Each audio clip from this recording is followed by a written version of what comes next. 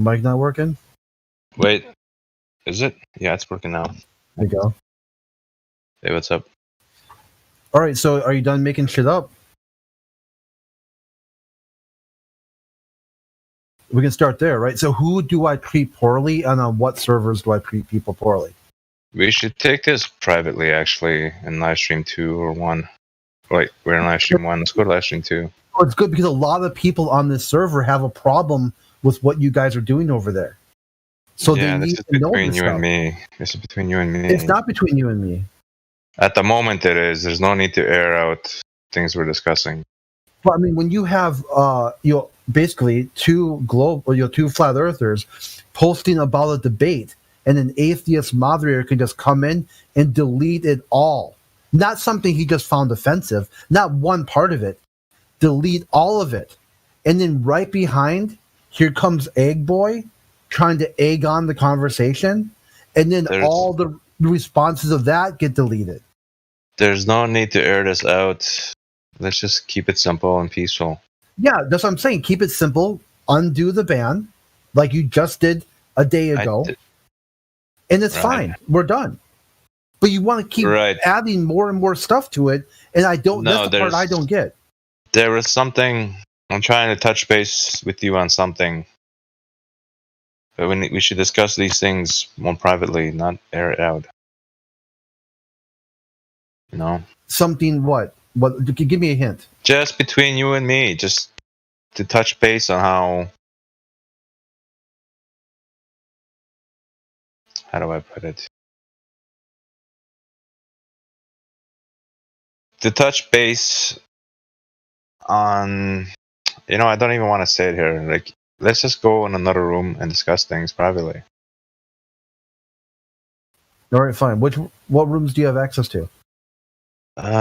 Let's go to like, You got Chill VC? Chill VC. I don't know if I want to be part of a room named like that. Well, Chill meant our off-topic, flather speculation. Let's find something with a cool name. My goodness. The Arena. Arena? Wait, I don't think I got speaking permissions in Arena. I don't got an Arena thing. Okay. Interview room. Right. Where is that? Up? Yeah.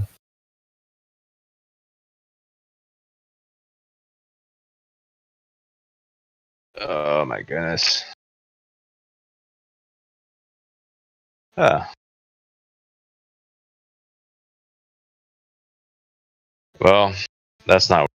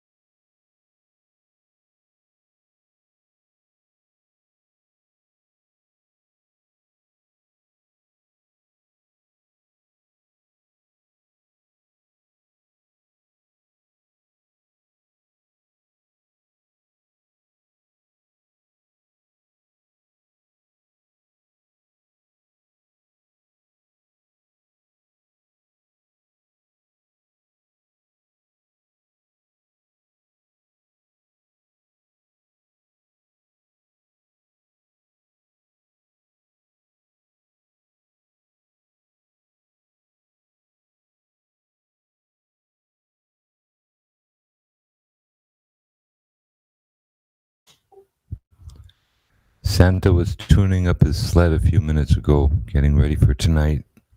Merry Christmas, all.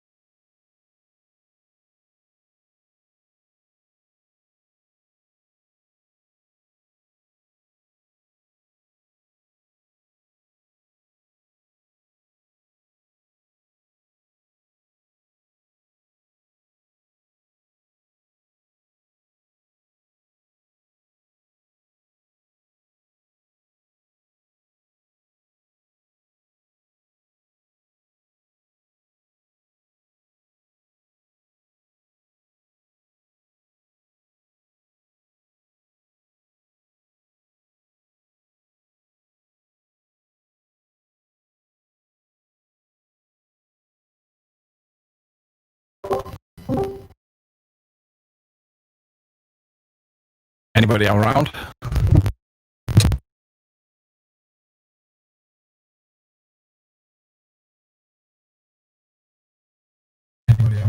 Good morning.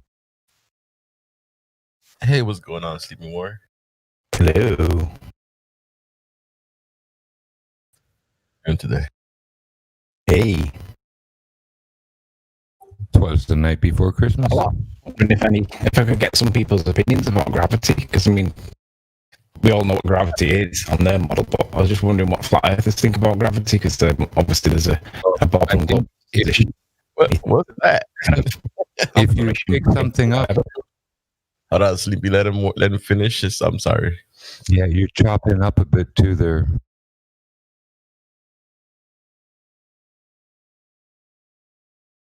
He said he wanted to hear the opinion about gravity. Gravity.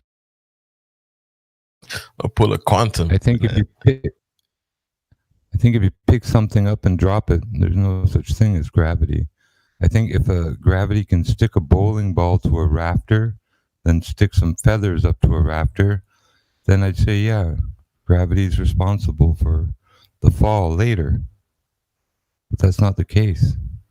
Anybody want to talk about gravity? You're choppy, your microphone, and you're coming in almost inaudible, broken up there. It's kind of staticky. Have I just missed one? Yeah, it's coming. I don't know if you can hear us. Are you But making noise? I can't hear you. See, for some reason I can't hear. It's like your mic is busted or something, or just it's all static and popping electrical.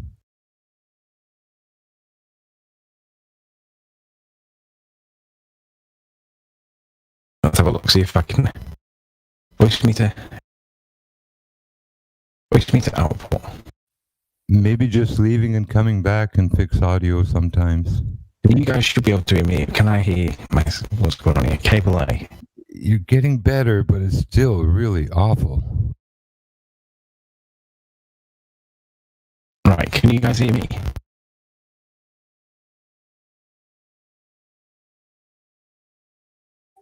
We can hear you, but your audio is total shit.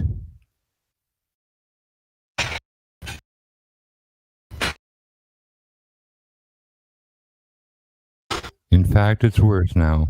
You have no audio. Jimbo, can you hear me? Those were the first words I heard. But you can hear me now, right? Yep.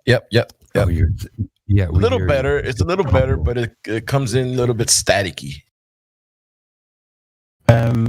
It's I'll turn the gain down on my thingy a little bit, but it's right, anyway. Try leaving and coming back real quick. Okay.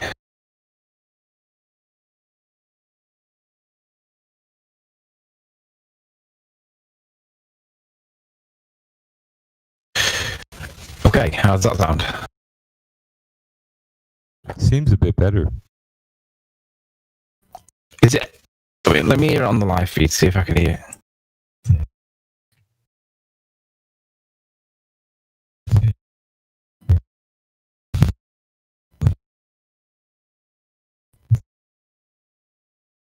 I can hear Jimbo talking. Let's see if I can hear myself.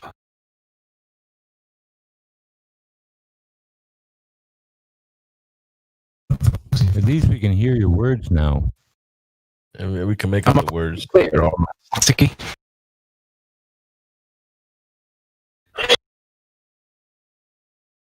Do you have noise suppression on? Oh yeah, that thing, noise suppression. You're pretty useless right now, as far as your audio goes. I mean, it's not functional. This won't work for you.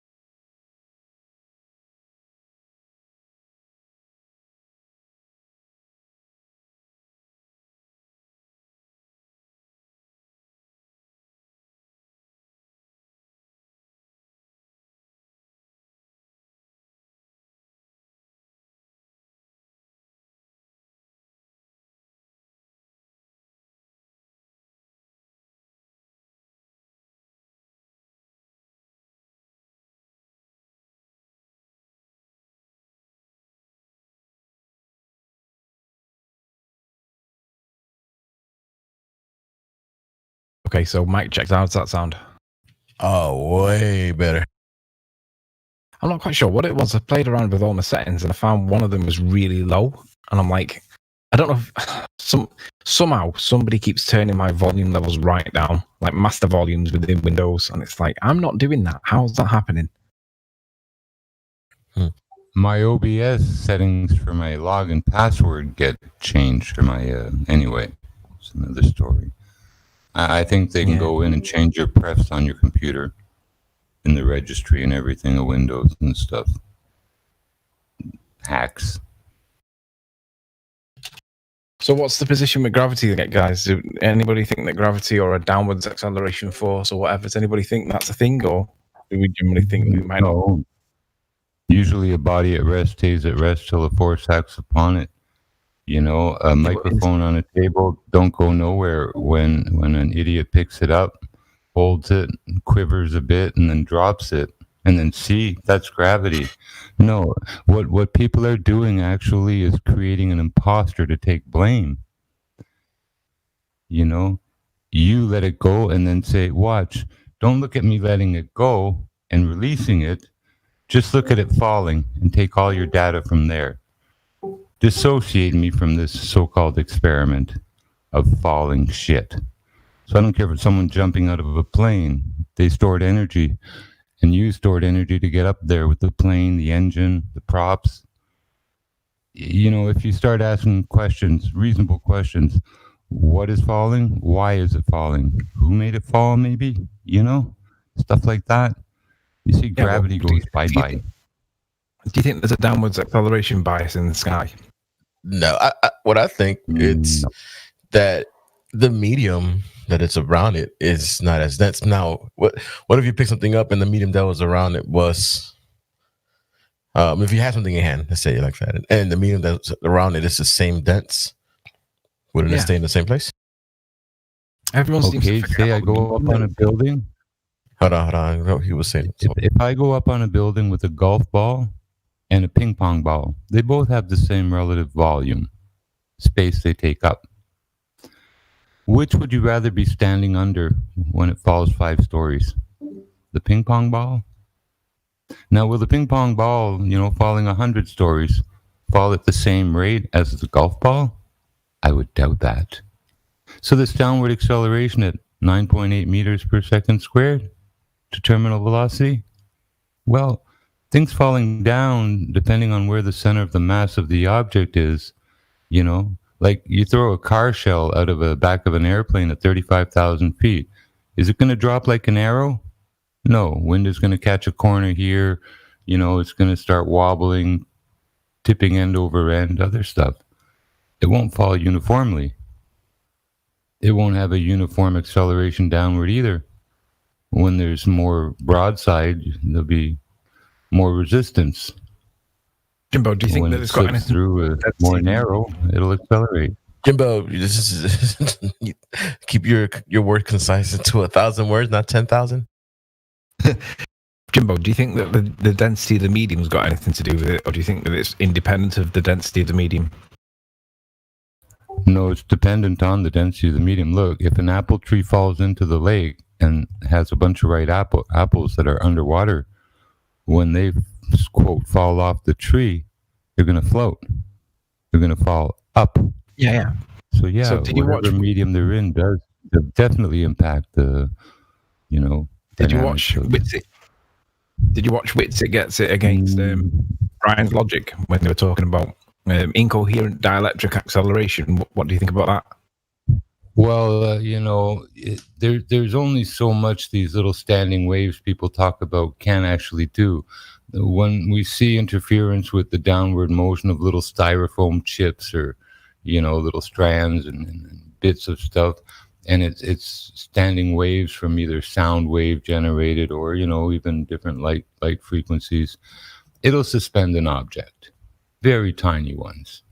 But if you try to extend that standing wave to the amount of power it would need to lift, say, you or I, that'd be a monstrous force. It'd destroy whatever you're trying to lift. So if we analogize it to a locomotive and then a force that pushes against the locomotive, but it's not able to move the locomotive because the force isn't strong enough. Let's accept that incoherent dielectric acceleration caused by positively and negatively charged ions in the atmosphere. Let's just accept that exists. If the force because you can take a balloon and make it a static charge, stick it to a wall, and stay there for days. Where's gravity? It's like 7 to 14 grams sticking to the wall, where all of the gravitational pull should be downward.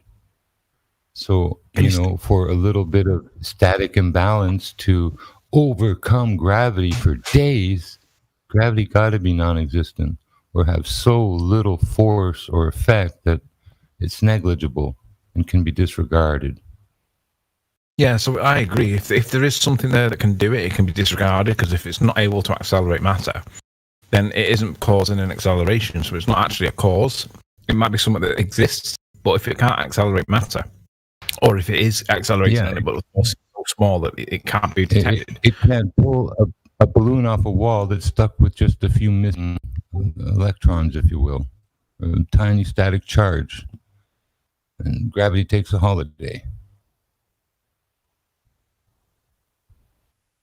So, why is static and electrical charge thousands and millions of times stronger than so-called gravity?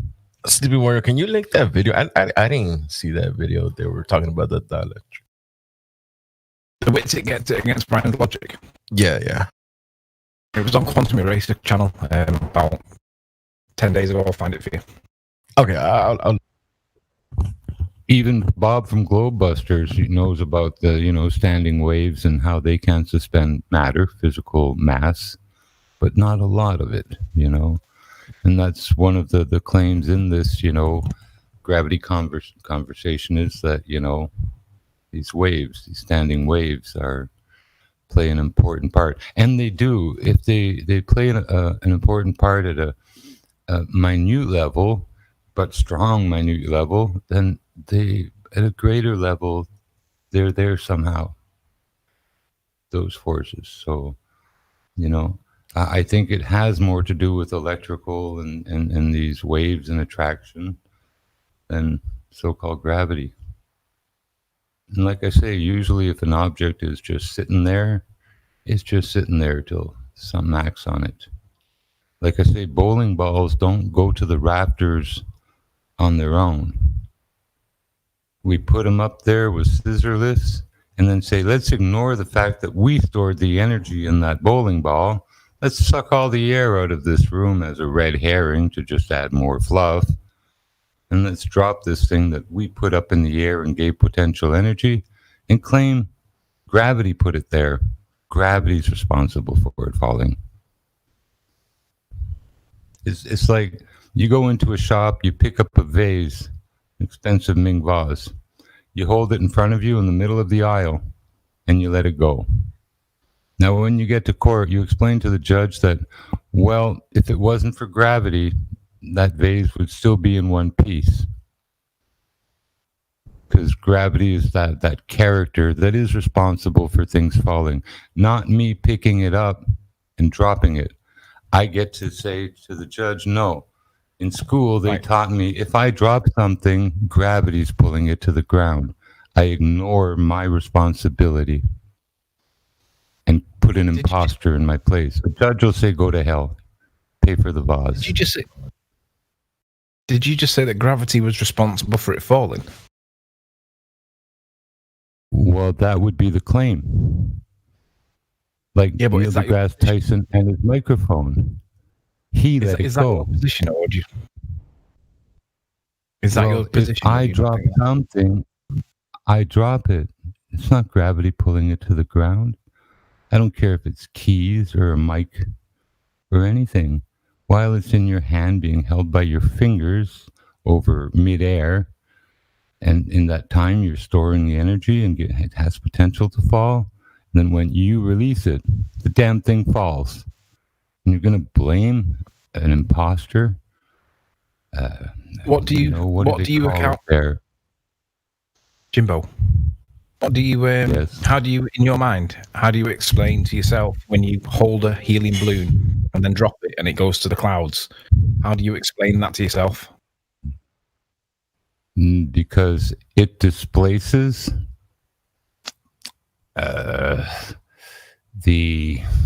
volume around it. It's lighter than it can't descend.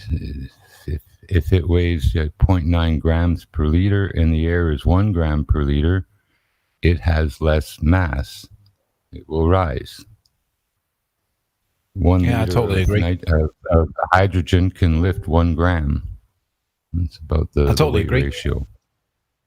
You know, when they say about helium balloons, they say that gravity's still pulling. It's just pulling on the medium around the balloon, and that's causing a buoyant force that pushes it up. I always ask them. Yeah, that's what they say though. But I always ask them, well, what makes gravity change its mind about acting on the balloon? Why does it not act on the balloon anymore? Why does it now act on the medium? And what's the tipping point that makes it do that? And there's no answer for it. So, but they can't see the illogicalness of that explanation.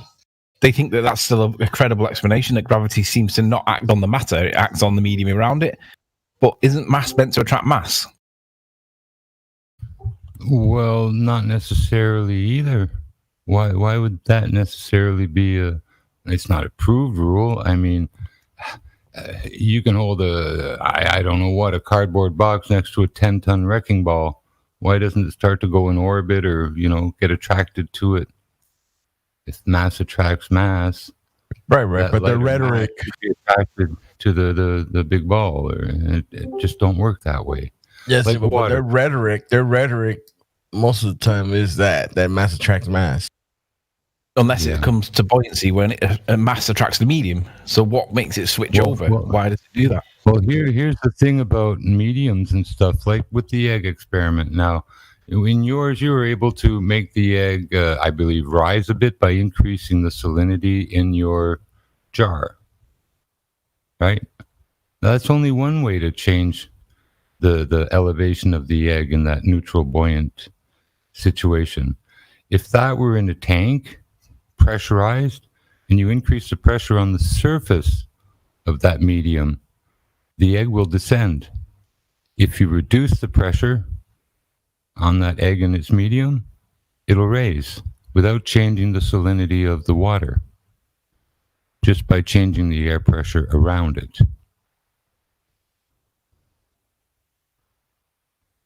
Does that make sense? Yeah, I agree with you. It's just that when we talk to the ballers, they all think that mass attracts mass and gravity acts on mass. Gravity acts on matter, like objects. But when it comes to buoyancy, they flip it and say it's not acting on the matter anymore. It's acting on the medium, and that's pulling the medium down, and that's causing an upthrust. And it's like, it's ridiculous that they do that, but they don't see that as ridiculous. They think that that's totally logical, even though it's completely illogical. Well, they forget the input of the walls of the container that the egg is neutrally buoyant into, or what your, density columns represent. The container itself is an important part of what you're doing. Chibbles, you said the pressure of the when you put pressure on the surface, it will rise? No, if you put pressure on the surface, the egg will descend. If you lower the pressure on the surface, the egg will rise. Guaranteed. Every time. Okay. Without changing the salinity of the solution. Could I ask a sleeping warrior a question? Yeah, of course. Okay. I listened to you once on one of the tours, and you were having a debate with two would-be physicists. Yeah, the boy and girl in Liverpool, yeah. Yes. And you were debating the Cavendish experiment, and you mentioned then that there was a very small percentage of what force was discovered that was attracting mass upon mass, and you gave a number for that, like 50 billionth of a percentage or something? Yeah. I don't remember. So could you tell me 1 in that 50 again? million. 1 Yeah, in put a 50 link for you in million. chat. Yeah, if you look in Yeah, chat, cool. that's the actual Cavendish experiment. It should open on page 2 of 62. If you look down to the bottom of page 2, you can see the fraction that was given by Cavendish himself. And I'll read it verbatim. He says, as the force with which the balls are affected by the weights is excessively minute, not more than a 50 millionth of the weight, it is plain that a very minute disturbing force will be sufficient to destroy the success of the experiment. And from the following experiments, it will appear that the disturbing force most difficult to guard against is that arising from the variations of hot and cold. For if one side of the case is warmer than the other, the air in contact with it shall be rarefied, and in consequence will ascend, while that on the other side will descend and produce a current which will draw the arm sensibly aside. Basically, he's admitting that the thermal currents inside the contraption that he's built, A, he can't isolate, and B, because he can't isolate it, he thinks it's probably the cause. But if it wasn't the cause, it would only be a 50 millionth of the mass's weight. But ball earth This is ought always... to be brought. It was so brilliant. It was a point that's rarely brought up when discussing the Cavendish experiment, and it just puts it to bed. But the bigger issue, you're right, it does put it to bed. Ballers never mention it. But you've got to remember the chronology here. This experiment by Cavendish was performed in 1798, I think it was. Let me just double check. Yeah, June of 1798. Remember, though, that Einstein in 1915 redefined what gravity was. So these all want to focus on this part. But Einstein redefined it in 1915 as an effect, not as a force. But they don't want to tell you that either. But, I think that the general population can't grasp relativity. And so they go back to the basics of mass attracts mass because it's just simpler for them to understand it. Of course. And that's the reason why a problem I found with so-called the Cavendish, and I just take one of my lasers, hang it on the end of like 6 foot of wire, string, fishing line, anything, and hang it from the ceiling, and try to leave it sit dead, no motion. There's no such thing. Yeah, you can't do it. Never you can't balance come out to all dead rest ever. So that so-called pendulum, there's variables, and even at 3 a.m. when there's no traffic, nothing, this thing still moves, twists, torques. So I mean, I guess you can. I guess he was using Was he not using these lead balls, or what, in order to sort of compensate for the minute currents of air and such? Wasn't that his plan? Why he used such heavy? If the story is even true, because it doesn't matter. It's inconsistent. How many people hang balls in sheds and look at them through holes for months? I don't know any.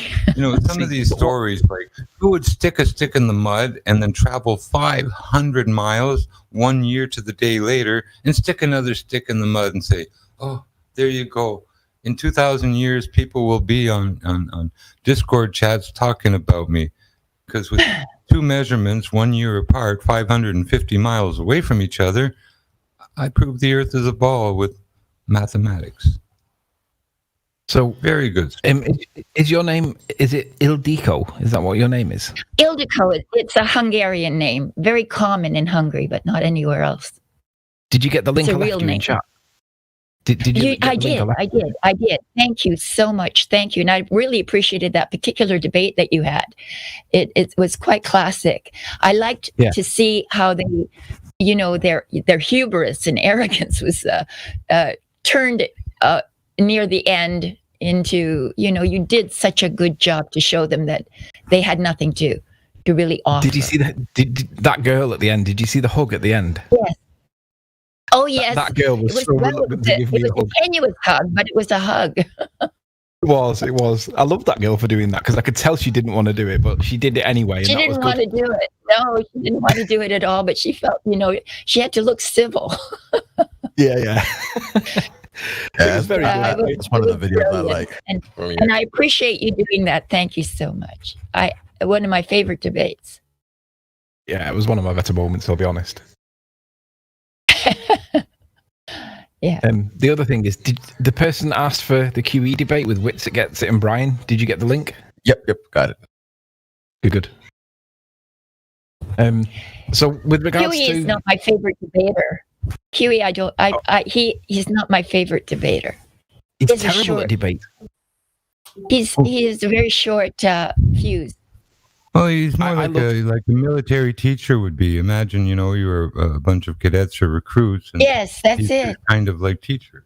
That's the style. But he's, Everyone's I mean, got I a like different him. style, Don't get me wrong. I think it's there's in our in the things we don't say when we debate is what he says. Because we don't want to. But Well, I like some of the terms like crayon muncher and anyway.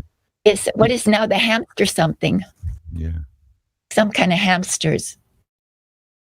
Yeah, I love John, but because he's ex-military, he's very regimented in his approach. It's black and white. Is he ex-military? Oh my goodness! Spent 20 years in the army. Yeah, that's the way. Well, no wonder. Yeah. So if you understand that he's got Everybody's in boot camp with him. Yes, including me. Yes. Including you. Yeah. But the difference is, though, I can allow for him that because I understand that that's the reason why he's the way he is. But once you know that and you understand that his background is very military and very obviously it's very authoritarian, you can understand why he's that way. Because there are certain things in this topic, this argument, or this topic that are black and white. Like gravity itself is not a force; it is an effect. That's what Einstein says, but they just don't accept Einstein. That's the problem. If we can get them onto the Einstein topic, even though we don't agree with it, it gets them away from the Cavendish experiment. It gets them away from Newtonian. But then, if they get onto Einstein, they can't explain how the apple falls from the tree with Newton. Because you have to start warping space-time and all that stuff. And it's just poetry listening to them to try and explain it.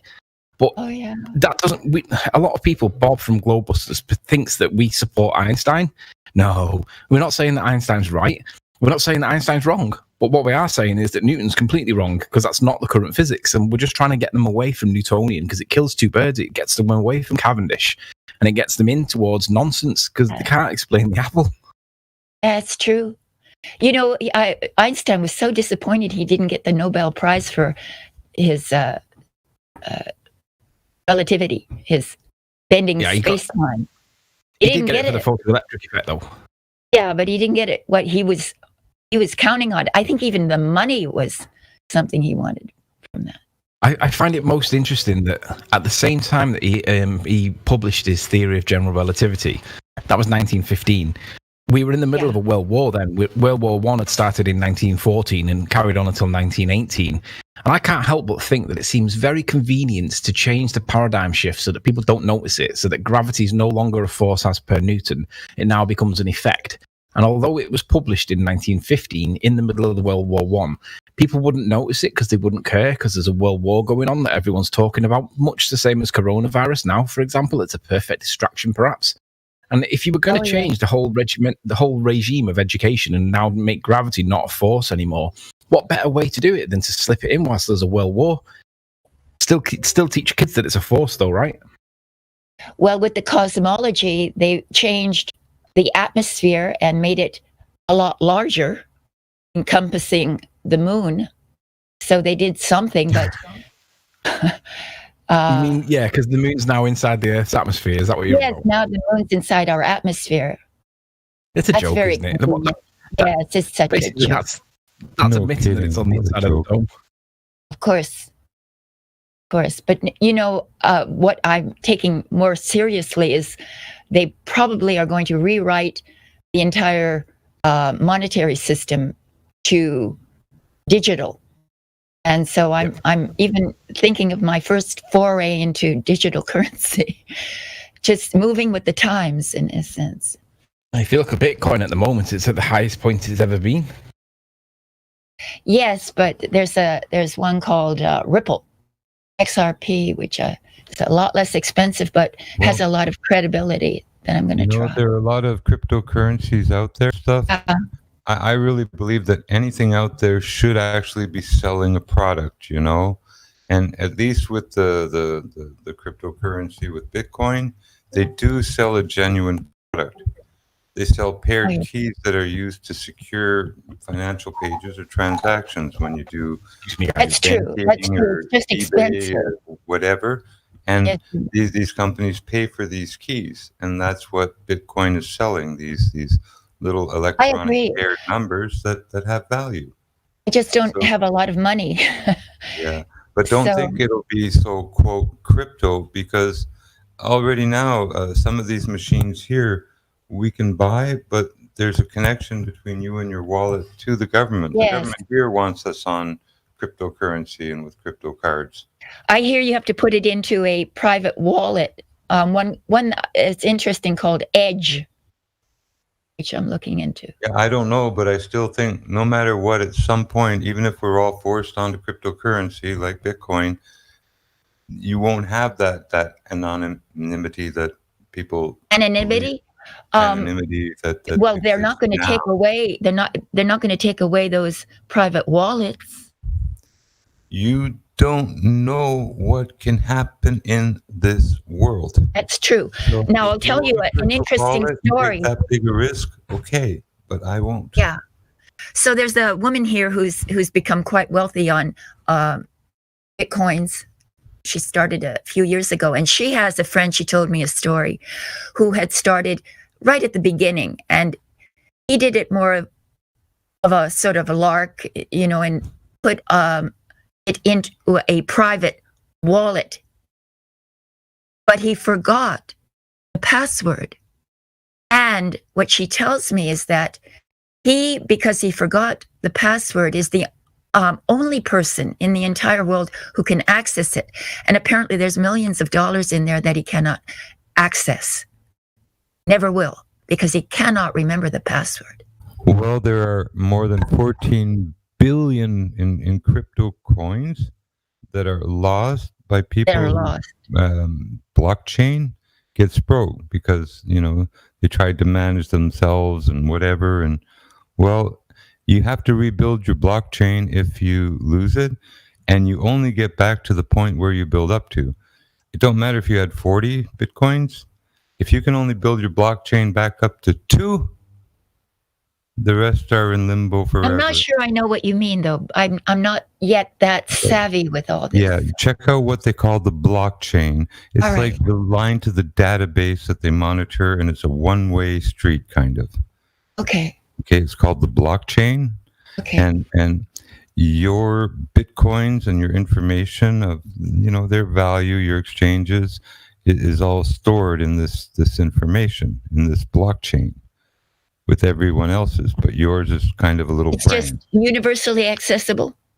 No, only to you. But Only to me. if it gets corrupted on a hard drive, a server, on the cloud, you lose your connection to the blockchain, you have to rebuild it.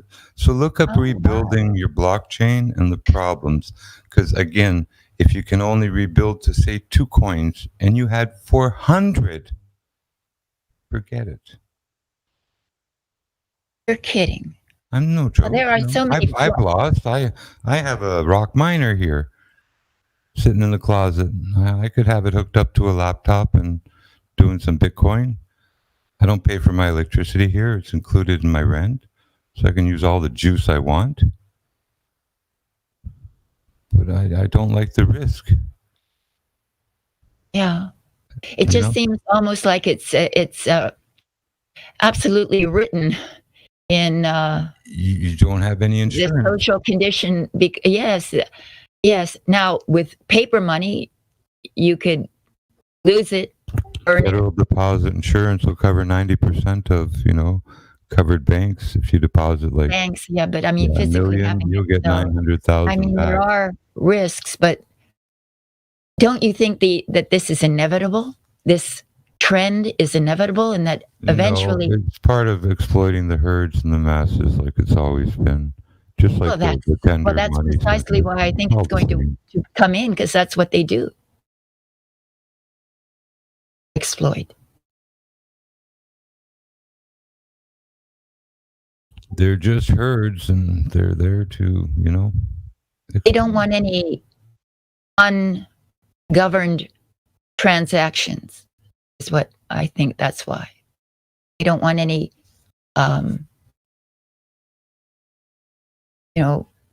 people earning money without them knowing it or spending it without them knowing it. Well, still, a lot of the stuff you're going to have to transact. If you buy a property with Bitcoin, whose name does it go in when you register it, Well, that's what I'm saying. Other stuff. So that's what I'm even saying. if it doesn't come out of your bank and the government sees like, wow, you got $1 million worth of lavish lifestyle around you, and you flip burgers at the Burger King. Well, not too unusual. There have always been, this lavish spending is always a way to get caught. Yes, of course. Down south, and it's probably everywhere, but you had people coming to with food stamps and stuff, driving like brand new 4-door Cadillac sedan DeVille's, pimped out. They're on food stamps. Yeah, clever, aren't people? Are clever. Very creative. They will make a profit on whatever the system offers them. They're just very clever. That's all. I lived in a town for 10 years. It at one point before I got there, it had a population of over 4,000, and it was a very centrally located town, very important little town. But they basically lost a stockyard where people would auction off cows and cattle and stuff, and a bigger one opened, and this one faded away, and so did just about 3,600 of the population. So the town had about a 400 people total population, but just in business registries in the South Carolina Secretary of State's office, there's over 500 businesses registered in one town that has a population of 400.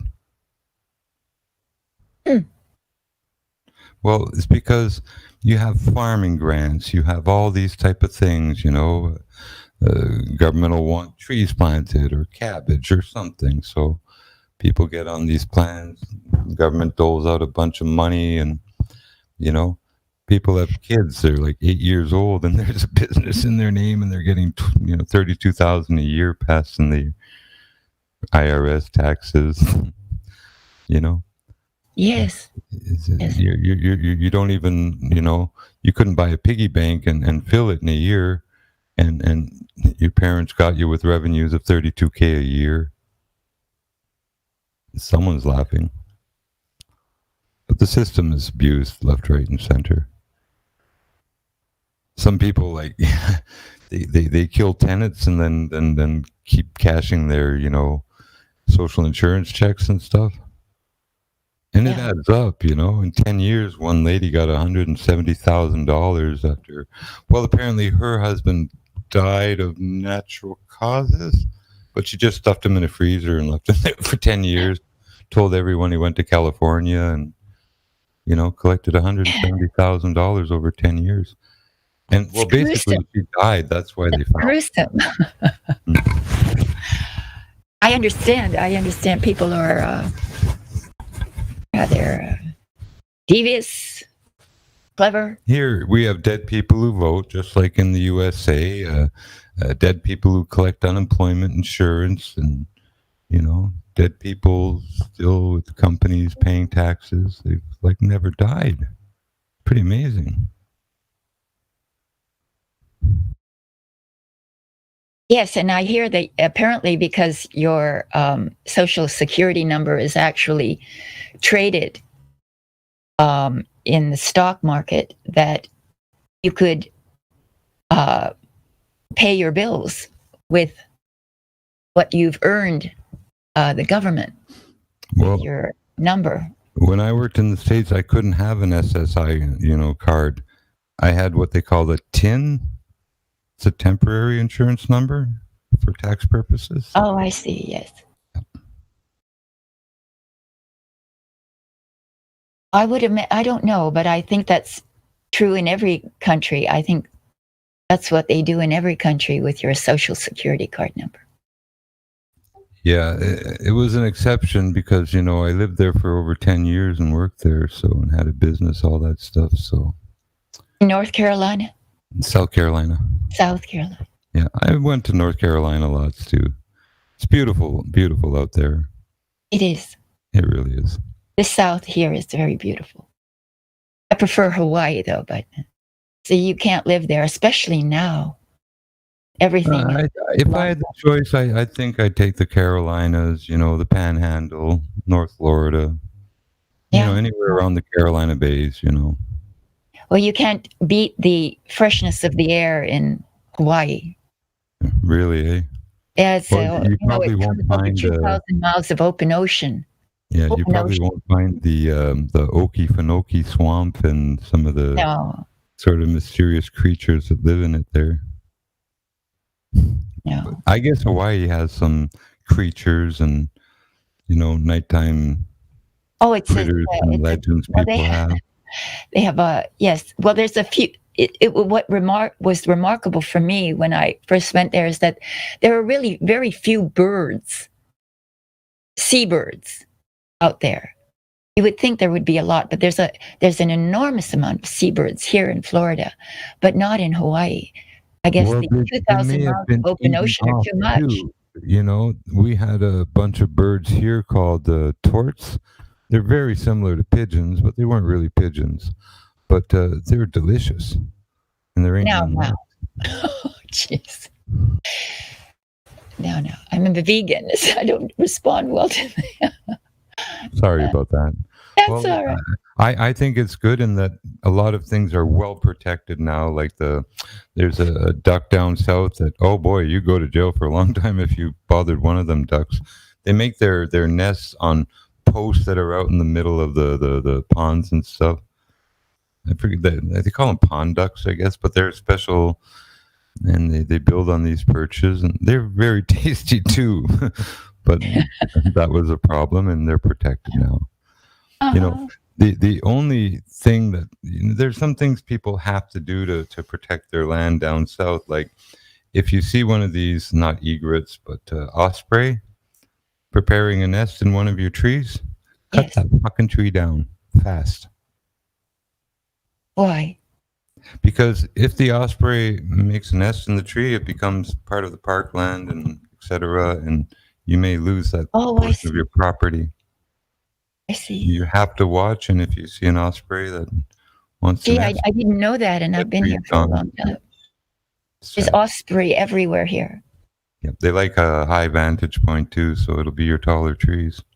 Well, we have a lot of tall trees here. And some, if you have certain lynx and other stuff, bobcats, you can lose your property too. Oh, they're everywhere too, bobcats. Yeah.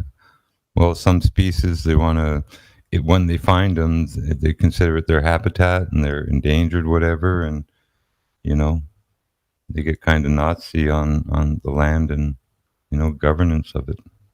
Yeah. Where are you, in Quebec? Actually, I'm in Ontario and Ottawa. Oh, I see. I lived in Toronto for many years.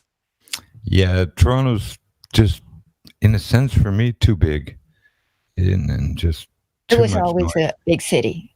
Yeah, it feels like, you know, electrically like New York and stuff. Not that it's American, but it's just too high energy a place. But there's a lot of trees, which is nice in the city itself, or you know, just outside the city. So it's a green city with a lot of raccoons. Yeah, traffic is bad there, you know. Coming in on the 401, you know. I spent my high school years there. Well, I grew up in Hamilton, just down the road from you. Oh, yeah.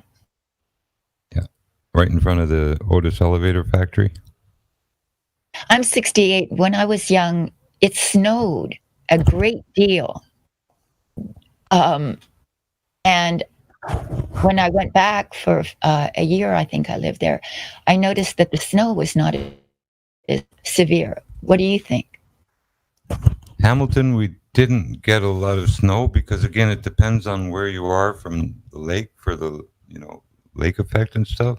But there was one thing that was weird out on the stretch of road where you had Dofasco and Stelco, the two mills.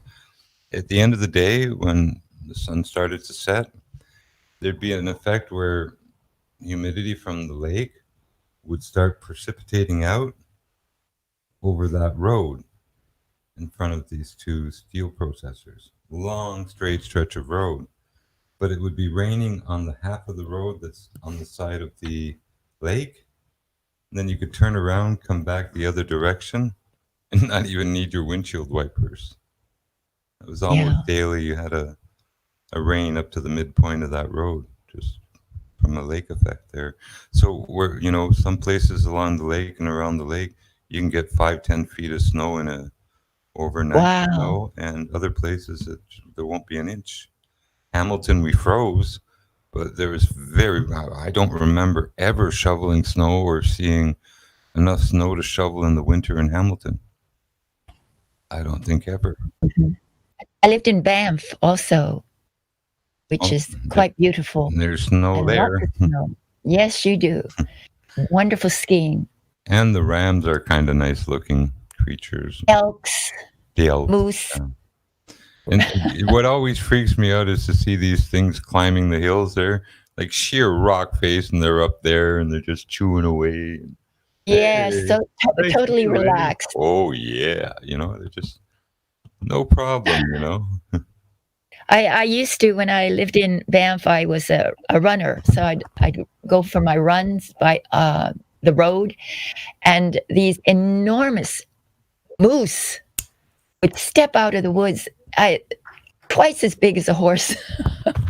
Well, they weigh up to a ton. Oh my God, they were so intimidating. And they stand like 8 feet tall. Yes, they're huge. If you run into one in your car, you run into their upper legs. You don't even hit their body. That rolls over your hood. Oh God, I can imagine what kind of damage that does.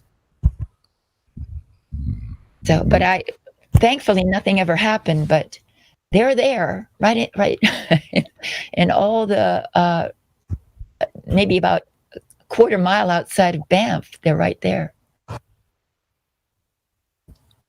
Oh yeah, clippy cloppy like horses almost. Yes, strange looking creatures. Yeah, and they it looks like seaweed, but it's just this algae and stuff that grows from their antlers. Rivers. And they eat a lot of greenage in the water there. It's beautiful country out there. Jasper. Oh yeah, but looks can be deceiving as far as how you think about going from point A to point B. One time I was out between, I guess it was Hope and Princeton on the highway. Mm-hmm. I had some food and stuff, wanted to go make a little fire and just eat on the side of the road. So I'm looking down the hill and, I see a little creek. So I decide, okay, that looks like where I'll get my water and stuff. Well, I start heading down and, over an hour later, I got to the stream. It didn't look far, but wow. Holy fuck. Super warrior. Your sense of wild country out there, very wild. Oh yeah, there's bears, there's mountain lions, everywhere. Sleeping warrior. I realized how dumb I was to have done that after the fact. That's okay. Sleeping warrior there. Because he wanted to speak about this. I just heard a little bit of a. I'm sorry. Yeah, well, with the downward force, when it comes to electricity, electronics, all the formulas and calculation, look, a little static in a balloon to the wall. Do you need gravity in a formula to figure out, Yeah, could this be done with an egg? An egg in solution? No, the static. Yeah, well, again, if you look in, books on electricity or electronics, anything, there's never a G for gravity. There's zero question of gravity in anything electrical.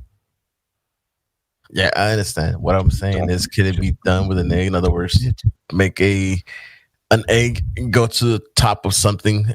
In other words, add directionality, like he says. Change the directionality of the egg. Yeah, well, the egg in neutral buoyancy, you can change its position by the salinity of the solution. No, I understand that. I'm talking about what Witzer was talking about with the electrostatic. For directionality, as long as it's considered omnidirectional, I'm game with it. I mean, in other words, what I'm asking is because you know how he in the experiment or whatever contraption, not experiment, but whatever he added was forgot the name of the what was it with the the one that has that moving difference types of matter with an electric field. So one that creates that static electricity. He made a piece of paper, which stick to the top of something. Hey, Seymour. Yeah. Hey. So my question is, could this be done with an egg with the electrostatic? That's what I asked Witz. With enough of a charge, I'm Jimbo. Can. Hold on. I was asking Seymour something. Yeah, the problem is that I said to Jimbo, not Jimbo, I said to Witsit, I said, you try doing that by passing a current through the water. I said, because a current has got flow, and a flow would create a bias. I said, so if you can make that egg accelerate, I said, then maybe there's something in it. I said, but the problem you've got is the inertia of the egg, because any object of mass has also got inertia. It's got the resistance to move by virtue of its own mass. By having mass, it has inertia. So it's a directly correlative thing. So as the mass increases, so does the inertia. I said, the problem you've got is any mass that's beyond a certain size isn't going to move by virtue of its own inertia, just by being mass. I said, so that means that your acceleration that you think might be there, that might be influencing the bias, is limited to specks of dust. I said, and if that's the case, then your acceleration isn't influencing any matter and it's not causing any acceleration. And he won't do it, but he can do it, but he chooses not to. And I said, but you're only choosing not to because you don't want to see the results, not because it'll prove or not prove something. You just don't want to see the results. I said, you should be jumping on this and proving that it can do what you say it does. And he won't do it. So it's now It's kind of, I've got to do it to disprove, to basically prove or disprove his theory. And it's like, it's not me that's making a claim. Exactly. So, I mean, because you should be able to put the same thing that you did, right? So, put the cup in water put the salt, make it float, right? Now he should be able to put the static charge and reverse the whole process. You should be able to get a car battery with 12 volts and pass the current through the water because salt in the water is it's a conduit. It acts like it conducts, doesn't it? So it's going to act like a wire. And then you can put it between the two poles on the other end of the wire. So you've got one on the positive, one on the negative. Switch them both round. I said, and make and break them. I said, because each time you make and break, it's going to get a pulse. I said, you should be able to demonstrate that the egg should be able to move. I said, but the problem you've got is if you leave them connected, you're going to start the electrolysis process, and that's going to start creating effervescence. And if you do that, you're going to get the perception of acceleration goes by bubbles underneath. I said, but so obviously you can only touch it, make and break. I said, but if you can make it move, then yeah. And if you do it in a tall, thin thing, like some kind of drain pipe, see-through drain pipe, perhaps, or something along that lines, then maybe. But if you can't do it, you've got to accept that the force isn't powerful enough to cause an acceleration because something that's in equilibrium is going to be able to move very easily. However, you've got to consider the effects of inertia. The egg is stuck in its position because it's in equilibrium. I said, but it's got inertia. So it's not a little tiny styrofoam ball like you demonstrated. It's got more inertia. So if it can't overcome the inertia of the egg, then it's not realistic. You can't really argue that it's going to cause any acceleration because if you fail to cause the acceleration, you've got to accept that it's not doing it. But he doesn't want to do it. And the thing is, why does it have to be a force? That's the point. I mean, right? Because we are walking in the medium that we can't. I mean, in other words, why is there's supposed to be a force to say that we're going down? I just don't understand that. There isn't one. It's more like a differential. Yeah, the differential, yeah. But the way he describes it, you've got to envisage like energy flowing out the sky, like rain, but not rain, but it's energy. That flow is what he thinks is the downwards acceleration bias. And I'm like, but we don't see anything that does that. Because if we did, you would see moments of polarities flipping where styrene balls that were previously on the floor would start flipping into the sky and then coming back down again. Because that would be showing the fluctuation of the thing that's causing it. But we don't see anything that does that. There's no objects of mass that actually do that. there might be virtual particles in an accelerator of some kind that they tell us exists, and they give us computer generation graphics to demonstrate it. I said, but real world, we don't see anything that switches polarity caused by fluctuations in the medium or the downwards acceleration or anything like that. I said, so where's the observed phenomena for us to even compare it to? And it doesn't have one. So that's my main my main criticism of him is that he's reluctant to do the test. He hasn't got an observed phenomena. He can't manipulate the presumed cause.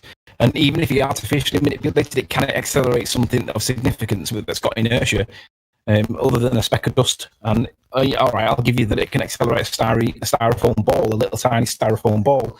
But unless we can see that in the real world, where styrofoam balls go up to the sky and come back down again, or something equivalent, then I'm sorry, but it's pseudoscience. It's outside the scientific method. It doesn't match real world. You can't demonstrate that it's true or applicable. What are you talking about? But he just doesn't like it. He wants it to be the thing. Yeah, I think it has to do with the whole ether thing.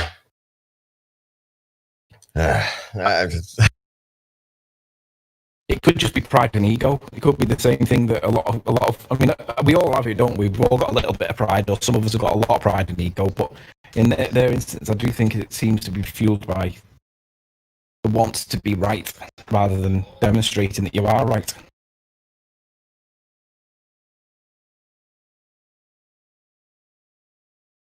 Tell you what is interesting though with that egg test. When you ask the ballers why did mass that went underneath the egg not add to the mass of the Earth and attract the egg, it pushes it away because mass is supposed to attract mass, but on that test it demonstrated that it pushed it away for some reason. They say gravity was pulling on the medium, not the egg. And I said, oh really? So what made it change from the egg to the medium then? Because normally it's supposed to be mass attracting mass, not mass attracting mediums. And they don't like that.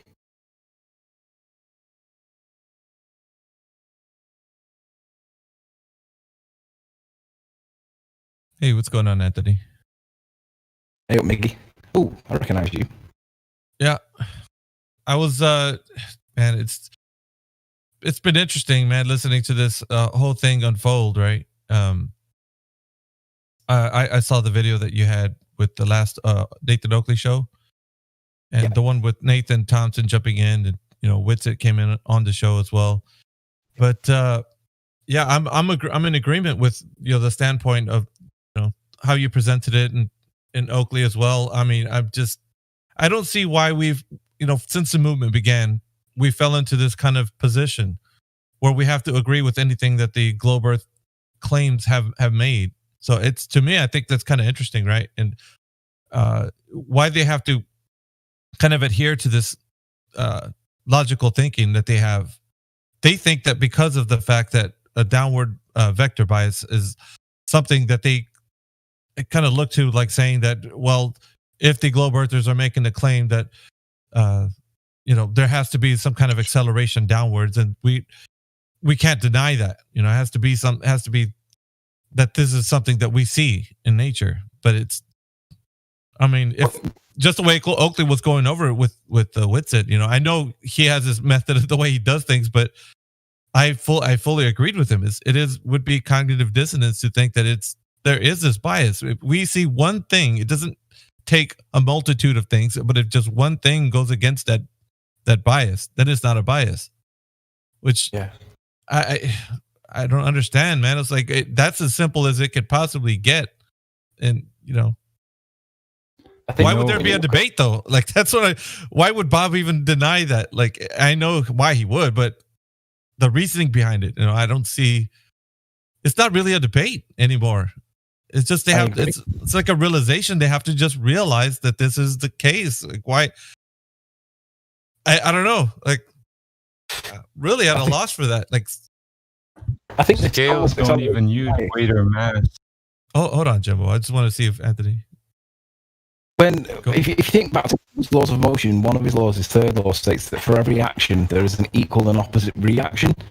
That tells you that we're in a relative world, and I tend to agree with that. I think that if you push something up, like so, for instance, when the principle of squeezing an orange through a sock, the sock doesn't move, but the orange passes through it, and the sock moves around the orange. Well, that's basically what's happening with the egg. The egg is the orange, and it's passing through the sock It's being squeezed from underneath because you've increased the pressure below it by adding mass. And so if you agree that you add mass into the concentration, make the concentration stronger, you're squeezing below the egg and pushing it up. But the way it passes through, that ball earthers would say that the egg is passing into a new position and that volume is displaced into the old position that the egg used to be in. And it's kind of like there's a passage between the two of the new matter and the old matter. But I see it more like a sock where you squeeze in the underside of the sock and it's passing the orange through the sock and the sock's going round it and it's displacing it, but not from one to the other. It's just going through it. But if you realise that for every action there is an equal and opposite reaction, and therefore we do live in a relative state, what you do with the egg test is you only see the egg moving, so you instantly apply a force. But if you realise that the egg moving is causing an equal and opposite reaction, which is called displacement, then it's relative. But it's like Bob doesn't want to accept that particular part for some reason, and I can't talk to him because he refuses to discuss or debate in the same way that Simon Dan won't talk or discuss or debate. So it's very difficult to try and corner the guy because he just will not talk about it. But that's a very convenient excuse for him not to try and address it because he can't be challenged. But even though he claims that he's open to the conversation, he's done his best to be open and honest about the conversation. He clearly hasn't because he won't talk about it, and he puts himself in a safe space on Globebusters where only him and like-minded people can talk about it without any challenge. But if you accept Newton's emotion, you have to accept that makes it a relative state, and that law is true. For every action, there is an equal and opposite reaction, and the reaction in the egg test is that as the egg accelerates, the equal and opposite reaction is that there's a displacement of the medium around it, like an orange going through the sock, not like a volume the size of the egg was now underneath the egg, and they swap round. That's the way they describe it, and it doesn't do that. But that, for me, it's relative. I do see relative in the sense that not Einsteinian relativity, but I do see that it's a relative state that we live in. And for every action, there is an equal and opposite reaction, but you can't always see it. And then you can apply pseudoscience to explain it. But if you stick to the basic principles of motion, then it all of a sudden starts to make a lot of sense.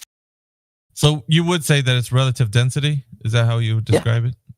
Yeah, because the medium that we're in air, it's being mixed up by the sun. The sun's exciting a lot of the gases around the sun and directly underneath it, like the equator. That's causing a convection current of things that like evaporate, go up to the top, start to condense, then reform clouds and then fall back down. All the gases are created at ground level. That's where the density gradient comes from. It's called the biogeochemical cycle. We were taught it when we were 5 in school, but then forgot about it straight away because gravity is a thing, and that's what they focused on. So you forget about all the cycles, like the hydrogen cycle and the nitrogen cycle and the oxygen cycle and all the cycles. You forget about all them. But when you get them reminded to you and you realise that they actually apply in the real world, then it's all of a sudden it starts to make more sense. But even our side don't realise that the biogeochemical cycle is the explanation for the density gradients. They see it as pressure. Pressure is the consequence. Yeah, that's what their side uses, Anthony. I think that's what people with the Globebusters they say it's pressure mediation. Right? Yeah, but that consequence, pressure is the effect. So something's causing it. But we know that it's if you put more matter into a confined space, then most of us accept that we're confined in some way. Might not be a snow globe, but most of us accept that we've got to be inside something, right? Mm-hmm. So if you put more pressure, if you're putting more matter to a certain area or increasing the pressure in a certain area, you've got to have a vehicle to do it. Well, we do have a big, massive sun, and that does cause pressure because it excites the molecules, it evaporates water, it does a lot of things. It decreases entropy, doesn't it? It's the biggest decreaser of entropy we've got. And it's there in the sky, but we always forget about that when we're talking about like things that fall down. We don't talk about the medium. We don't talk about the effect the sun has. We don't talk about temperature. We just talk about the acceleration of the matter in question, the egg or Neil deGrasse Tyson's microphone. But we never talk about the relative effect because you can't really see it, but it is there.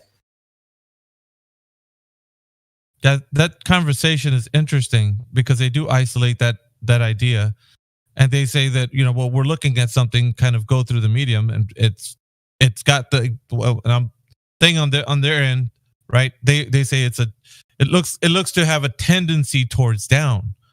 Well, if they keep going on about it in that sense, then if there's some kind of vector that this thing is taking, then like I see the point, right? Gases are omnidirectional. They're not going to have that vector of down. we have the reason. The counter to that is that if they say that everything seems to have a direction called down, that's because all objects that are solid have all got density greater than the medium of air. The lightest known matter that we've got is those aerogels, those really light blue things that look like a cloud, but they're solid. Yeah. They're 6 times more dense than the air. So if they're 6 times more dense than the air, it's going to displace the air even though it's extremely light.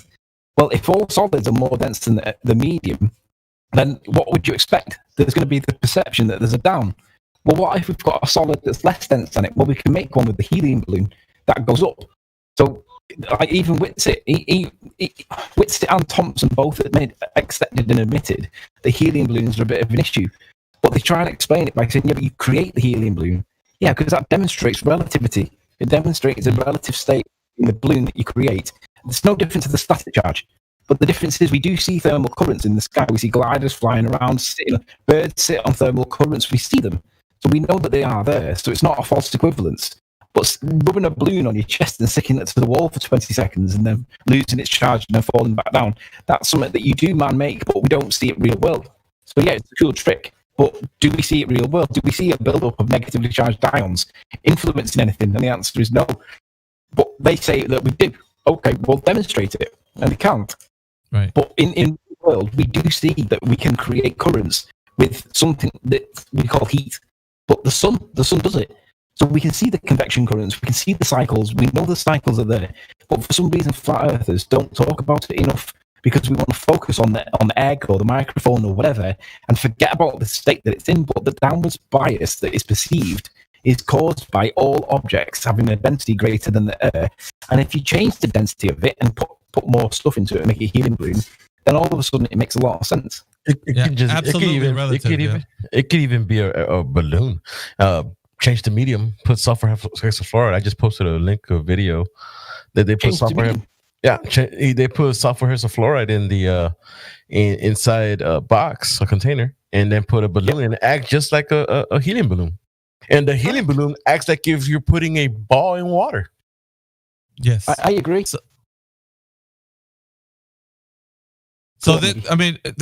I wouldn't say it's the majority. I'm just going to go on a limb here. I wouldn't say it's the majority of flat earthers that believe electrostatics is the case and downward vector biases, but there is a quite bit of them that actually do look to this as an option. And from the very beginning, it just made sense to me. Relative density, it just the way objects in the relationship with the medium handle. It's so stark and obvious. Like why do we have to say that if something's in its equilibrium state, we're going to say that that's got an acceleration towards down? Well, that doesn't make any sense to me, right? Because it's in an equilibrium state. Yeah, it's not moving. So like if you put like a beach ball underwater and you let it go, it's going to go up until it reaches its equilibrium state, which is on the surface of that water. It doesn't have an acceleration towards down because it found its equilibrium. So this idea it's still mind-boggling, and like for you to kind of want to have a conversation with them, I think it's really big on your part, like to actually entertain such a notion that people haven't came to the realization with. I don't know, man. Like to me, it's still kind of, I'm taken back by flat earthers who actually are still on that point and saying that electrostatics is the case for the acceleration of downward bias, like that. Let me address that. The reason why that's the case is because Globebusters has got more reach than like me or Nathan. Because like Bob correctly points out, Nathan only gets 100 viewers. Well, that might well be true, but I know that those numbers are not real because every time I go out on the streets and I speak to somebody about protesting or whatever, because I'm more interested. I'm interested in the flat earth, but I'm also interested in our liberties being violated by the state at the moment, taking them off us for this coronavirus thing. Mm-hmm. But I go out on the streets and I talk to people about coronavirus, I'll always try and like drop them a seed and I'll mention something about gravity or whatever and see how it goes. And if they respond to it, I'll ask them specifically, do you know who Nathan Oakley is? And they all know who Nathan Oakley is, and they're not even in the topic. So I don't believe that Nathan's figures represent what's really going on. But my point is that Bob and Jaron and Whitsitt and all the others that talk about that topic, they only get so far because there's a shelf life to their argument. And when you go to a certain point, you realise that there is no science for what they're talking about. You'll try and research it, but there are no experiments that demonstrate that matter that's got inertia beyond a certain amount, which is very, very, very, very, very small, can accelerate. Now, that kind of tells you that there's something wrong with it. Eventually, they get to that point, but they've got to spread the wings out and go further than the topic that they're in with just globe busters.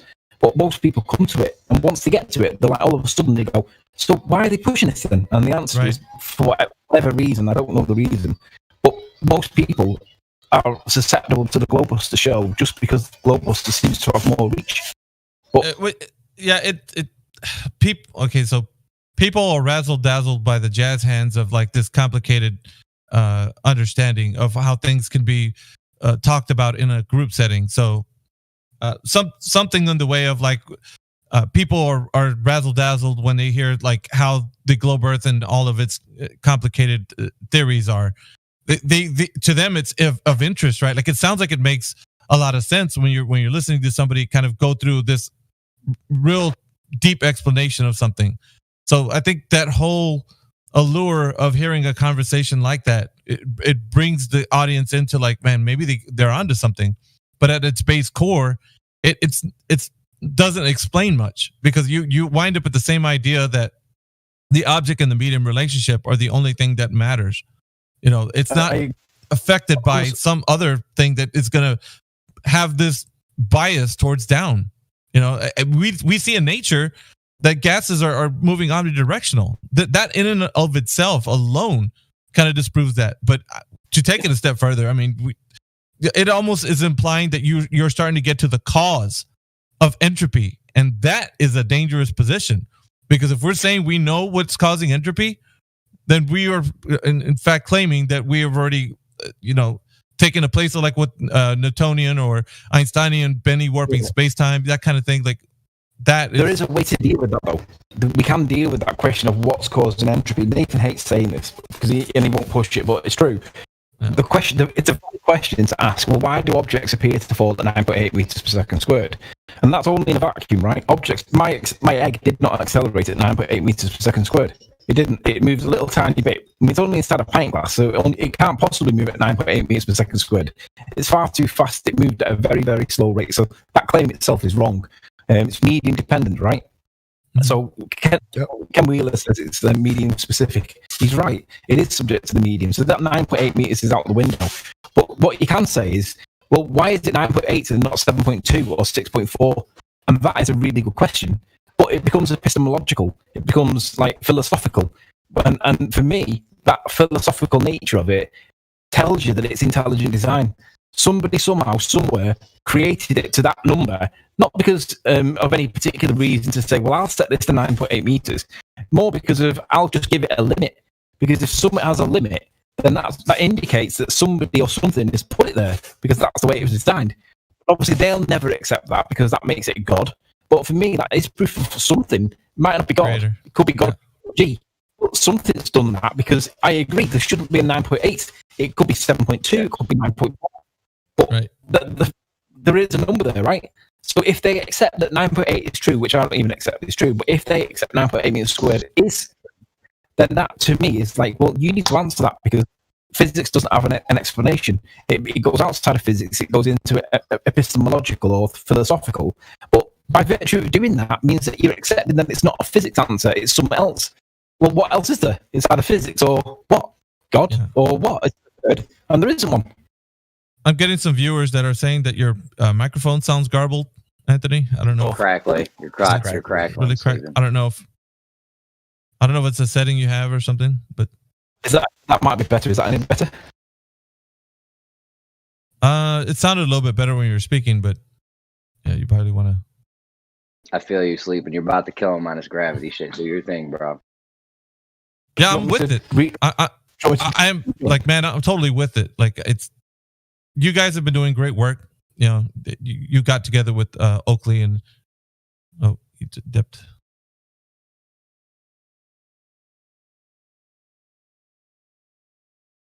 All right, mic check. See if we. Yeah, that should be better. I've just jumped out the room and reset my bench, my desk. But is that any better? No. Not really. Yeah, it's crackling a little bit when you. I don't really know why. I didn't change anything. It's weird. Let me have a little look and see if we play.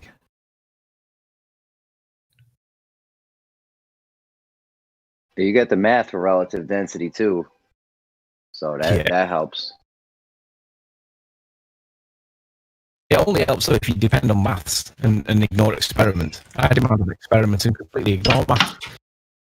Well, I mean, some of these people can't take a shit without having a calculation or a formula or something. So yeah, that's higher in their burners, isn't it, Jeremy? When you talk to them, where's the math? You're like, dude, man, like, can't we just do tests and experiment with this, right? Because I mean, if you're saying it's just a downward vector bias, then you have all this math for it, right?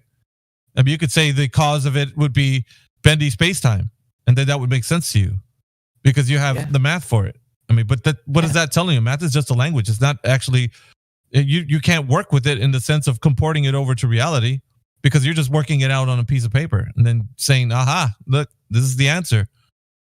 That's why I think that when we can actually see gases moving omnidirectional, then it just blows that whole idea out of the water because it's not comporting over to this downward vector bias.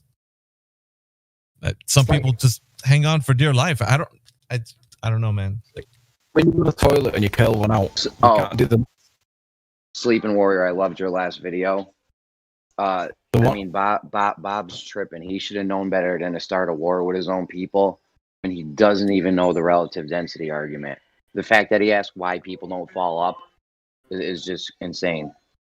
He knows. Bob knows. He pretends that he doesn't, but he absolutely knows. He's blatantly lying. He knows. I heard him in the hangout after Whitsitt and Brian's logic, and he basically said somebody was talking about an experiment with an egg, and if anybody knows where that is, can you point me to it? Yeah, the whole hangout that Whitsitt and Brian just had, they were talking about it, so he absolutely knows where it is. He's blatantly lying. That's what bugs me about him.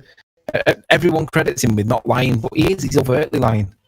I mean, that's the argument I get from Globers. And when I talk that relative density shit, they're like, why don't we fall up? Like, I'll explain it to them simple like 10 times, and they'll still ask. Yeah, please do fall up.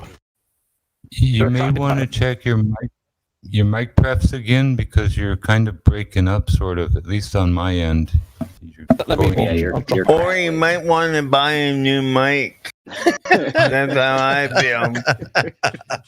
Hey, Jimbo, was he talking a little bit clearer earlier? Because I got some people. Yeah, it was good a few seconds ago. Then He was 100% crystal clear. It's like he said his settings are being messed with or just going out of tune or something there. Is he on the Mac or Windows? If he's on the Mac, because on Mac, there's this calculator. Do you mind? I'm trying to say something. Because with Macs, there's an issue sometimes, like if you're using a USB kind of dongle for your audio, that will cause the audio to go all wonky, and you just have to unplug it, replug it back in.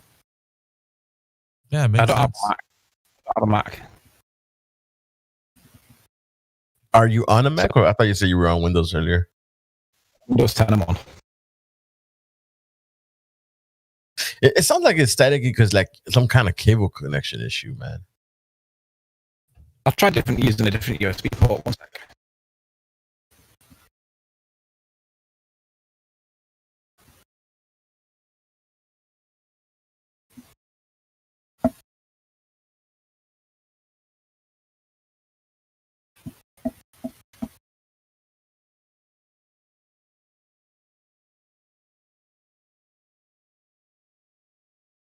So we got Jeremy in the house. What's up, Jeremy?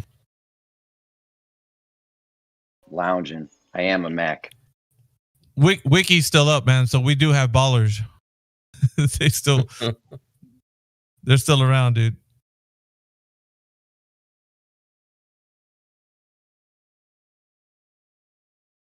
D to the V's on point, man. He knows exactly what time Anthony's mic started getting garbled.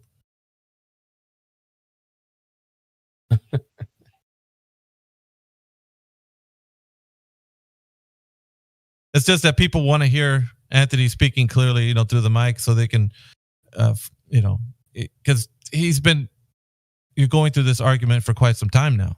Yeah, which it's been a struggle to kind of get the community to see the point. And there's like a lot of people would say agree with Bob Nodell and his group, and so this discussion has to come to a fruition, man. It has to meet where Anthony's finally speaking with Bob, and then they kind of go through this whole thing where they.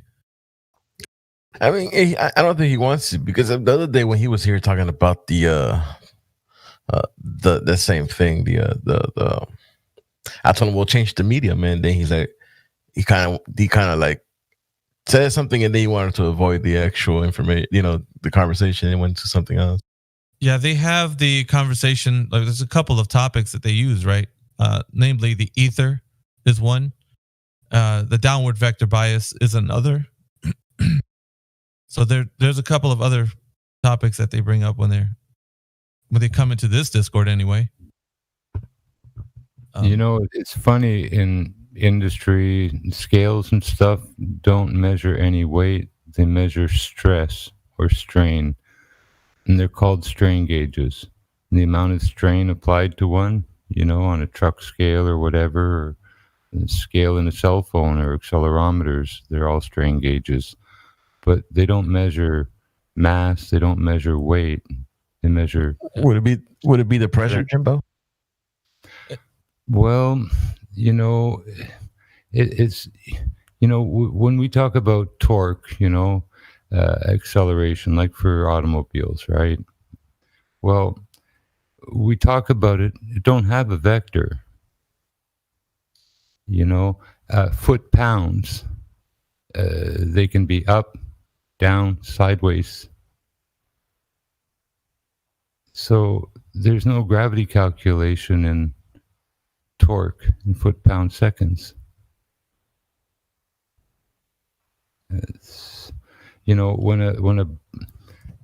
When we pick up an object, we have to stress or strain.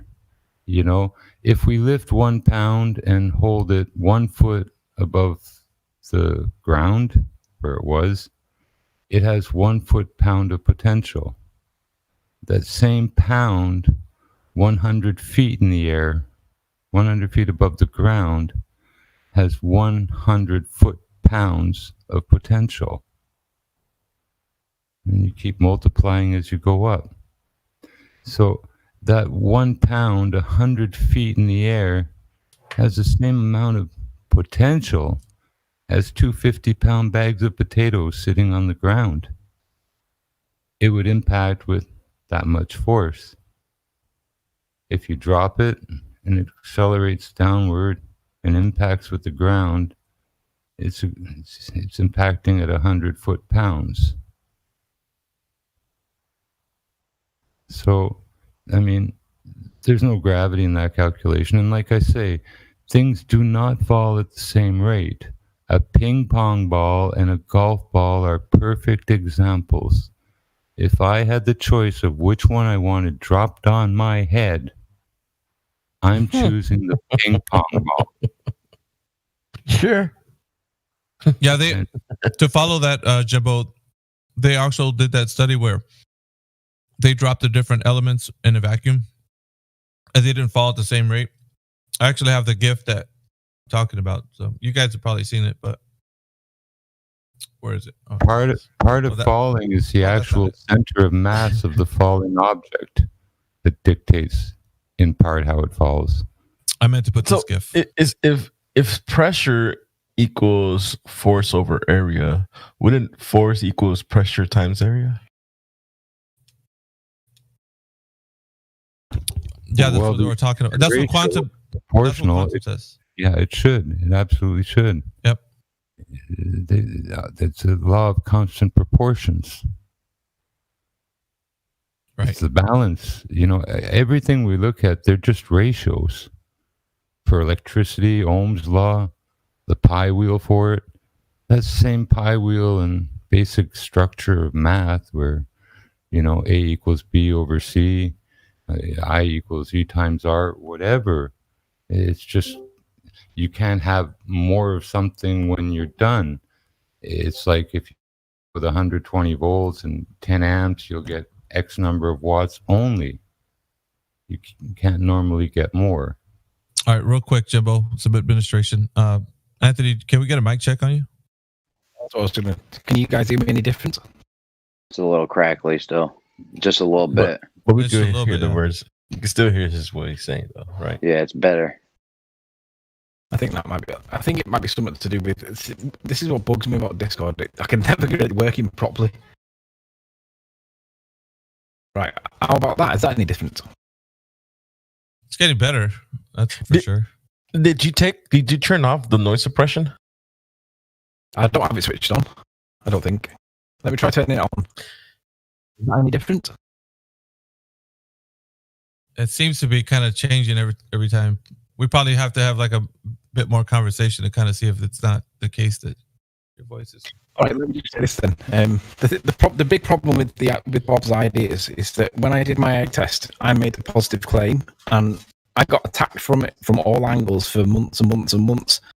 And basically, there's nothing that really stands up against the criticisms that I demonstrated, because you can't really argue with the demonstration. It did something. Now, you can argue about what it did, but you've got to accept that it did do something, right? Mass did cause something. Now, that in itself is proof in their model that mass, they say mass isn't a force, it can't cause an acceleration. Yeah, it did do something, right? So I was challenged for months and months and months on this because I tested it, right? And they didn't like it. But with regards to Bob, he doesn't even want to test it. He just wants to assert it. And it's like, well, I'm here, I've done my test and I've weathered it and it's still there. It still stands the test of time, but you don't even want to test it. So why not? And he just doesn't think that that's a valid criticism. I just find it just wrong. Oh, whenever I battle the Globers, like me and Chemo and a few others over at Gems, whenever I battle them guys, I tell them when it comes to relative density and gravity, we have the science. We got the real science. They don't. Yeah. They don't like calling mine science because they say, oh, well, you didn't measure the water to see that the water didn't change volume. Yep. Well, what you're calling relative density is volumetrics and the ratio of volume to mass of things. And they're not relative to each other. They're the specific, mass volumic of water is waters. Iron is irons.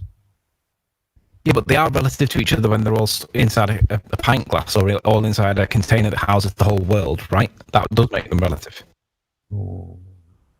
Related, not necessarily relative. A lot of things can be green, can be alive, some can be inert. Well, relative in the sense that relatively related. Yeah, but relative in the sense that they're all inside the glass and they can't occupy the same space. So that in that sense, it's fair. Yeah, I don't like it, but I really don't like that word relative in front of so-called density, because we're not talking about density either. We're talking about mass and volumetric mass. If you don't have the word density, if you don't have the word relative to the word density, then you've just got density of one singularity, and it might be an egg. You have volume mass. Again, right. Hang on, Jimbo. Let 1 second. You got to let Anthony respond, because it seems like you're jumping in the middle of his sentence, so we're not hearing his what he's saying fully. So yeah, if you please, go ahead, Anthony. I was just saying, if you don't have the word relative at the front of the word density, then you've only got density in a singularity. But if you've got two densities that are relative to each other because they're trapped inside a container, for instance, like a pint glass or the world that we're in, if they're competing for the same space, then by virtue of that competition, they can't occupy the same space. That's what makes them relative. But if you do have two relative masses or two relative densities next to each other competing for the same space, then one of them is going to give way because Fat Man is going to be able to repel Thin Man. And Thin Man can't get rid of Fat Man because Fat Man's too heavy. His own inertia is stopping the Thin Man from pushing him off. So I like the word relative in front of it because it does indicate a relationship between the two things in question, which they don't like it because mass for them or density for them doesn't cause acceleration, but relative density causes acceleration because I demonstrated it. So I do like the word relative in front of it. Mm. Well, the word density is misused just as much as like refraction is in the optical arena. density. You can change the density of gases. You can change the density of cork. You can change the so-called density of styrofoam, where you can compress 1 cubic meter into a 10 by 10 cc cube. You've changed its density. The problem We can't do that with steel temperature. We could call it relative mass, but because scales don't take into consideration the volume of anything that goes on top of it, we use the term relative mass without reference to the volume. You can change the volume of something and change its pressure and its perceived density, because you're changing the volume, but you're keeping the mass constant. So you can't. So your volumetric is the ratio between volume and weight, or volume and mass. Say that again. You're doing what? Whistling past the graveyard. When you compress it, you're saying you're only changing relative to the space it takes up. No, you're actually changing its mass. It's compressed. It's taking up less area, less volume, and increasing mass. You're changing its density. You're keeping the mass the same, but you're changing the volume and you're changing the density as a byproduct. Yes. Yeah, the mass is the same. The volume changes. That is a change in volumic mass. I have a question, guys. This is to Anthony as well. Like the term or the word that's used here, mass, is that apt for the description of what we're using, or has that been kind of contested over? I've heard of it being used as in a way that ballers would say that they try to attribute like to what matter is. What is that? I don't know. Have you guys talked to Quantum about it, Anthony? You and Oakley? Mass by its definition is conceptual, and it's got many different interpretations. You can argue about whatever mass is all day long, concentration of a liquid, or whether it's how heavy something is, or whatever. I use it loosely in the because we need a word to describe the thing we're looking at. You can say matter, but it's very easy to have a semantical argument over what mass is. But we know that there's something there, and it's relative to other things. So that's something we do need a descriptive term. But whatever that word something is, we use called atomic mass units. Yeah, I'm sorry, Jim. No, the reason I was saying that is because when we use that term in here, and Quantum usually is often in here, he kind of corrects people. He's like, well, what is mass? And so we get into this idea like mass is the way the ballers are describing it, has a connotation of being a part of the gravitational attraction to other bodies, which is kind of like the definition, of what mass is, if you look it up.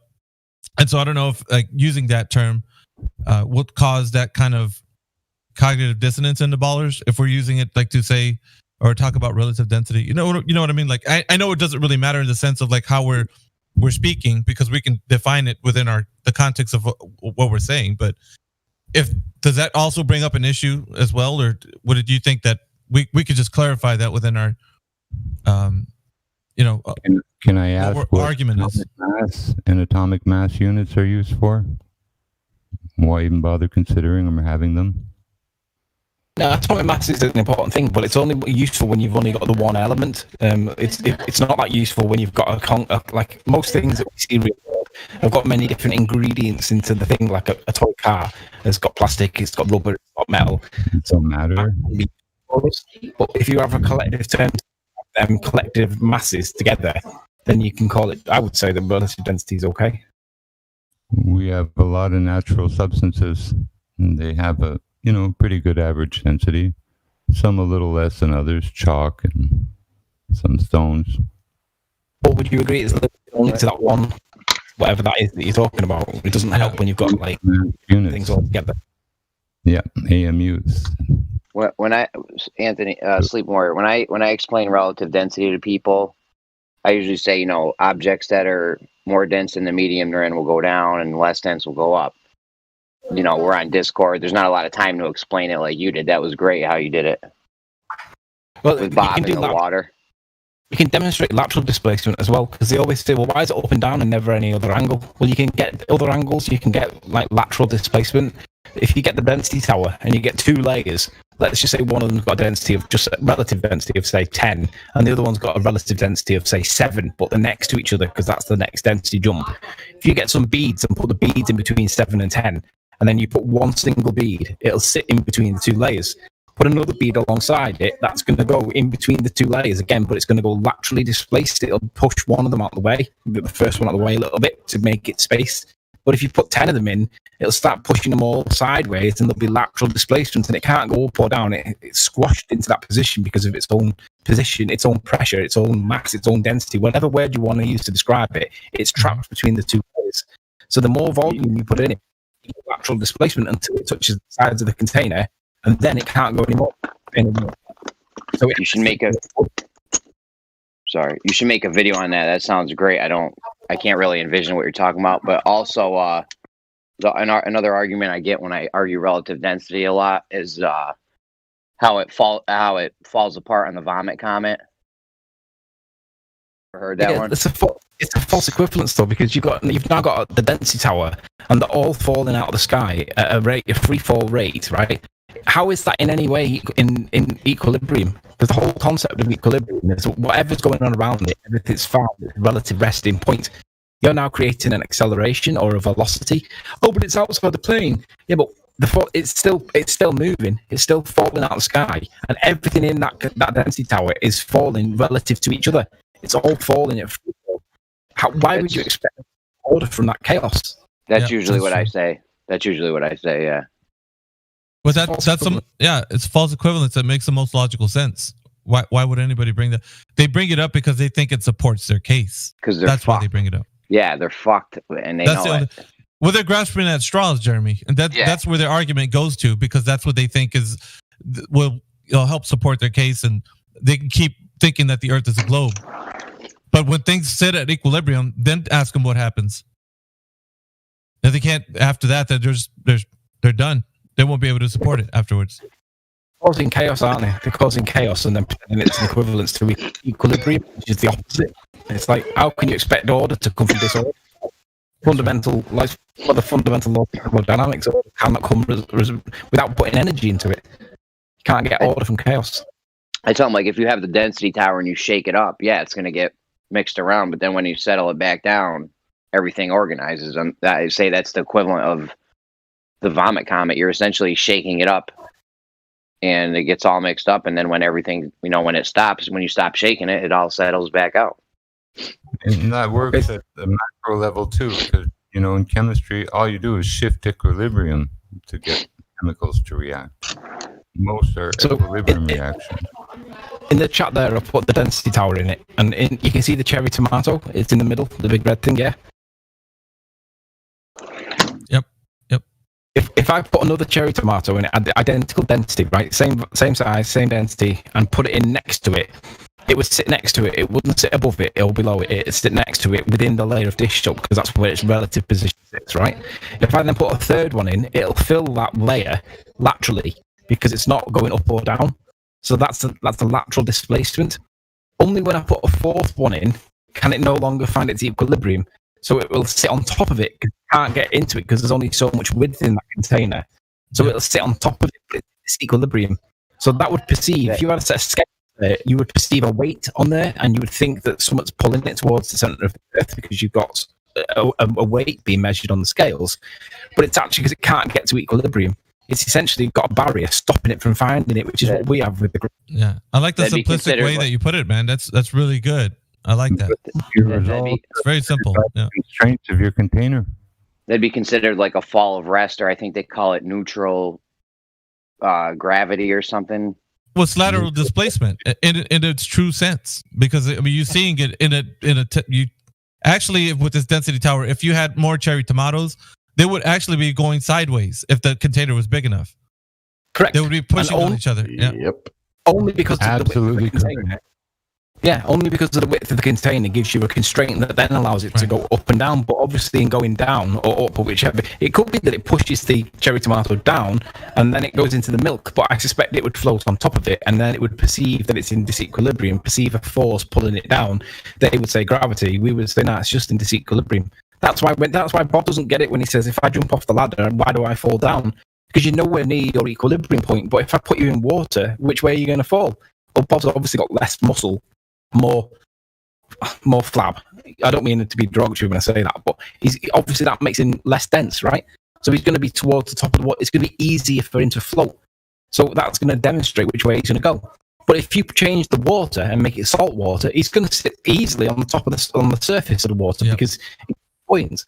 But if you change that air pressure above the surface of your vessel, it'll displace the cherries upward or downward, depending on whether you increase. Oh yeah, I mean, pressure on the surface.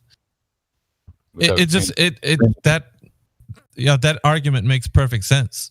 I mean, I don't see. What did you start testing for things, Anthony? Like, I saw you doing that with the egg, but are you doing a series of videos now, like that, where you're actually, because the explanation along with the demonstration is going to be that's like the stake in the heart, man. Like, to be honest, you don't really need the conversation. I could do more videos, but to do that density tower, the only way that I could demonstrate lateral displacement would be more cherry tomatoes and recreate that density tower that way and show lateral displacement. But I think when you explain it the way that we've just had the conversation, even ball earthers, even though they'll reject it and they'll dismiss it, it's so logical and so intuitive that it doesn't really need explanation. You can just envisage it by going through the motion. But it's that encouragement of the conversation is where, when you have this conversation about relative density, regardless of gravity, you can either go against gravity to attack ballers, or you can go against electrostatics and attack Ken Wheeler or Whitsitt gets it, whichever. But either way, we're in the middle and we can attack from both sides. So we're in a strong position there because the density tower, that one picture explains everything in my eyes. It does. It really does. Yo, Riley. Why the hell is your mic? Why does your mic sound like that, bro? I don't know, man. He needs a broken mic game. Your shit sounds crazy, bro. But anyway, good to see you in here, man. What's up? Yeah. What's up, everybody? I don't know what's going on, Chocolate. What's up, Maggie? How you feeling? Really good, man. Just waking up to see if there was any ballers, and I saw Anthony in here, so I was like, hey, it's a good opportunity to kind of speak to him on this topic, man, because it's like, get down to the crux of this, right? don't see much of Anthony. It'd be good to see Anthony in here more often. Just saying, man. Like, really, you got a lot of fans. I'll tell him, man. But, you got a lot of fans that Sleep Warrior. You do, and most of us are like, we're like, damn, dude, we need to hear these kind of demonstration arguments like in this chat. The 24/7 is always fundamentally built on things that we could demonstrate. And that trumps anything that anybody comes in here with, telling us how things are in this, model or construct that they have. And that, for me, is what's championing the flat Earth movement at the moment, right? We're talking about things like falsification that's independent of replacement. Demonstration trumps anything you can, provide as far as like just telling me that this is how it is. So yeah, man. I mean, you're a part of that. You've been a part of that. It's just. So sleeping. So lateral, because I remember having a debate with Righteous Force, and he's what we're talking about the gas pressure without a container, and then he brought up the that it don't need a container, just like the ocean that doesn't mix or whatever. That one side is one color, the other side is the other. And I was like, that has to be some kind of same density issue that they have probably different salinity, different temperatures, and probably the just they don't mix because the like you were saying, that makes sense with the lateral displacement, just because they don't. I was trying to. One thing you guys need to be aware of, and it's a really big argument. This, the Earth effect is supposed to be the claim that as the Earth rotates, centrifugal effects cause changes in gravitation as you go east to west and stuff, right? If you look at the plimsoll line on a boat, if you load a boat in England and you load it in North Atlantic salt water, it's cold, it's salty, and then you take your shipment of tea down to the south and go to, say, Hawaii, for instance, right? Your boat will sink if you load it beyond a certain point, because it appears to gain weight as it goes towards the warmer waters, the less dense waters of the tropicals, right? But they would say that it should be centrifugally flung off because you're going towards the equator.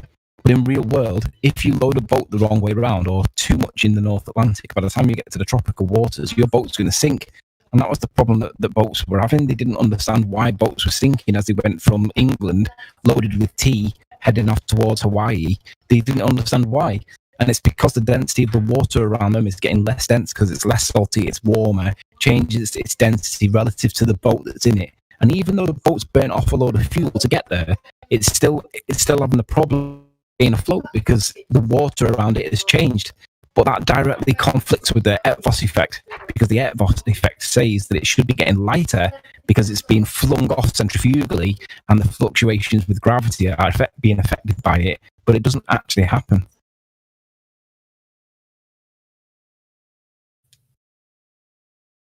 Yeah, I really get into that discussion, but that's interesting, right? Is that like history that you're kind of saying that's what these guys were sending shipments of tea, and then they would see the boat that was laden with that shipment would be sinking into the water because of that? They didn't understand the reason. Yeah, the Plimsoll line, invented by Samuel Plimsoll, worked out that the relative density of the oceans fluctuated mainly with north to south journeys. But oddly, it doesn't seem to happen if you go further south. It only seems to be the North Atlantic rather than the South Atlantic. There doesn't seem to be the problem with it. I don't know why that is. Maybe we're not on a ball. But the fact that they don't reference the South Atlantic, only the North, indicates that it's something to do with the sun getting further away. But anyway, point is, it's a direct conflict with the claim of Eötvös. So when you think about what they say Eötvös is, and then you apply Plimsoll lines to it and understand that the water is more dense in the North Atlantic than it is in the South Atlantic, where it's more tropical and warm and less dense, then all of a sudden you realise that the Eötvös claim is nonsense. Well, that's part of it, right? You know, the water. But they also talk about weight on land. So gold would weigh differently as well in the tropics than it would in the north or the south. So that's another claim, right? Please. That wouldn't be a hustle already, you know? Yeah, I know. That's what I'm saying. Come on, man. You take gold from the north. Yeah. So, but they're also claiming that as well, like because of that. So, and pendulums even. So everything to deal with that has to deal with like why are pendulums processing in a different manner that they do in the north and so forth, like because of Eötvös, right? I think Zanuck was the one actually talking about this before. He was in here. I've just found out that my thing needs an update. My Discord needs a manual update. I'm going to restart my machine, so give me 5 minutes and I'll be back. All right, man. Yeah, when that argument came up with the waters, I was like, I wanted to find like two different types, like you know how oil and water don't mix, but something that is similar to that the same density, yet different, you know, color, substance, or whatever, to be able to place them in a bottle and make them actually, laterally displace or something like that. But it's hard to find liquids that are slightly different density and we could entertain different discussions about the topics, but ultimately demonstrations are what's needed, right? It's time to actually put what's on paper into reality and start seeing what we can do. And so when people actually start doing this, then it makes the claim that much more applicable to our known reality. So it's not just something we're saying, it's something we're doing as well. That's why I think it's important, right? That step is needed. We can't just say how things are and make declarations if we're not going to back them up. Yep. That then will become ballers that way. Yeah. That's why I love arguing relative density. I love arguing relative density because we got the demonstration, we got the science for it. Dude. Hell yeah, dude. Because if that was the case, then you'd be buying gold and taking it somewhere else so you could get more price on it. Hell yeah, way more, bro. Dude. That would be the ill hustle already by now. Come on. Please. But they're saying that they're using different weights for that. So I don't know. Yeah. They have a lot of claims. I've heard their argument before. They're taking the actual mass of it or something and not the weight. But anytime you go to sell gold, I see them put that shit on a scale. Yeah. So, well, here's the thing. They say that they calibrate the scales differently. I don't know if you heard that argument. Where's Zanuck at when you need him? So I want him to actually Yeah, he's Yeah, when you work in jewelry, you work in grains very often, in the grain scale. Do you know what we're talking about, Jimbo? You probably have. No. Okay. But yeah, that's what So every was on about. So every jewelry scale in the world is all calibrated to the same setting, basically. Well, they use the weight, this one standard weight, right? Well, I forget what it is, 1 kilogram or something, and it's the same weight. It's one standard weight, and they take that standard weight, like let's say to the tropics or something, and they'll weigh it there, and then that weight weighs differently than it does in another place. So they have to calibrate the scales accordingly to make sure that everything is not. So that doesn't happen, you know. Like people buy gold in one place and take it to another, then weigh it there, then it'd be worth more, that sort of thing. That's nonsense. Right, which is what I'm saying. But I mean, that's their argument, man. They bring this for it. Somebody said they were. First time I heard that. Really, you haven't heard it? Somebody said they were. I'm saying I remember the first time I heard that years ago. I'm like, what? Yeah, so you've heard of it, right, Chuck? Yeah, this has been around. That was the first thing that I thought of when they told me shit weighs different on different latitudes. I'm like, well, why aren't we buying gold at this one and bringing it? Yeah. So we've prepared for his arrival, and he has now joined the chat. Jedi, welcome to the chat. Could I just mention one? The Jedi. Good afternoon, gentlemen, and a happy Christmas Eve to you all. Happy Christmas. Sir. Same to you, brother. Holidays. If you take a little jewelry scale and stick it upside down to a shelf or something, or under a table, and it's on, and you release a helium balloon upwards onto the scale bed, it'll register, well, whatever number of grams upward. Right. So against the scale, and it'll tell you it's pushing up at 7 grams, 14 grams, whatever. I'm going to get a Jedi just a bit of an update.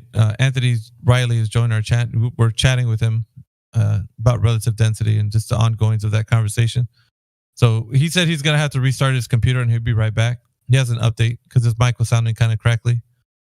So okay, cool. That sounds awesome.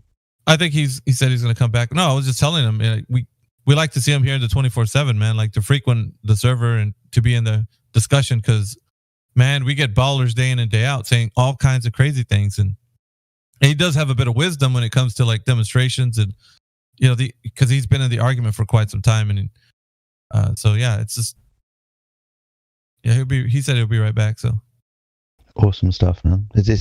I take it this is going on from the other day's FED with Nathan and yeah, I mean, some people, some people are like, man, Nathan was a bit harsh on Witsit, No. And so a lot of people see that, but the argument that was being held about it was still put on the stand right now. Like we're looking at what was being said, and the argument was, what is about the universal downward vector bias? Is there such a thing? And of course, being that if you have one black swan within that type of argument, that's all you need. If something is going opposite to the universal downward vector bias idea, then it's not a universal downward vector bias. It doesn't become that anymore. So if we could point to one thing, as that. Yeah. Yep. And pretty much. So if it becomes that if you even say the words omnidirectional, your goose is cooked. Then it's already a wrap. Yeah, it's already. How are we talking about down? We just say omni. Yeah. What's the matter with you? I don't understand. So this is something that we've been. Isn't it just like the black swan? Like the argument that QE brings in. He's like, if we can show you that the measurement of the Earth's curvature doesn't comport to what they're telling you it is, then it's a wrap. It's done. The globe, you can't defend that it is a globe, because we're not measuring any curvature anywhere. That's not what we're finding. Of course, where it's predicted to be is not where it's at. So then that's even worse. So it doesn't matter if it's optical, that you can't see the horizons moving from day to day. The point is, if it's not where the globe Earth predicted it to be, then you can't use that as kind of the case for the globe, saying that the metrics of 3959 comport over to reality. So that's the black swan, right? That's the beautiful part about it. And if all swans are white, right? All you need is a black swan, right? That's it. Well, all horizons are geometric. Well, all you need is one that's not. If And that's your it. theory is that everything goes down, and you just need a helium balloon. Right. Maybe we should paint the helium balloon. Maybe we should paint the helium balloon black. No, I mean, or make it a swan black helium balloon. You know. Yeah.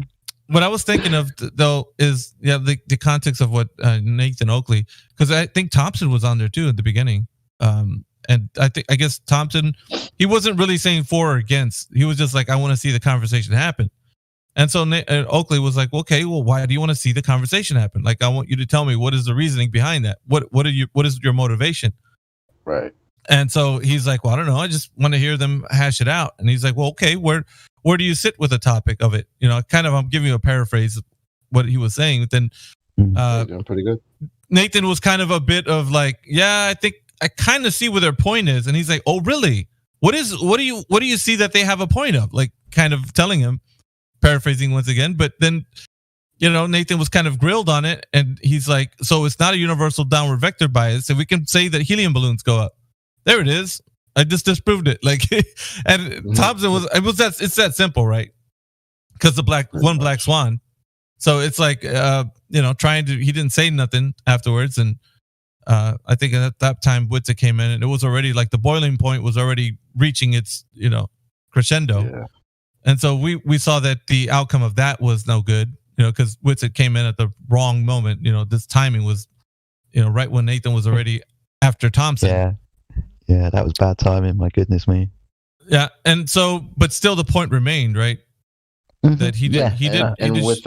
I think he might have jumped into it a little bit too early, too fast. I think you know. I think maybe him and Nathan Thompson, maybe he might messaged him or something, and then he came into the conversation, and I don't think he fully understood, you know, what the conversation was. I think he assumed. I mean, I could be wrong. I think he assumed that it was more about electrostatics as opposed to this downward bias, right? So he came in almost trying to defend that, and Nathan, you know, Oakley was just like, but that's that. We're talking about gas and how it's omnidirectional. How can anybody say it's bias? So that's why I think there was a break in communication.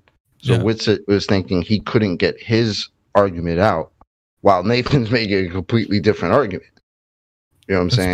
But at the same time, right. And at the same time, Witsit's agreeing that yes, gas is omnidirectional. So from there, like you said, from the gate, it was already a wrap. Right? He already had it won with omnidirectional gas moving in all directions. You can't prove that it's not doing that. Right? We all know that's what it does. But I don't know, man. It was just I don't know. Yeah, it was bad timing on Witsit, and you know, I didn't want it to go down like that, but it was reaching a crescendo, man. Like, and Witsit is Witsit, you know. Right. So Oakley, once Oakley reaches the point where people are being not being. See, here's the thing: when I have the ballers come in here, and like lately, I guess you guys have been hearing this. Like, I'm listening to them not answer honestly. I don't care if they believe the Earth is a globe. They can believe whatever they want. But when you're dishonest and when I ask you a question and you skate around it so that you can say something else to divert from what I'm saying, that ticks me off, dude. Like, I don't get away from what I'm saying. If you don't know, just say it. I don't know. It's easier for you to say that than for you to continue the discussion. And they don't. Like, they continue to kind of say other things. And I'm like, okay, no, we're not going to have this discussion if you're going to be dishonest. I call those guys hamsters, right? And so it also hamster fits a description of somebody who's kind of saying that, how can we know anything? You know, they just want to burn everything down to the ground so that not even flat Earth could stand. So those are hamsters as well. So, but the point still remains is like, if you're having an honest conversation with somebody, they at least need to be humble and say, yeah, I mean, you're right. This is how it happens and stuff like that. I mean, I'm just saying even from our perspective, like, let's just say you stuck with the idea that the ice wall was the way flat Earth was, and somebody came along and says, okay, how do you know the ice wall is there 360? Have you verified that? And if we don't, if we're not humble and we say, okay, yeah, you're right. I mean, I don't know. I need to concede that point at least. From my standpoint, I can't use that as an argument. Or the Gleasons or the AE, and hang on to those things as like what the Earth really is. Then we're actually ourselves being staunch in those positions. You know what I mean? Like we're no better. So I think if we don't try to go on FED with the ice wall. see how that works out.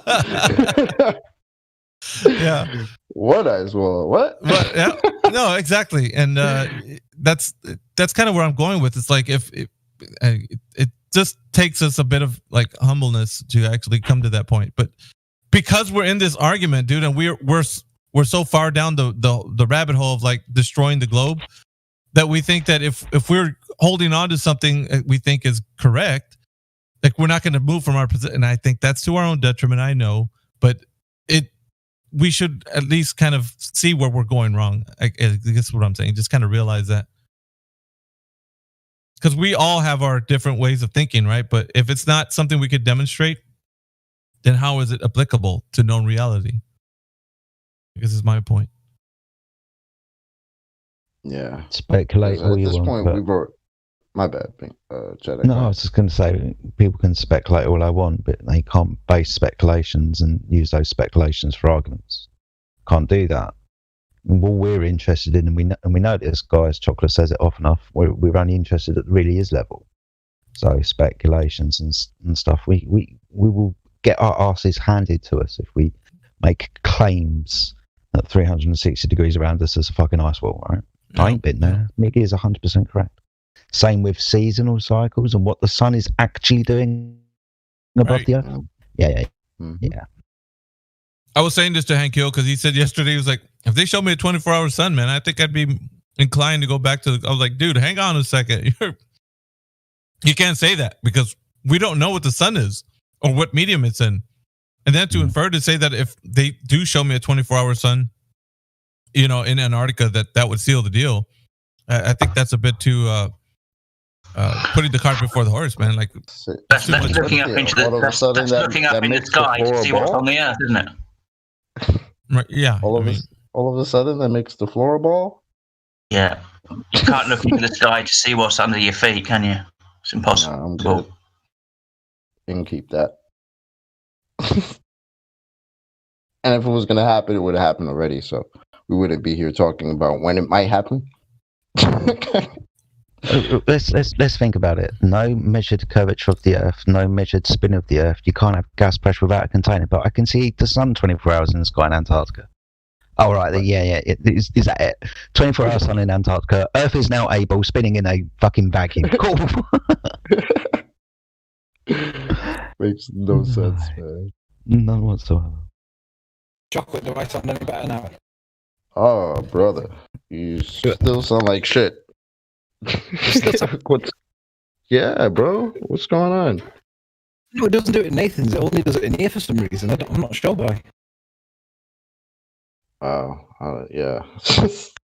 I mean, I can hear what you're saying, but it sounds really choppy and staticky, really. I can't explain it. It's got to be something to do with Discord. I mean, go on the live stream and listen back. You'll hear it. Sounds great. I'm going to do it right now. 1 sec. Oh, you got Sleeping Warrior. You love this one. I had a guy tell me he could use it. It was on Ranty's last after show. I had a guy tell me that he could use an independent variable if he didn't even know it was real or not. I said, "How are you going to manipulate it?" He goes, "I'm going to do more experiments." No, that's a numpty level argument right there. That's the most idiotic thing anybody could tell you, Bro. Jeremy. That was crazy. It is. I wouldn't even be triggered. I just laugh. Like I just did. So, by the way, I was thinking about a Jedi, and I might send you a mic like the one that I'm using, and also a one of the things that you can plug it into, so you can like a soundboard, like the one that I have. Hold on, you sending me stuff again? Yeah. I heard you sending me stuff again. Is that what's happening? Is it? Right. Yeah. I don't know how it's going to work out with the COVID thing, but I think that if I buy something on like Amazon Europe or something, maybe that would, because I don't know if. All right, buddy. We have different Amazons, but. Yeah. You know how I feel about these. You know how I feel about these things, man. You're super generous and stuff. So we'll talk about that at some point in the future. I really appreciate that. Yeah, no, I was thinking about it today. You know what I'm like, man. I had a bit of a windfall come to my way, so I'm like, I'm gonna see if I can upgrade you, and then get you a nice soundboard. How's that computer? Is the computer still working out pretty good? Like, is it? Yeah, it's fucking beautiful, man. Honestly, I've never had any complaints whatsoever. So super generous. My face has gone really red. You know how I feel about this stuff, man. Yeah. So thank you very much. Are you on it like a table or something? Because the thing that I was going to send you was a microphone with a extending arm. Oh yeah. I'm all tabled up, buddy. I got my fucking sofa and my table in front of me, mate. So. All right. So that way, if I do get an extending arm, you could have like the mic hooked up to the arm, sort of. Yeah. Okay. Yeah. Yes, I could. All right. Love you, Miggy. We'll talk about this at some point. Yeah. You know how I feel about it. So anyway. Yeah. Appreciate it, brother. I'm wondering whether Sleeping Warrior's problem is, I don't know, maybe he doesn't use Discord that much, but maybe he hasn't, I don't know, hit the noise suppression button or done that jazz. We were kind of tackling that issue earlier. We were kind of like, hey, man, did you go through the noise suppression and all that? So he's like, yeah, I've done all that. Like, so I don't know if it's, it's probably like some of his cables or something. Yeah, that sucks.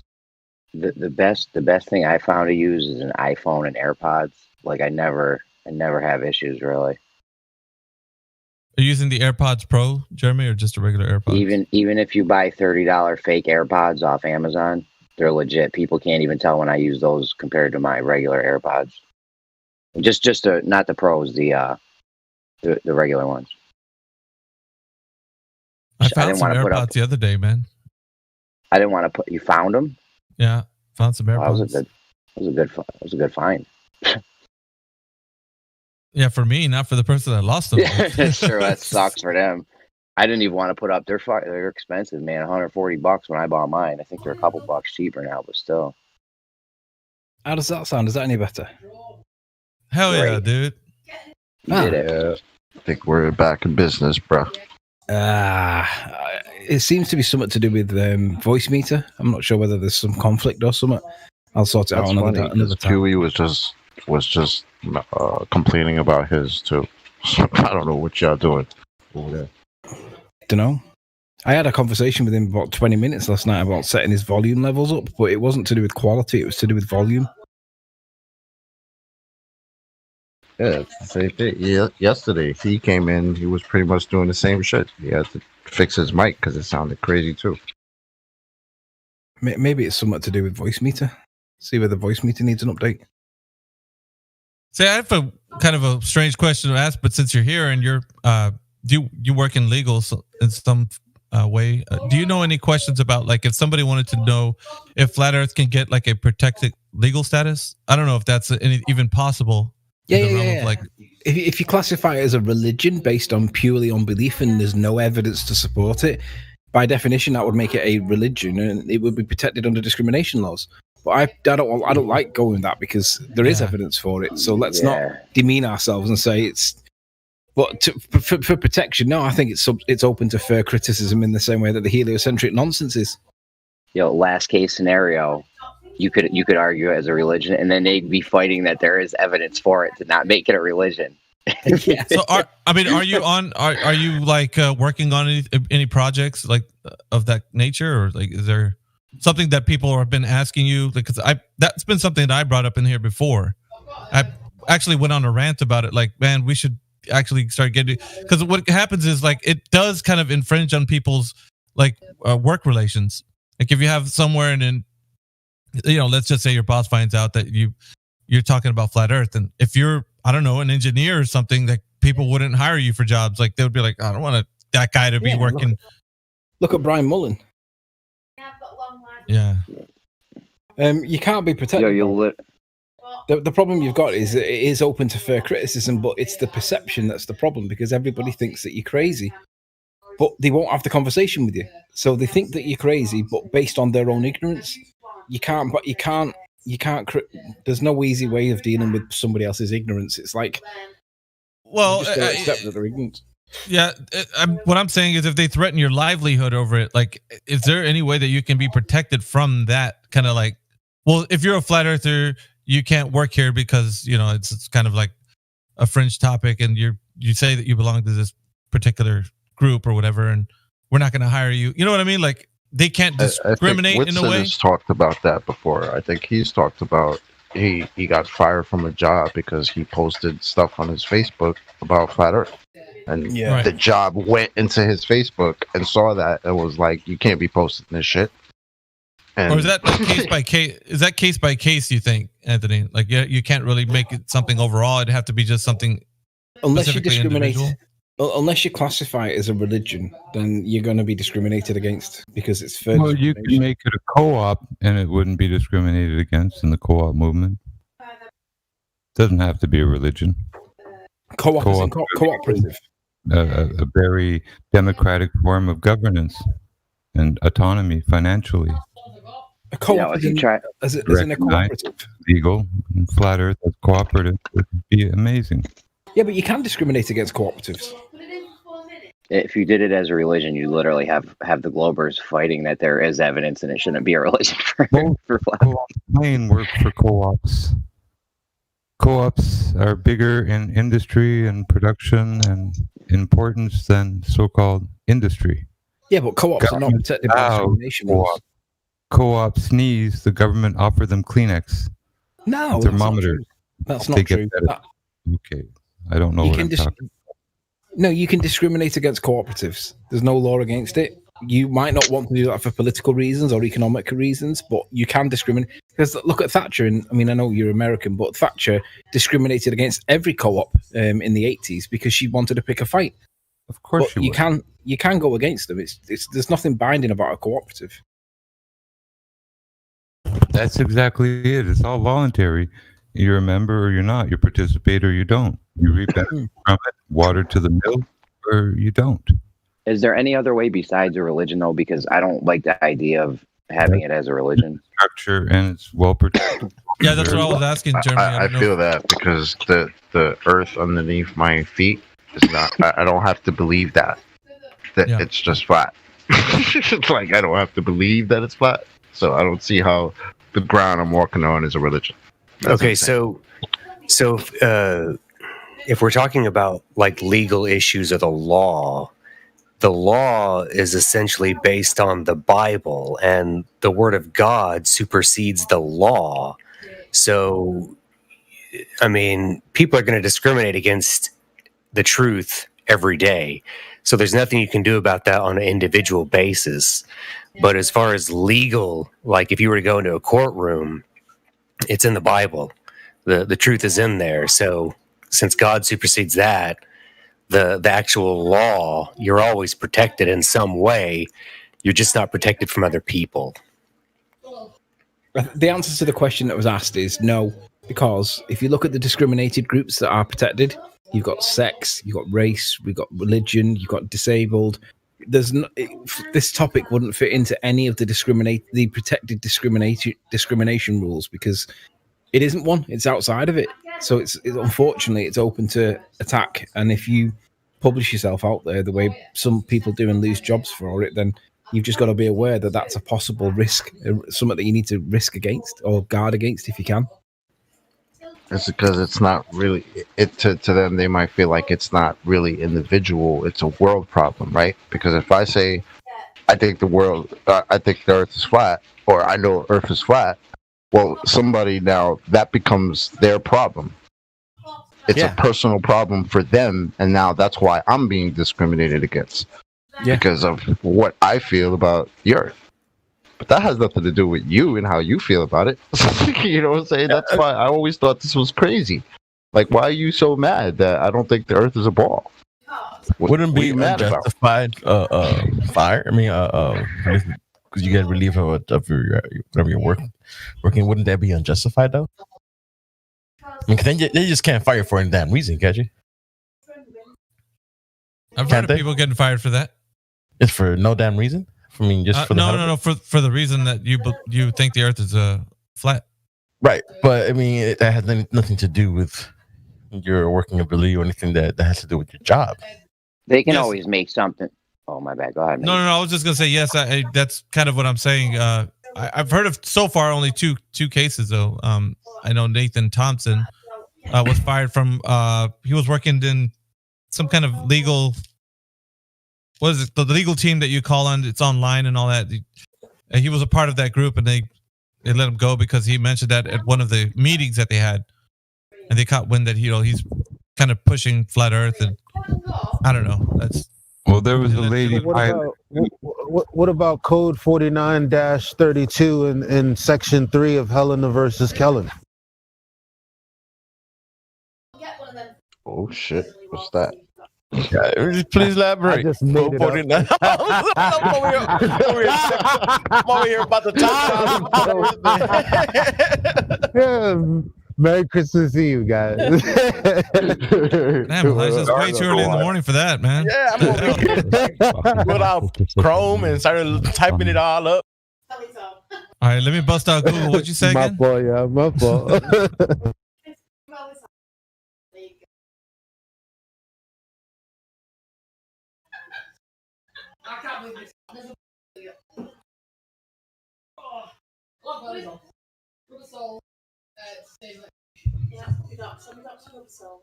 Yeah, and I don't get the whole getting discriminated for measurements and observations and shit. Like, I just don't get it. They're good, man. They were good with their indoctrination, man. They did it real well. I think what it is, I think people intrinsically realize that if you do question the official story, it by definition or by default makes you an anarchist. I think there's a direct association with being an anarchist against this topic. So if you think flat, therefore anarchist, that's what I think people think. But horizontal is level, level is level, but we live on a curved level surface. Oh no. Don't you dare say otherwise. How many flat spots make up a ball? But the crazy part is most people won't agree with that until you make them think about that. Right? Agree with what? Most people that level is horizontal, like that level can't be curved, that you can't think that the horizon is a curved surface. They don't think that until you make them think, until this topic makes them think about it. I beg Then they have to. it goes another way, right? Because it's like when you just say it in jest, like when you're not talking about like the nature of our reality and you're just saying it, people are like, yeah, level. Like, yeah, like I use a level to put my pictures up, you know? Like, yeah, what's the problem? Yeah. And then you're like, level, well, what about the Earth? No. That's exactly what I'm talking about. I've seen that switch like in my face when it's like, yeah, everything I'm saying makes sense until I'm like, but how does this apply to the Earth? Oh, but nah. All of a sudden, it all switches up. It's like, what the hell, bro? How do you make that switch like that? You know, crazy.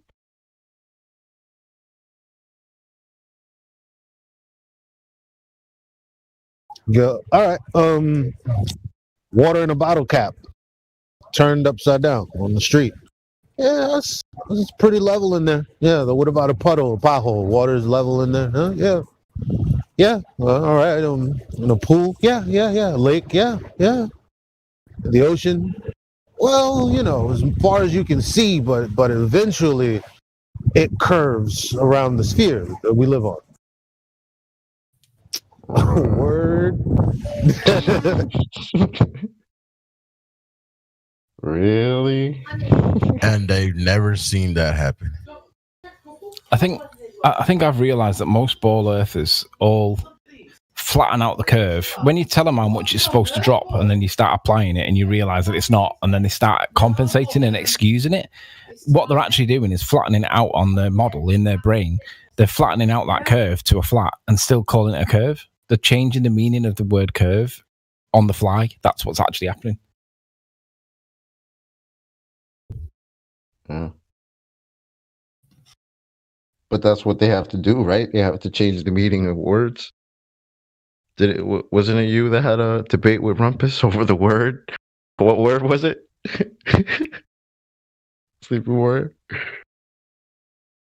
Sorry, I'm just being minded. Rumpus changes. They've got to change the meaning of words. I know what it'll do. Give it to me.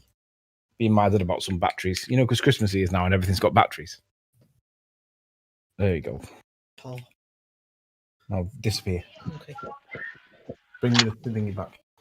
Sorry, Yo, Chocolate, did what was you your guys question? get the?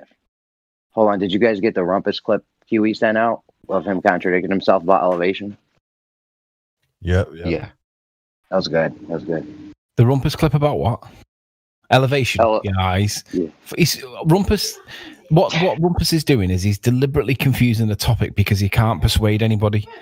If you push him on any topic, he'll end up contradicting himself at some point. Didn't you have a debate with him about the definition of the word and? Or. It was the word or. Was it or and? Because I remember and. It might have been and, actually. Yeah, it was because he didn't like observation and experiment. Yeah. Remember that? Yeah, because the definition of science is observation and experiment, and he didn't like the word and. Like he was applying the word or, and we were like, no, it's and, it needs both. No, you can have a one or the other. No, it says and, Rumpus. Yeah, I've had that debate with the Globers about and or. Yeah, it's ridiculous. But I'll have a coffee and a donut. If you just come with a coffee, yeah. If you just imagine going to get fish and chips, and they just give you the chips. I'd be like, yo, it said fish and chips, motherfucker, not or. Yeah, that's how ridiculous this is, bro. Fish and chips. Just give me the chips. Like what? In digital logic, like gates. This is I was going towards electrical engineering. Like we have and or, NAND and NOR, XOR and XOR gates, but like your and or are two very specific different gates. And is the same as when you write it down, it's the same as a plus sign. What happens when you use a plus sign? You're adding them together. You both, right? It's like very simple. You could use that as an argument against them, but it's silly that you have to have this conversation. Like, yeah. I just killed it. Well, you started using NAND and XOR, and then what was the other one? Yeah, there's XOR and XNOR. XNOR, yeah. I never heard those terms in like. Yeah, that's logical. Digital logic gates. Like using IC chips and. And it's usually just and or, NAND and NOR. Those are your four most common ones. And like NAND is not and so it's the opposite. It's an inverted. Like and is plus. Inverting it is. I don't know if you guys really want me to explain it, but like you have ones and zeros that go in. Like you have an inside to a gate. If you have a 1, that means you have power on it. If you have a 0, it means you don't. If it's an AND gate, in order to get a 1 on the other side, you have to have a 1 and a 1 in order to get a 1. If you have a 1 and a 0, you will get a 0. And then if it's a NAND, that means not and. It's the opposite. So if you have a 1 and a 1, where on the AND you would get a 1, with a not and, you would get the 0. It inverts it. And then there's like an OR gate is like a divide sign, or and then anyway, but yeah, like just you could use that with them. Maybe that would ring a bell with them, seeing as how they love to go to the sciences and technology and stuff like that. It seems like overcomplicating the issue. It shouldn't, and everybody knows what and is. It's this and that, like you said, fish and chips. Have you noticed as well that when we focus on like the meanings of words, they always dilute it and say, "Oh, you just make it into semantics now," and they dismiss it on the basis of semantics. Yet when it suits them, they're very, very, very precise with the meanings of words because it suits them. But when it doesn't suit them, they're very, very loose with it. Complete assholes. Bro, the other day somebody was in here and said he came to that argument. He was like, but that's just semantics. And then we asked him, what's semantics mean? Oh, I don't know the meaning of the word. Yeah. He didn't even know what the meaning of the word semantics was. Because ultimately, if words don't have any meanings, then this topic what the hell will are we always talking about? Exactly. If words don't have meanings, then gravity is not a force, but that makes it a force. Or gravity is a force, but we can equally say, well, it's not a force then, because that's not what them words mean. It's a joke. Yeah, if words don't have meaning, why should I take anything you just said seriously now? Because you can just change it into the opposite meaning because it doesn't matter. Exactly. It's ridiculous. And I could just say up is down, left is right, level is curved, straight is bendy. I mean, where does it stop?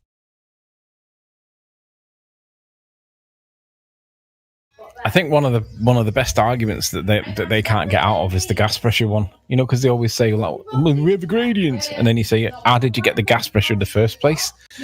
They just completely ignore that. Yeah. They have to, man. They have no choice. Sometimes I tell them, like, it's not your fault that you're double speaking and you're just not making any sense. It's because your model requires you to not make any sense in order to argue it. If you can't persuade them, confuse them. That is Rumpus's tactic. Yeah. Definitely. Chocolate, you've heard Rumpus saying in the past, you've heard him saying density is not a force, weight is a force. You've heard him say that, right? Yep. Ask him what made the egg move in my test if mass is not a force. You can't answer it without using mass, because if you accept that you've added something to that medium, that something caused something to happen. Doesn't matter what happened, it did cause something. Then mass then becomes a force because it has pushed something, and he can't accept that, so he has to obfuscate around it. Yeah. That egg laid it out too simply, too nicely.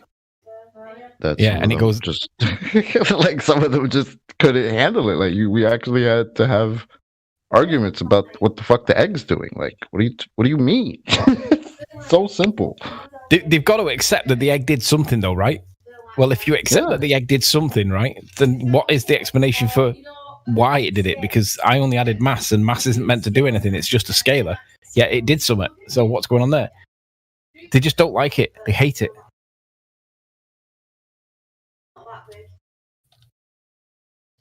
And it makes it even better that it was done by me, of all the people that could have done it. With your lab coat on. Yeah. But you laid it out through scientific method and all that, bro. Had your naturally observed phenomena, hypothesis. I mean, that's why I did that. That's why I did that thing where I like deliberately labored on the independent variable, because it's the thing that I manipulated. I did it. It wasn't gravity doing something. So I won't let them go away from that. But do you know, I never thought that Bob would be the one that I would deliberately use against in a dedicated video. I thought it would be somebody like Rumpus or so. But everyone knows that it did do something, and it's not meant to, not in their model. So it's like, yeah, you got to get past that. But Sleeping Warrior, what if you don't know if the independent variable is a real thing or not? If you don't know that salt is a real thing or not, then I guess that you've got to accept that I may or may not have a real thing in that bottle when I poured it. So if you question whether or not it's a real thing, then I would say, I guess, by virtue of the fact that it exists. Not yours. What if you don't know if it exists or not before you do the experiment? Like, I don't know if this exists, but it's going to be my independent variable. Well, that's one of the requirements of the independent variable. It's got to exist. The thing that you're testing has got to exist. You can't test it with something. That's the definition. It has to exist. You have to be able to manipulate it. What's the third requirement, Chocolate? It has to be physical. Physical, yeah, not metaphysical or supernatural. Where's that list at? I could have used that. John puts it in all of his. If you look at any of the hangouts that Quantum Eraser does, where he talks about science, the word science, he always talks about it in there. It's got to exist. It's got to be physical. Physical exists and capable of manipulation. And then he cites it. There's a citation in it. I don't know it off the top of my head. I'll check it. It's fine. I'll check it. Thank you.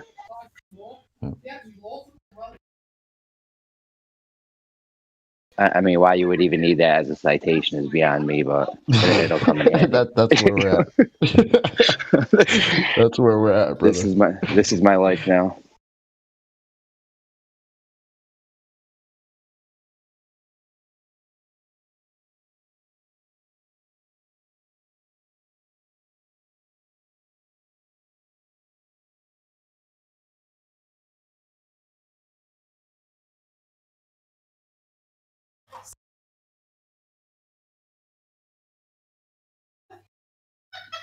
A lot of them can't even accept that their model's basically got nothing. They think that it's got something. They argue like it's got something, but when it comes down to it, they don't have anything. They have no science for this stuff, but they believe that what it is, science. The word science has been raped. Basically, the meaning of the word science has been raped that badly that they don't even realize that it's not science, that what they believe is true. They think it's science. They tell everyone it's science, but it's not science. But they can't. Your 3 simple questions are shutting them down, left, right, and center. They can't move past them. It's just crazy. It's 3 simple questions that one-on-one, in a few minutes, they're finished.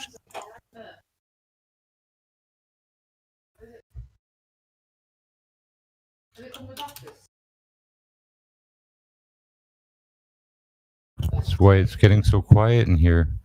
It's just too right.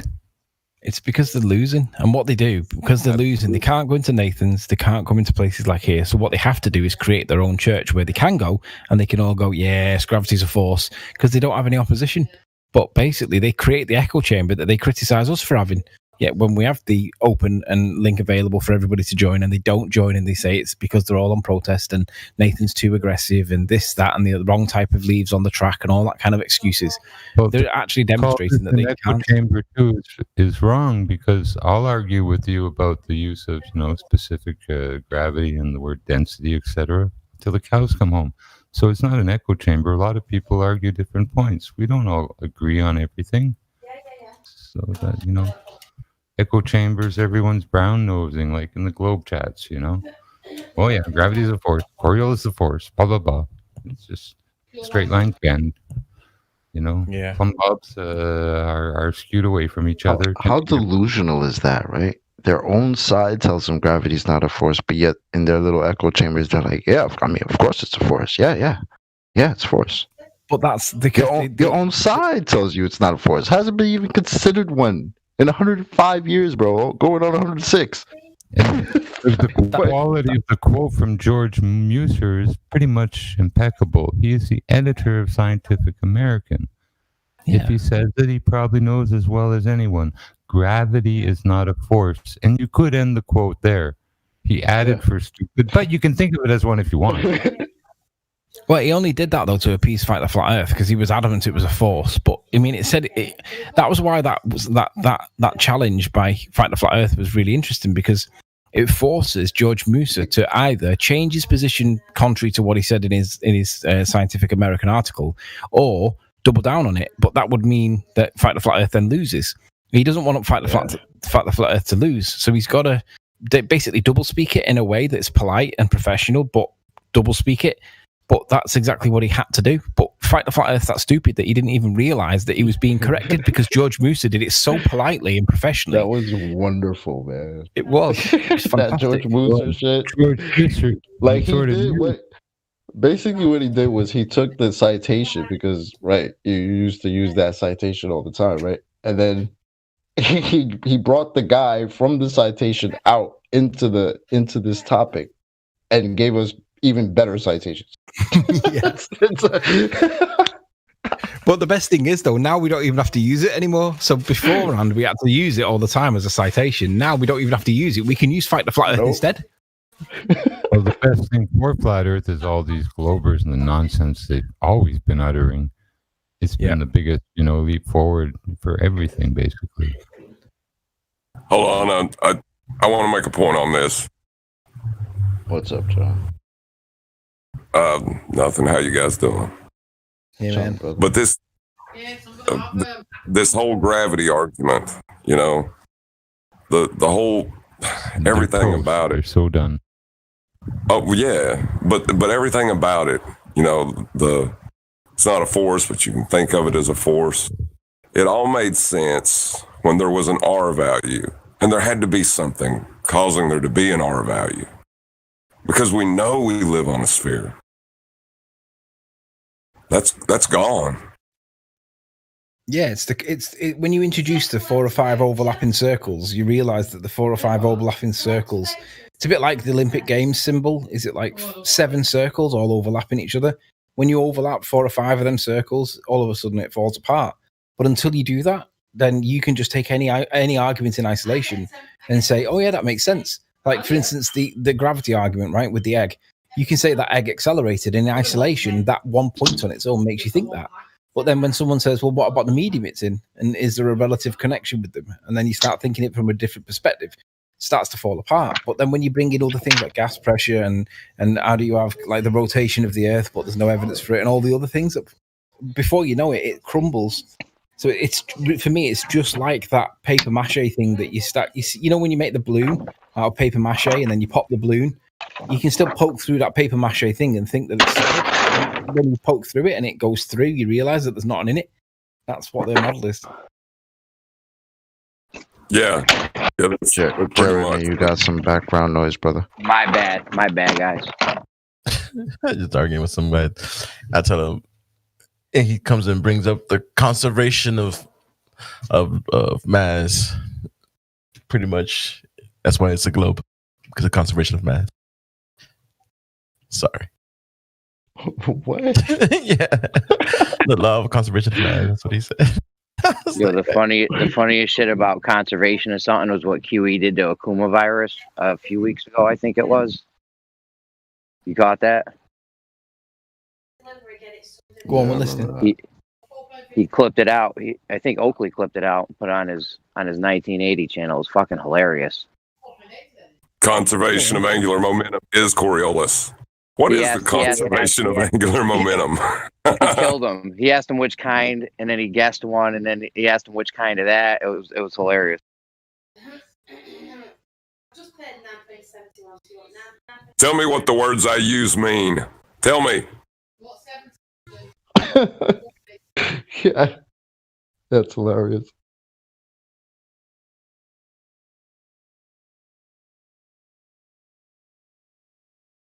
But if you have R, like if you just had that concrete geometric horizon, this whole religion makes sense. Black Swan. Yeah, I know. It's beautiful. It ain't been easy. You just need to say those 2 words, Black Swan, and then the whole concept of the horizon is gone. Which, completely ruined my religion. And the most beautiful part is they tell us that now. They'll still use it as a... Go ahead, brother. They'll still use it as the geometry of Earth, though, when they need it to hide a boat or a building or a mountain or something. Yeah, that's where the doublespeak really starts. But that's as soon as I seen that the horizon wasn't geometric, I realized the problem with it. Anybody that's got any honesty to themselves at all will realize the problem. Just ask him what is the horizon? Define that again. Chocolate, you did some hilarious shit last night. I forgot what it was over. That one guy that was spazzing. Was it the horizon you were getting him on? You had him like double speaking or something. I can't remember. I think you're talking about Andrew. Andrew. That mad hype kid, right? couldn't stop talking. He's like, Yo, tell me he didn't have like fight the flat Earth kind of like speech, like the way like fight the flat Earth talks. Not like the way his voice sounded, just the way he was talking. Like he couldn't stop talking. Yeah. Like he was trying to understand, I think, but I don't know. I guess some people's minds just work like that. But he needs to calm down, bro. so it's a bigger sphere. Like, no. That's a bad thing. That's bad, not good. Oh man.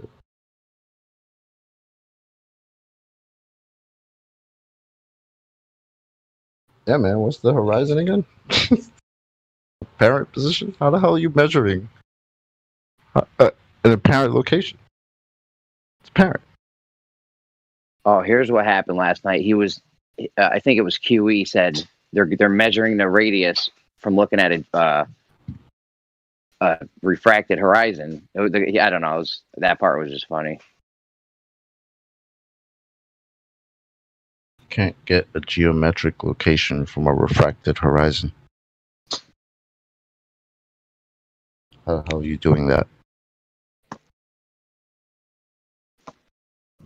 Yeah, chocolate. But what if you have multiple horizons? What happens then? Oh, really? How many horizons do we have? 17. I only say one. I say a lot. I don't know. Every time I look, I just say one. That's just me, though. Go ahead. Hey, No, I don't think it's just you. Just to let you guys know, Virus is in the YouTube chat and he's moaning that we're lying on him. I've invited him in so he can put us straight and tell us all about gravity. But this is the thing, though. None of them want to talk about it. They're happy to loiter in chat. They never want to talk. It's like, oh, really? Why is that? Yeah. Akuma Virus, he's doing that QE's absolutely ridiculed on Coriolis. It was fucking great. Oh, no way. He's literally writing in chat now. Nobody claims gravity as a force. I'm going to snip that out because that's definitely worth keeping because he's always in Nathan's chat. What? That's going on Nathan's. Hold on. Nobody claims gravity is a force. He didn't say that, did he? Where's that? Where's that? Where is that? We need that. It's in the chat now. Can you see it in chat? At what minute past the hour? Oh, okay. I see. Nobody claims gravity as a force. Really? Sleeping Warrior. Sleeping Warrior. Have you ever seen? Bro, that's insane because we just had Timmy Clown say nobody claims the fucking horizon is the curve of the earth. Now you got this dude. Nobody claims gravity is a force? I told you. Yo, you guys are having a shit year. Yeah. Nobody claims 2020 has been bad for them. Wow. I mean, we got hit pretty bad, but you guys got it really bad. You got coronavirus, murder hornets, and shit.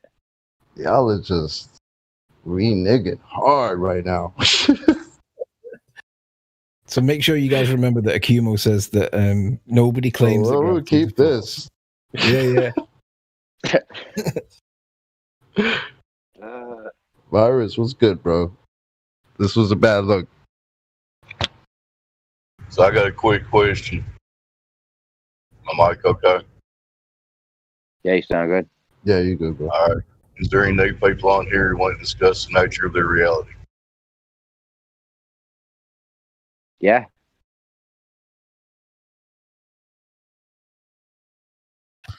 There's We've been doing that all morning. Emil song. I'm gonna give him BC Verify for a second to see if he wants it. Oh, you guys looking for new people?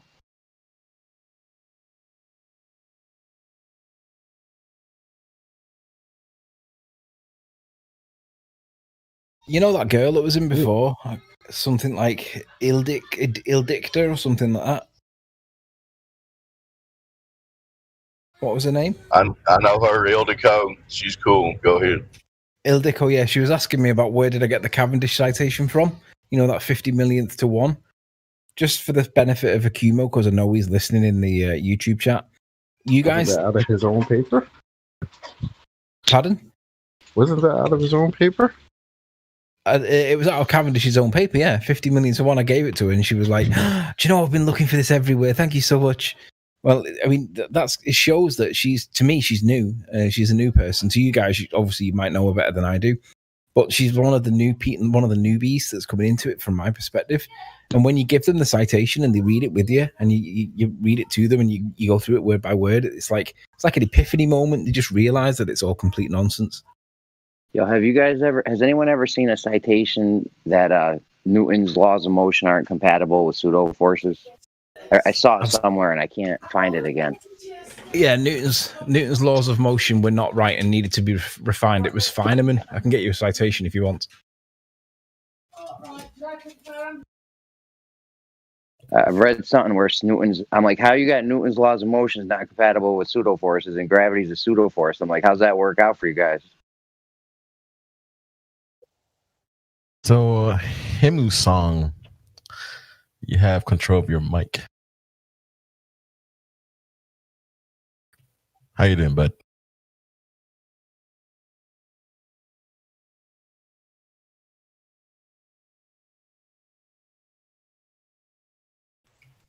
If you don't answer, I will have to take the VC verify out.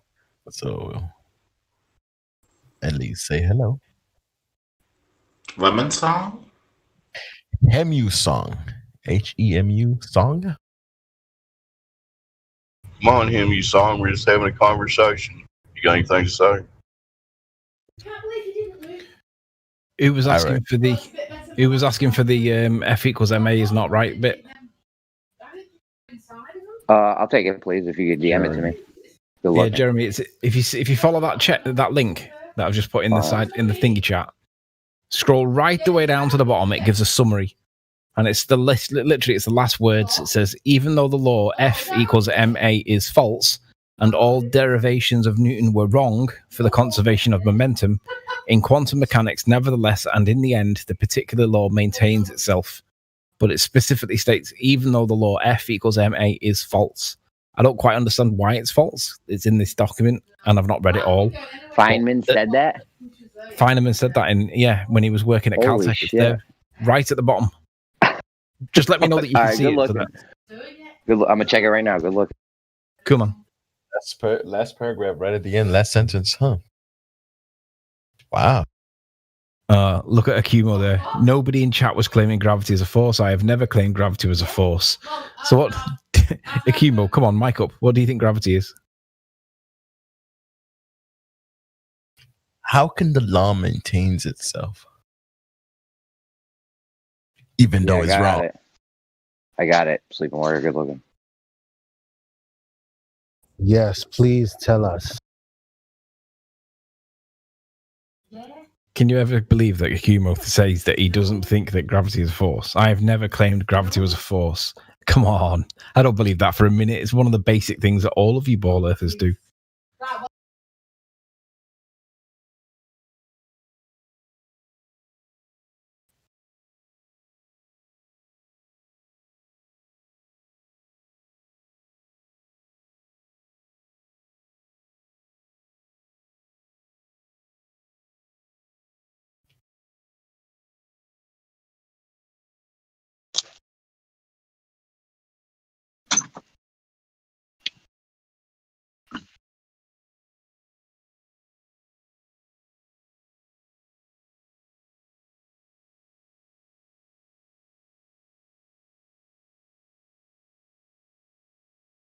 They always end up arguing our point at the end. Our initial point, they're arguing it. It's not a force. Your reference frames are ruined. What else? Well, here you have a Glober who is clearly arguing that he never said it is a force. So apparently it's not a force. So then what's wrong with all the other ones that are claiming it's a force? No, he's claiming what's the word? Culpable deniability, isn't he? Is that the word? Where he says, I've never said it. Doesn't mean that I don't believe it, but I've just never said it. Right. And he might not have, directly, but this is what you guys all... Of course. Well, just ask him now. Just ask him straight. Does mass attract mass? That's the question to ask him. Because when we argue with him, it's usually about like Coriolis and shit. I can't say I remember having argument about gravity with Virus. So I don't know. I could be wrong. We've had a lot of. We've been doing this a while, so I don't know. If gravity is not a force, then no, I don't even know how to ask this question, because every way that they think or conceptualize gravity pulling things into spheres, you would need the matter in the first place. But in the beginning, there was no matter for there to be a gravitational attraction. It's like I don't even know. It confuses me. I don't even know what I'm saying.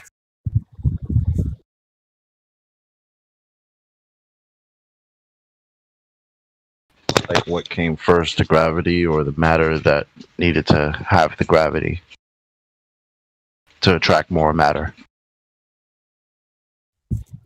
Thank you. You're welcome. So who wrote this? You said it was Rodolph Pfeiffer or Michael Gottlieb or something. Stephen Warrior. What was the question? About that the citation you just said about the even though the law F8 equals Yeah, right at the bottom. It's the last line. Right. Who wrote this? He said Feynman spoke it, or I don't know whether he spoke it or whether it's annotated notes, but it's the conservation of momentum. Richard Feynman. Yeah, I believe it was either transcribed or quoted verbatim from Feynman. It's one or the other. I'm not entirely sure which. Look at what Akim was saying in chat. What does he mean by it maintains itself, though? In quantum mechanics, in the end, nevertheless, the particular law maintains itself. I don't know. I think he's talking within quantum mechanics it works, but even though the law F equals ma is false and all the derivations of Newton were wrong for the conservation of momentum, that's a separate sentence. So he can ignore that. It can be omitted. So it says, even though the law of F equals ma is false, in quantum mechanics, nevertheless, in the end, that particular law maintains itself. Honestly, I don't know, because that's like super level shit. It seems like doublespeak. Right. That's what it sounds like to me. It's like just complete doublespeak. Yeah, it could be, but it's Feynman, isn't it? So it's like I don't know how we could ever question it because we can't get to him to ask him.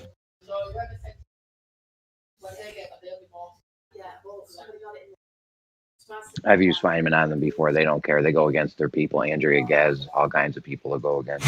They do. They're very quick to go against Neil deGrasse, aren't they, with that microphone drop? They throw him all under the bus. Yeah. Oh, he's wrong. Agree with their point. Oh, we don't care. We don't care about him. Like, okay. That's, to be honest, that's the reason why I was really surprised that George Musa spoke with Fight the Flat Earth, because normally the rule is do not engage at all costs, but he did. I did consider contacting him and asking him, could I have a conversation with him? But I don't think he would do, because I don't think he's allowed to. Musa seemed mad innocent, though, right? Like, he wanted to have a cool conversation. Wasn't that video edited too? Wasn't that video edited at a critical part too in the conversation during all that, or no? No, I think he played it live. But what I noticed is that Craig sat there motionless intentionally so he could clip it so that it didn't look like it had been clipped if he needed to edit it. If you watch Craig, he doesn't move. In that whole video, he does not move.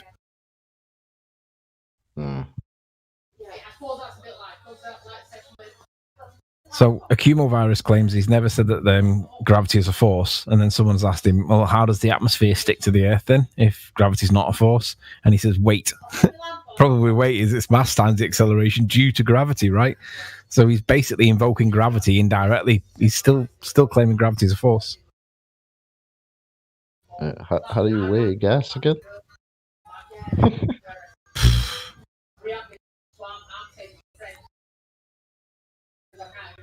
If gravity is not a force, how do satellites orbit the Earth? Now he's got to say gravity is a force. Yeah, he's got to say gravity is a force. He can't be a ball earther and say gravity is not a force, or I've not said gravity is a force, because by By definition, if you're a blurther, you've got to say that gravity is a force. You can't omit it. You've got to say it.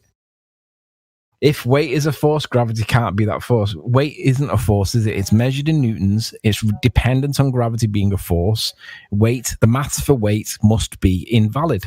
You can't use the word weight if you argue that gravity is not a force. And we know gravity is not a force, so you can't use weight.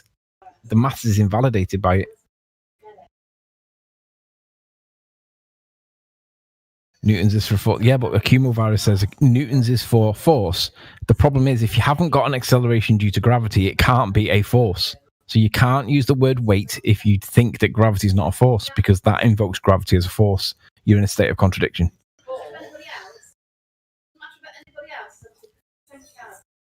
If gravity isn't a force, how do things orbit a spinning water ball? Correct. There's got to be a. Would this There's be got to like be a cognitive dis? Yeah, of course. Or paid to be. He's literally either cognitively dissident or he's paid to be here to confuse.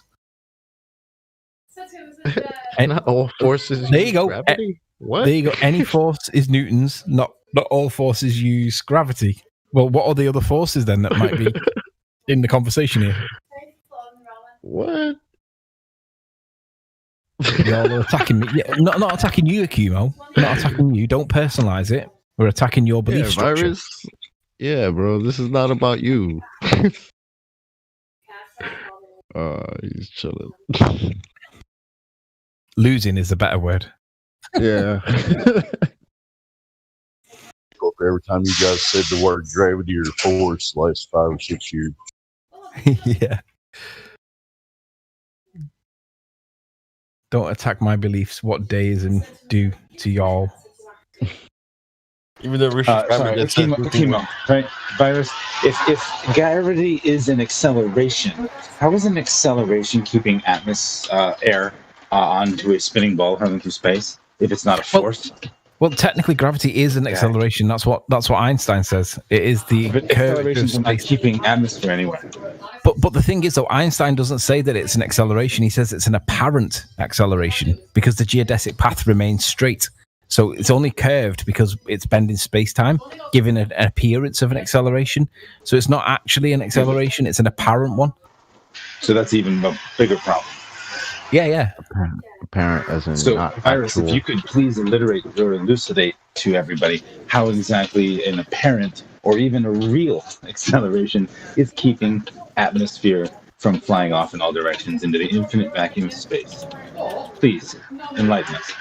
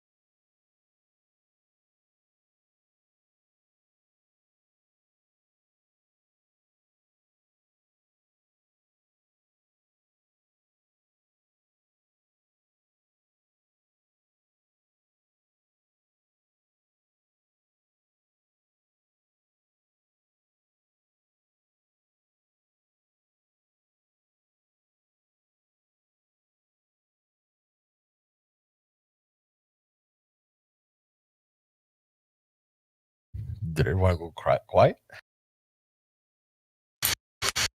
No, we're all talking. Sorry. This is 24/7 Flat Earth Discord live. If there's any questions about reality, feel free to speak up. It's been dead every day in Kentucky.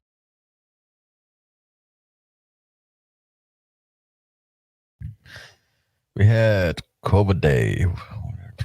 I don't know if I want to. I'm gonna meet COVID Day.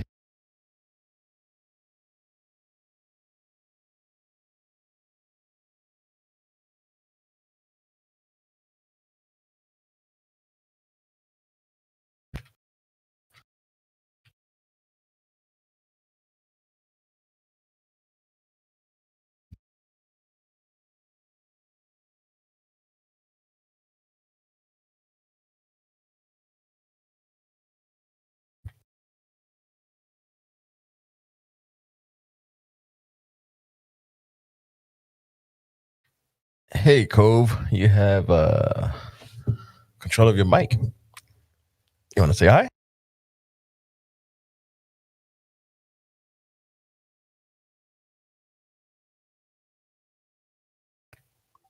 If you don't say hi, oh, he's typing. You sound too intimidating, man. I'm just kidding. All right, I will give you a listening pass then.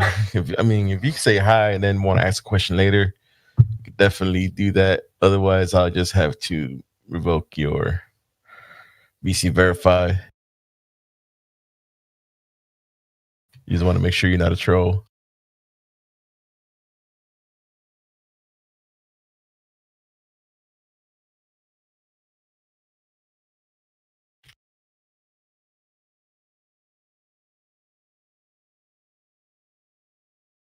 All right. Next time you wanna chime in, just either go to the VC check-in, or ping one of us, ping a mod or a Gold Plus member to be able to speak.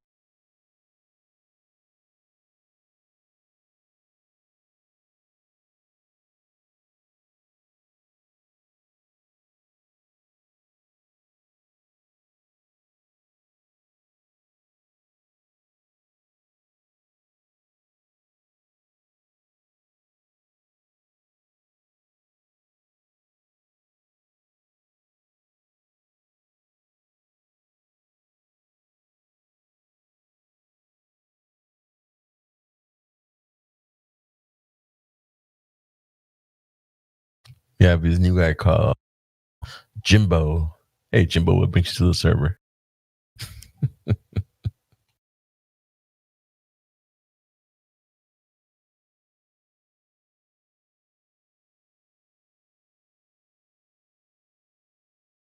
It's hard, isn't it, mate? You try and get people involved in the conversation, you end up talking to yourself for half an hour. Pretty much. Yeah. Thanks for trying that, buddy. Really appreciate that. I'm not a baller, but I can play one on Discord if y'all are desperate. Go ahead. You want to play baller? All right. Do you know any physical measurement of Earth curvature there, David? Well, if you take these sun angles and add some bullshit to it and some more various bullshit, then the Earth is curving. Its level is curved. So, what else you got? I was right up with you until you start saying bullshit and stuff. We add some more bullshit, a little bit more bullshit. Ipso facto ball. Hey! Who is this Arkham virus in the voice chat? He needs to join the VC. Roger, get him. He doesn't want to. He complains about being attacked. So I don't know. Make him. The thing is, the live stream voice text is for people in the VC. So you guys don't know who Akuma. You guys don't know who Akuma virus is? QE roasted him on a few shows ago over Coriolis. It was hilarious. He's the blind sniper. Yeah, but Roger's the one who's always attacking him, right, Roger? Sorry? You're the one that's always attacking the Kuma virus. I've heard you before. I'm just kidding. Oh yeah, right. I just want to know what's wrong with the egg experiment, and he's just in the live stream. He can jump in and explain in 10 seconds, right? But He seems to have a problem with the thing that was very manipulated being the fucking cause of. That's his problem, right? That's all the whole problem. If I remember this correctly, Sleeping Warrior just added some mass salt to the solution. So what he did, what he very manipulated, it caused that to happen. Oh, did we just do science then? Oh, bugger. No, not science. Yeah. So what's going on with this discussion between these guys with gravity being a downward vector, and some people saying it isn't? Where's Bob and Whitsitt? Why aren't they talking? Because Bob puts himself out of reach. He doesn't want to have the conversation. He says that he's being honest to push the conversation, but he's not. He puts himself in his little safe space so that he can't be challenged. I mean, they've been here a few times, and I've said, that I don't agree with what they're saying, but so you can't get a word in edgewise if you let him speak. Well, Whitsitt starts doing that sophistry thing where he starts saying like incoherent. What does he say? Incoherent dielectric acceleration, and he says it in a way that he's convinced himself that makes sense. But when you break it down, incoherent just means disordered. Dielectric means I can't remember what dielectric means. But when you break it down word by word, it doesn't make any sense. It's just words that sound intelligent, and that's the definition of sophistry. Incoherent dielectric. So dielectric means. Oh, I need the word definition. Dielectric, having the property of transmitting electric force without conduction or insulating. Having the property of transmitting electric force without insulating. Without conduction, therefore insulating. Yeah, I mean, this business about what's scientific and what isn't. I don't have anything against people having views which aren't scientific. I'm sure I've got plenty, but when you try and pop it off as science, then there's got to be called to account. That's his main offence, isn't it? Pushing nonsense or pseudoscience or philosophical views, his own opinion, pushing his own opinion as science. That's his main crime. Yeah, because he does a lot of interesting stuff, and I'd be very interested in seeing what he's doing with this whatever it is. He's got a gyroscope. I'd be very interested to see what this picks up, but. As for saying it's science and it does this or that, I don't know, but it's a bit of it's something that's splitting people here. Chocolate knows my views on it. A chat. Yeah, man. I mean, it'd be nice. I mean, Sleeping Warrior has been asking Bob to talk about this for a couple of years now. I almost want to say, right, Riley? I think it really came out when I'm not sorry to interrupt. It's for sleeping. No, you're good. It really came out when Nathan called Bob up on his use of a scientific experiment with the gyroscope. I think it all stems from that. It's different beliefs on what science is or what they actually, I think that's the crux of the matter. That episode where they were trying to say something was science and Nate Oakley was on it. Was that the one? Or was that something different? I think that was pretty much. It sounds about right what you said there, yeah. You all kicked off about 2 years ago between Nathan and Bob because of the scientific method. Nathan, from what we can all remember, kind of put down a scientific method and Bob didn't like it. And here we are 2 years later. It's the same thing. Yeah, it's not really up for vote, is it? The scientific method. It's pretty much you can't. Well, the scientific methods. They want to put an S on end.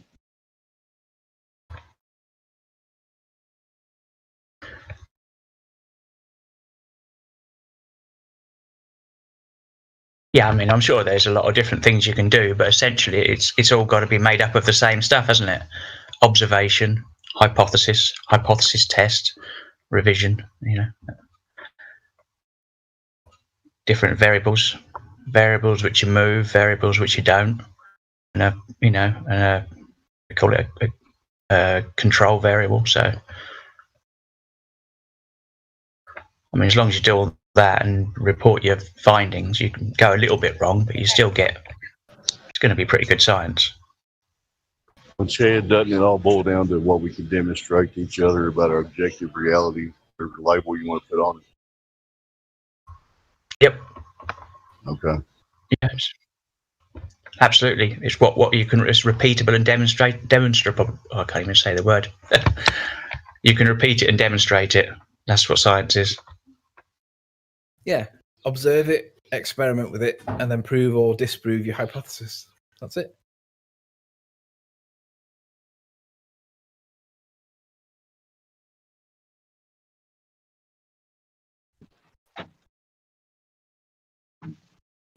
Yeah, no, I was just making fun because the Wolvers will say, "Well, you could just look at something. You just look at it, and then you're good." We did science. Just look at it, and you did science. Yeah. So we're doing. So we're all doing science all day, just by That's what I told around using our every eyes. baby. Every baby on is on Earth. scientist. I actually said that. Dog, cat. I'm not even bird. joking. I legit said that. Everything with eyes is doing science. Okay, great. Thanks. Thanks for narrowing that down. So does that include the entire animal kingdom as well? Are they doing science I don't know. Bro, I don't know. At least every baby. At least every human baby on Earth. If we are doing science by looking at something, everything that looks at something is doing science. I would go with what Chocolate said. I didn't bring it to that level when I was getting them on it, but I used the babies. Yeah, well, where does it stop? Babies have eyes, right? Every human toddler. I will reduce it down until it sounds absolutely fucking ridiculous. Yeah, my dog's doing science right now. Insect. That's what I do. Every ant and insect on Earth. Yeah. Spiders. I remember Brenda saying that one time. She was like, I think she said the same thing. Yeah, just looking at something science. I'm like, so I'm in my room right now, just looking at my door. Am I doing science? It's like, yeah. It's like, yeah, okay. This is when I know I don't speak to you anymore. You're just an idiot. I can't.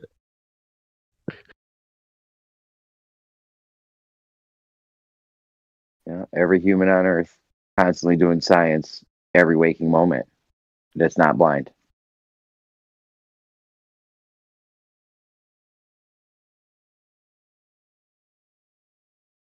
Hey, Chocolate. You.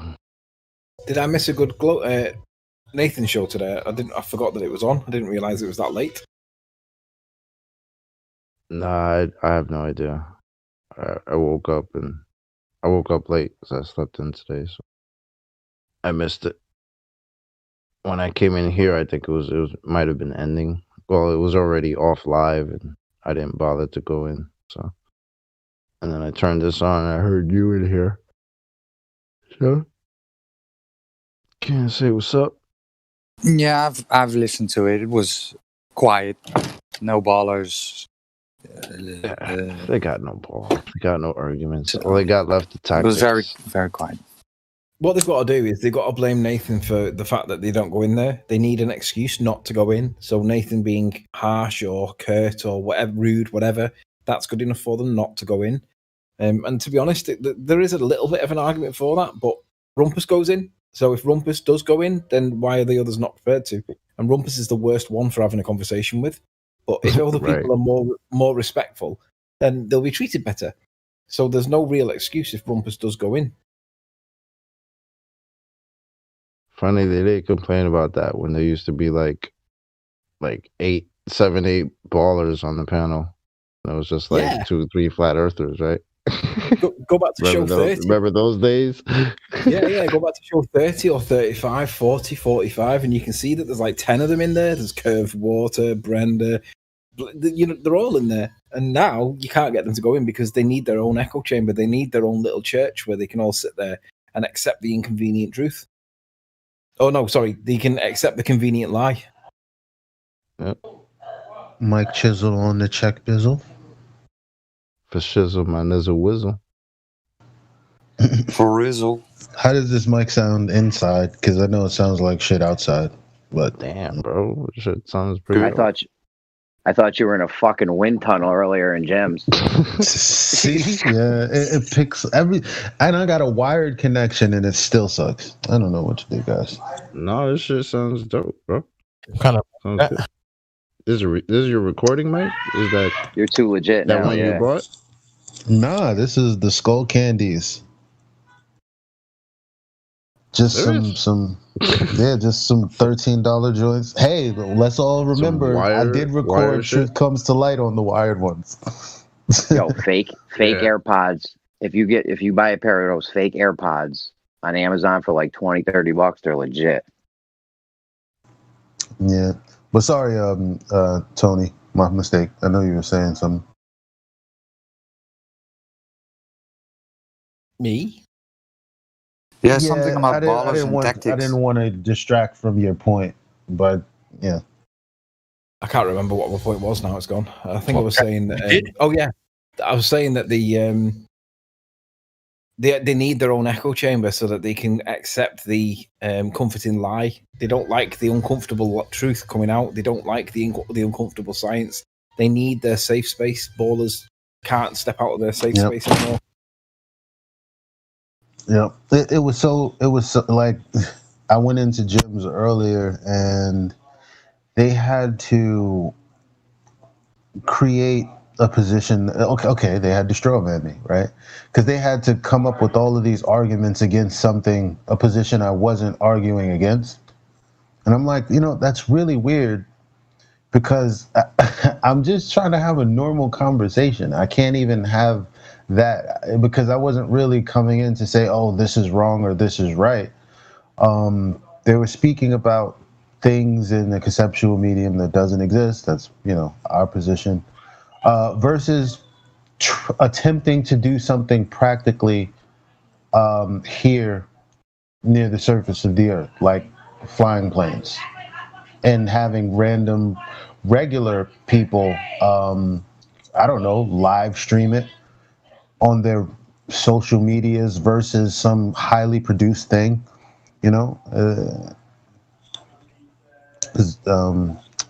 I brought up One More Orbit because they were asking, well, how do you have pole-to-pole flight? And I'm like, well, they claim they have it, but even still, I wasn't even trying to argue that. I was saying my position is I wouldn't ask for that because even if they could show me something that seems to be legit, how'd you do that over a non-curving surface?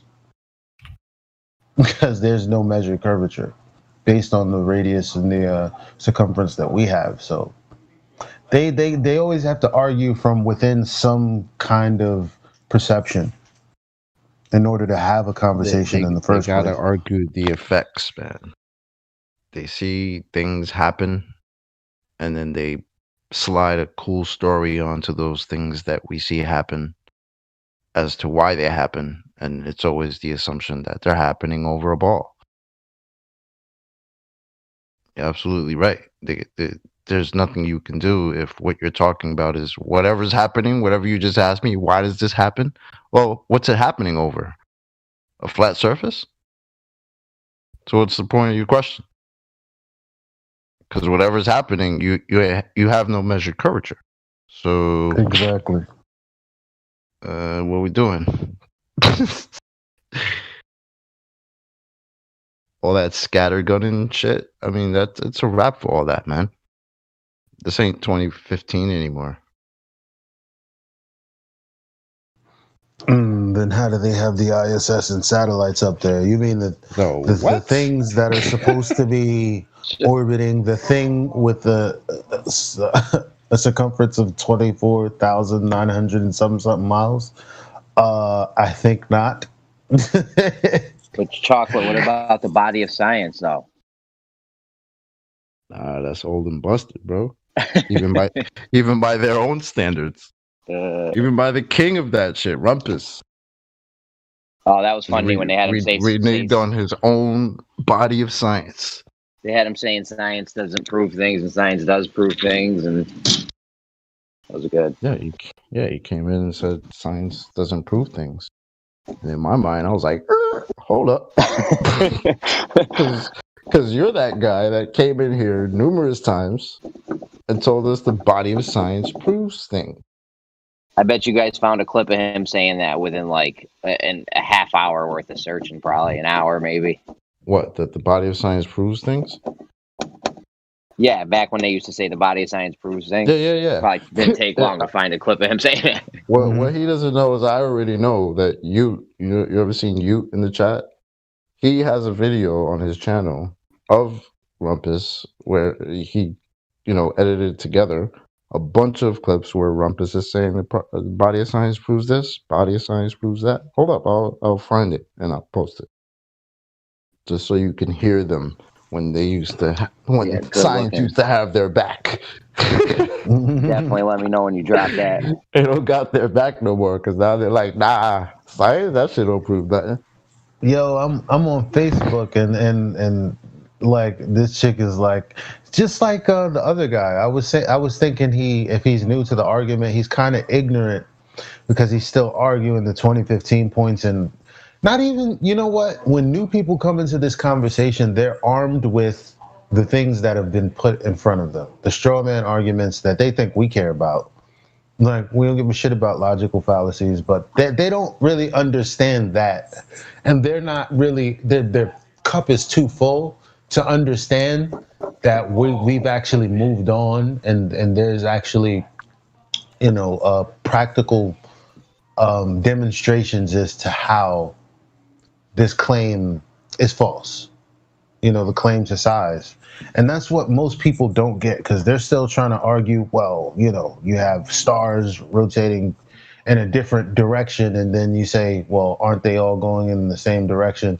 Well, it's clockwise and counterclockwise, as if those are directions. I don't know. What was my point? I did have one.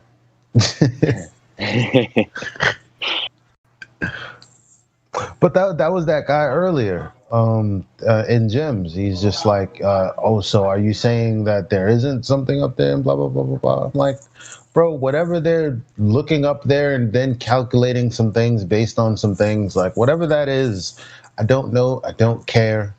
You're claiming that there's people on it. I choose not to believe that because if it was something that I could know, then I would just know it.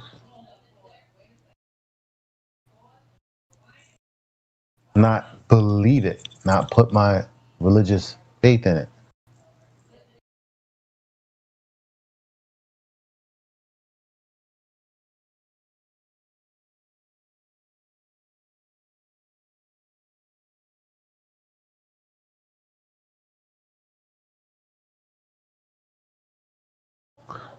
Damn, I still can't. I can't figure out the point. That's what happens.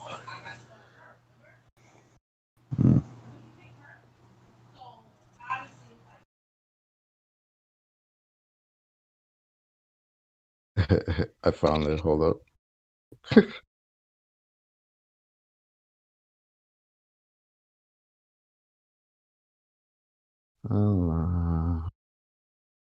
There you go. It's like a 2-minute compilation of Rumpus saying the body of science proves this, body of science proves that. Doesn't somebody have one with him doing the same thing with geometric horizon? We do, we don't. Something like that. Yeah, it's an audio clip.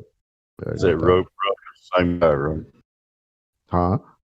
That's Rumpus the same guy. We Yep. do geometric horizon. No, we don't. The we don't. one and only, yes. Okay. All right, T-Man.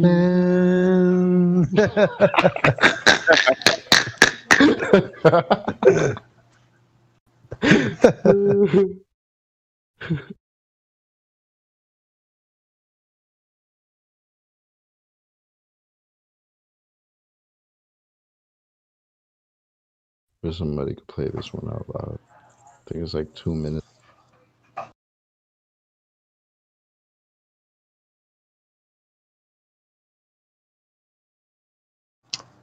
Oh, I could play it. Hold up.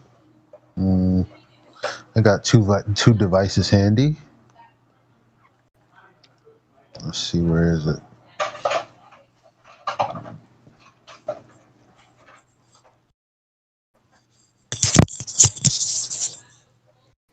I will ask for a 64th time. I would like scientific proof of Earth curvature. The whole body of science says so. The whole body of science is not the scientific method.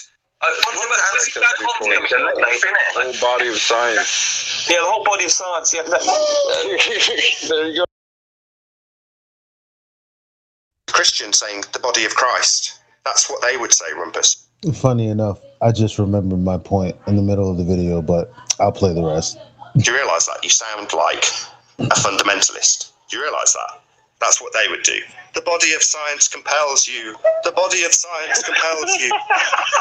I've got a lot of admiration for people who actually confess to the fact that they've got a belief. Good for you. You've proved it to yourself, have you, Rumpus? Good lad. Well, no, the whole body of science is good lad. You believe. Yeah.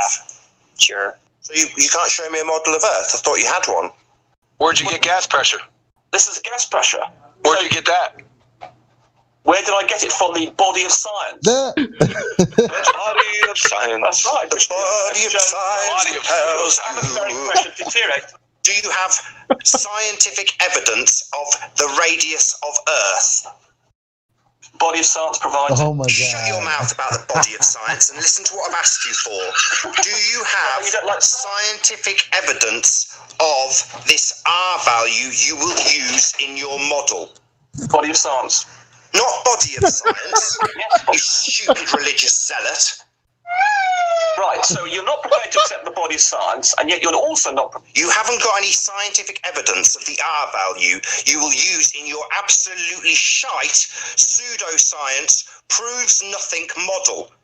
So you reject the body of science? Look, dickhead, doesn't matter how many times you say the body of science. It won't change that you have absolutely sod all scientific evidence for the R value you will insert when you model. So you reject the body of science and you reject. I reject an R value that has no scientific evidence to back it. Body of science and your own body of science isn't scientific evidence. That's men in white coats talking to each other and peer reviewing. He asked you, what haven't I answered? Yeah? And I'm saying you haven't given me an answer for scientific evidence of the R value. And the body of science has numerous examples of that. In fact, I can link you to a geodetic book which goes into. Sorry, geodetic would be working on the presupposition that they're on a sphere to begin with, would they not? No, not. No. Oh, Yes, they God. are. Yeah, that by nature is jealousy. Yeah, they are. That was probably one of Rumpus's best bits. No, they are. He's the gift that keeps on giving, Anthony. Oh, he is, man. He's one of a few guys that I could actually sit in a pub and have a drink with, because most of them I'd want to strangle, but I quite like Rumpus. He's totally dishonest, but I like it when he starts calling people, what's he call them now? This twat. Oh, you're a twat. It's just the way he says it. It's almost endearing. I'm literally crying, man. The body of science. That's like Oakley said, right? You just want to ruffle his head up and get out of here, little scamp. Man, okay, get out of here. No, no. We do. It's like Pinocchio. Man. I'm a real boy. But I identify as a girl. Oh, shit. It's a ball, but it identifies as flat. Man. That's basically what it is. It's flat, but it identifies as flat. Well, they say it's a ball, but it identifies as flat. Dude, you should hear the amount of people that come through this server daily, Anthony. I mean, you'd be just like, damn, dude. They say things that you would, Rumpus probably hasn't even said. You know, like this guy was saying one time about he could see farther on a extended plane if he had a magic telescope. He said it in those words, magic telescope. Yeah, he says on a clear enough day with a powerful enough zoom and a bit of Paul's maths, you can see your own ass in it. Oh, he does say that, huh? Rumpus. He does. He does. Yep, He thinks that he theoretically did say you can that. see your own ass. If you think about Paul's that, maths. it's hilarious. Bit of Paul's maths, yeah. Yeah. That's old On a clear school, enough bro. day with a powerful enough zoom and a bit of Paul's maths, you can see your own ass in a telescope. And I think he doubled down on that because did he come in and we were making fun of him? We were like, "Bro, Rumpus, you really you think you can see your own ass in a telescope?" I think he doubled down on that, bro. He did. It was somebody else that said it originally. I can't remember who it was. Einstein. Isn't it Einstein? Did he just say that for the pass? You could be able to see if you could see have enough powerful telescope and enough mirrors. I think you could see behind you, and you'll see the pass. Something like that. I don't know. In this video, Hey, what do you guys have a view on this Tiffany Dover? You know, this nurse that fainted. I haven't heard about it. People are saying that she passed away. Okay, so Tiffany Dover was a nurse that was employed by a hospital, and she was part of the vax trials. So what they did was the hospital thought it would be a good idea to get, I think it was 6 nurses and doctors or 6 medical professionals, all to take the vaccine live on camera in front of an audience because they were that sure it was safe.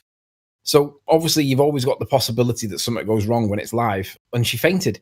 She fainted, but it was 14 or 16 minutes after she took the injection. And although she regained consciousness, it's said that she died 8 to 10 hours later.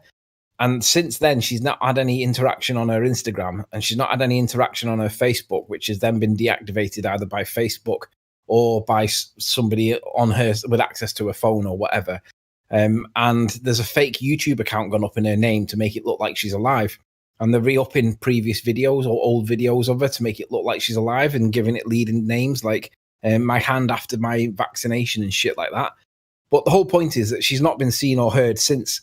So people are asking the legitimate question of, well, where is she?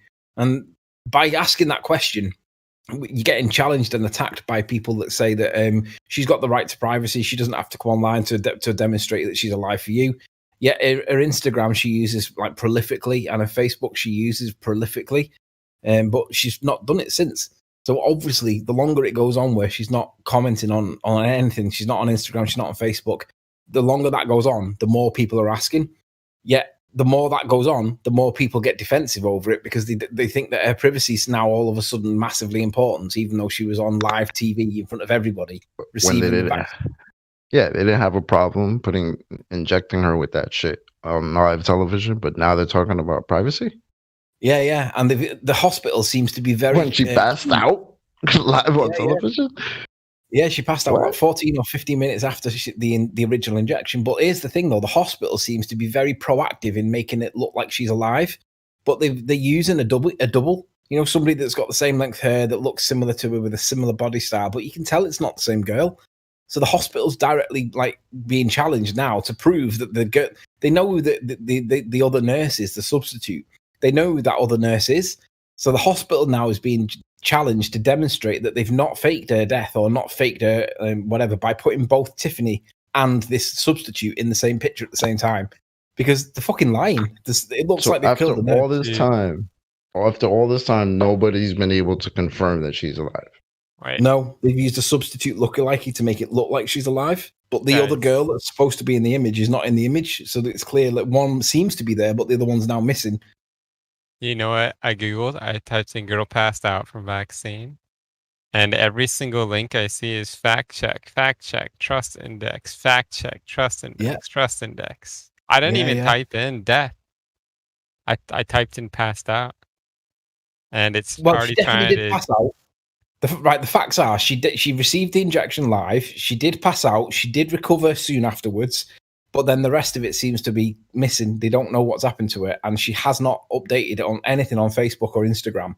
And now her Facebook's been deleted by either Facebook or maybe by a person that, you know, the thing that you do on death, whatever it is, that thing that your next of kin person or whatever. Somebody's deactivated her Facebook account, and there's a fake YouTube account set up in her name.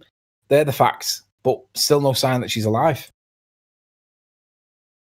I'll tell you what I'll do. I'll put it in the side chat here in Thingy. If you go to that guy's channel, Joe Leonard, his last 4 videos are all based on her, and he does it better than me, but he's basically saying the same thing. He's saying, like, this woman is not the same woman. Who the fuck is this? This is not the same. Because Tiffany Dover's got, like, a really skinny sparrow neck. She's got a really high hairline. You know, her hairline at the front of her head, it's like she's got, like, quite a bulbous forehead. She's very distinctive. And they've got a looky likey that doesn't have a skinny neck, that doesn't have a high hairline. It's clearly somebody else that's got more weight on, a bigger bust. But they're passing her off as though this is the same person. But he goes through it in the same way that I've just gone through it with you guys. But he's one of many people that are questioning what's really going on here. And the longer she's not appearing, posting on Instagram or Facebook, the worse it's looking. So that brings in the hospital because they're actively trying to make it look like she's alive.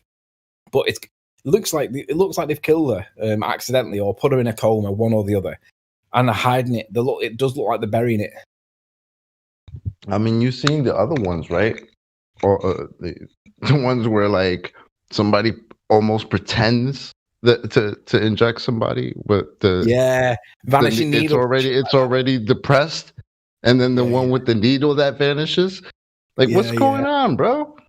I don't. And then like it's not like that happens. Like the guy with the needle that was already depressed. It's not like he realized it was depressing. He was like, oh, okay, I made a mistake and let me change it out because obviously I didn't just press the button, right? Come on, man. But you're just going to pretend that you just got your vaccine and that everything's okay? That's when you know it's bullshit, bro. Get the hell out of here. That's crazy, man. And the vanishing needle. I showed that shit to my coworker. He was like, yo, what the hell? Where the hell did the needle go? That's not supposed to happen. I was like, no, it's not. They do have retracting needles, but you have to press a button. And when it does it, it recoils like a gun's being shot. Now, when that woman pulls the needle out, there's no pressing of a button and there's no recoil. So they do have these spring-loaded like things to stop like the risk of stabbing yourself after a HIV patient. But the reality is that you've got to do 2 things. One, you've got to press the button, and 2, you've got to see the click where it recoils back into itself, and that doesn't happen. But the more you watch it, the more you start persuading yourself while it's inside the guy's skin. Well, the more you watch it, the more you've got to try and persuade yourself that you are seeing it, and it's like the Emperor's New Clothes. It's like fuck all there, mate. She's not pressing nothing. Yeah, because if she was just alive, it would just be very simple for her to come out like, "Hey, here I am." It's not as if she's too old for YouTube and can't be out of it. But see, to me, sorry. What the fuck was that? Do you have an elephant distractionary attempt?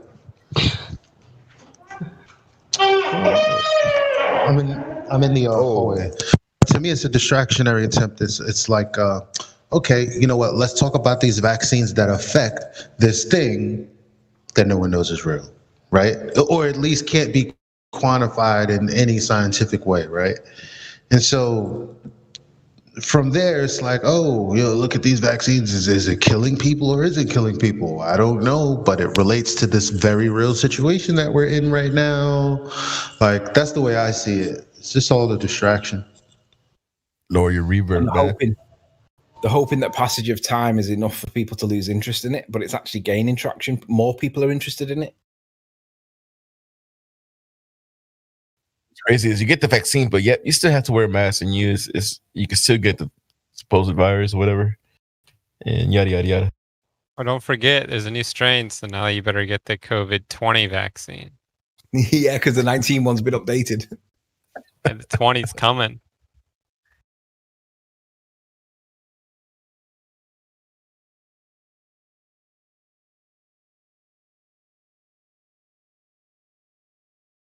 That guy that I've left the Joe Leonard, the link in the chat. He's just updated a new one now. Uploaded a new one. I'm actually going to go and watch it because I want to actually see what he's done. Dawn of the New Age of Aquarius. I don't know what that's got to do with anything, but I'm going to go and watch it anyway. But he's going to go through the stooge or the fakey that's been put in. They're calling it fake TIFF and real TIFF now. That's how far gone this is. It's like watching an episode of Coronation Street and knowing that it's not real. It's like it's a soap. It's become a soap. Yeah, bro. That's what it all feels like. Diet soap that we're in. It's crazy because we're living in a reality that really dead ass is fake. Not a better way to put it is like a whole bunch of narratives that we ourselves aren't involved with directly, so can't verify for ourselves. That's the weirdest part about all of this. Like, is you either believe it and are along for the ride, or don't believe it and are just stuck in limbo because this world is going through this script.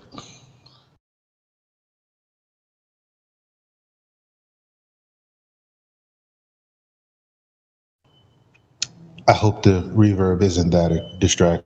Better, way better now. Better than you fucking climbing up the north face of the Eiger, mate. So yeah, I love it. It's really good.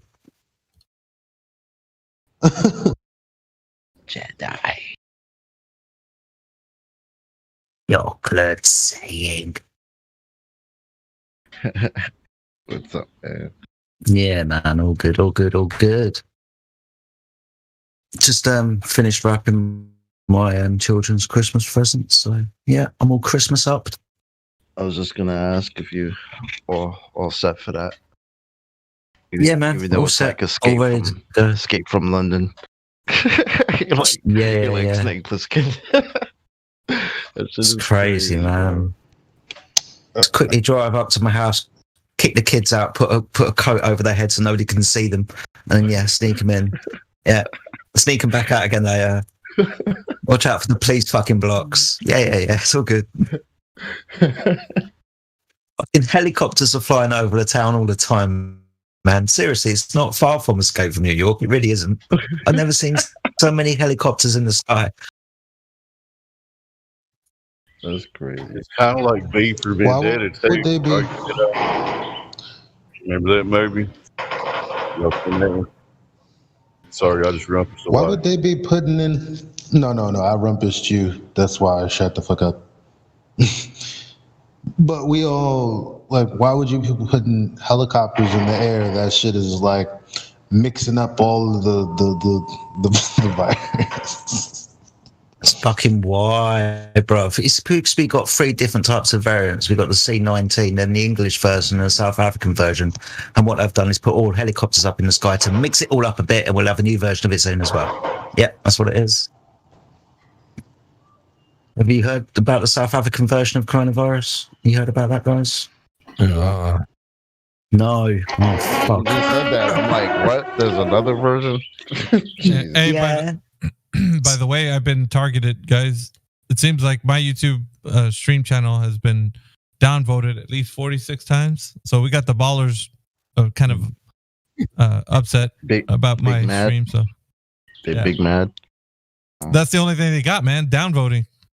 That's all you guys have out there in YouTube land. You don't want to come into Discord, huh? Come on in. That's them They are sharing so their lucky pain. that they did that. They're so lucky that YouTube changed the algorithms and certain whatever the fuck they did to allow what's going on. Same thing with Google's, and then on the top of that, you have the reinforcement from Facebook, so that if certain keywords come up in whatever you write, it's like, oh no, that goes against our guidelines. Pow pow. Don't do it again, or you will be not allowed to post for 24 hours and then never ever if you do it again. So it's like all of this control just to not say certain things that people, are obviously feeling, oh, this election is bullshit. Don't say that. I don't know if the Earth being a globe is real because there's no actual direct evidence that I can verify as an individual person. Don't say that. Yeah, like, they removed Nathan Thompson's YouTube channel. They removed Witsit Gets Its YouTube channel. His is gone. I think today I tried looking for it. Yeah, try clicking on it.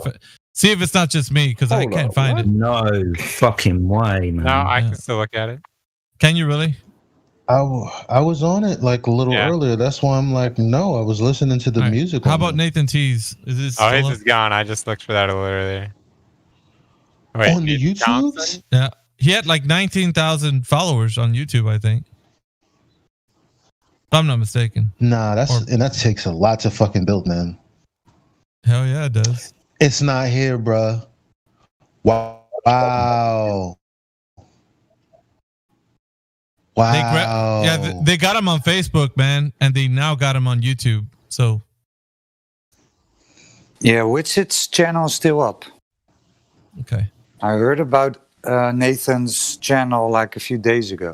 But the last video he did was about now. The last video he did was the one with the NASA employee in like Lowe's or something. Nah, he was doing a review of the last one I saw. He was doing a review of the one where he was on Nathan's on Oakley's. What's it? See, that's what I'm. Do you think shit would be sweet if Nathan had 30,000 subscribers? Like, there's got to be a point at which, like, because they're dealing with a whole bunch of us just popping up, right? So they probably look at us as like terrorist cells or some shit. So even though we do exist, and even though we're given that good stuff, like, is there a specific number that triggers them to then say, okay, because the math says in this model that if I let it get beyond this, then it'll become a problem. Therefore, I should shut them down here at this moment. Do you? Well, I guess I just I could probably beg the question there. But I could probably see that because they pretty much have. I'm pretty sure they have a trend where they see when a channel will definitely just super blow up, right? So if it gets an amount, because they have all these statistics on other channels that probably have done that. Well, not for nothing, Jeranism has like last time I remember it was like close to 150,000 subs. Jeranism has been around for a minute. He just cut all of his stuff down though. Like all of it. He did. Yeah, Jeranism? he did. He had to. Yeah, Jeranism. What you mean? What did he do? He deleted every single stopped. video off his main channel. Yep. Hold up.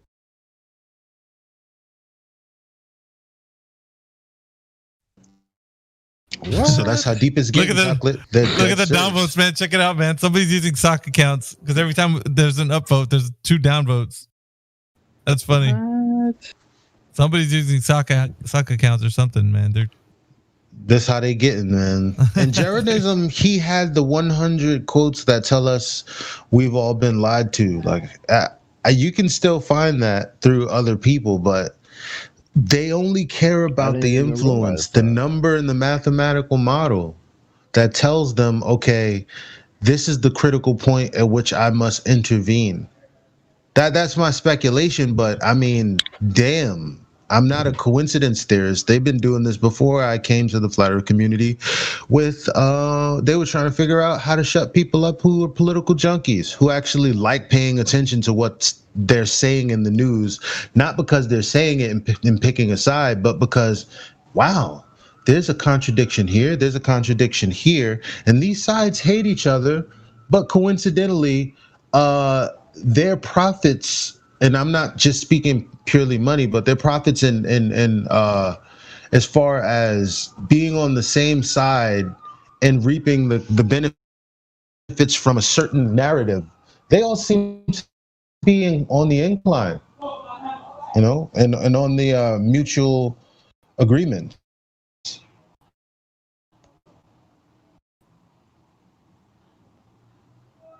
I don't know. I mean, I've had what you would call a normie come up and ask me, like, he's like, I noticed after I've listened to you speak to other people at the job,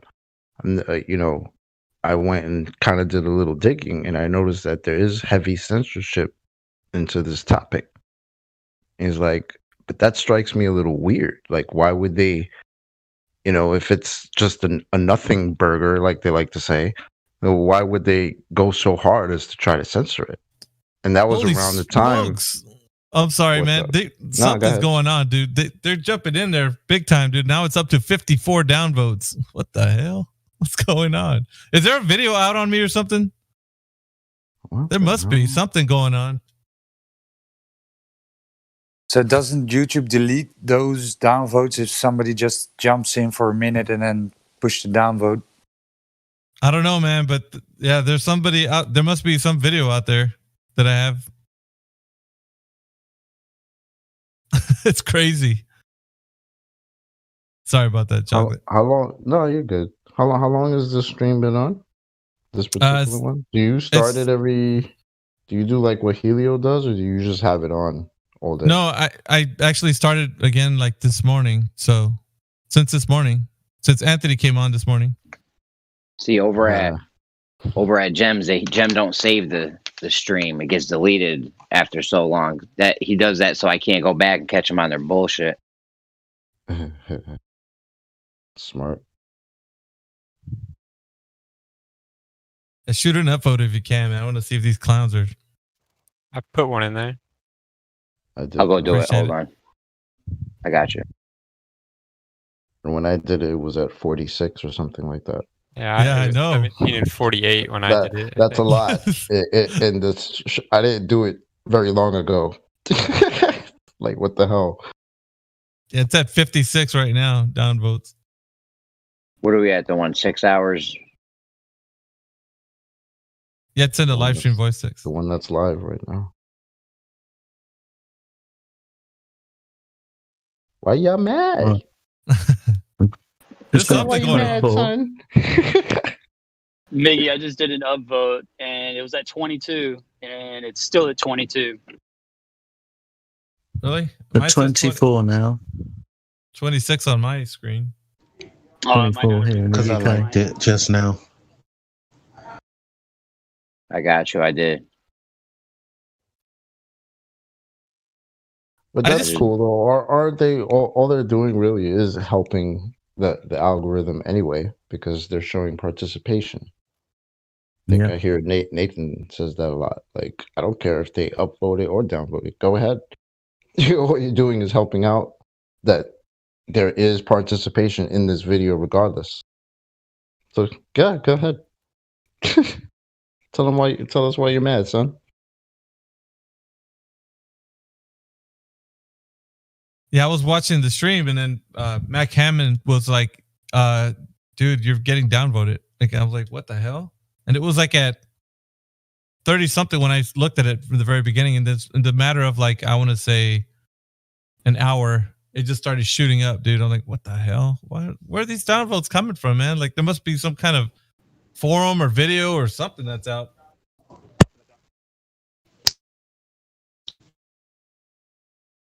It's probably all the Globers. Like, that's why this place gets this place gets a ridiculous amount of trolls compared to Gems. Like, I almost never see a troll in the text or VC over there. Very rarely. Just a little suspicious. They love to hate us.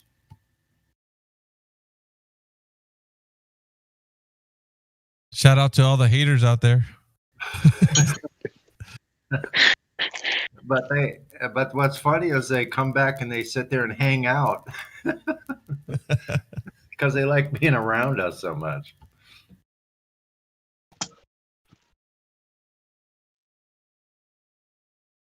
Yeah, if this is all you got, these petty tactics, I would be ashamed. And Mickey, I just thinking up about make 27 on my screen, just FYI. Yeah, you're kind of guys are tipping the scale now. It's going to 29 on my screen. I mean, all they did was help us out because now you got everyone to upvote it. Now there's mad participation going. Oh yeah, dude! Now everybody's looking. Downvotes are at 60 now. They're climbing. Upvotes are at 30. Tell him, keep voting it down. Go ahead. 61. Somebody's listening. 62. Is that all you guys have? I can feel their pain. Can't you go show us your pain? Right? They know who they are. 63. Boo hoo hoo. 64. I don't like it. Downvote it. Boo hoo hoo. I bet Fucking you they boo hoo could yourselves. downvote with like we're going up, but they're with like going up. emotion. Do you really I hit think the they got screen you on a very bot. hard or the key? Each upvote you get 2 downvotes. I know. Let's race to 100 and see who wins. Think we'll win? Dude, that's too weird for it to be normal. Like, Yeah, this do you see doesn't that? normally happen? Like, because understand this, right? That means 3 people would have to come in all at once. 1 person would like your video, and 2 people at the next 30 seconds would have to downvote it. The odds of that are so low. All right. So if you're in here, you're listening to my voice, go to my channel and upvote me if you're for Flat Earth. What about the viewer count? Like, is the viewer count versus upvotes and downvotes, does that match? Let me look. Concurrent viewers are at steady at 19. How many times has the live stream been viewed in the past? It shows that there's been a rise in viewers from, let's say, 11 o'clock to 11:50, which is in 1 hour. It's steady. It's fluctuating back from like 10 to like 17. But now everybody's paying attention to it because of the upvote war we have going on, the downvote. We're getting close to 40. We got 39 so far on my screen at their 65. But my point is, you can't upvote or downvote it without clicking on the stream. So if there's a way to see how many people have clicked on the stream. There's a bit of pedigree information I can get to if I just go into these settings.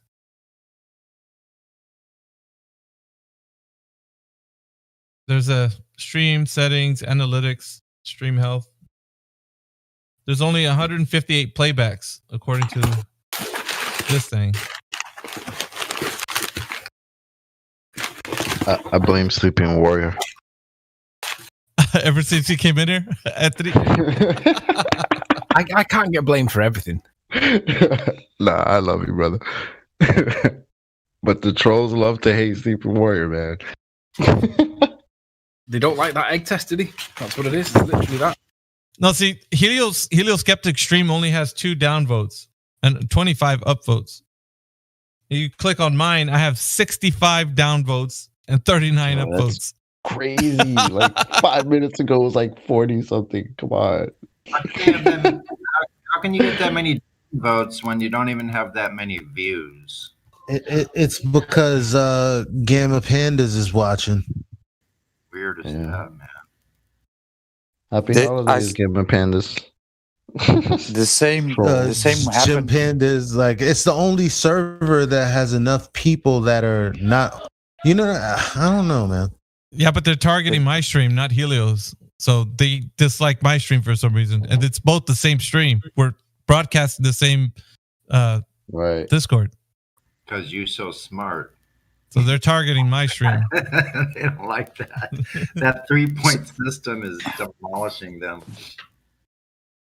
So the same happened to Arline. I was listening to his stream, and he has like an hour or an hour and a half live stream, right? And they took it up to 100 downvotes, and he only has like 30 viewers, maybe more. But so they took it, and they actually came into his chat room and said, "Well, let's take it to 100," right? So it's just a coordinated thing they do. They stopped at 65, by the way, and we're gaining on them. We got 42 now. I just gave you I have many channels, like 3 channels, and I just gave you 3 upvotes.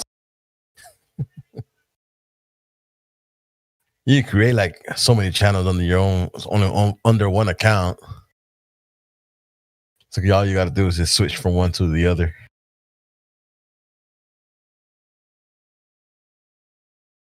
So yeah, it looks like they ran out of gas.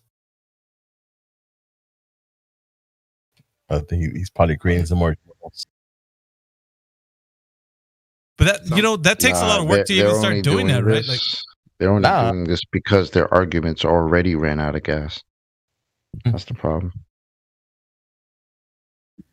Funny. This is funny with the comments.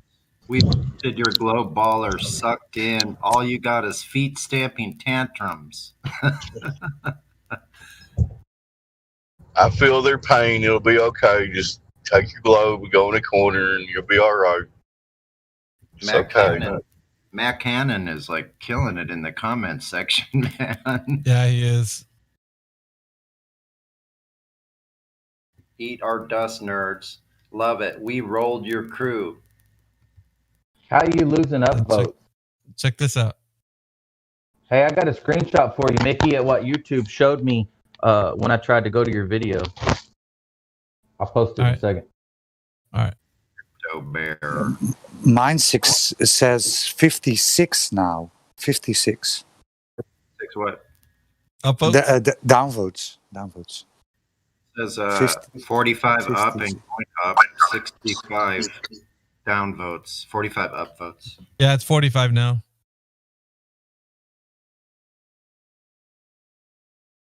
Every downvote is a victory for us silly trolls. I was just gonna see if we can overtake him. I think we can do it, man. We have the manpower to do it if we really wanted to. Like this server alone. 46. I mean, yeah, how many people are listening What to is this? that message? What is that supposed to be? But this content may be inappropriate for some users. I got who it. wish I to got that. continue. I got that message on all my YouTube accounts except for the one that I have YouTube Red on. Yeah. Because I logged into my other accounts to vote up. What the hell? Yeah, no, my stream is over 18. So I did that because we did the arena and all that. So the reason why is because, strong language and all that. If we're using strong language, then I don't want it to be targeted for younger viewers. We don't fucking use strong language. No, of course not. No fucking way. This is bullshit. We're at 46 now.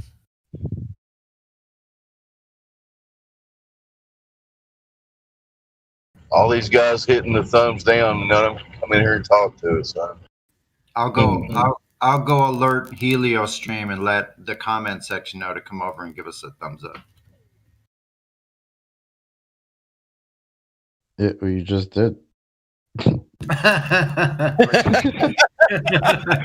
Right? You might need to give them a link though. They might need a link. I had hell finding Mickey's channel one time.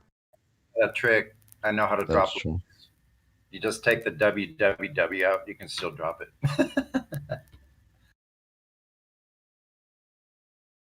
Like they're gonna stop us.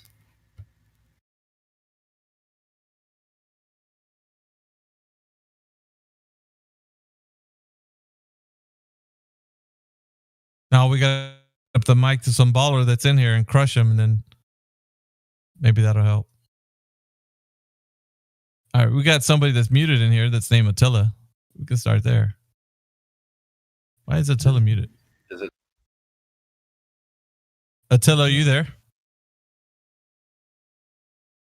Like, hello? I saw his mic flashing. Yeah, that's why I thought it was just every time you were speaking, it was just coming in or something. Yo. Okay, we can hear you. You're kind of low. Yeah, it's my laptop. I can't find my headset, so it's like. Well, he's a 1 for me. Can y'all hear him? And Attila, if you actually right click on your profile, you can actually put the volume up. See if it's at 200% or something. Here, let me try.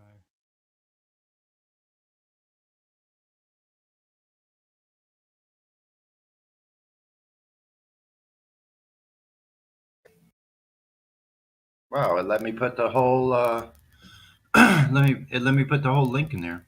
Yo, can you guys hear me? Way better. Nice. Yeah, I'm a flat earther, so I'm just listening, to be honest.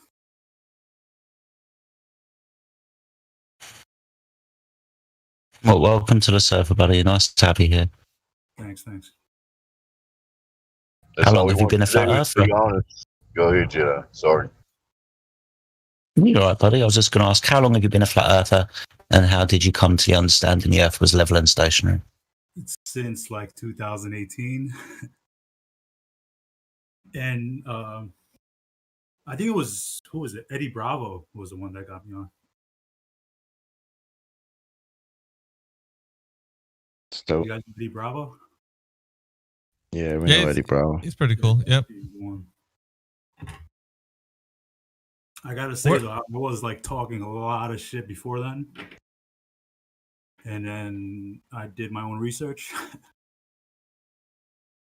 Like he says, look into it. Says that all the time. Yeah, but I don't really debate or anything like that. I mean, I just like listening. Well, that's the best part, man. I've debated before, like it just goes nowhere, you know. It's just like, Well, have you heard about the 3 points? yeah. No, I've been listening for a while. I'm not Okay. like new or anything. So what do you think about that? Isn't it a great way to present the argument to them, asking them what they know? It is. I feel like you guys like, I don't know, like it's more pinpointed now. It's more like you guys chiseled in the questions, like made it a little bit more easier for people to understand, you know?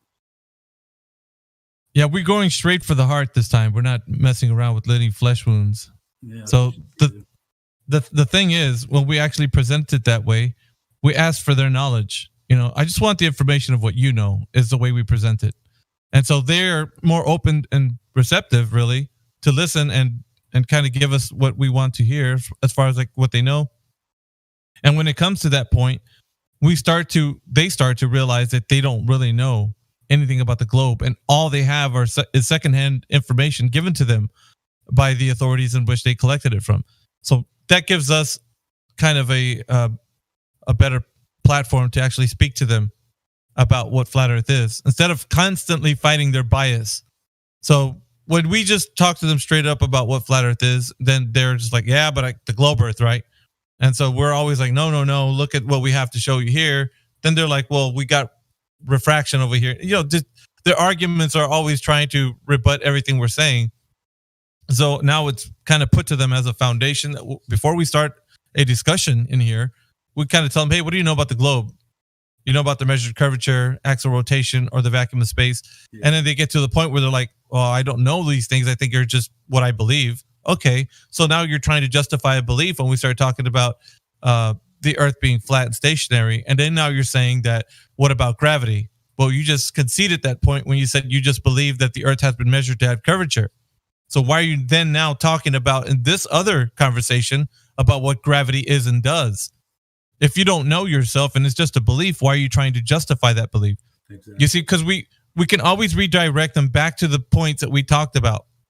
With the foundation that we've created, it is now a better platform for us to talk to them about what flat Earth is, instead of versus, you know, challenging them on every point, because that seems a bit more difficult. And you can talk to somebody till you're blue in the face, but if they're still with their idea that they think the Earth is a globe in their mind, and they haven't considered the idea that it could be a belief, then they're gonna be thinking that they're correct, and the multitude of people that are proposing globe Earth are correct as well. So you got to kind of nip it in the bud, right? So the foundation of your conversation about the shape of the Earth should be the 3 points. That way, like I said before, you're not constantly fighting their bias. And when they bring up anything about the globe, you can say, well, you just conceded that. Are you now trying to tell me something about the globe that you just said is a belief? Does that make any sense to you? You know, so we do it that way. Because from then on, they literally are just justifying a belief. Right. Now we're talking about, you know, like the RC Meisties, the Gem Pandas and all them. Like they come in here very staunch in their position. And the only way for them to realize that is to kind of show them that it is a belief. I put Zanuck through the 3 points. And believe it or not, he actually went through them, all of them. You could tell if someone's like honest or not, just by the way they respond to those questions. They'll like that was down, or they'll answer with an open heart or open mind. But you can tell if someone's like trying to find their way out of it. Like giving like out of the world answers and like, oh, I have to trust my government or something like that. Like it's you can tell like right away as a listener. Yeah, I was saying that it also gives us kind of like a truth meter. We know if they're being honest with us in the conversation to have a further discussion about what the shape of the earth is. Like if we're talking to them about these points and they're having a hard time conceding on maybe even the word belief, then we know that if we open up to more conversation afterwards, how do you think that's going to go? If they couldn't even concede on something that they just know is a belief. What kind of conversation you think you're going to wind up having after that? It's going to be a train wreck. You're not going to get anywhere. They're going to try to obfuscate from the point, redirect. They're never going to be giving you straightforward answers. So in a way, it's kind of like a truth meter. You know if they're going to be truthful with you in the conversation moving forward. So it's I feel like most people that think of flat Earth think of like a disc flying in space. They don't think of it as like a realm. Like well, that doesn't. I mean, you got to think when this movement began, a lot of people wanted to replace the thing we were taking down. So falsification is independent from replacement, is what we say now. But before, that wasn't the case. A lot of people wanted to give the ballers something to look at, something to chew on, something to think about. So here you go, AE map, there you are. Gleason's, here you go. So when we were doing this, we didn't understand that is a reification fallacy. How are you going to provide evidence for that being the case when actually they tell you, how do you know this is the orientation? How do you know this is the overall view from a top down? And then for you to actually say, I don't know, it ruins your point because you brought it up. The onus is on you to provide the evidence since you brought it up and made it a positive claim. So that's the thing. If you take away that idea that you're going to present something to them, then you don't give them anything to take down.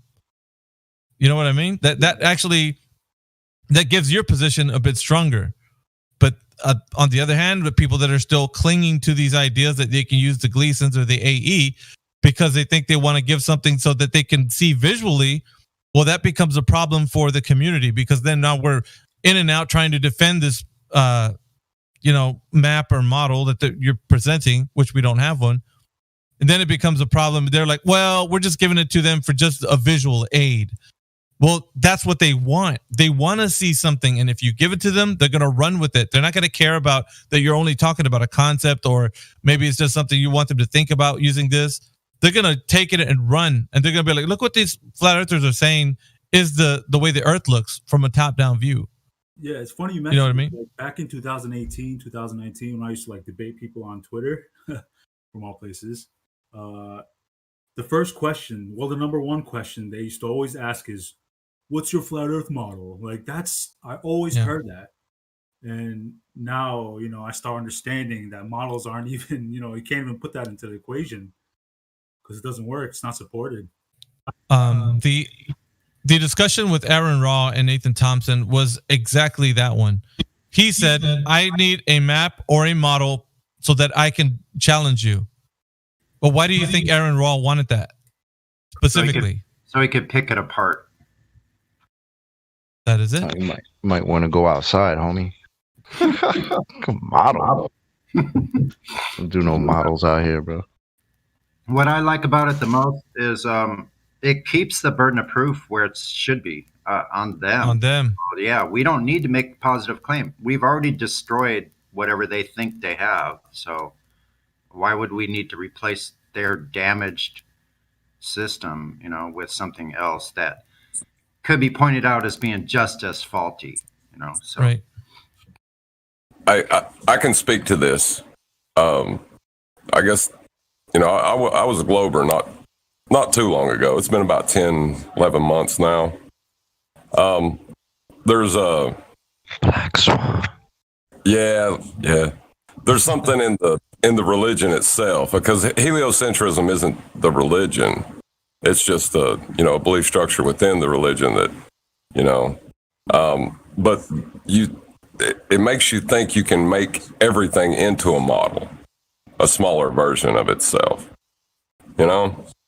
So when you take that belief and you put it, into like what the, nature of Earth is, they immediately want to put flat Earth into their model, because they have a model in their mind. And I used to too. Like you want to put things together. It's just like a right brain type of way of handling it. But there's the left brain too that's saying, that's bullshit. Yep. I don't think they do it as much. I think they do it honestly, because I used to. Like, I really thought, you got to present a model. You can't just make statements about what is. But well, we have a lot of that come into the server broken.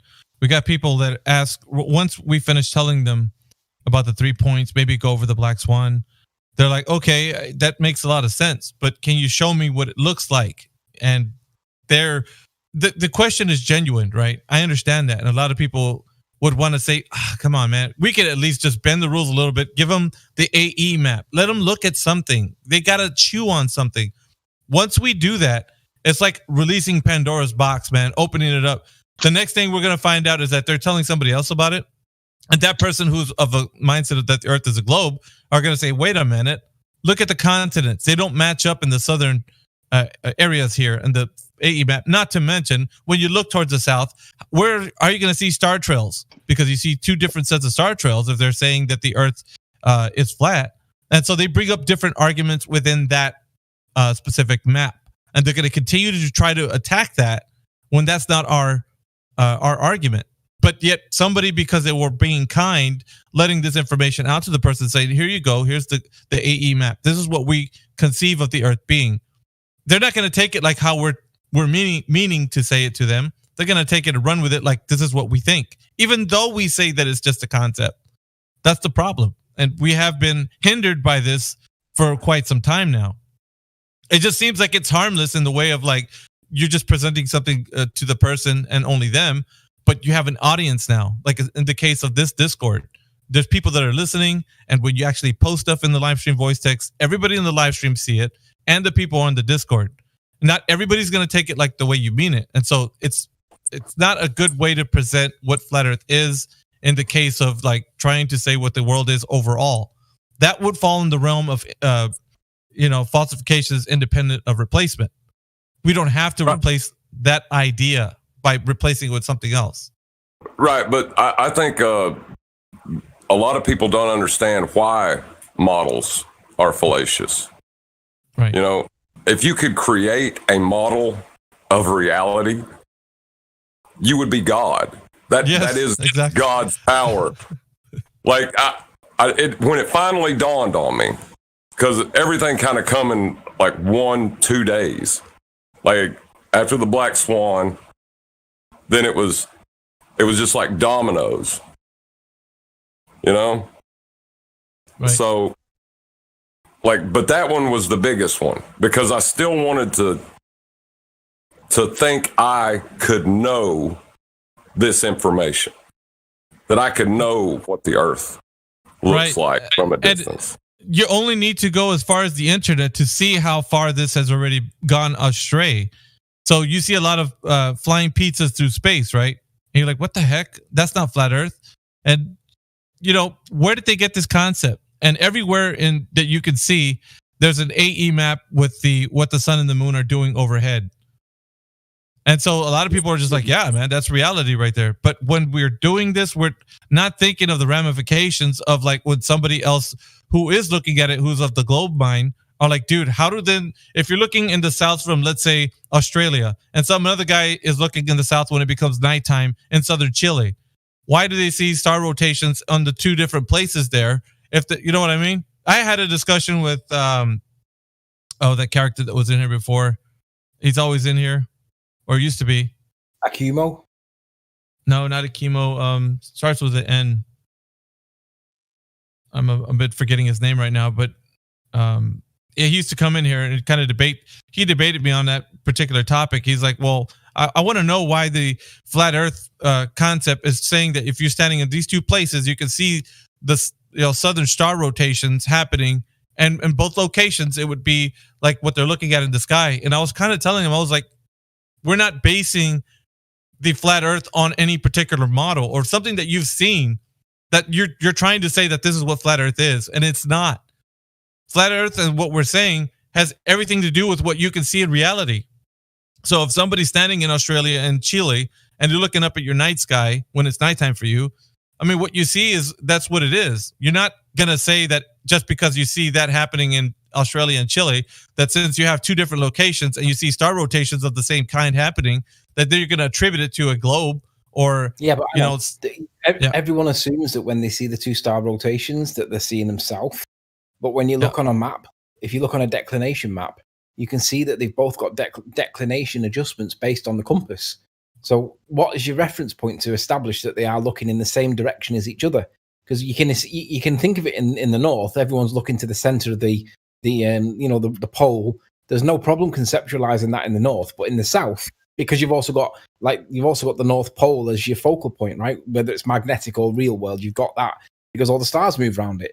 But in the south, because the declination is significantly different from Africa to Australia, you guys are not actually looking. One of you is looking 12 degrees east, and the other guy is looking 12 degrees west, and you have to adjust for your compass. So that tells me that how do you rely on your compass to tell you what is true south or magnetic south? Or do you just believe that what they're telling you as the correction is the excuse for why you're not looking in the same direction? But ultimately, whichever way around it goes, how do you verify that you're looking in the same direction as the guy in Australia when neither of you have got an absolute reference point? Well, that's the fancy. Oh, sorry. A few days ago, I heard Jedi argue this really well. See the picture in voice text that I posted, which you've probably seen before.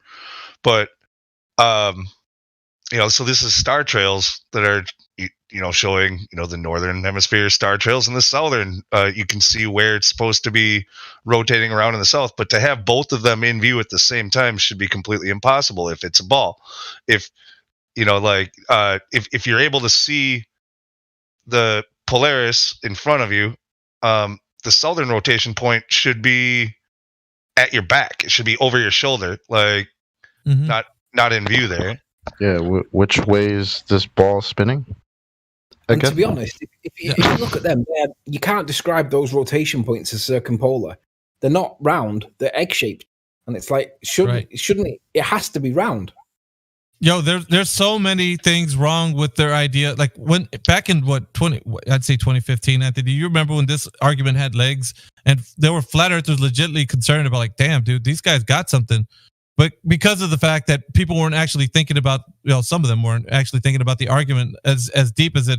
I mean, if anybody has made these observations, they could just tell with a time lapse, like the picture that Lunatic actually put up. So you'd be able to see from your location, if you pan around the sky, you'd be able to, with a time lapse that is, to see that there's different star rotations happening where you live.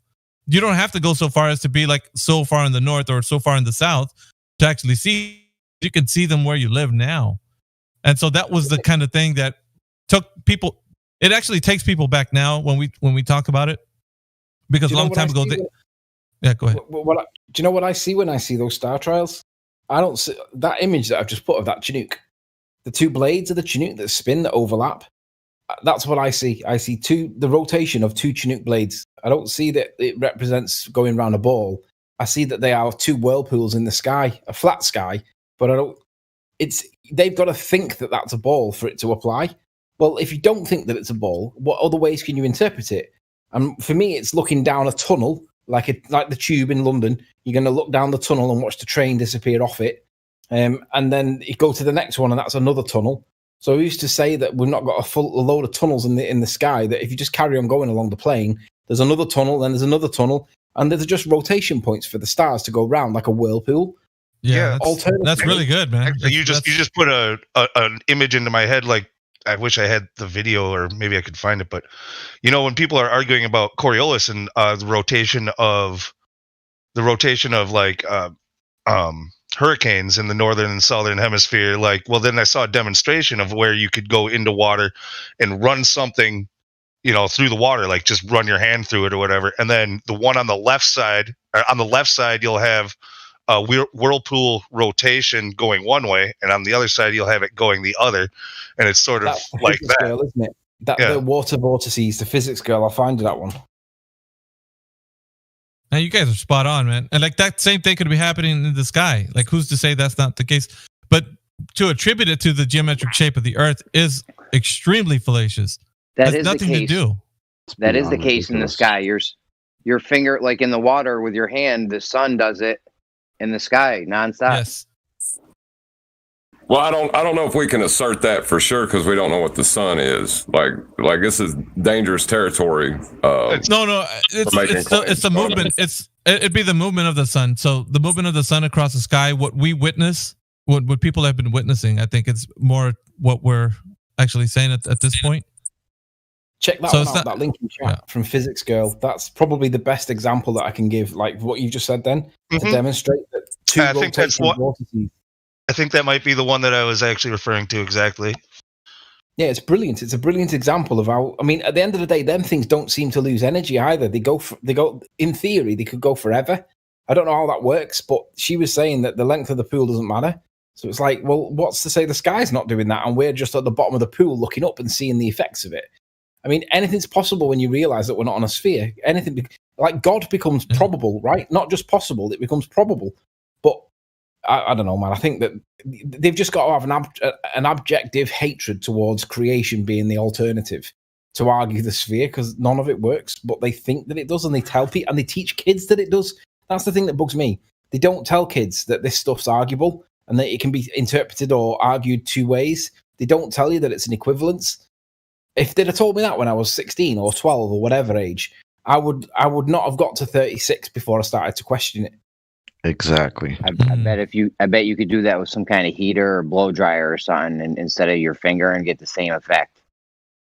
I mean, you take a coffee cup, for example, with a stir stick, you get the same effect. It's just something that's going through the two different, through a medium, and it affects what the things in the sky are doing. But like, and that right there, any kind of other explanation other than what they would consider the geometric shape of the Earth would be better than what they consider to be reality, right? I mean, that we could demonstrate certain things in reality that could give that example.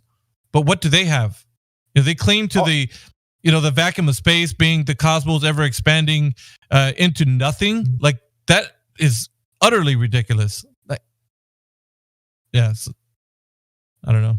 Oddly, that video from Physics Girl of the pool vortexes, that's her most popular video at 9.2 million views.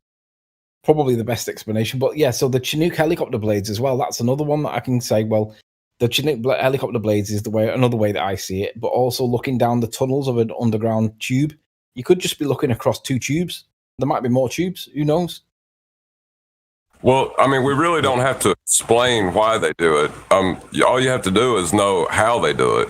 And they use it with math and relativity, like the GPS claim, where they say, oh, look, I used the global positioning system. All GPS does is take planar coordinates, right? And then it applies it to a model using relativity to give you, a star point to track that point. And then it converts it back to planar, so you can actually go to your destination. But it's the same thing as drawing a circle on a wall and establishing a coordinate system, and then taking a ball and making that same coordinate system on a small area of that ball. And then saying, see, because I can map the wall on this small area of this ball, then the wall is a sphere. Yeah. That's all they're doing. Can I ask, I'm not sure who it was, I think it might have been Miggy before. He said something like, I took somebody through the 3-stage questions or something. you want to take me through them and tell me what you're talking absolutely. about? So the 3 points are basically what Flat Earth has always been using, but I just kind of organized them and put them in a way that it's really non-confrontational to a point. I say that because the way I present the 3 points is simply this.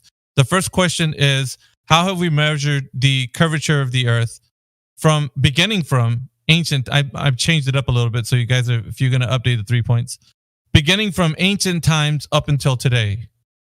So I say that beginning from ancient times up until today, so that they can get the realization that they were given this understanding that the globe has been having measured curvature for about at least 1,000 years, according to them, the Greeks, right?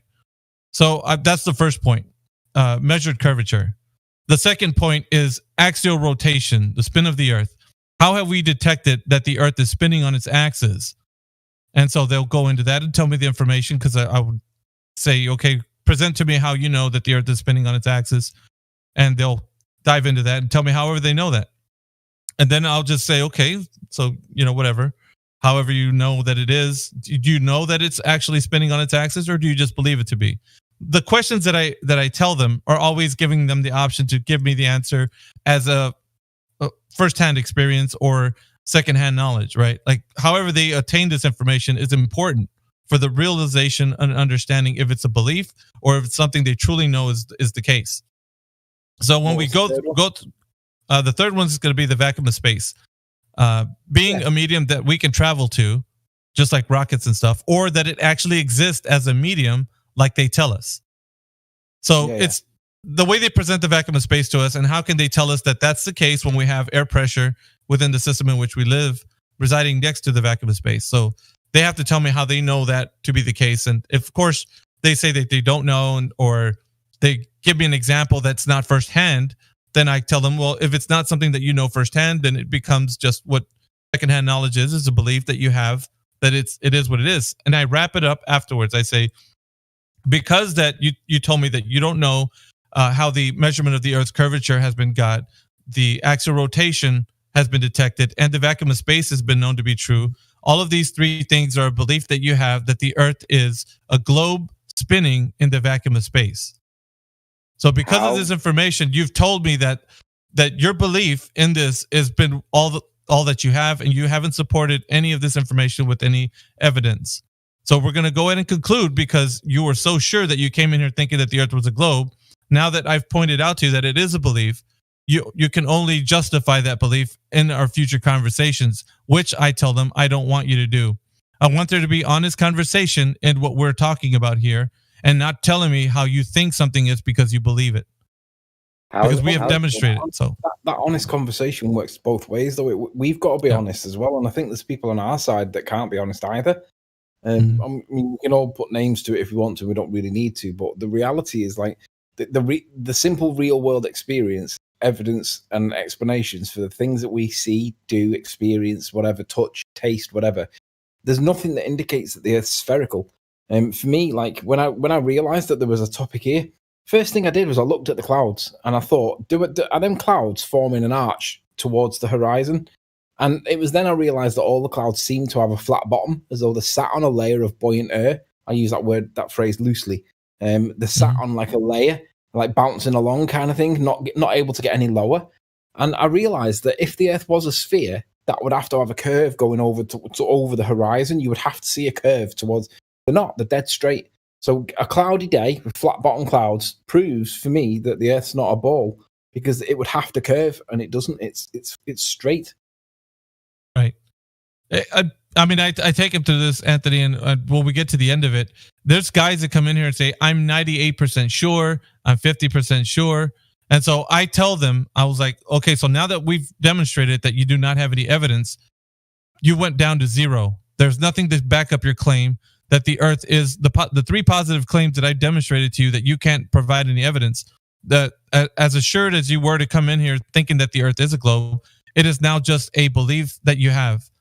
So I redirect them to that understanding. I make it known that they confessed it with their own mouth, that I didn't say that, they did. And once we get past that they understand it's a belief. Some people do hit that cognitive dissonance level. Anthony, I don't say that they don't, but I will redirect them back to the understanding that we already went over these 3 points. It's a foundation for our discussion. So if they start mentioning Coriolis or gravity or anything like that, then I'll say, well, I covered that. Because if you don't have a ball Earth that like you're claiming it exists, then you can't have the physics that would reside on this globe. Things going to the center of mass. That doesn't exist if you can't provide the evidence for it. So it would be just a belief that you're defending right now. See, I actually use my egg test to demonstrate that mass repels mass. Because the egg went the opposite way, right? If mass was supposed to attract mass, you should be able to add the mass that I add to the mass of the Earth and pull the egg down. But it pushed it the other way. So I use my test. I could have I could have an alternative hypothesis that states, if I add mass to the medium, it will attract the egg to it because mass attracts mass. And then the null would be, if I add mass to the medium, it will not attract mass. And on that test, on that hypothesis, it would show that it repelled mass and pushed it the opposite way, contrary to their belief or claims that mass attracts mass, even though it was debunked by Einstein in 1915. That's very true. Yeah, I mean that. There's so many ways that we can go about it, and like what I wanted them to do before our conversation began is establish that foundation, because of the fact that I'm telling you, man, like day in and day out, we'd fight their bias constantly. People would be here arguing, screaming, getting mad, and I understood the frustration because you're trying to show them and realize that it's not what they've thought it was, but because of their bias, they won't let it go. So I've thought of a way to get them unclenched from that bias, by them confessing it, not by me making them understand. Like they're confessing it with their own mouth that it is a belief. So that way, when I redirect them to the question and say, okay, you're talking about gravity, but we just talked about it in the first point. Remember? And they start to realize, because that's what it kind of takes. It's like a psychological effect that's on them right now. It's not so much the point itself, but more that it's just something that they've been hanging on to for such a long time. So it's Did you see that discussion on FED? We used to call them the top 3 globe killers, right? What the beautiful thing is, what you've done is you molded it into a way, because that obviously a lot of people that are new and asking questions don't really show up on flat Earth debates, right? The ones that show up there are usually the staunch and the out of their mind globers, right? But what you've done is you've taken that and you've molded it into a way for people that are new and asking questions, that it makes them realize that what they have is a belief. And that's the beautiful part about it. Hold on, I got a question. Absolutely, bro. Go ahead, bro. Yeah, man. Well, I was wondering, I love Nathan's show, and I realize that it's an entertainment value that, because flat earthers are abused on the daily. To just go to Nathan's show and see him give it back is one of the best feelings in the world. I ain't gonna lie. It plays some of my sadistic nature, I guess. But do you think a lot of those globers who show up to fight are actually fighting against Nathan himself? No, I don't see Nathan's show as a show. It is a show, but I don't mean it as a performance. Because Nathan, I mean, a lot of people say that Nathan's putting on an act. He absolutely isn't. He's absolutely 100%. The way he is the way he is. He's obviously he's more polite offline. But I've had numerous arguments with him. One obvious one is the ice wall. Now I accept that I've got no evidence of an ice wall that goes all the way around, because that would kind of prove that it's flat. But I said to him, Nathan, would you agree that as the further away from the sun you get, the sun can no longer melt the ice because it's too far away and it starts to form ice, it changes phase? He says, yeah. And I said, and if you go further and further back so that you can no longer see the light from the sun because you're so far from it on a plane, do you agree that you're going to naturally change the phase of other things around you as well, like other gases that are no longer able to receive the warmth from the sun? And he's like, yeah. And I said, so why logically does it not follow that there would be a point where other matter, other gases, change phase and become liquids or solids? And he can't accept it because there's no evidence for it. But logically, you can't refute it. And he's like, no, but that doesn't mean it's true. I said, maybe, but how could you ever get there to test it without dying? And he was like, well, that's why it's all speculative, right? I said, not really. I said, it is based in logic. I said, but you can't dismiss it or accept it either way. but you've got to credit it for logically existing, right? And he's like, yeah, but the minute you do that, you start affirming the consequent. If sun goes dark because you're too far away, then ice wall. And I'm like, but it is logical. And we had an argument about it, a big argument about it, but ultimately we agreed at the end that it can't be disproven any more or any less than it can be proven, and it's based in logic, but doesn't mean it's true. And I'm like, but there has to be something once you get further and further away from the sun, because you can't get heat from it anymore, you can't get light from it anymore. What actually happens? So for me, I think that the way I see it is that the sun is kind of keeping us inside a bubble that's three-dimensional, like a circle, like a sphere, but it's not a sphere, like it's the opposite way around. There's solid matter on the outside that's keeping us in. The sun is stopping that solid matter from forming. If the sun was switched out, all the gases would solidify, they'd liquefy and solidify, and then there would be a point where everything implodes because everything would solidify. But if you were to turn the temperature up on the sun so that a lot of our gases or oceans started to evaporate, you'd increase the pressure, but you'd also have less water, but you'd have more gases. There would be more of a feeling of this downwards acceleration in the air or whatever, because more things would be coming a gas, because everything will be burning off. And that's the bit I like. Yeah, I think mechanically, though, Anthony, the design of the Earth, the way it is now, the sun and the moon work in kind of in tandem with each other. They're opposites from each other and how they work. And I think that's the way.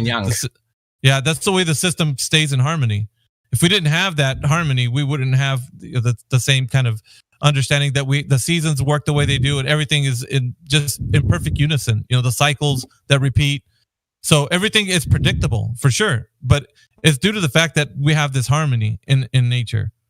That's why I think that yin and yang. The moon moves at the same speed as the star trails, so you might as well throw the star trails in with the moon. Well, I mean, the heavenly bodies, everything that we can see, everything's predictable, and it has been. But you hear the argument that the globe Earth has been making predictions, and that's what makes it a model to be reckoned with. And then you're like, well, these predictions were made way before the idea of any globe model was ever presented. People were looking at the sky and already understanding the solar and lunar eclipse cycles. That was done way before, and heliocentric globe Earth was, kind of gave to the public. So I think to me that's what it is. It's like this harmonious balance within what we see in nature. We could, see the effects of it anyway, being shown to us. Just to go back to the point with Nathan right quick, because I wasn't saying anything against Nathan as much as the people that come to argue the point. Because I know. Like Mr. Sensible. Yeah, he'd never go in there. He's an idiot though. Well, no, he's trying to make it personal. Yeah, of course he is. They all do that. They've got to do that. Yeah. Well, see, I don't know if they do it on purpose as much as they're just, like in their minds, they know they're right. And for the greater good argument kind of is what I think they're thinking in their minds is, I'm doing this horrible thing, but I can justify it because I'm doing it to what I perceive as a horrible person. So, do you remember when Akumo were you watching the show back when we used to have to deal? I mean, come on, Sleeper Warrior will tell you how many times did we have to deal with sniping of the whole hangout, the porn bombs, all this shit that they used to do just for us to try to get through a show. Right, it would be impossible. But it's in their minds. They think that they're doing it to retards or people who deny reality. They think they're to bad people, and they justify it in their minds that way, I think. Because I used to say some pretty horrid shit in arguments. And I mean, I look back on it and I think I was a piece of shit. Yeah, but that's because the people that you're arguing against are not people that are genuinely arguing their views. There are people in this topic on their side that are getting paid to do what they're doing. They are not genuine people. That's why a lot of them hide their identity. Rumpus will never reveal his identity because he's paid to push bullshit. He's on here all day, every day. Well, unless he's unemployed and he gets money coming in from somewhere, he can't do that. So he has to be unemployed, but he's not. He's employed. He gets paid to do it. So no, well, there's another possibility. Hold on. Hold on, there's another possibility. They may have a sexual attraction to flat earthers. Nah, I think I just want to be. We probably are kind of sexy. I don't know. You know what I'm saying? Like from now on, the trolls. From now on with the trolls, I'm just going to be like, you want to bang him, don't you? That's what this is about. That's why you're here. Take your broken teeth. I just want to reassert what I just said. I didn't close my point. When you listen back, I mean, don't get me wrong. I've had numerous massive fights with, I don't know, Gem Panda or whatever. And yeah, you can say that that's one of the reasons why I keep away from them, because it is easy to lose your temper because they just deny, dismiss, deceive, distract, deflect, obfuscate anything they can. And that is so frustrating because you know that they're being dishonest, but that credits them with knowing that it's an alternative thing that they're deliberately deceiving people on. But it's not actually, in my eyes, it's not wrong when you criticize them with vigor and scorn, because they are being overtly deceitful. So when I listen back to some of the things that I've said to people, yeah, on the face of it, I go, oh, shit, I shouldn't have said that. But then I think about it and I think, no, these guys are deliberately deceiving people and it is justified. However, it falls outside the rules of YouTube and it's seen generally as bad. But these people are not normal people. These people are deluded. Yeah, we get a lot of that in this Discord, though, Anthony. That's for sure. Yeah, I mean, they come in on the daily, man, just with all kinds of different proposals of what they think the Earth is. Yeah, but somebody in the chat. I've been hearing a lot lately, though. Already a flat earther, and I found you guys, and it's good to be here. I like hearing that. It's like people think this is just some soft shit that means nothing. Nah, man. People are waking up to this. There are a lot more of us out there than people have any idea about. That's what I love. I tell you something. I've been moving in the circles to do with like our freedoms and liberties being taken off us by the state at the minute. You know, with coronavirus and all that. And everyone on the street that I talk to, I always plant the seed with them with regards to the shape of the Earth, just to see how they react. And everybody that reacts positively, they all know who Nathan Oakley is. All of them. If you know the Earth's not a sphere, they've heard of Nathan Oakley. Yeah, if you look at his numbers, it indicates he's a small channel, but it is cross-pollinating across other channels. It's just that we don't see it on YouTube. So it's like it feels futile to do it. But I realize that when you get out on the street, everybody knows who Nathan is. So it's definitely not futile. Yeah, like that's weird. If they would have left the numbers alone, like if they would have left YouTube the way that it was back in 2015, like we would be looking at a whole beast of a different. It wouldn't have been the virus of the Orchid 19, right? It would have been more, wow, what the fuck? The world was flat, and now majority people are saying that the government is lying. What is going on? I do wonder if it's a deliberate distraction from the fact that people were waking up to the idea that we're not on a sphere, that we were taught bullshit.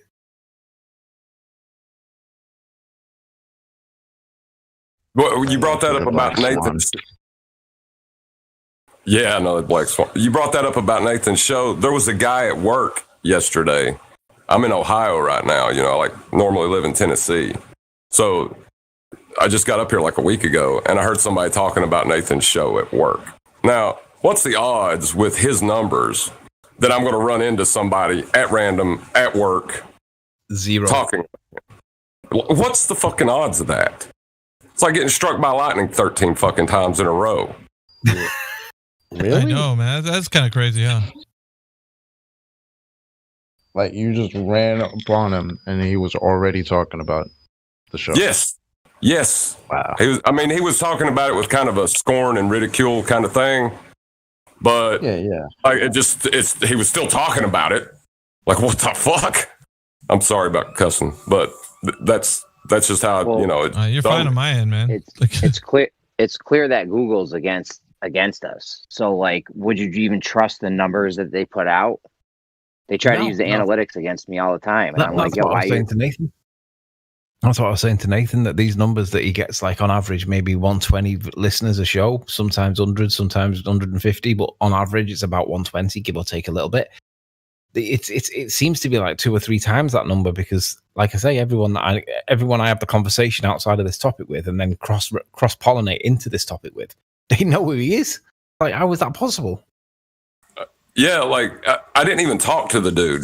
He was in another trade. He was an iron worker. You know, I'm an instrument tech. He was an iron worker, and he was talking with like 4 or 5 guys about it. You know, he's making fun of it, but he still mentioned his show by name. So think about that, right? So you've been on, you've spoken plenty of times on Nathan's show. So you ran across a guy who was talking about a show that he's probably listened to you speaking on. Yeah, that's why I didn't talk to him. That's why I didn't talk to him. I mean, I just recently told my wife the Earth was flat. You know what she said to me? You're fired. You're sacked. Divorced. No. She's like, I don't care. Get back to work. So if you've been on Nathan's, what's your handle on Nathan's? It's Broken Curves over there. Oh, right. I've not been on Nathan's for a while, although I have been on for a while. I've just not noticed much happening recently. I've not really noticed it, but... I always call you John. Yeah. Cool. My name's John. I recognize you as John, because I remember thinking, who the fuck's John? Yeah. I think you said that on a show.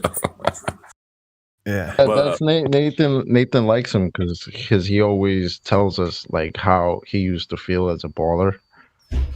Like, so he gives us like pretty good insight into that baller mind. So right, like when they say how does this work on a flat Earth? What they're actually saying is, how does this work in reality? Tell me now, because you've ruined my belief in it. It's like a knee jerk. Like, what the hell?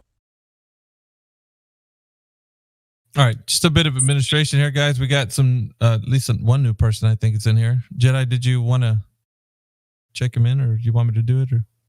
Yeah, no worries. There's a guy called Trent in the room at the moment. Trent, you're lucky enough, mate. I'm going to bestow upon you the ability to speak. So you can come on and tell us whether you've even heard of Nathan Oakley, which seems like half the world has at the moment. Or you can tell us what brings you to the Flat Earth server and your interest in the subject, my friend. So, Trent, you do have the ability to speak. You can unmute yourself. If you don't give me a voice check, though, buddy, I will have to stick you back on mute. Was that you, Trent? Is that you? Hey, Trent, how you doing today? Doing good. Awesome stuff. So, like I asked, what brings you to our lovely Discord server today, and what interests have you got in the Flat Earth? I'm just curious and open and trying to open my mind. Awesome. And have you heard about the Flat Earth subject before today, or is it something you've been speaking about with friends or heard about on YouTube or something like that? Somebody invited me over onto this Discord they basically said, just come here to listen to,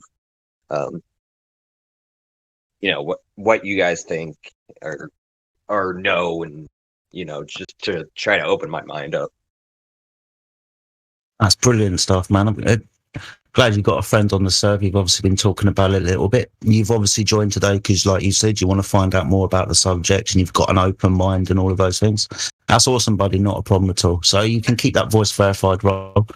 I don't know if you had some questions or you had a topic that you wanted to discuss, or if you mind if we asked you maybe a couple of questions about your understanding or belief that the Earth is a ball spinning in space. I have one question. Okay, but as long as it's not while daylight, I've understood like everything that you guys have said so far. The one question that I can't so I was looking at the diagrams that were posted in the chat. The one thing that I can't figure out is the phases of the moon and how that works. So do they just get off angle as the sun spins around or something like that? So you're asking about the phases of the moon? Is that what you asked?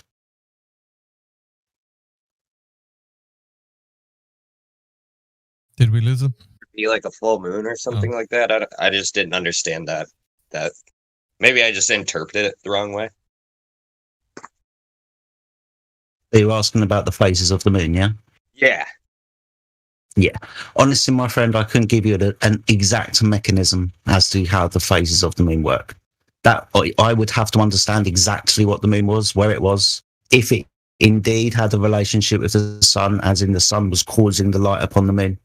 I have no idea whether that is the exact mechanism, my friend. We see them, they happen, but no honest flat Earth would actually be able to give you a mechanism as to how that works. We can guess, we can sit here and suppose, but we couldn't give you a 100%. This is the mechanism by how moon phases happen. Okay. Yeah, I just but of have course, a, neither can your I just fairy have a tale lot of model, bro. curiosity in astronomy.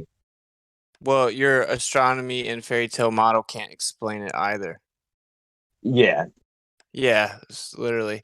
They also can't explain eclipses. Actually, the only person that can explain them at all, anything to do with them, and accurately, calculate even and measure the cyclical nature of them is a stationary geocentric assumption. So, Yeah. NASA on their website admits they still use this to this day.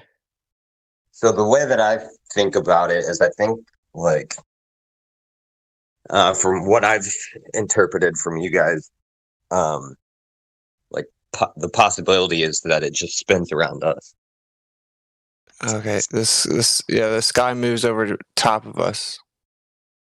Okay. Okay. Kind of So there's also an eclipse that happens. projector or something like that. Yeah, check this, man. There's an eclipse that happens called the Selenilian eclipse. It's also called the impossible eclipse. It's a lunar eclipse where the sun and the moon are both above the horizon, which of course would be a geometric impossibility in the heliocentric model, claiming that the cause is the Earth obstructing the light of the sun and casting a shadow onto the moon. Additional to that, actually will come from the top down, which would be the wrong direction, would be coming backwards based on your model also. So an eclipse disproves your model, dude. But what we can do is we can destroy the idea of the heliocentric idea for whatever happens up in the sky, eclipses or moon phases. We can't replace it, and we're not going to replace it. That would be dishonest of us. We don't have to replace it, and that's the thing. We can falsify it. Yeah, exactly. Falsification's independent of replacement, bro. Do you guys got like a personal website or something that I can check out? With regards to what? What's that? I mean, we have a Flat Earth wiki page which is done by the server owner and admin. I mean, okay. But if you're talking about websites and so on, we can provide you with a shit ton of information just on the Discord server. If you scroll right the way to the bottom, you'll find an area called additional information. It's alphabetized A through to Z. So lots of arguments there. And like I said, A, B, C. Just have a little wander through there, buddy. That will link you to websites and PDFs and documents and YouTube channels and blah, blah, blah, blah, blah. So lots of research at the bottom of the server, my friend. Okay, awesome. Yeah, I'm not here to argue with you guys or anything. Cool, dude. I got a question for you, man. It's real simple then. If you just want to know the truth, it's real simple, right? So you want to know like what the shape of the Earth is, what the surface of the Earth is, right? That's what we need to know. We need to know what the surface of the Earth is. So don't you agree that the most adequate way to test that would be go measure the surface of the Earth? Yeah. Okay, so we go out and we do this, and the Earth's curvature, quote unquote, is non-existent, never to be found. It isn't a real thing. The horizon is just an apparent location, and it constantly fluctuates based on atmospheric conditions. So we've actually have observations where that would require the radius be over 250,000 miles. Yeah. Yeah, but they tell us it's under 4,000, bro. Interesting. Yeah, here's the crazy part. Here's the crazy part. If the R value, bro, listen, here's the crazy part. If the R value is wrong, the entire model's wrong. Yeah. Like literally every part of the model is dependent upon that number. Interesting. Never checked that out. So, I mean, do you agree Right, at the this least very that the R value is what we need to figure out? We need to like verify and or falsify the supposed R value. They told us that we live on the radius value, the size claim, 3,959 miles, the R value of this globe Earth. Don't you agree we should go test it? Yeah. Yeah, we did, dude. It's been falsified. It's dead. Yeah. Huh. So, Yeah, Trent, another up until interesting thing today, is You've joined us for the funeral. what's that? For the funeral of the globe. That's Yeah. what we're doing. That's what we're celebrating every day. That's awesome. I like to see things through other eyes, and keep my mind open. All right, cool. So you mean like keep your mind open, other than what you were just told, and we were all told when we were like indoctrinated in school systems. Yep. That's what I'm talking about, bro. You're at the right place, man. Yep. Yeah, I'm Trent, literally interested. I'm curious, Trent. What do you think the Earth is at the moment? Do you think it's a ball? Do you think it's flat? Where are you? Unsure. I'm kind of in the middle right now. Okay, so if you were to give me a percentage, how confident are you that the Earth is a ball spinning in the vacuum of space? Out of 100. Right now I'm like, after listening to you guys, I'm kind of like down to 80%. Down to 80. That's still quite high. Yeah. Well, I haven't dabbled too much in, what people are saying, and I haven't looked at like many different examples of flat Earth yet. So it's just kind of I'm just like I'm like the end, like I'm in the summary or like the introduction of it. Right. Well, there's this thing, right, where there's really two main things you'll hear attributed to flat Earth. There's the disinformation, like the Flat Earth Society, that we're some disk in space shooting up at 9.8 meters per second squared in a solar system. Yeah. Nonsense. Which is just everything literal disinformation, bro. Everything that they say we don't believe. They make it so like blatantly stupid that people will just associate flat Earth with stupidity. Basically, it's a literal disinformation campaign. That's pretty curious. Yeah. Why would they have to do that? Yeah. So that's what I've seen. Like all I've seen is like the slander, and then that's why I'm like, well, maybe I need to see it from their eyes. Well, yeah, the Flat Earth Society itself and the model it says and everything, no real flat earther thinks that. That's what I'm trying to say. Like, not even the slander about flat Earth, just if you supposedly go try to look, it's been so censored. If you try to go research it, that's what you're going to get. It's like flat Earth disinformation. Yeah. So what every real flat earther knows is the Earth is geocentric. It means the center, right? Stationary, of course, not moving, and a plane. So it's a topographical plane. The surface of the Earth is flat. Flat's a general description of the surface of the Earth, right? And it's a geocentric stationary plane, and the sky moves over top of it. So there is no solar system. We're not out floating in space. Space can't exist, as they told you. It defies the second law of thermodynamics.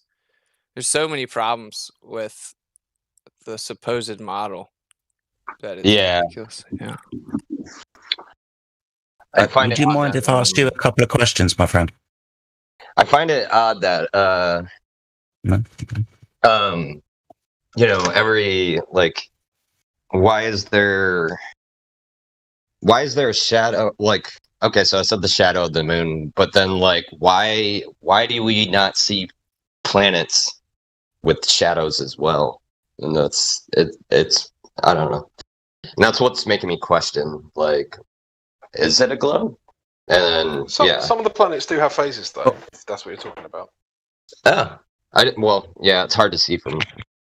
But you see how they got you looking at the sky and wondering, is it a globe? Is what a globe? What you're standing on? So then why are you looking at the sky? Right? It's because they've attached a cool story to everything and associated that cool story with everything that's in the cool story happens because it's on a globe. Yeah. And you would think, and then you said something earlier you said something earlier about looking at it through our eyes, but try to think about it like this: what you have eyes, Yeah. you see the same things that we've seen, right? Yeah. Your direct experience on Earth has been nothing but a flat stationary plane. Right? Yeah, it's kind of been yeah, like you got at earlier with we don't question what we're told is basically. That's a good point. Yeah. I never when we did, do- dude. I Right. never even questioned the Earth at So all. Trent, You know, why would sorry, what's it? Go ahead, Jedi. So Trent, would you mind if I asked you 3 questions about what you think the Earth is? Your knowledge of the Earth being a ball spinning in space. Yeah. Just 3 simple questions. Cool. So I'm going to ask you 3 questions. One's about measurement of Earth curvature. One is about the measurement of the actual rotation of the Earth. And the other one is about space, the vacuum, being a place that can exist and that we can go to. So first question, do you know of at any point in history where the Earth has had its curvature directly measured? If so, how? The only way that I know how is through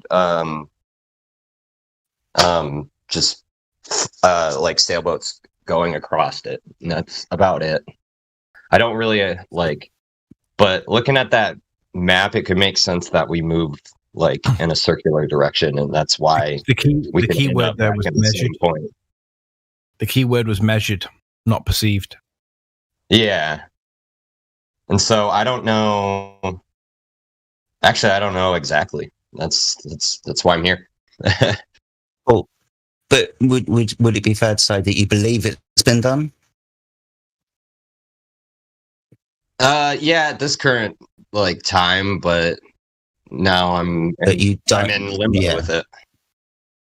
Even though, as Sleeping Warrior said, that was an observation of presupposed curvature, not a direct measurement of curvature, like boats and stuff. But up until today, you probably believe that it has been done, yeah? Yeah. Cool. All right, buddy. Third question. Direct measurement of the actual rotation of the Earth at any point in history. Do you know if and how that was done, if it was? Nope, just whatever the science book said. I get you. So basically, just an authority telling you that the Earth is spinning, but actually no direct measurement of the Earth spinning itself, right? You just believe the story that it is, yeah? Yep. Yeah, I don't. Cool. I mean, I've never ran my own experiments and thought about it myself. I just I absorbed whatever they told me. Yeah. Okay, buddy. Third question: the vacuum of space being a medium that we can travel to, or it actually exists. So, how do you know the vacuum of space is as they tell us it is?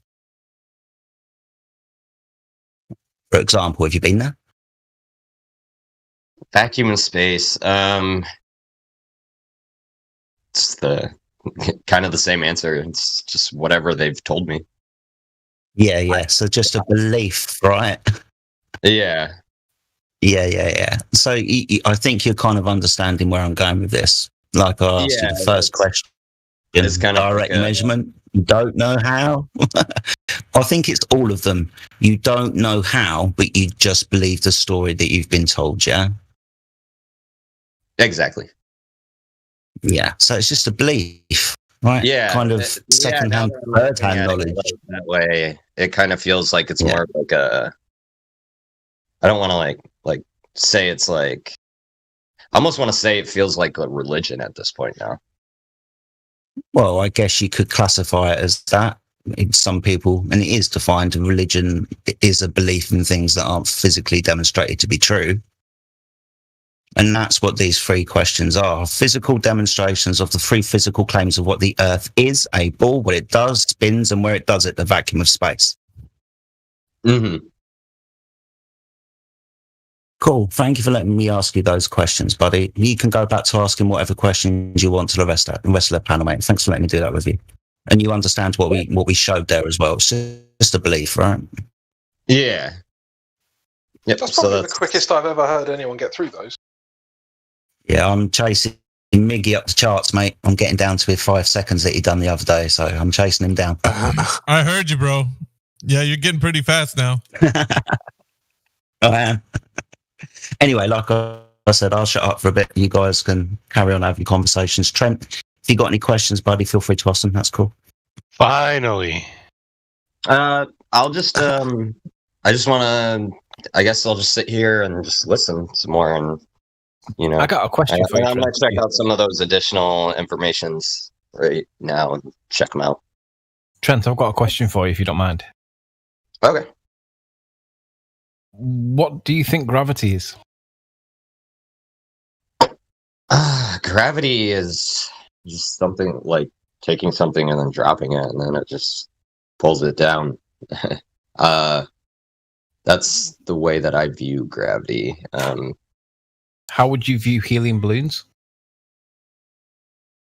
I would view helium balloons as a lighter atom, and it goes up higher.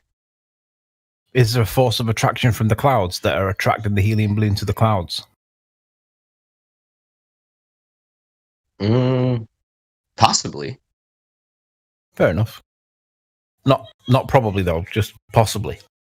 Yeah. Fair enough. Thanks. I'm just curious of how you interpreted balloons. I don't know. Maybe the clouds have some sort of electromagnetism to them that pull gas up. They do. Well, not necessarily pull gas up. There is a force of attraction in clouds. It's called the London field, the London dispersal forces. That's what keeps clouds their shape. The London dispersal forces, but they don't really attract balloons. But I was just curious. It wasn't a gotcha. I just wondered what you thought. Felt like a gotcha. Yeah. Oh, while you're talking about clouds, what holds thousands of gallons of water in a cloud? The London dispersal forces. What the heck London. is that? It's always got to be London with this guy. Just kidding. I think it's just evaporation. No, Deuce. The forces were found by a guy called Felix London. Look at it, Felix London dispersal. Yeah. Does it have to do with like? No, I believe you. I'm just messing with you. I'm sorry, sleeping away. Don't mind me. I woke up on the right side of the bed. Does it have an electrical nature? Because I feel like whatever holds it in there is it does, in nature. Yeah, it does have an electrical nature. Yeah. Real quick though, Trent. Yep. I don't think anybody disagrees with you that when you drop something, it falls. I don't think. Yeah. When you drop something, well, yeah, of course. I'm saying like generally speaking, when you drop something, it will fall if it's less or more dense than the surrounding. Yeah, generally speaking, but medium, whatever it may be. Absolutely. Right. That inspires a question in me. So, do you think the atmosphere above us is like at the top? Is that flat as well? We're not allowed to go super high, dude. Dude, you understand the principle we're trying to get across to you, right? If you take a beach ball and you throw it up in the air, it's going to fall down, right? If you take the same beach ball and swim to the bottom of a pool and let go of it, it's going to go up because you manipulate the density of the medium that determines the direction, right? Yeah, I'm just because I was curious because you asked the gas question, so it was like, are we like kind of more like I guess like a pancake or something like that, where the gas is kind of just sitting on top of us like a. That'd be pure speculation. I mean, you can look at the bottom layer of most clouds is flat, right? Yeah. I was gonna say that. Yeah. No, I'm just curious. Yeah, I mean, you can't go like, dude. It appears you can't just shoot up past like 60 to 70 miles for sure. You know, we can't go up there and check it out. So, like you said, it's just inherently speculation, unfortunately. Yeah. We have a lot of pieces of evidence of clues of things, right? Like we have sun dogs, and if there's like 24-hour sunlight around an edge on the other side, this can be caused by the coffee cup caustic. There's all kinds of things that would work with a certain structure, maybe, right? But You can't make a definitive claim about it. You can't verify it empirically, which is our whole point, right? Whenever you just narrow it down to empirical verifiable things, that's the way you find out that what the Earth truly is. Mm. Yeah, that's the hardest part for people, bro, is like accepting that it comes with some I don't knows. Yeah, well, it's because we're kind of like, I think, I mean, we're stuck in a situation where we're trying to figure it out ourselves. Most people who are classically taught say that gravity is either one, mass attracting other mass, or two, the bending of space-time. Do you subscribe to either of those? Oh, that's I mean, from obviously I studied a lot of astronomy, and so I believe in the the bending of space-time, but now I'm backtracking. What's space and time? Are they physical things? I think they are, but okay. Could you put time in a jar, paint it red, and give it to me, for example? Time to me is basically just concept. The way that I look at time is like the way things happen, and basically like as you form memories. The passing of time before yesterday, today. But the progression of existence, right? But you could argue that it's just growth. Bro, do you agree that time is just a concept, though? Yeah, totally could. Right. Cool, Time's just a concept. It's a human construct. We came up with the count, like passing, quote unquote, right? Based on the sky. It's actually derivative of the sky. It's just a concept. Yeah, it's just kind of like math. Math is a concept as well. Yes, abstract language. Yeah. What about space? Wait a minute, Vicky. Sorry. What about space? Height, width, length. Is that physical, or is it a concept? Abstraction. It could totally be. It could totally just be a perception. A concept. I'm physical then, no. Conceptual. I mean, you could. Yeah, you could argue that it's maybe it's something in our DNA that makes us see it. I'm in total agreement with dude. See what? I don't see time, bro. See, time is a concept, bro. We just hang on. Conceptual abstraction, bro. With it, I agree with Trent. I believe that warping of space-time is what modern idea of gravity is. The warping of concepts. Yeah. Well, we can't see through other creatures' eyes. So, I mean... I think we're getting a little too esoteric. I was making a joke. You can't see time. Sorry, guys. Time is derivative of the sky. It's a construct. Yeah, but who's to say that other creatures can see the sky? Or I mean, not to see the sky, but like see the stars and planets and moon and stuff like that. All right, buddy. Sorry, guys.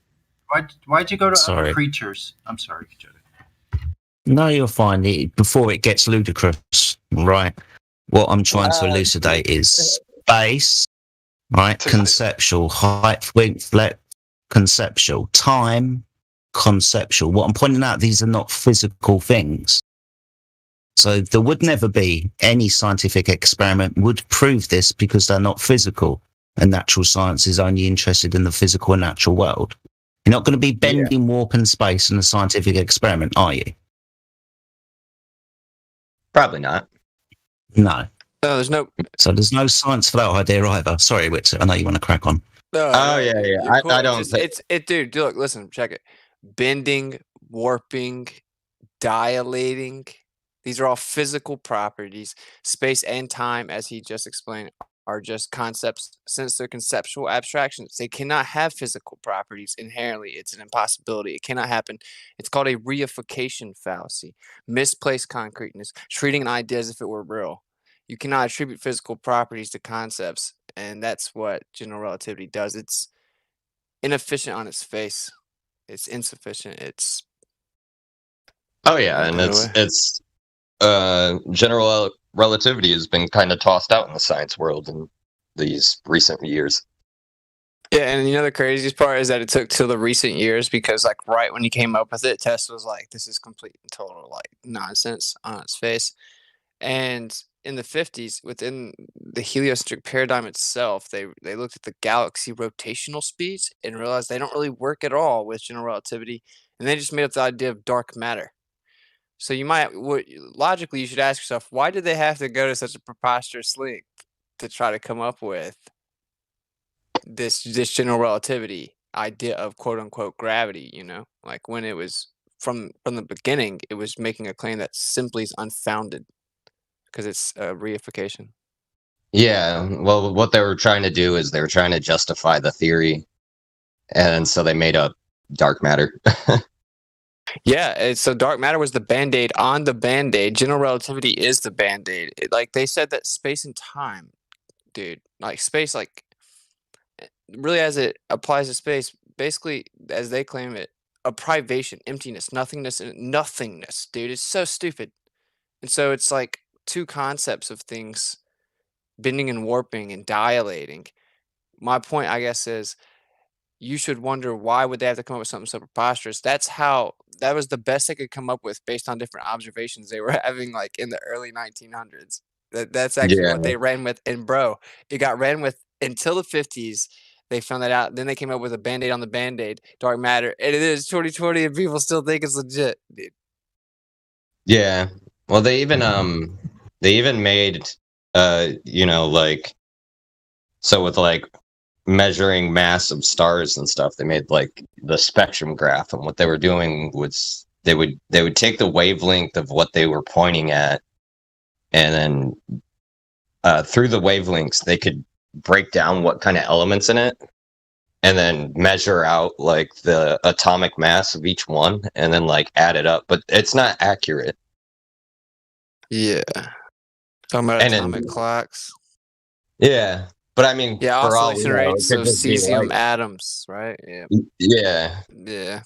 It's just pseudoscience, bro. And they don't account for tons of variables. They just make stuff up. Just before we move off that point about the nothingness of space, just do remember that the claim is, or what children get taught, is that the nothingness of space exploded into everything. Mm.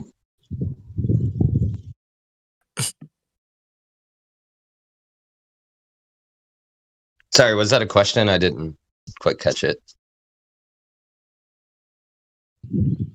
No, I was just saying, just to remind you that the nothingness of nothing, the space of nothingness, exploded into everything, and that's what children get taught. Yeah, and like I was saying earlier, like it could, like honestly, space could be just something that we just see. I'm just out walking the dog.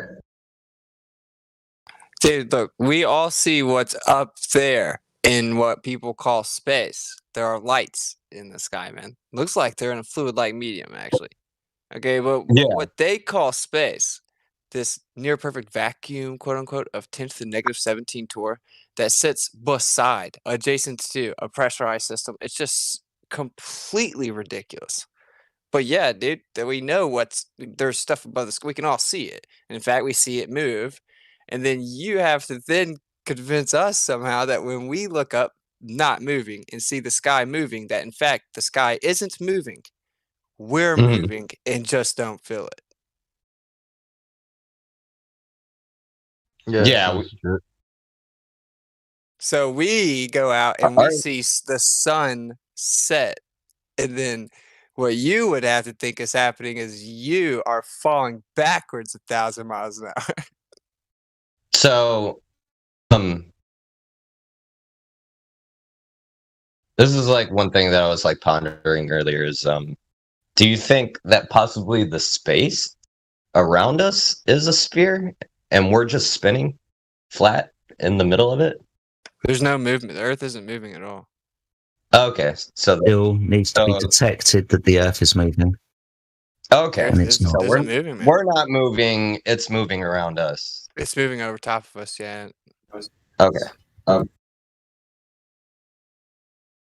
Yeah. I mean, could there be like a celestial sphere of energy? Sure. I mean, you can never limit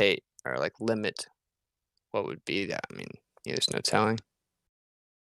This comes back to that whole like some people just can't accept the I don't know bit, you know, like whatever. What can we do, man? I'd rather like be intellectually honest and address like what we don't know or our limitations than just wander off into scientific fairy tale land with math magicians and wizards making stuff up.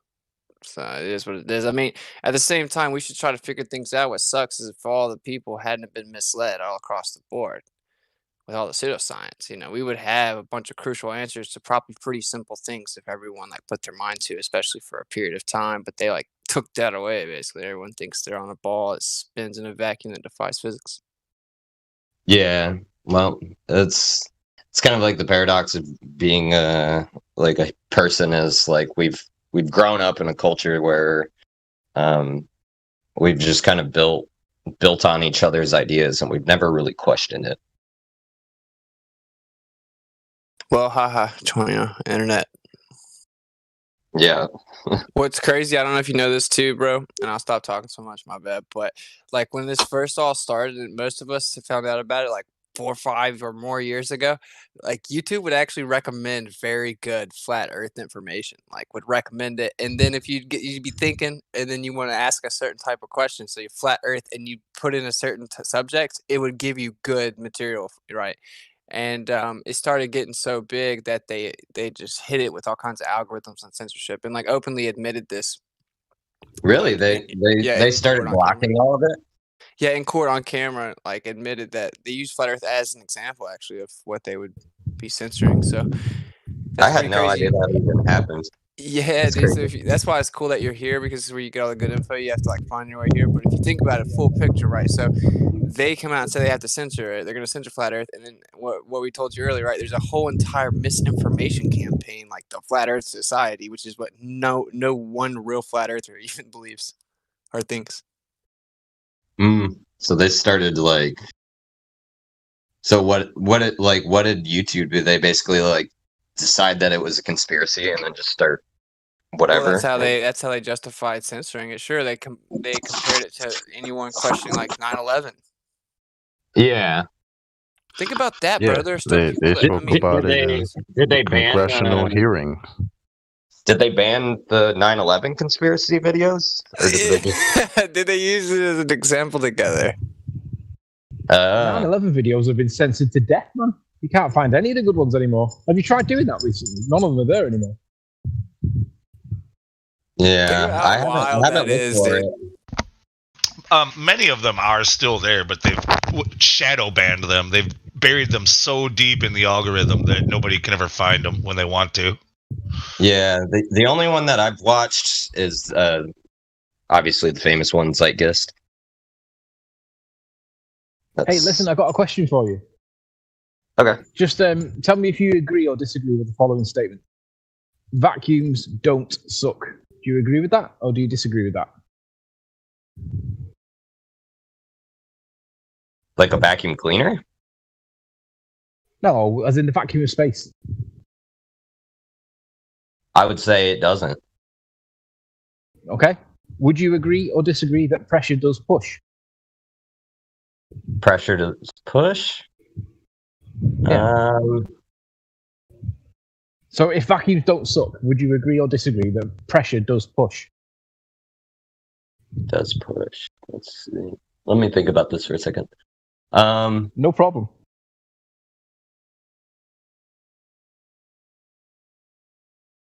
I mean, what is pressure, really? I mean, I would think by definition. I would think like. I mean, honestly, I would think pressure is pushing, but I don't think. Yeah, I'd agree. I'd agree. Or I don't think pushing is pressure. Or wait, No. I contradicted myself. I'm saying Pressure doesn't exist. Pushing exists. Pressure doesn't exist. So what goes into a balloon when you blow it up?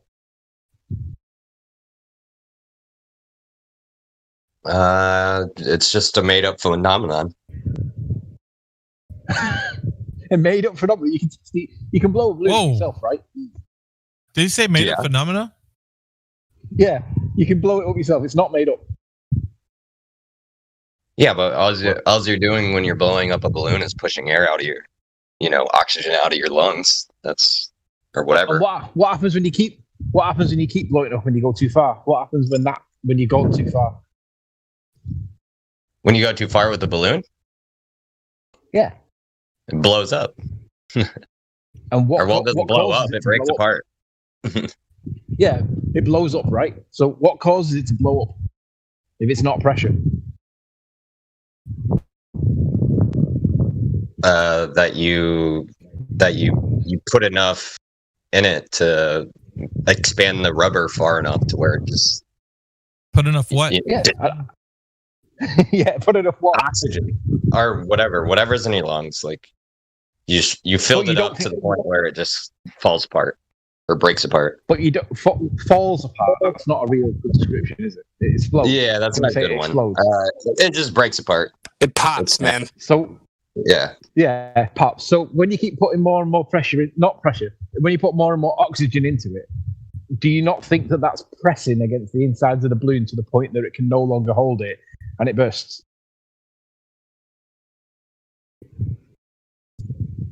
Yeah, I guess. Yeah, now that you put it that way, it's there's enough pressure, pressure in it to break or pop it. So if we can agree that vacuums don't suck but pressure does push, how is it we're breathing if Earth exists in a vacuum of space and we're breathing gas pressure? That I don't know. Welcome to Flat Earth. Welcome to Flat Earth. Yeah. Snacks in the bat. Bathroom's on the loo. Back. TJ's on the way. Smoke him if you got him. Oh, wait. What'd you say for that? You said the flat Earth is a balloon? Or sorry, I didn't quite catch it. So I asked you if vacuums don't suck but pressure does push, how is it we're breathing? And you said, I don't know. And I said, welcome to Flat Earth.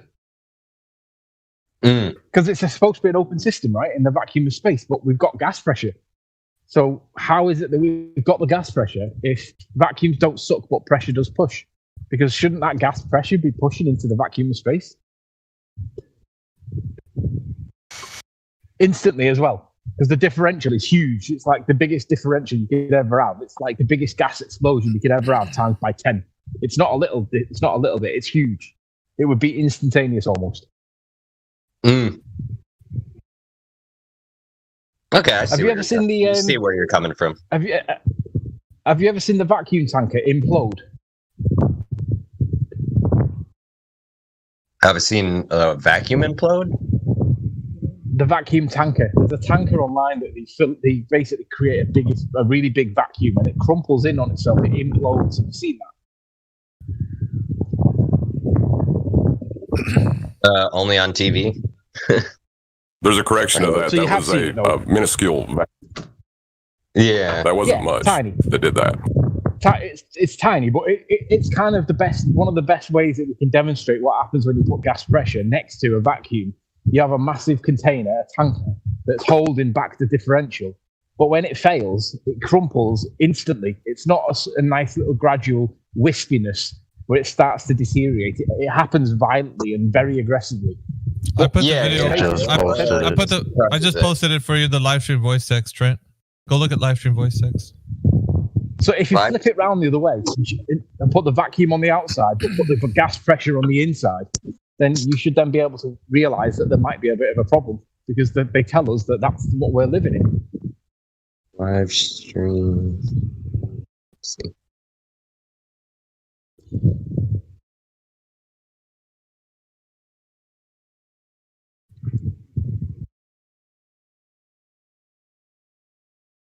Where was it? You said live stream 2 voice chat?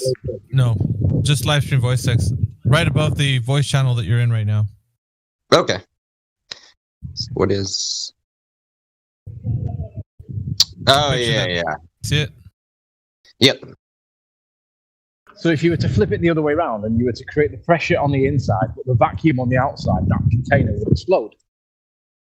But why doesn't the Earth explode in the same way? Because the differential is like orders of magnitude stronger, but we don't see that. Somehow it sticks here.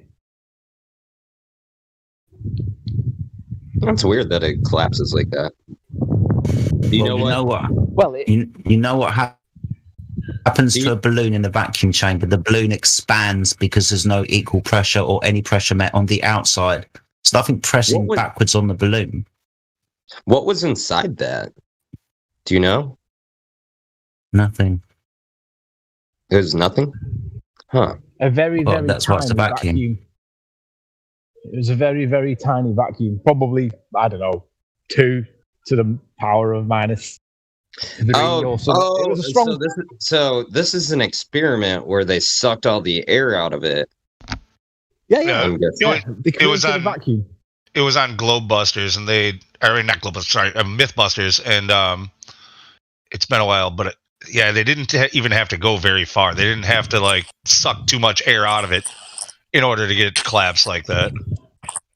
Well, I suppose that's the question, isn't it? How strong does it have to be to collapse that? But the point being that it's orders of magnitude, like the differential is huge. It's relative to the space against the Earth. It is nowhere near. Yet they expect us to believe that the Earth can exist in the same doing the same function, but without the container. Do you think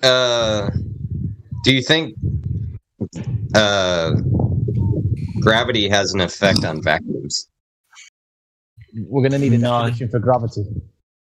Yeah. What is gravity? I don't know what gravity is.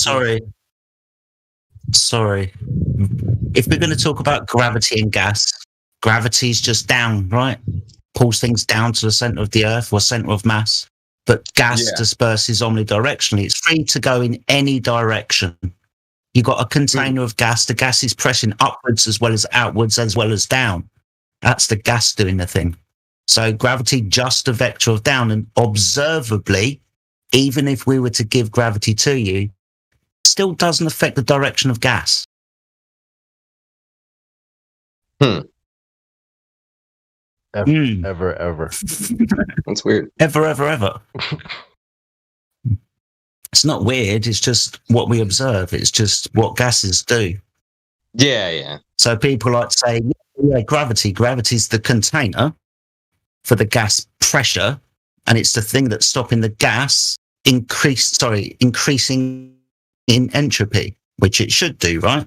High pressure goes to low pressure, an increase in entropy. This is the direction.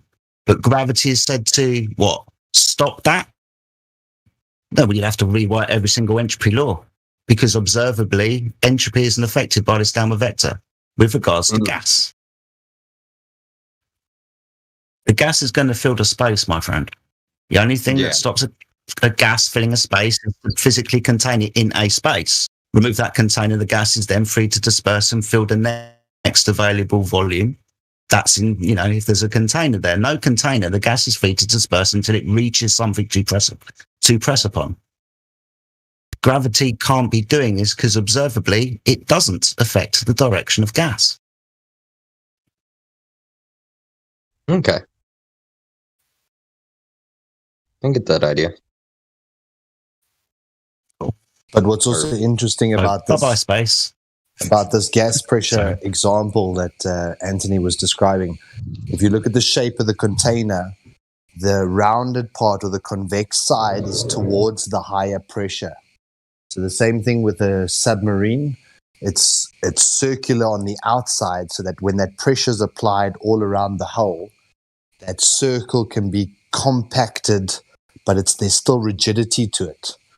Now, in space, the higher pressure is actually on the inside. So like Anthony described, if we had the Earth's atmosphere inside that container and the vacuum was outside of it, do you know how quickly it would be ripped apart? Because you would now be on the concave side of that shape, or the pressure would be exerted outward on the concave side. So it would be even magnitudes more explosive, which kind of means that if space was being done in the way that they say it would, you would actually need the exterior of a spaceship to be almost like golf balls, so that, like with the texture of golf balls, so that once the pressure on the inside is wanting to push out, there would be some room for that to move into, you know? Mm-hmm. Yeah, that makes sense.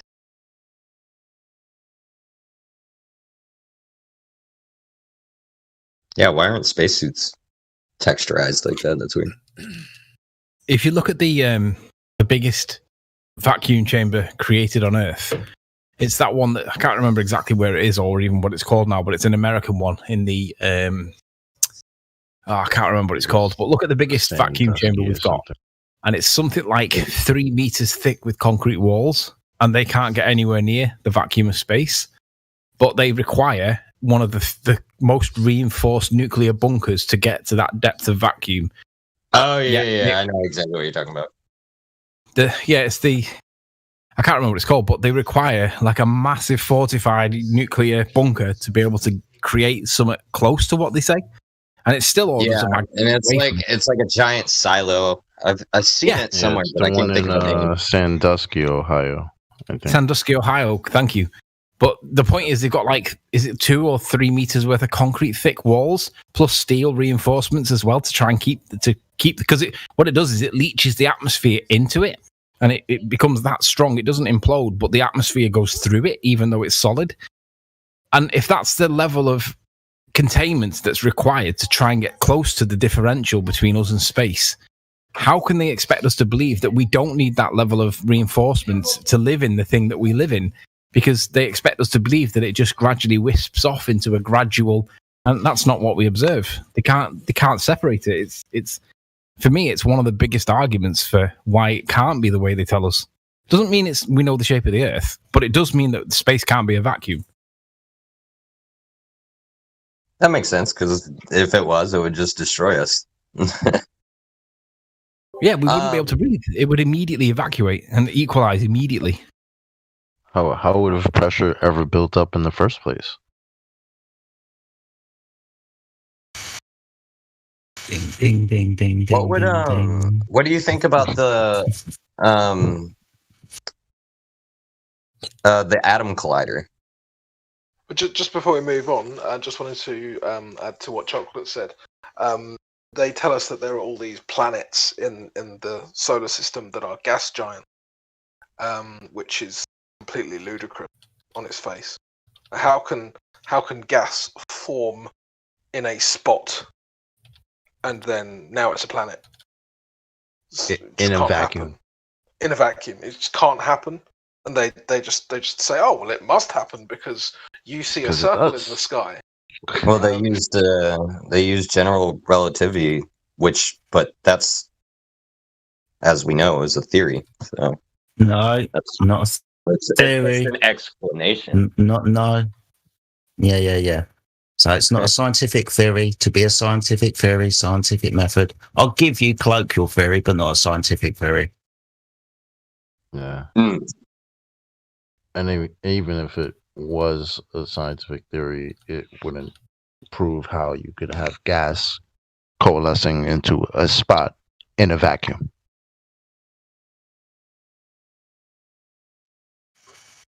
That's ridiculous. Yeah. No, I'm just saying they use general relativity to use it as an excuse to justify what they believe. Yep. Yeah.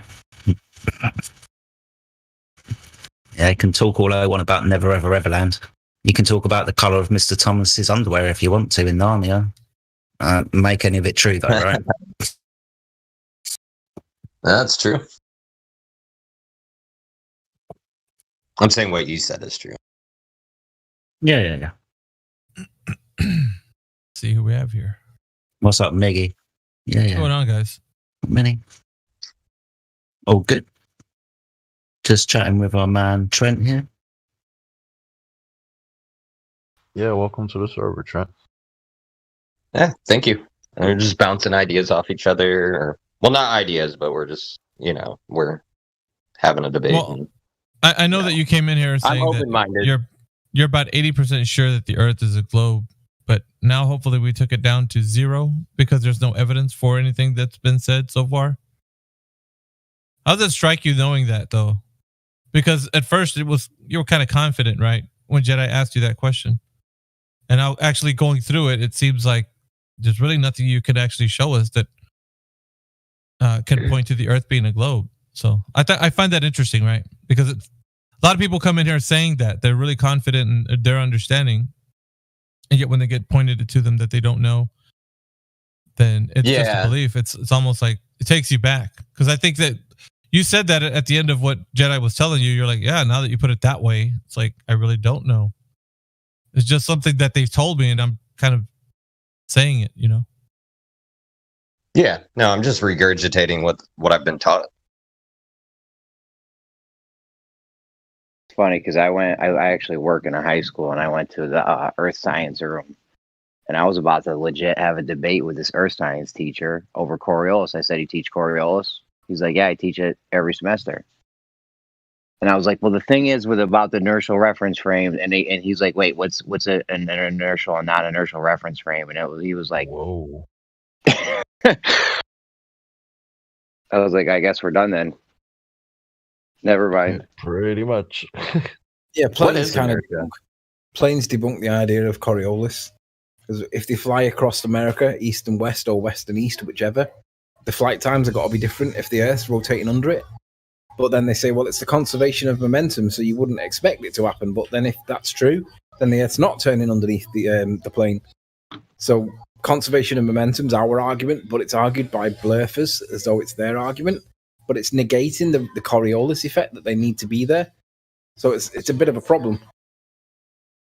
Yeah, that's a weird example because you do fly faster from one way to the other. Yeah, but the way that you fly faster is the opposite way that the Earth rotates. The Earth rotates from the west to the east. That doesn't help your argument. Well, you're going with the wind. Or whatever. Yeah, my dad is he's an air traffic control specialist. He's been doing it for 35 years. All right. Usually the flights from west to east are a little bit faster. Yeah, they're not like significantly faster, but they're just they are a tiny bit underneath them. It would be significantly faster in the other direction. Yeah, the other direction.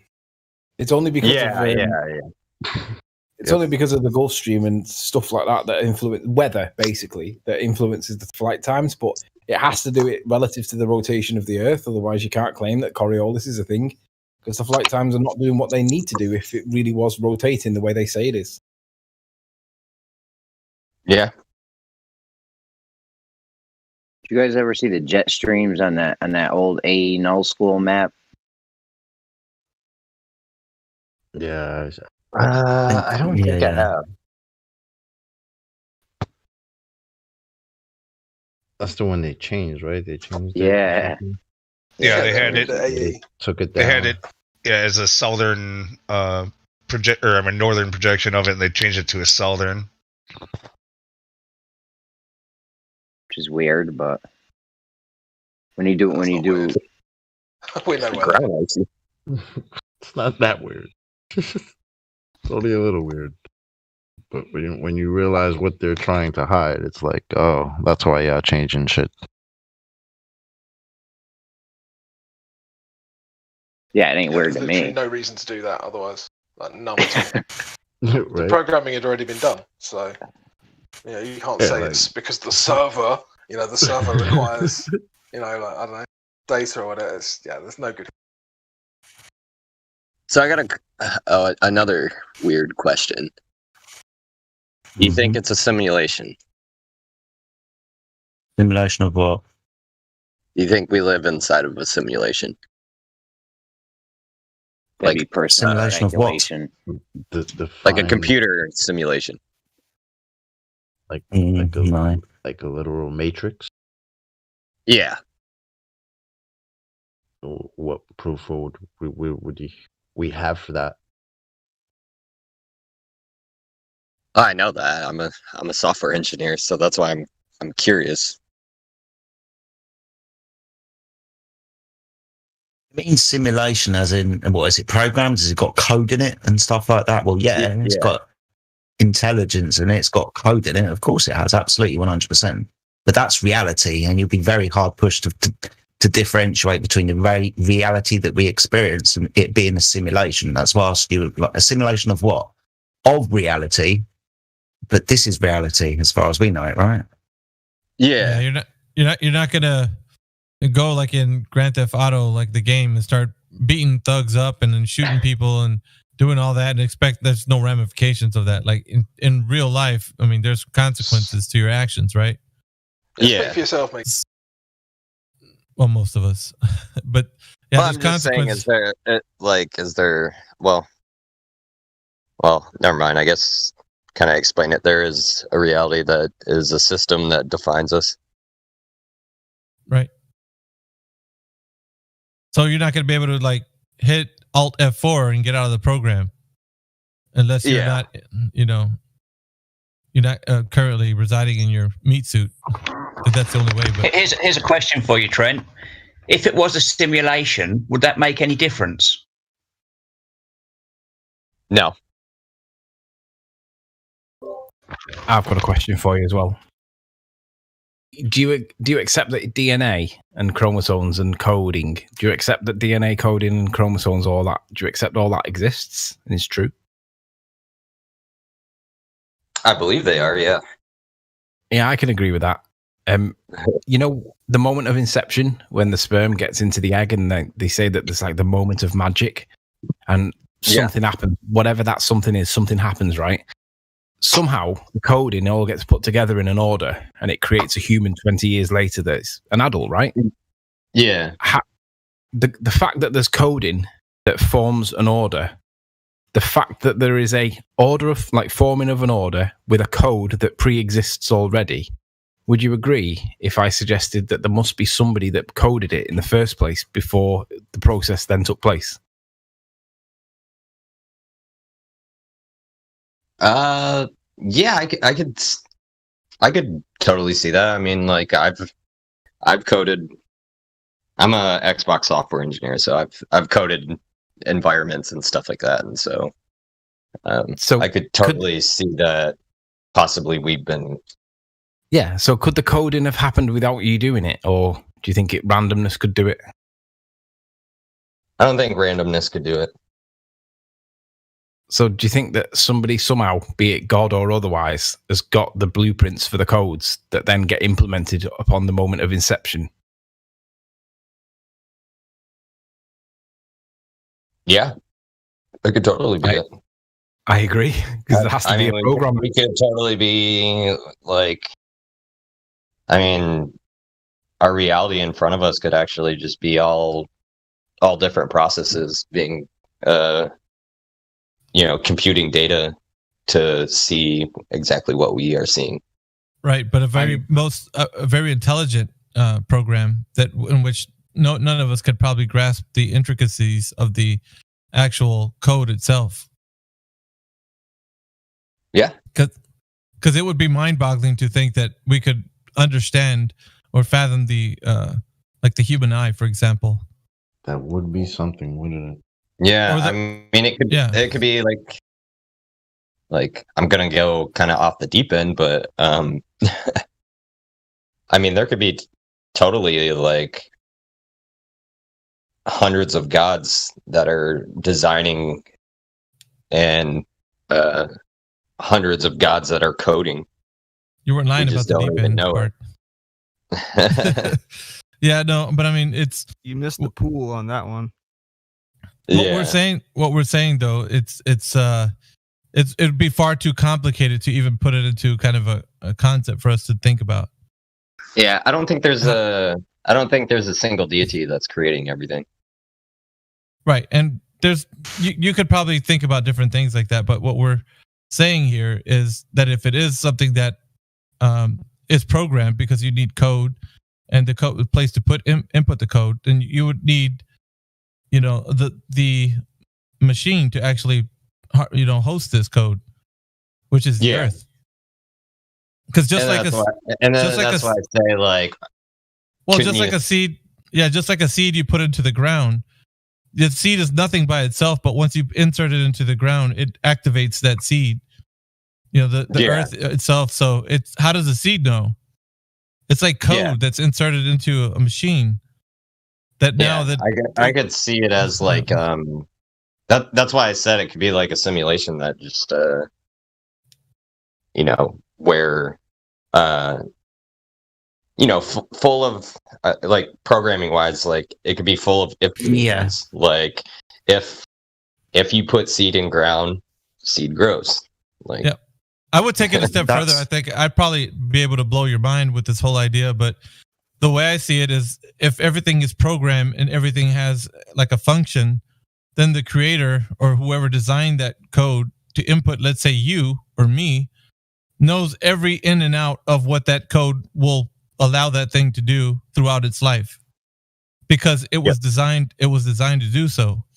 So if you were to think like the idea, and I'm just going to go a bit off topic here because it already led here, guys. So sorry about that.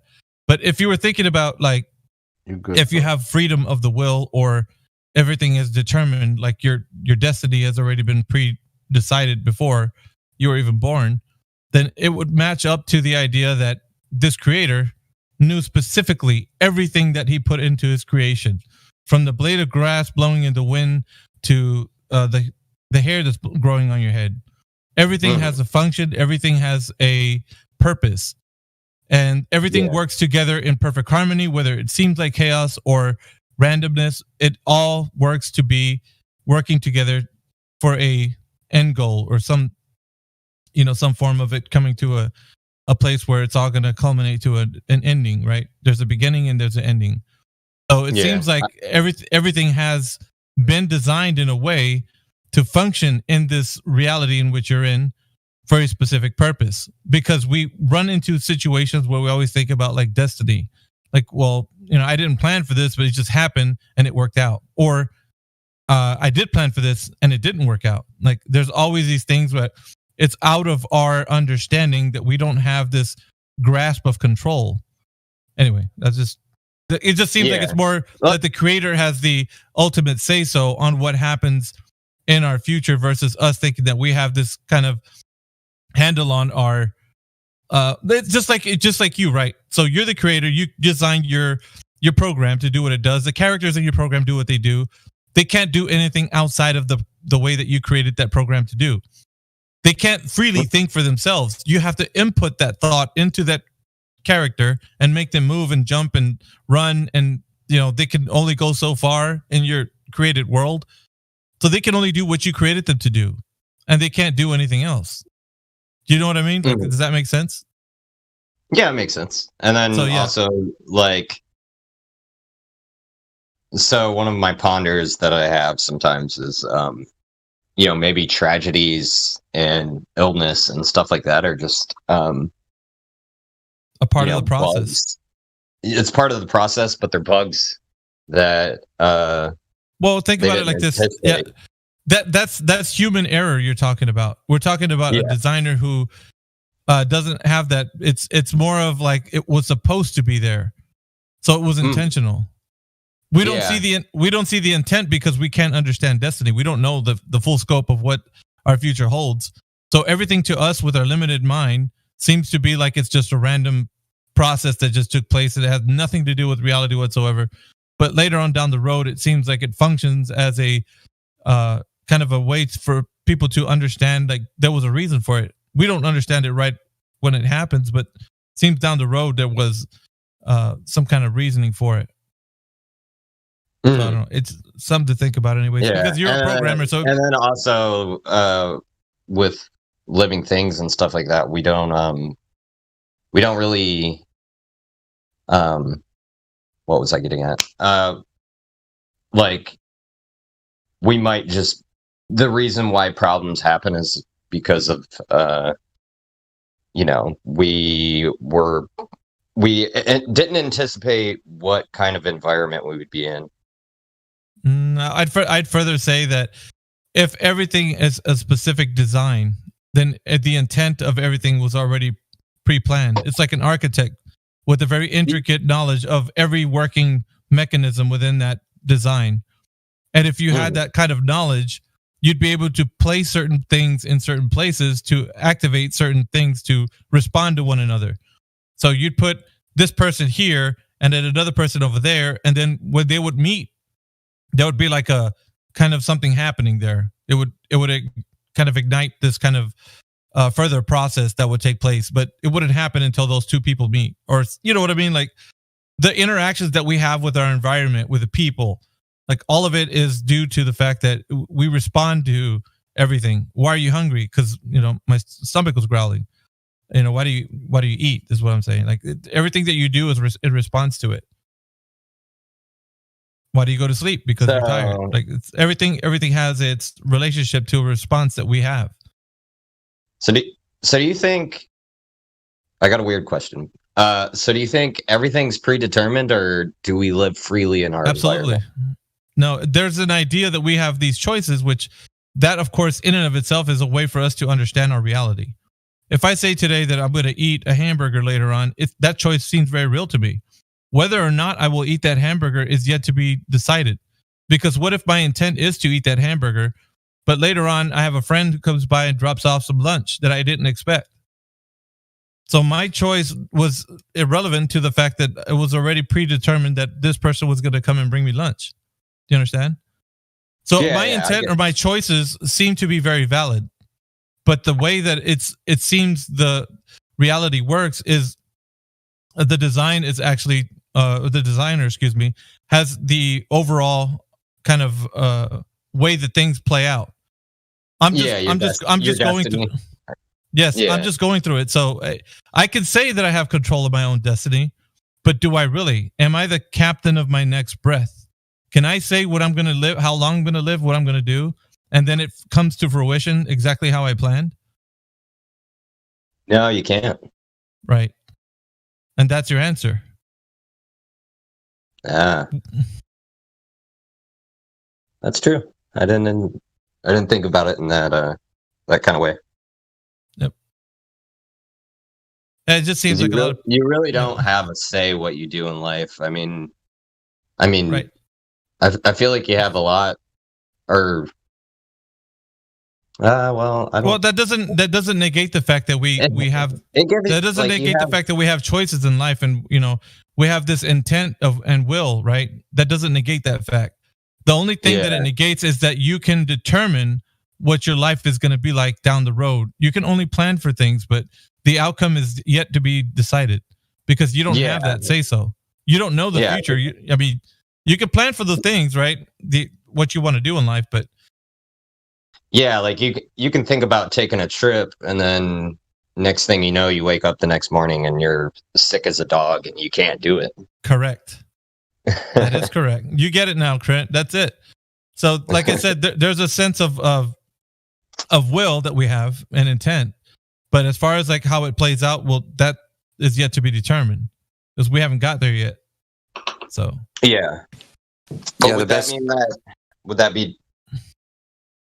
that mean there is a sense of time, or is it just we think we have a sense of time? Well, time is something that is kind of given to us by how we perceive the physical and natural world, because we see things, entropy taking place.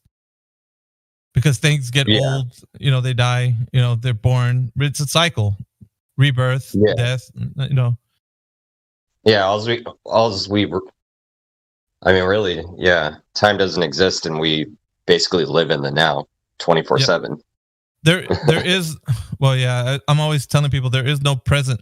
There's only past and future. The moment you think the future is coming, it's already been the past. It becomes the past. Yeah, it's already. There is no present. There is no present. Like if you were to say, "I know right now is the present," then that's already the past. If that makes any sense to you, it's getting a little deep, but I'm gonna get back. to Flat Earth I know what we're talking about. Because I want to redirect it back to the Flat Earth. I can get. Yeah, sorry, I'm getting off topic. Yeah, sorry about that, guys. Nah, bro, you good. do that every once in a while. You know, it's good stuff. I mean, I down, disagree with what you're saying about predestination. I mean, not completely disagree, but I partially disagree. But I mean, we don't. I'd rather get back to flat Earth. Yeah, I could, like I said, I understand the disagreement because I'm of a biblical mind too. But it just seems to be even on the standpoint that Trent was saying, if everything is created like a designer or a creator, then everything has a specific purpose for it being there. There's nothing that escapes the creator's kind of intent for it to be there. If that was to be said, then he's not a sovereign creator whatsoever, because he didn't intend for that thing to happen and it happened. So, oopsie, kind of thing. Like, nope, that doesn't jive. Yeah, I still. And that includes all things good and evil. Like good and evil. Yes, it's like, I don't know. So. But I think I'm a big philosopher.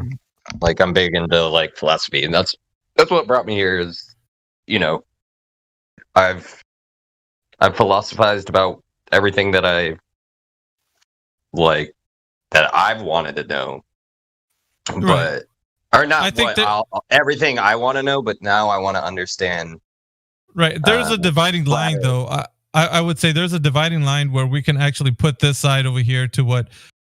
We could kind of speculate and say, like, well, this is what it is, but there's the other side where evidence is the key for us to actually demonstrate what reality is, right? So I can tell you about bendy space-time. I'll bring it back to flat Earth just a bit. And I can tell you that that's the case, but how am I going to demonstrate a concept to you that there's no way that you're going to be able to... Because when we tell people, okay, demonstrate bendy space-time to us, well, I need something as big as the Earth. Well, that's impossible. When are you going to do that? Like, when are you going to, show me that bendy space-time is real when you have to get a planet-sized thing you want to test? Yeah, it's redundant. Like, what? You know what I mean? So, yeah, I mean, the only way I can think of like any bending is like, I guess with like a black hole, but even then. we can't see them. We can just see stars disappear. It's like some people think that, okay, well, we're looking into the deep depth of space. It's all black there, but we're gonna see a black hole in that deep dark. I mean, that's about as smart as saying that you can see a ghost in the dark. Like the concept there is. Well, it's like you can see somebody take off. Yeah. I see it like, there's a vacuum in a vacuum. Yeah, I can see a light disappear. That's pretty much it. So, right, you didn't see a black hole. You saw a light disappear. You know what I mean? Like, it's not... There's concepts out there, man, that are just... It gets worse and worse, right? Yeah. The more you dive into it, the whole cool story is just like... It's just beyond ridiculous, man. And to pass this off as reality... that we must accept, and we get, we're looked down upon for questioning it, and it's like, what the hell? Like, it's unreal that we've reached the stage in the world, Just a few questions, and people lose their minds, and it's like, I can't prove this to you. Well, the guys who told you can't prove it to you. Well, you don't need to prove it. You don't need to prove it to me, right? Yeah. Why do you think people have that visceral reaction, Trent, when you talk about flat Earth? Just regular people on the street, or if you were to bring it up, or you would say, "Hey, I'm just thinking about this topic. What do you think about flat Earth?" Like, does those words kind of activate like the Agent Smith and people? All of a sudden, they turn around and be like, look at you like you have 20 heads. Yeah, I don't know. Like, when I used to hear the theory or whatever, not saying that it's not a real thing. I just used to think.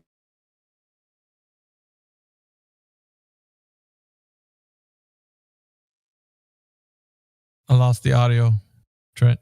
Yeah. See a lot on Trent, but no voice. I can't hear him, guys. I don't know if you can. Let No, can't hear him at all, mate. My Discord's been insane laggy for the past few hours. Yeah, I have no Trent audio. I don't even hear Sonny. What the heck? I heard Sonny. What? You don't hear me? Yeah, I hear you now. Hello? Yeah. Discord, man, I tell you. Yeah, we can't hear you, Trent. You might need to jump out and jump back in.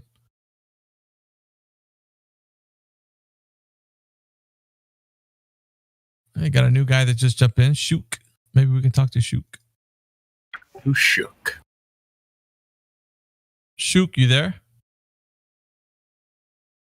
You have control of your mic, buddy. Would you like to talk to us? Shook?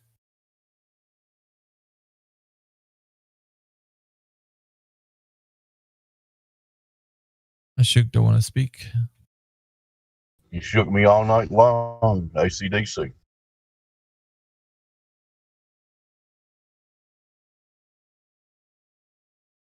All right, Shook don't want to say anything. Gotta put him back on mute. Is Shook shook? I was just kidding. Sorry, my phone's out. No, it sounded we lost you, man. We're like, what the heck? Where did Trent go? No. What I was saying is, when I first met of like Flat Earth and stuff like that, you know, because of the slander that I saw, I just kind of went along with it, and it was just like, oh yeah, these people are stupid. And then, just over time, like I'm an open-minded person, so I want to see things in different ways. And so far, that everything that you guys said and questioned me about, like I've opened my mind up, and I'm starting to see different things. Well, yeah, that's good, All right. man. Let's put some evidences his way then, if I can do so, Mickey. Is that all right? Yeah, let's go for it. Cool. So, Trent, have you ever heard the argument ships go over the curvature of the Earth and I can't see it? Because the curve of the Earth's in the way. No, I haven't. Well, this comes from like the ancient Egyptians. They figured out the Earth as a ball because they lost the ability to see ships because of the curvature of the Earth. It's quite an easy argument to understand. If you're on a curved surface and something keeps going away at distance, eventually that curved surface is going to get in the way, isn't it? Yeah. Yeah, cool. So this would be physical obstruction. The making the claim, I can't see it, physical obstruction. This would make the geocentric, oh my God, I can't even talk. This would make the horizon in the mathematical location. For example, if you know the size of the ball that you're standing on and your altitude above it, it's just a straight tangent line out from your eyes to the physical curve of the Earth. That's just geometry, right? Yeah. Cool. So if we know the size of the Earth and say we've got a 1 foot observer height, then it's just a mathematical calculation, 1.2 times the square root of the observer's feet in height, which makes the geometric horizon for a 1 foot observer 1.22 miles away. You understand that argument, yeah? Yeah. Cool. Are you in live stream voice text? What's that? The text. Are you in live stream voice text, the room that's associated with this voice room? Yeah, let me... Just above. There we go. Black Swan. Awesome.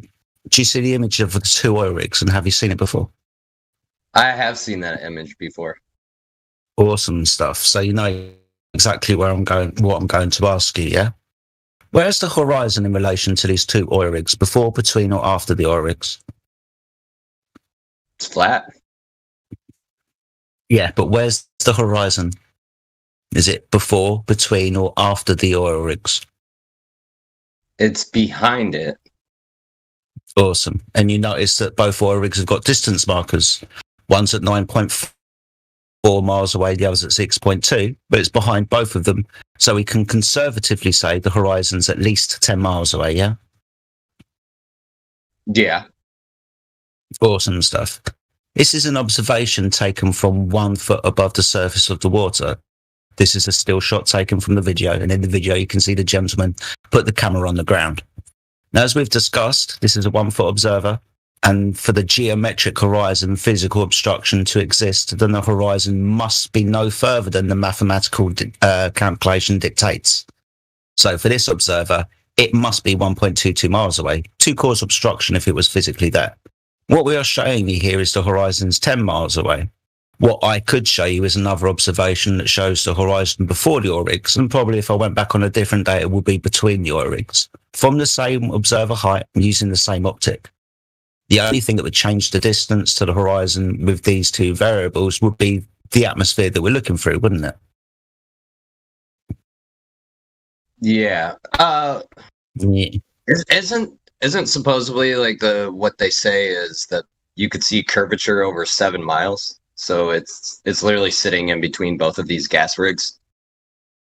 Yeah, but the horizon, I mean, let's put it like this. If I was to stand up, the horizon, geometrically, mathematical calculation, 3 miles away. It's not going to be 10 miles away. If it's geometric physical obstruction, it must be where the mathematics dictates. It cannot be any further than that. So Yeah, the math wrong? No, the math isn't wrong. I think you are not getting the dimensions of the globe, right? If the Earth, okay, so if you're at 1 feet observer height, then the geometrical horizon cannot be further than 1.22 miles. That's just what the numbers say, right? You're standing on a physical ball, right? So there has to be a physical sphere edge where boats and buildings would be obstructed. And if you go out and calculate it, this would be 1.22 miles at 1 foot observer height. Yet the horizon is 10 times further in this picture.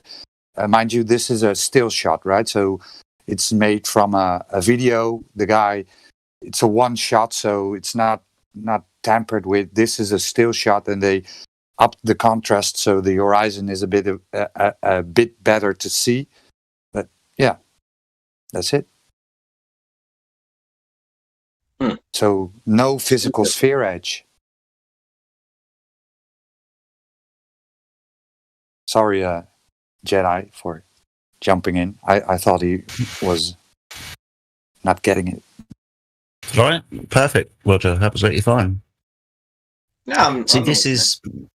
Yeah, but what we're showing you, right, the first point that I said, I can't see that thing because the physical Earth curve is in the way.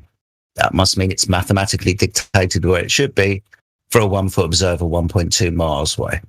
This is why we call this observation a black swan. For example, if your theory is that only white swans exist, then it just takes an observation of a black swan to prove your initial assertion only white swans exist to not be true. The claim is geometric physical obstruction.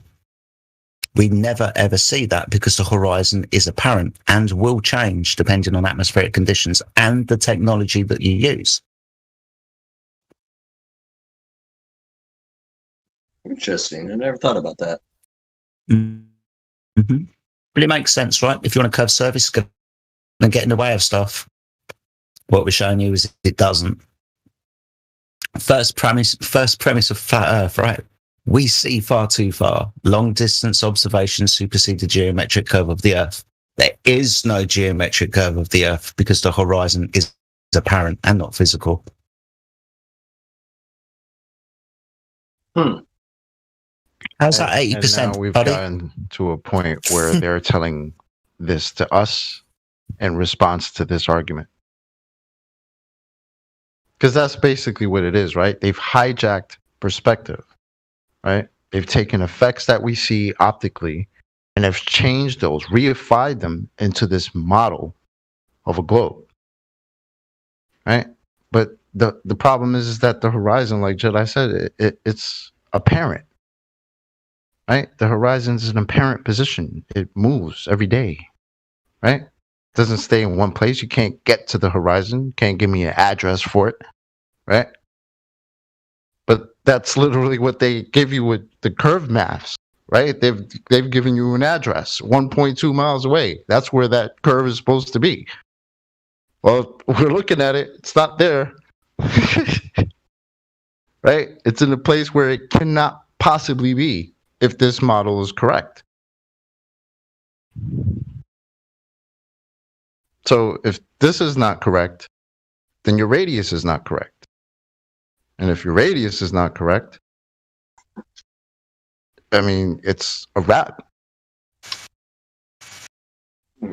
This is the one physical thing about the Earth that we should be able to test.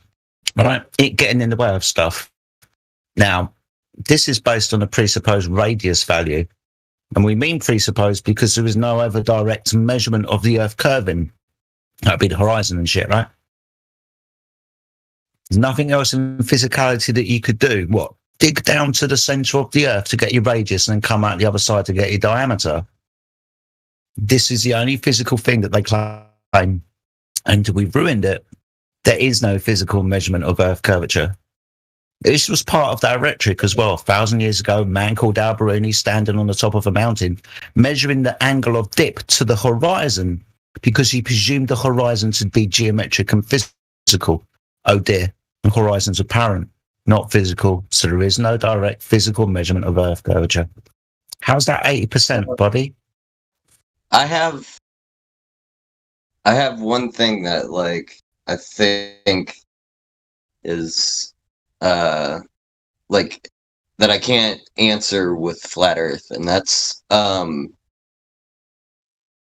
so if the sun is spinning and the moon is spinning around us, why do waves come in from all angles of like a continent? Like, wouldn't they pull to one direction? What are you talking about there, Trent? I'm saying like, why does the ocean waves come from all angles if the sun and moon was pulling them to one direction? All right, so you're kind of giving an example right now that can't be verified. I'm going to ask you a question. How can you verify what you just said? I have no idea. Right. That's So why I'm curious. It's really a non sequitur. Like, you're bringing it up, and there's nothing you can do to provide any evidence for that case. Well, I'm not bringing it up to, like, you know, right. But I'm showing you that if prove anything, I understand. But the point of it is, if you bring something like that up and you don't have any information as to providing any validation for that claim, then how are you going to start out by saying that if this happens, then what would be the result? Because then you're not presenting anything that you know of to be true. Is this correct? What makes you think the sun and the moon?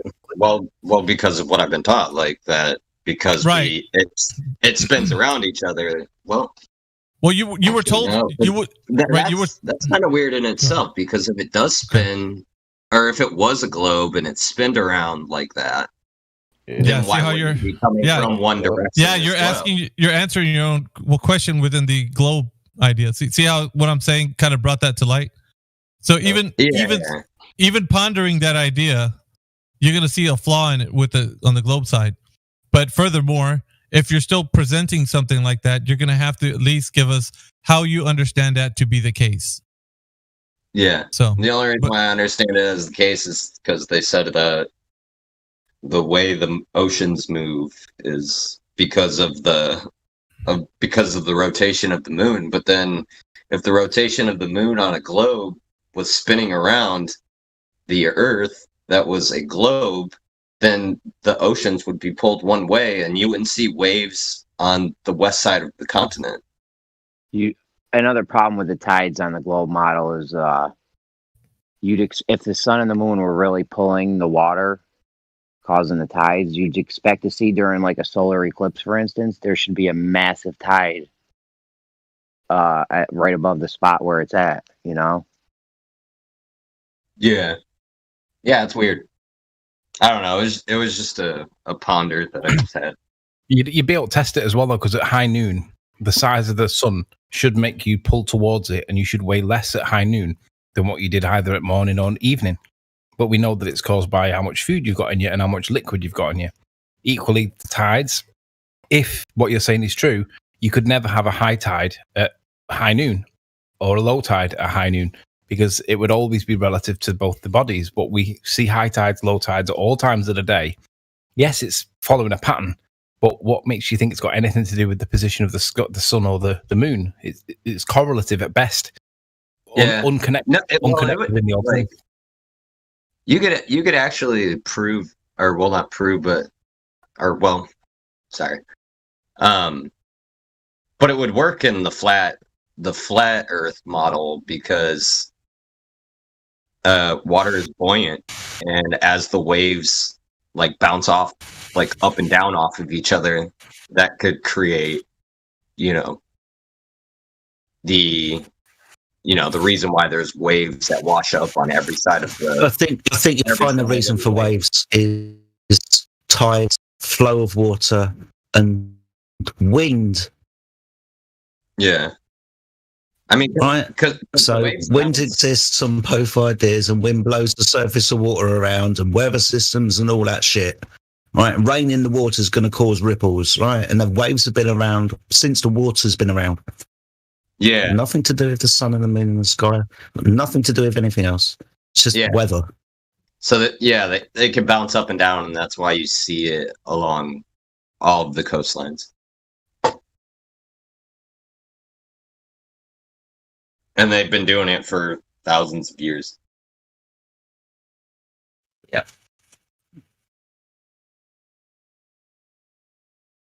Can I ask Trent one question? Hello? No, shut up. Okay. Yeah, of course you can. Of course you can. I just want to make sure you fully understand the implications of that black swan thing we were showing you. You know that falsifies the radius, and the whole model pretty much crumbles. These other guys will tell you more about it, but do you understand the implication? Yeah, R value set in look like a concrete thing. The radius value is set in stone.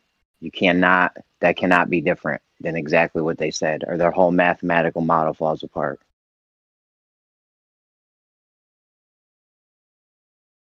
Radiant zone.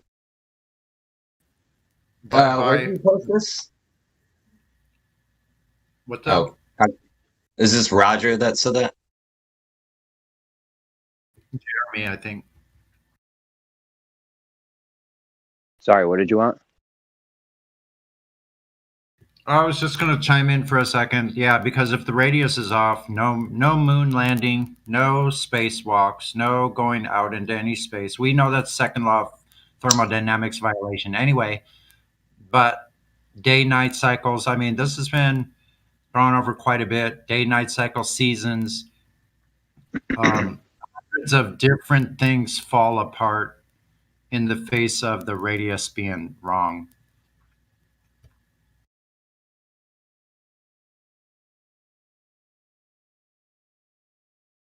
Yeah.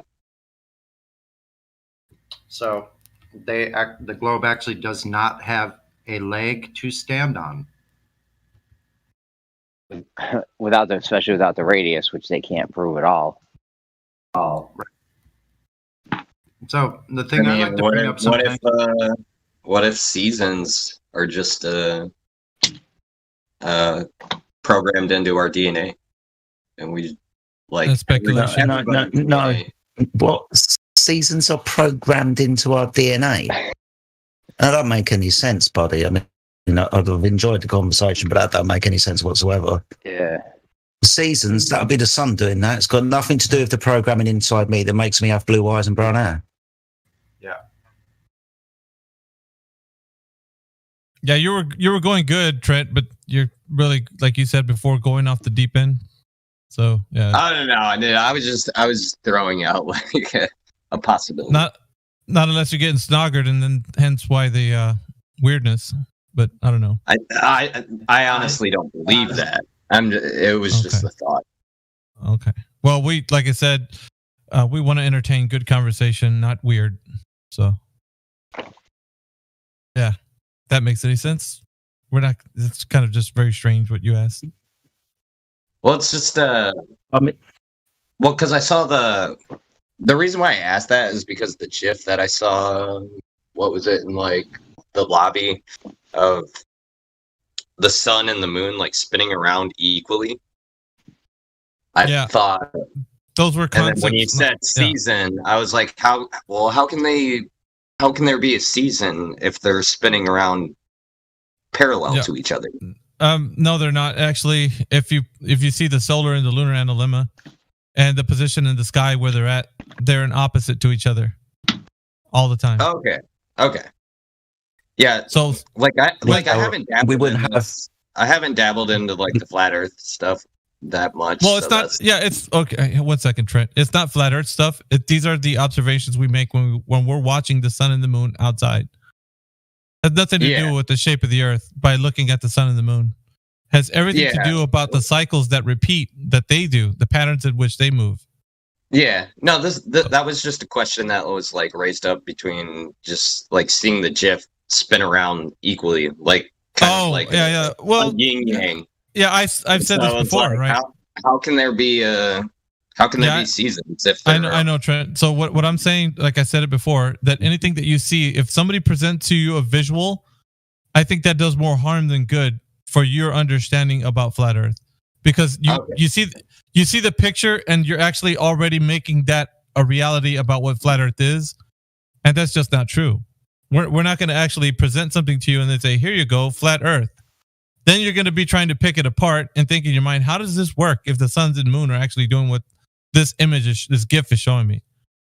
So that is the problem with showing people models and maps of things, because that doesn't comport over to reality. When we actually make observations outside, you don't see that kind of GIF working like the way you see the sky working. So that's what I'm saying. Like, okay. Yeah, I know. Yeah, I'm not trying to be offensive. I'm just like... No, I understand. I totally understand. I get where you're coming from. I just have a lot of questions and whatever. Absolutely, man. Like, when in pertaining to that, like, we can answer that, because I know that in the beginning of the Flat Earth movement, that has been heavily used. People have been showing people, look, okay, so that's what globe Earth is, but let me show you flat Earth. And they'll put the AE map with the little sun and the moon going around it. And they'll say, there you go, flat Earth, right? And like you said, I mean, there's things you can find wrong with that, but that's why it shouldn't be presented in the first place. Even though some people think, well, come on, man, throw them a bone at least. Give them something to look at. And it's just, It would be pretty disingenuous for us to say with regards to that GIF that you only see the moon at night time. Obviously, we see the moon during the day, right? Oh, yeah, I see. So it's not opposite. Yeah. Oh, yeah. Well, yeah. That's a good example for me. That's just a very crude question. That's just a very crude pic in there of the moon and the sun that I took, and I saw them both in the sky. That GIF's just a...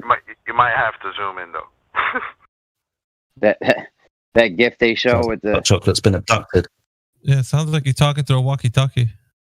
You got one of those underwater phones? He's on the space station, maybe. Yeah. I had to put on the Bluetooth. I got to charge my phone. I had to take out the wires.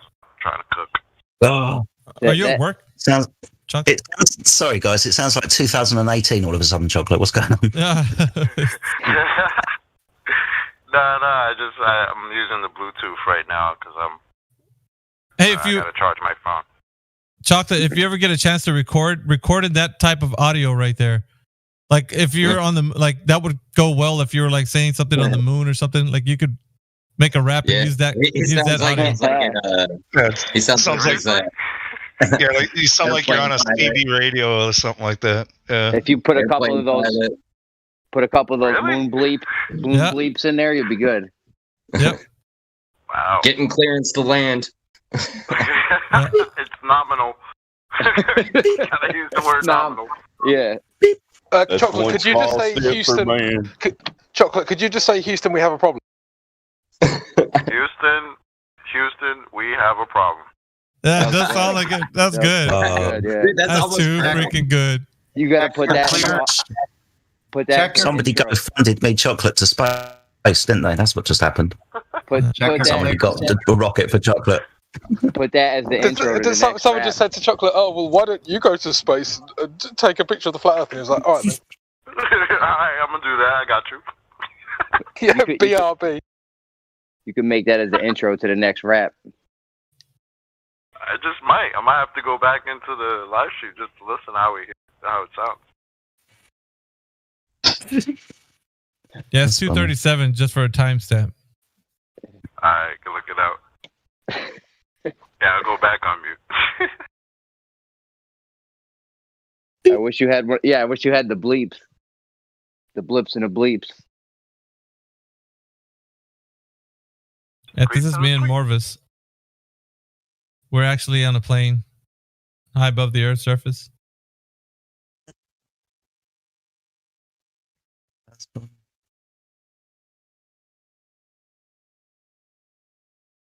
Have you got any more questions, Trent? And how's that 80%, by the way? Is it 70%? 50%? We're whittling it down. We should be whittling it down. Yeah, we're dwindling it down. I don't have any more questions, though. Unless, I mean, if you got questions for me, that's fine. I do. Which is better, the Xbox or the PlayStation? Oh, Xbox. Because I work for Xbox. Because I work for, yeah. No bias. So, yeah, you worked on the latest one, is that right? Yep. I have the prototype. Wow, dude. That's like day one stuff there. Yep. I got it. I started building the prototype around June. So you're also, close to I'm also building. Well, I probably shouldn't disclose this. I built the new game pass. It's only us in here. Okay, so Game Pass is going to a. Currently, we're building data centers, and basically, Game Pass is going to be converted into like a Netflix, and you can just stream your games to your console without downloading them. Didn't somebody else do that called Stadia or something? They've already done that. Yeah, that's kind of where we stole the idea. Yeah, but I keep hearing that it's so inefficient. Like as far as the lag time, and like people are not satisfied with the kind of connection they get. Well, that's why we're building a ton of we're building a shit ton of excuse my language. We're building a ton of data centers. And that way we can pull the bandwidth through. You guys got a lot of money within that project, dude. That's way too much. Yeah, we did away with Mixer. So what happened is we did away with Mixer and we put all the money into Game Pass. Oh, that project is like you're putting all your eggs in one basket, huh? This thing's gotta. I mean, it's already been successful. Well, yeah, but I mean, I don't know. I was going to say I've actually worked on several of Microsoft's data centers. They're paid for with I'd say a lot of government grants, and the information that's taken.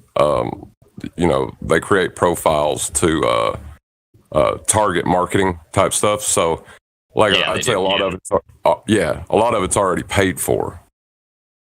You know what I mean? Like, so they're not really taking as big a risk as you think they are. Yeah. I'll tell you a secret that a lot of people don't know. You remember the Xbox 360 and the Red Ring of Death? Yeah. So what we did, or so what happened with the Red Ring of Death is we would get them manufactured in Mexico, and the idiot that wrote up the instructions didn't write it in English. And there was this instruction on it that when you get the processor, you take the plastic film off and put it on. Well, they made a crap ton of Xbox 360s with the film still on it. And so what would happen is after like 5 hours, the plastic would melt to the motherboard and you would get the Red Ring of Death. And they let consumers basically just like take the blow for it. Like they didn't offer refunds or anything. It's just messed up.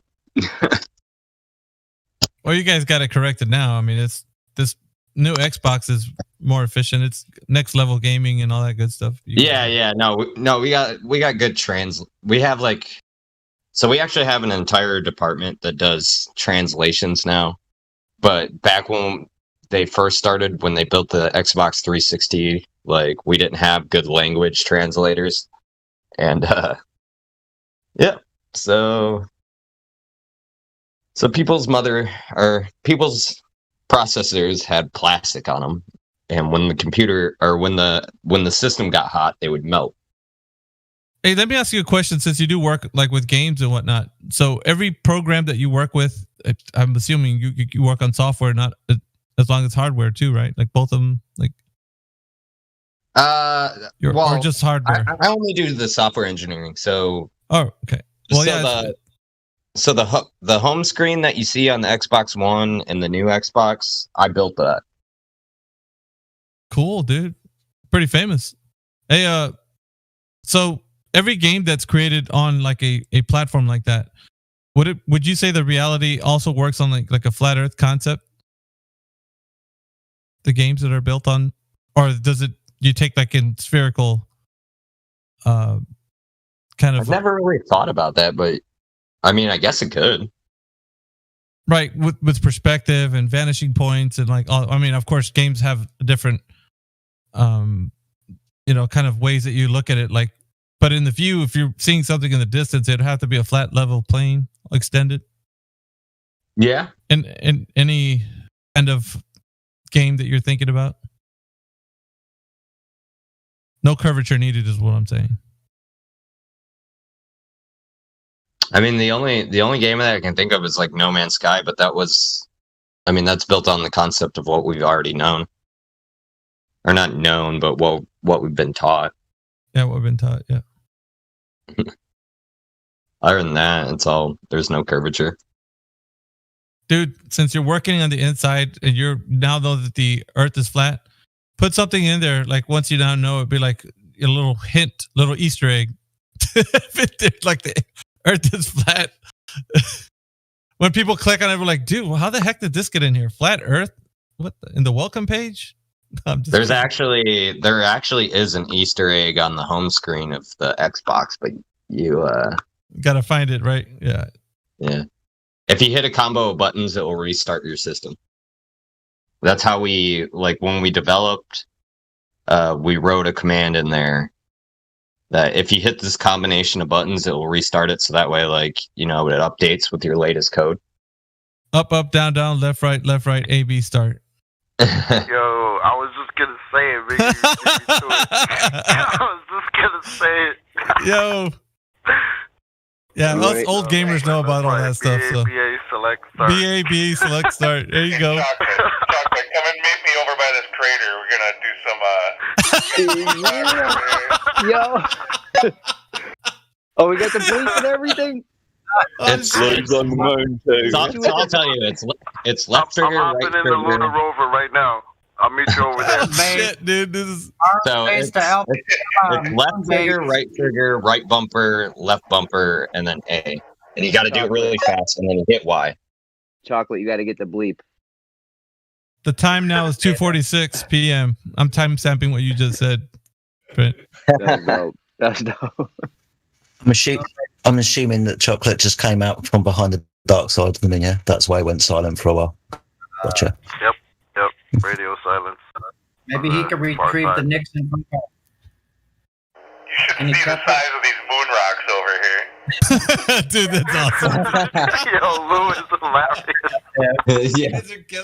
It's on location You really sound like that. right now. Is that how I sound? Yeah, dude. That's crazy. Throw them back down, make some moldavite. You guys gonna play around the golf up there using 9-iron? Hey, somebody's got to be Nixon in this whole debacle, man, and act like him. Where's Not a crook. Somebody needs to repeat Neil Armstrong's rhetoric. Yeah, take Come on now, take Lou. those moon rocks and throw them down, and we can have a meteor shower. Giant sleep for mankind. Lou and Chocolate need to have a conversation where, like, one will speak and then the other one will answer like 10 seconds later. Oh shit, dude! This shit's too funny. Well, it's really great to talk with you out there on the moon, and I'm really not a crook.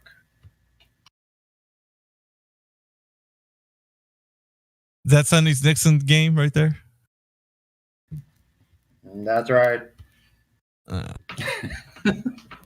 We need somebody that's gonna come in with a little bit more umph, dude. Like, Is that I'm the not a best crook. Nixon? We got among 40 people here. Come on. Come on. I know man. somebody could do Nixon around here. Yeah, give us your best Nixon. Somebody's got to step up here. I'm already saying I can't do Nixon, so. Trent, why don't you give it a try? Can you do a good Nixon? Oh shit! I don't know no Nixon. Okay. Oh, hey, Trent's a millennial, right? You're millennial, Trent? I'm 34. Oh, damn. You know millennial. No, actually, he is a millennial. Even I'm Is he really? a millennial. Yeah, that's technically a millennial. Well, you're just right at the border of being a millennial, right? Yeah. 34? I was born in 88. 36 is a cutoff, isn't it? 1981, first millennial. So Trent is an elder millennial. It's the elder. Yeah. Was that Lou? Who's the other guy on the moon with chocolate? Is that Lunatic? Yeah, that's Did that- Steven. Over. Oh shit! Dude, is that like your cell phone? Like it reminds me of like the Nokia construction worker cell phone with like the walkie-talkie. The chirp. Oh, the Nextel. Whoa, sorry. Pronunciation wars, guys. Pronunciation wars. Can you say Nokia again for me, please? Nokia. Did you call it Nokia? No. Actually, they say Nokia. Jedi. Yeah, Nokia. They say Nokia. No. Why? What do you call it? He's referring to the Nextel. It's a Nokia. The Nextel. That's what he's really referring to, though. Yeah. What is that big? Okay, got ya. Yellow. It was like a big bulky one that was yellow with like rubber grips on the side. Hell yeah, it resembled a walkie-talkie, didn't it? Like that one you're talking about, Trent? Yep. Like, what was the whole point of that, man? You're walking around with this walkie-talkie phone / phone, like thinking you're like all that, you know? You could throw that thing off a building and it wouldn't break. Well, I understand that, dude, but your cool points went down big time, man. Used it for work and stuff, and they would just like chirp each other all day instead of phoning and calling each other. It like, I don't know. I guess there's a little bit of with the walkie-talkie aspect of it. It's a little bit better access, right? You could just chirp them, and I think that's what. Yeah, but you can't really be cool with one of those, right? Like you can't hang with your boys and you'd be like, blip. Oh, hey, hang on, man. I got a call from my mom. Like, what's up? What's up? What's going on? Yeah, they would do it, dude. Yeah. Or your girlfriend's like, dude, where are you? And you're like, I'm just chilling, babe. Like, what's going on? Yep. I've heard fights. People having straight up fights on that thing, and I'm like, bro, why don't you just like call her? Yeah, exactly. Want that broadcast to everybody. I had a nightmare fucking recently with my ex. No kidding. Was it about Flat Earth? Nope. Oh, okay. Well, at least we're not in the picture. I won't dabble into it, but it was a train wreck. Let's just say I got a hot coffee thrown on me, and then I got spit on. Damn, dude. Yeah. Oh, that's definitely that. You were definitely checking that other chick out, dude. That's for sure. You wasn't. Yeah, you were. Yeah, you were, dude. You ain't got to lie, Craig. You ain't got to lie. Okay, I'll tell the story if you guys even want to hear. So, so she loves spaghetti and whatever. So I invite her over. I cook her spaghetti and meatballs. I made the sauce from scratch. I made meatballs from scratch. I even made the noodles from scratch. And we're having fun, good time. We're whatever. We play some board games. We played Yahtzee to be exact. And we go to bed, everything's cool. We're like chilling there. And so what happened is in the morning my phone alarm went off because I have a phone alarm set to wake up like at 8 a.m. because I wake up at 8 a.m. every day. And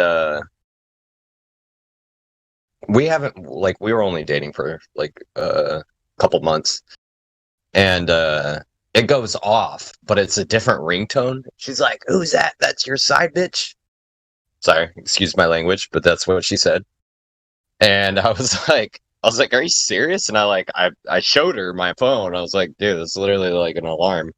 And she was like, "Nah, you're talking to somebody else." And she was like, I was like, "Okay." And then she fucking walks out of the room and goes to my kitchen. She uses my Keurig to make a cup of coffee.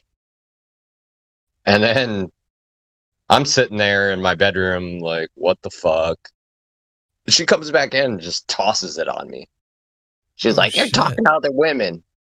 I was like, and I stand up. I'm like, "Are you serious right now?" And Bro. And then she fucking hawked a loogie like right in my face. And I was like, "You're freaking me the hell out. Like, you need to go. Like, leave." Damn. Yeah, no, she fucking like, I don't know why she snapped. I even showed her like, this is my mental. phone. Let me ask you, Trent, let me ask you a question. Are you still with her? Hell no, fuck that. Okay, I'm just saying, man. Just checking to see where you're at in this whole situation. Yeah. No, she asked me. She was like, "Come on." She messaged me like last night, and she was like, "You want to come over and have Christmas with me?" Like, no. Damn. Like, you're wild. I don't trust you. Yo, that's gangster, man. That's like, hood. who the hell who do something like that to somebody? But you might have wanted to get some confirmation before going to my coffee cup of coffee. Dude, like, throw that cup of coffee at me? Well, like, yeah, what? like shit. Like, did she do the old like Jim Carrey hockaloogie, like when he's going? Yeah, kind of like. Except for dark soul. I was like, "You're lucky I don't like. You're lucky I'm compassionate and don't call the fucking police on you right now." Yeah, I don't roundhouse kick you right now. Like, you lost your damn mind. What? Yeah, no, it was another I've ever experienced. I was just like, honestly, it was traumatizing. Be like, "You're lucky you're a female, because if you were another dude, I would F you up." Hell yeah, dude. Be like, who else wants some of Debo? You know what I mean? Like, damn. Can you imagine? Well, that was like my immediate reaction. I was like, at first, I was like, "Dude, I'm gonna punch this," and then I was like, "Well, I'll go to fucking jail, so I'm not gonna do this." Okay. Can you imagine what the thought process was? She's in the kitchen using your Keurig to make coffee to throw in your face. What that thought? Oh yeah, dude, wow. Premeditated, dude. That's insane to actually do that. Yeah, no, it was wild. I'm like, dude, when she did it, I literally said, like, I stood up out of my bed. I was just like drenched, like from fucking, literally from my chest all the way to my boxers, and I was just like, "Dude, are you fucking serious?" Like, right? Like, sorry. Yeah, was it really hot though? Like, I mean, thank goodness you get scalded, man. Yeah, it was hot. Okay. I immediately grabbed one of my shirts off the floor and rubbed it off me. I was just like, "Dude, you're crazy. Like, you need to leave." That's insane, dude. Like, that's insane. Yeah, it was. Yeah, and then she has the nerve to like be like, "Oh, you should come over for Christmas." No. You borrow an alarm clock. And do a repeat so she could throw it on you again. I said, buy her an alarm clock. Dude, after she spit in my face, she freaking she even cocked her arm up like she was gonna punch me. She's gonna punch you? Like, what is wrong with you? Like, hey, and this was literally all over a phone alarm. All right, so check it out, man. What type of alarm was it that kind of set her off like that? Was it some kind of like, did you have like genuine like pony on there or something? Like, what was it like? You know what I'm saying? What happened? Like, what happened is she spent a couple nights with me, and I had the same alarm. And then just one day, I decided, like, because I kept sleeping through it because I got used to it, so I switched it. And then she came over, and then she heard it go off, and it was a different alarm. And she was like, "Who's calling you at 8 a.m.?" I'm like, "What?" Like nobody. All right, so that's a lesson for all you younger guys in here. If you don't switch your alarm, keep it the same. Yeah. Follow Trent's example here. Don't. If you do that, there's implications. You're gonna get coffee on you, maybe a loogie. It was crazy. That was the crazy. Like I've never seen somebody get so crazy. Might be mistaken for an early AM boot call. Yeah. Because you didn't tell her every single thing. Yeah, like Good thing she didn't go through your phone, huh, Trent? There's nothing on my phone. I literally gave her my phone. I was like, "Look at it," and she's like, "Oh, well, you deleted it." Like, not that phone anyway, huh? Oh, it's still ridiculous. Yeah, that's crazy. It was so ridiculous. But I should have known. I mean, I hate to say it, but I should have known because she disclosed like early in our relationships that she was taking antipsychotic medicine, and so I should have. I should have known that something like that would happen. Yeah, you were sitting on a powdered keg and didn't even know it, huh? Well, you didn't. Kind of knew it. It's a good thing she didn't have a gun. She could have harmed herself. Yeah, dude. Like, dude. Probably took him out and her, like, double homicide. She had pepper spray, too, and I was a little bit freaked out that she might try to use it on me. So you told her to get to stepping, huh? Is this like while you're here, you kind of like crazy, so you thought I'd check out the Flat Earth? Yeah, no. As soon as she walked out the door, I made sure I locked that thing. So what I'm hearing is a glutton for punishment. Okay, let's mark it down. Yeah, it was nuts. I mean, there's. I mean, if you got beef with somebody, like just leave. Don't be like that. Well, that's a normal person, man. Yeah. You're not dealing with normal. Now she's looking for the next one to throw coffee in their face. Well, she was actually wanting to do it again, but Trent said no, so there's that, right? Yeah. I'm not going back to that. No. I mean, I was actually considering. I mean, like before she invited me, I was like thinking about surprising her with like flowers and gifts for Christmas, but I don't know about that. Don't be a cuck. What? Yeah, that's a recipe for disaster. Well, there's only one reason why I think Trent would attempt to do something like that. She's smoking hot but crazy. Yeah, like super hot. Yeah, no, she is really pretty. All right, She's pretty. hot or not, I'm sorry, but like, even if she was attempting to do that, I would have to have a serious conversation with her. Like, check it out. Do you know how batshit insane crazy it is for you to make a cup of coffee and throw that fucker at me?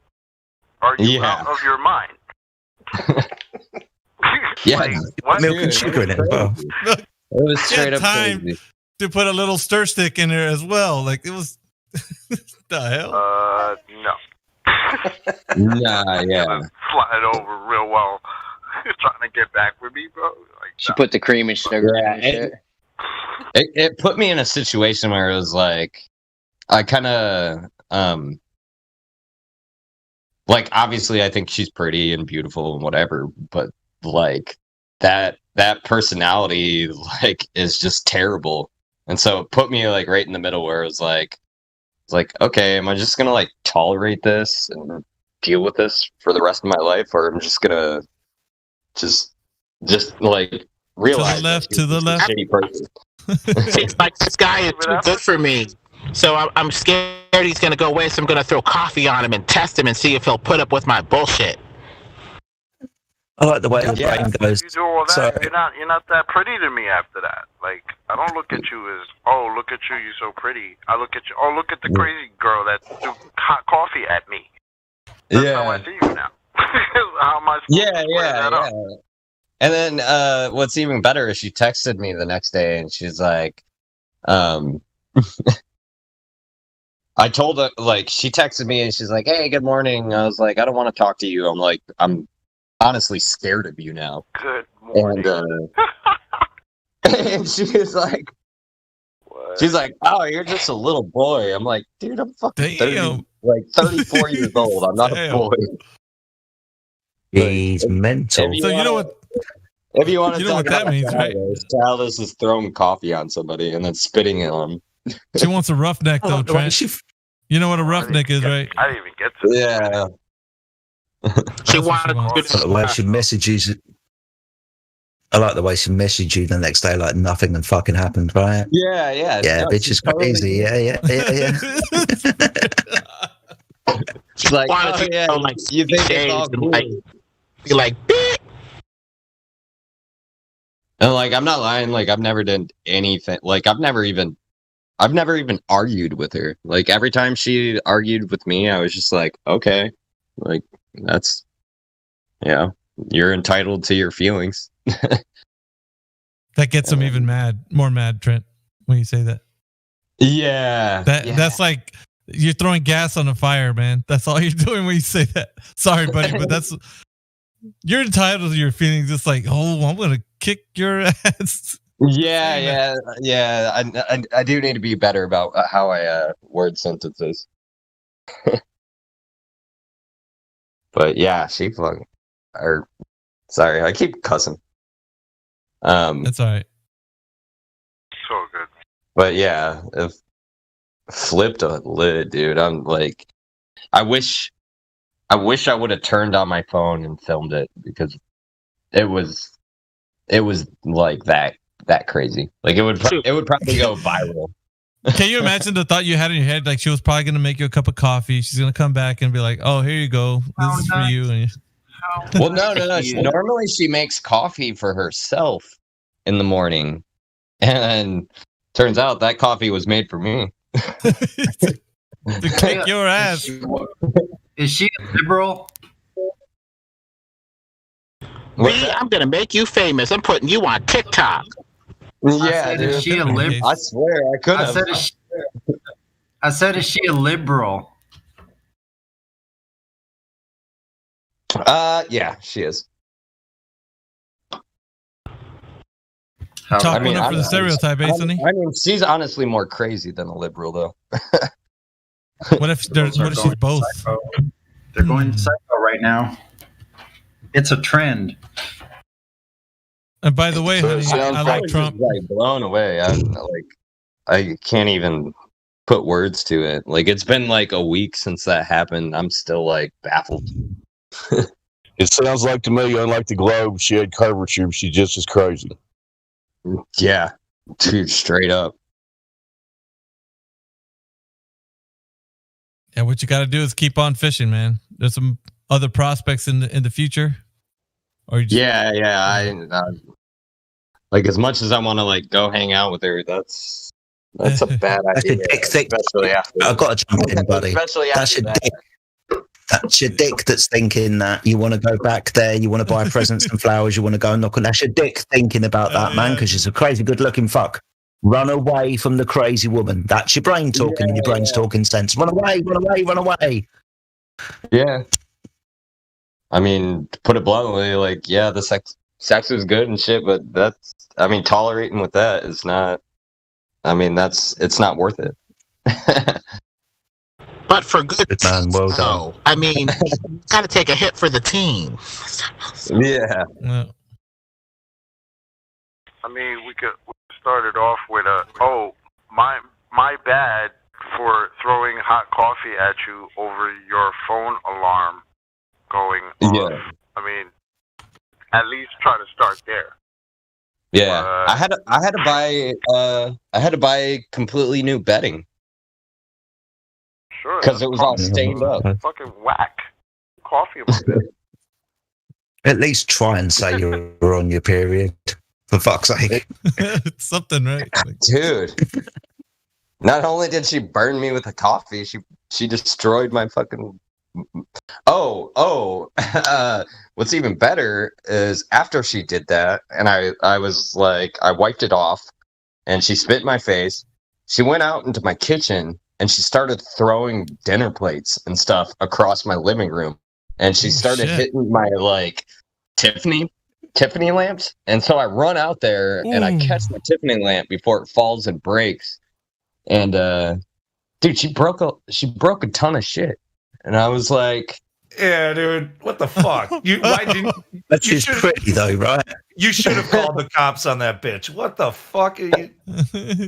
Yeah. She's pretty, man. She's crazy. She's pretty and crazy. She started grabbing cans of soup and throwing them across the room, too. Oh, hell no, dude. That's one hell of a tantrum. Hell yeah, dude. Like, God. How long were you with her? I was baffled. I was literally like, by the time she left, like I was literally like having tremors because she was like, she was a liberal. The hell out. Because it's like, I Cue the can't Donald do Trump anything, speech. otherwise I'll go to jail. And so, like, what do I do other than deal with it? How long were you with her? Okay. We're like 3.5 months. We started dating like right before September. Yeah. Now I gotta let that go. So she kept her facade up for 3.5 months. That's actually pretty good. Yeah. It sucks. I mean, don't ever let your dick convince you to buy flowers and chocolate again, buddy. All right. Every time you get those thoughts, just go for a wank, mate. You'll be fine. Yeah. Sometimes you gotta put logic before freaking your heart. Where are all the sane, non-crazy girls at? Hopefully not all of them have been snatched up. Dude, not when you're 34, man. Yeah, Trent's got some in the DMs, huh, Trent? Some of the BMs? No, you got some in the DMs. Oh, shit. No, I don't. If men had to stay away from crazy women. You're a young guy, a man on the town, dude. Come on, dude. You could... I'm pretty sure I don't know somebody what it out is, there... But I only seem to attract crazy women. Oh, is that what it is? You only get the crazy ones? Yeah. They're all crazy. Jeremy, dude. Come on, man. We can't say that, dude. That's just... They're listening right now. They're going to come in here and... All right, Jeremy said that. I'm about to get it. Yeah, that was Jeremy. Next female jumps on here. That was Jeremy. It's all Jeremy right there. I know my wife wasn't listening because she's not down here yet. Well, you know what? Some of the people that listen here are women, so they'll probably contact her and on behalf of the women of the world. Oh, shit. Alert her. Actually, Mickey. everybody listening right now is a woman. Contact Mickey. He'll CC it to me. Dude, even the last girl I dated before her, or I should say woman, to be correct. Dude, we got into an argument and she punched me in the face and gave me a black eye. And then that's how I actually moved to Seattle. I was living in northern Michigan, and literally that, like, as soon as that happened, I was like, I'm buying a ticket and leaving, like, right now. Like, and that's what I did. I literally went to the airport like an hour later and was like, I'm out. Like, you can have, like, I'm leaving everything that I own behind and I'm getting out of here. That's how gnarly it was. Damn. It's time to just shake the dust off, man. Yeah. Kind of move ahead. I'll give you the whole story. So what happened was, she thought the same thing. I don't know what it is with women, but they always think that you're cheating on them, and So we get into like a little argument or whatever, and I go to leave, and she blocked the door. And I'm like, okay. I was like, I'm gonna go to the bathroom or whatever because I gotta pee. And then she I hear her walk back away from the door, and so I bust out of the bathroom, run out the door, and then she follows me to my car, and then she was like, I'm sorry, I want to talk to you. And I was like, okay. And then I opened my car door because I got into my car, and then she was like screaming on the outside. And so I opened the car door, and as soon as I opened the car door, she just punches me right in the face. I was like, what? And then, yeah. And then after that, I was like, I'm out of here. I'm literally going to the airport. I'm going to fucking walk up to Alaska Airlines and buy a ticket and just fucking leave. And that's what I did. I left. And yeah, that was crazy. So you're in Alaska now, huh? No, I'm over here in Washington. I live like 15 minutes out of Seattle in Kirkland, between Kirkland and the Redmond campus, the Microsoft campus. That's cool, man. You get to live near work. Yeah. No. Yeah. I can get to work in 10 minutes. You live close to the airport, huh? No, I don't live close to SeaTac. SeaTac's about an hour away from me. Oh, okay. Yeah, Well, so SeaTac's like all the way around the bay. It would have been. What's that? You cut out. You're near Lake Washington then, sort of, right? Yeah, I actually live on the eastern side of Lake Washington. Juanita Beach in Kirkland.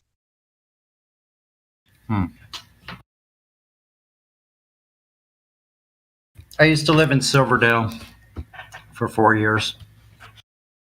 Okay. Yeah, I'm kind of like a little bit over towards like Totem Lake. Hey, you live near a lake. Good way to do some long distance observations, man. Kind of test this out. Yeah, I was just listening in here. I got a P1000, and I live just about an hour south of Seattle. There you go, Trent. Got somebody that lives near there. Cool.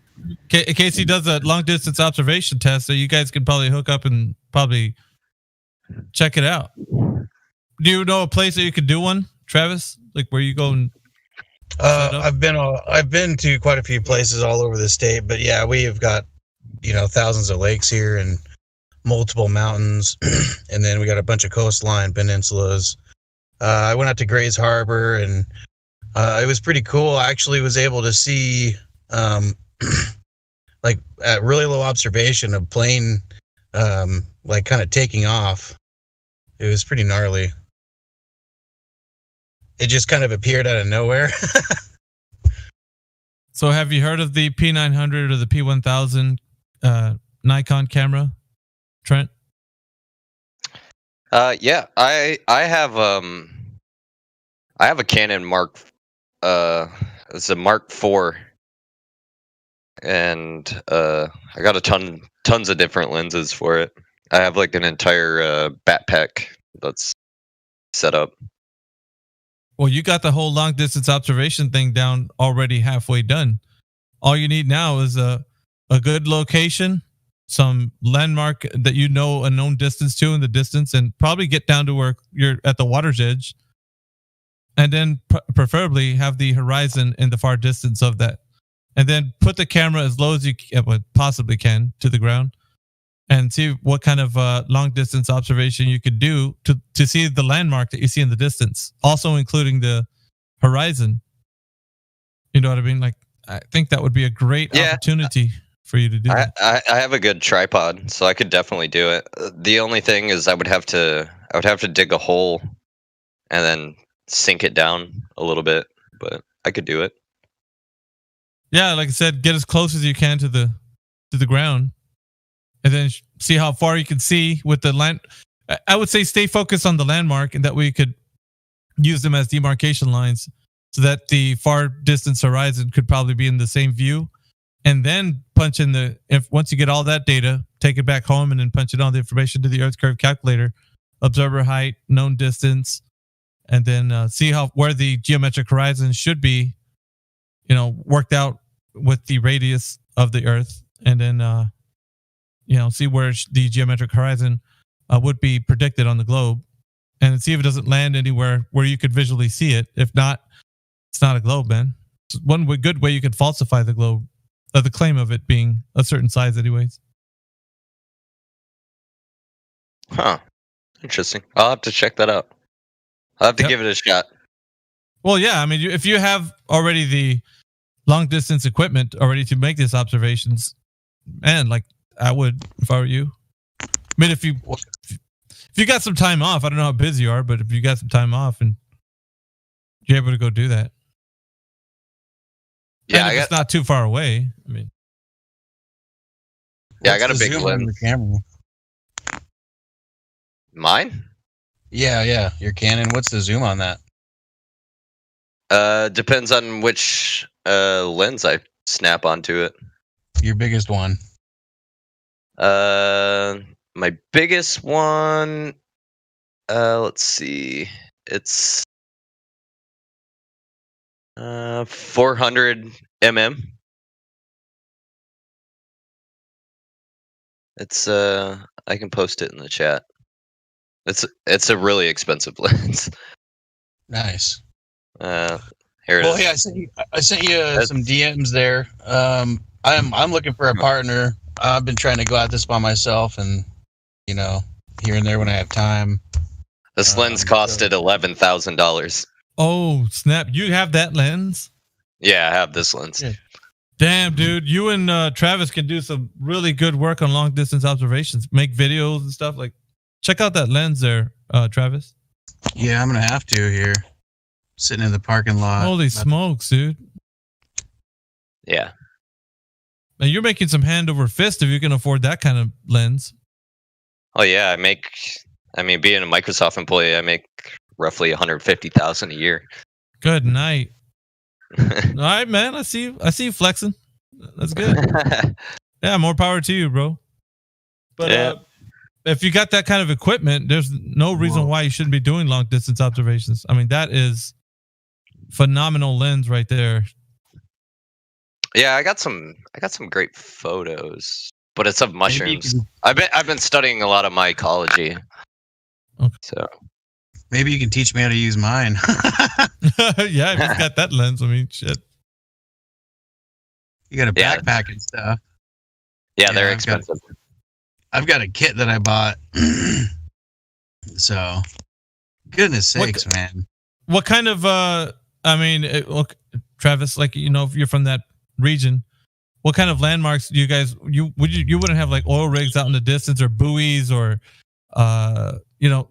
maybe extended peninsulas out in the distance that you could say, let's do like a 30-mile long distance observation. You know what I mean? Put the camera at a certain height.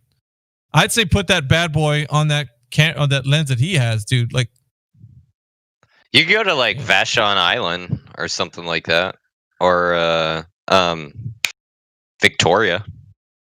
Victoria would be a good one. Yep.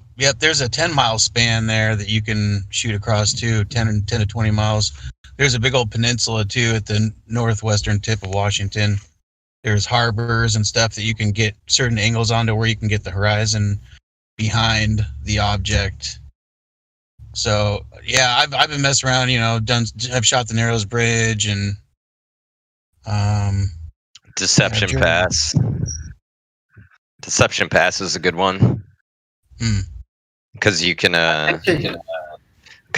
on a high level on that bridge, and then you could shoot at the island from Deception Pass.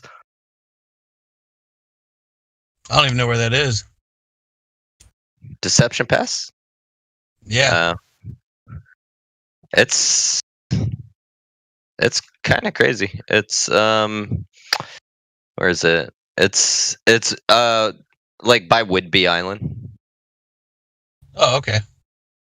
But you can shoot an image from Deception Pass Bridge to like Lopez Island. Man, I don't even, I'm not familiar at all with up north, so yeah. But, yeah, Trent, would you be inclined to do like a long distance observation? Because Travis, he already understands like the ongoings of how to do one. I mean, I'm just kind of interested if maybe you would in the future, consider. Yeah, I could do one. Yeah, I'll give it a shot. Well, you guys bouncing off ideas like that could probably kind of get it more accurate, and you know what I mean. I don't know. I'm just speculating here. I have bad juju with Deception Pass. Honestly, I don't feel comfortable on it. A lot of people jumped off that bridge and unfortunately passed away. Well, I'll just put this out there. I am looking for a partner. It's pretty hard to find flat earthers around, so if you're interested, I PM'd you, so okay. Yeah, we'll hook up. Cool, man. Grab a beer or something. Yeah, I already got one. There you go. Just don't go out on the pool and find any crazy women. Just stay away from women for a while. Yeah, no, I'm staying away. I'm not messing around with that no more. All right, real quick, a little bit of administration. We do have Akumu Virus who is in here. He was kind of patiently waiting to come into the conversation, but I told him that I wanted to do the 3 points with him. So, Akumu, are you there? Yeah, I'm here. It's a good lad. All right, so let's see if we can run to the 3 points together. I think you said you wanted to go ahead and go through them. So let's see. Yeah, I said, I ain't mind doing that with you.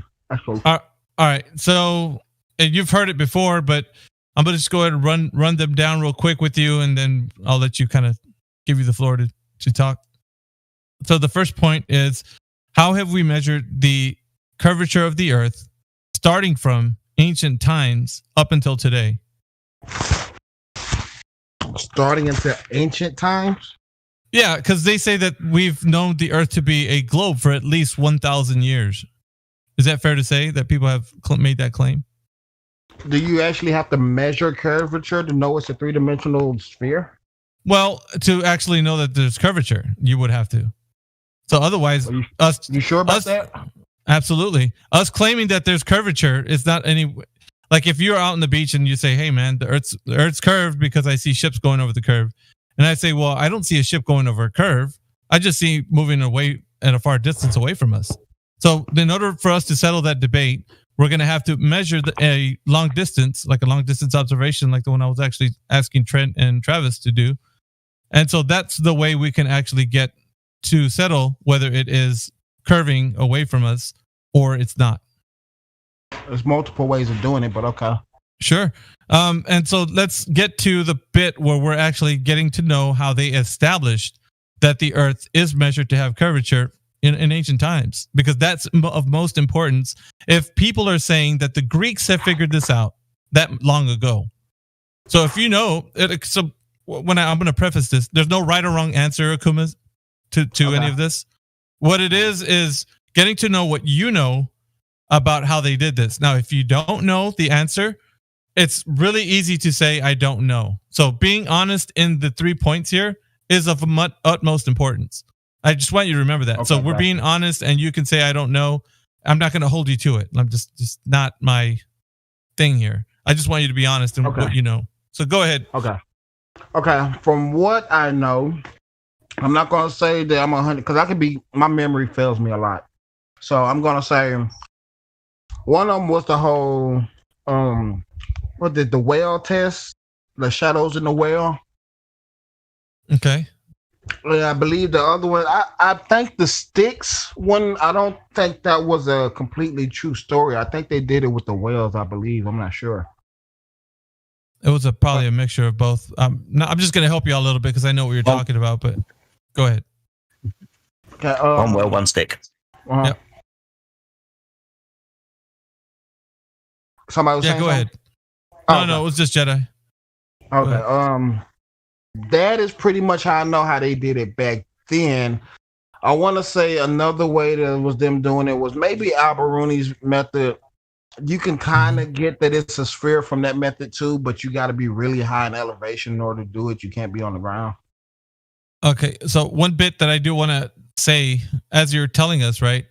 What I'm asking for here is the method that was used, and to explain it in detail as to how it describes us measuring the curvature of Earth. Because what I want for people to hear, the way they can replicate this and do it for themselves.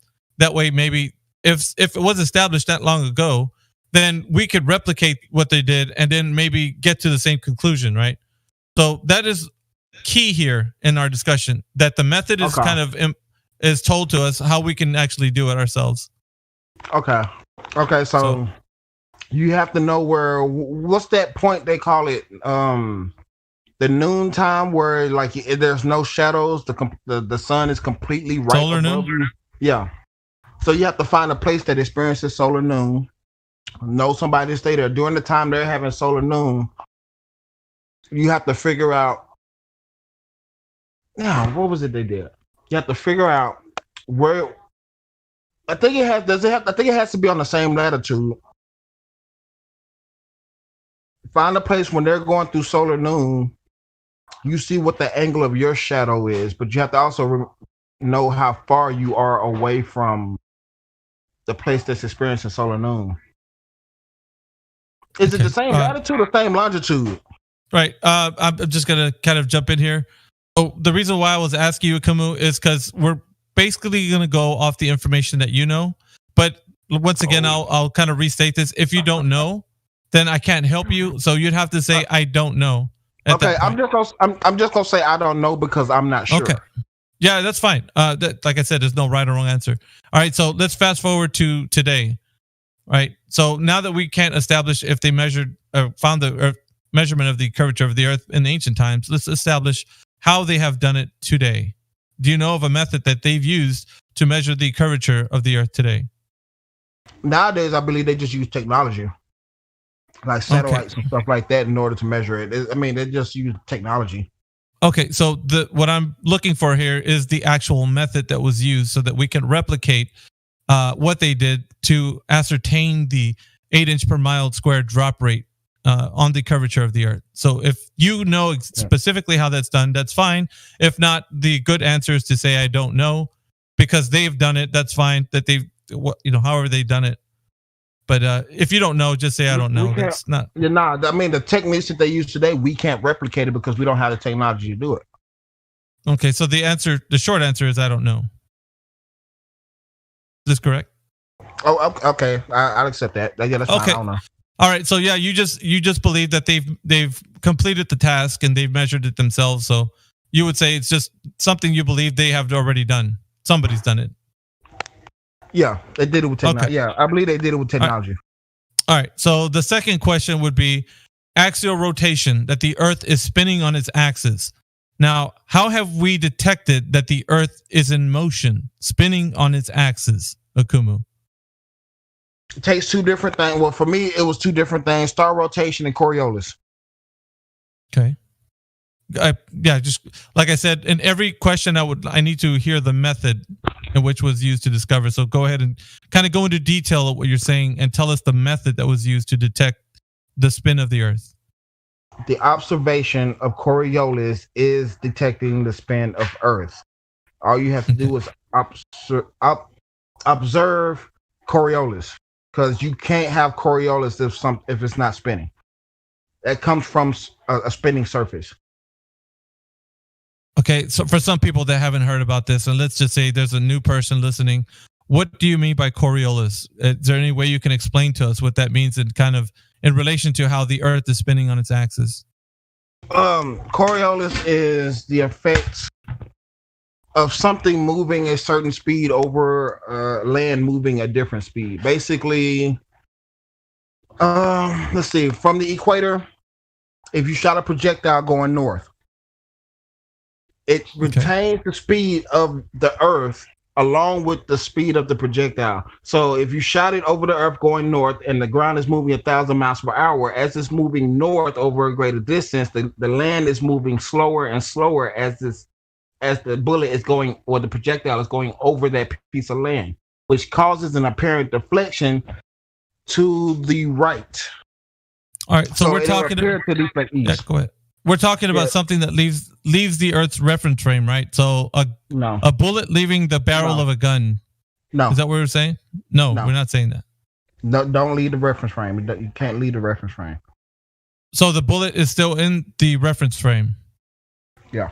Experiencing Coriolis, is that what they say the Coriolis is? That something that stays in the same reference frame, or does it leave the reference frame that it's in? You can't leave the point of view of the Earth. You're still in the point of view of Earth. You can't. But in the position of what they're talking about with Coriolis, right? The globe Earth explanation of Coriolis is that if something leaves the reference frame, like on the Earth, something leaves the reference frame, that it's independent from the reference frame of the Earth, which means the Earth is spinning underneath it. Okay, from the globe plane, you can't leave the reference frame. So then the bullet doesn't spin underneath, or the Earth doesn't spin underneath the bullet, right? Is this correct? It's moving at different speed. So yeah, it shoots. It kind of appears that it shoots ahead, but it doesn't. So the Earth is spinning or not spinning underneath the bullet? I need to be very clear on that. Okay, I'm gonna be very clear with what I'm saying.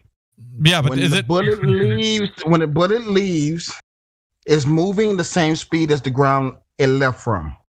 As it's traveling north, since it's moving closer to the point of rotation, the land under it is moving slower, which appears to make it seem like it's shooting to the right, which would be east.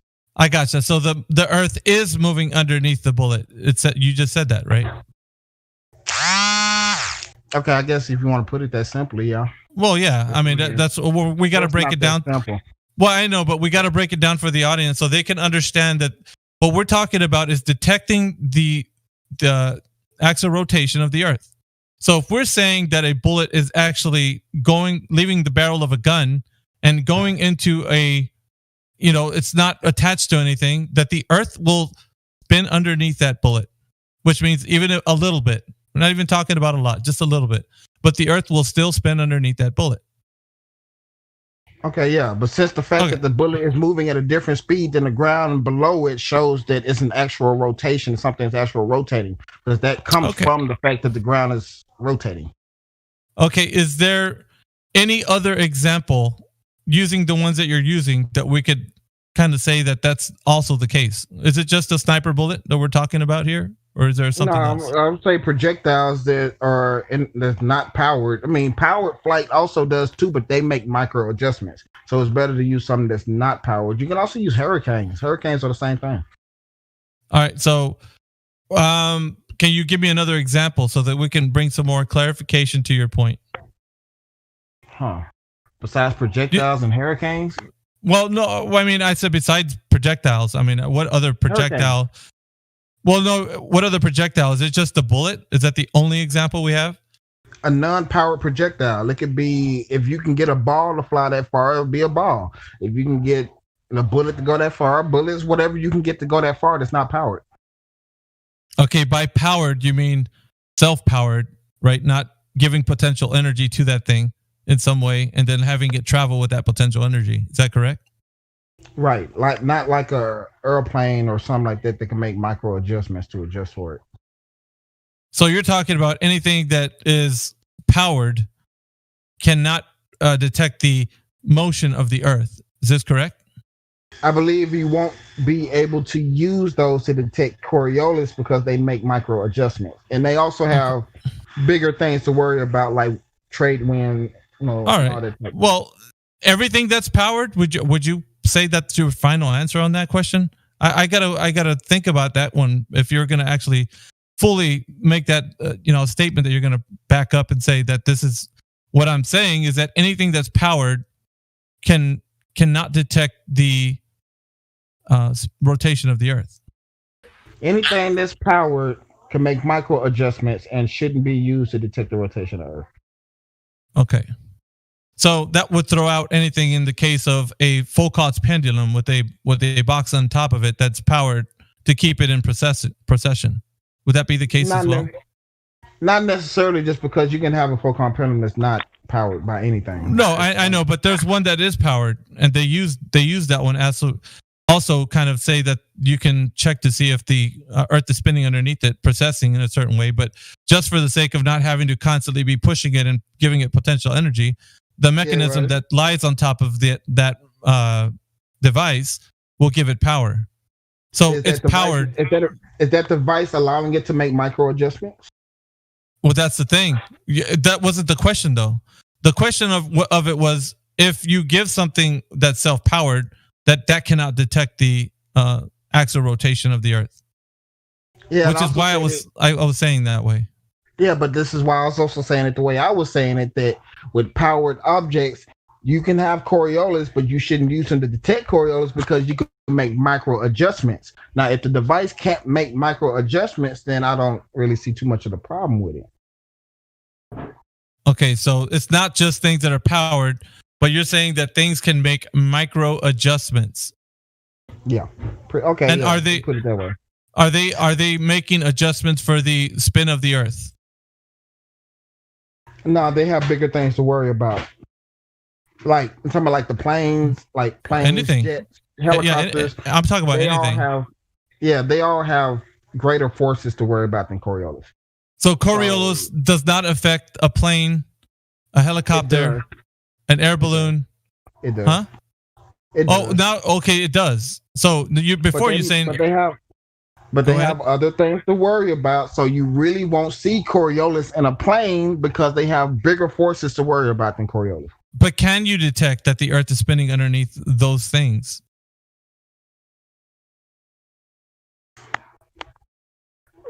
Man, that's really, really, really hard to say because I don't think a plane moves fast enough for you to actually notice that the ground underneath you is moving in a different path than a straight line. That would be hard to notice if you're not moving fast enough. Okay, well, it shouldn't be, because if we can detect that even slightly the Earth is moving underneath those things, like the plane, the hot air balloon, or a helicopter, then it would be said that most assuredly we can detect the rotation of the Earth. So it either is or isn't. That's what I'm saying. You won't be able to detect that. You will probably need some type of tools and all that type of stuff to notice that minuscule amount of movement.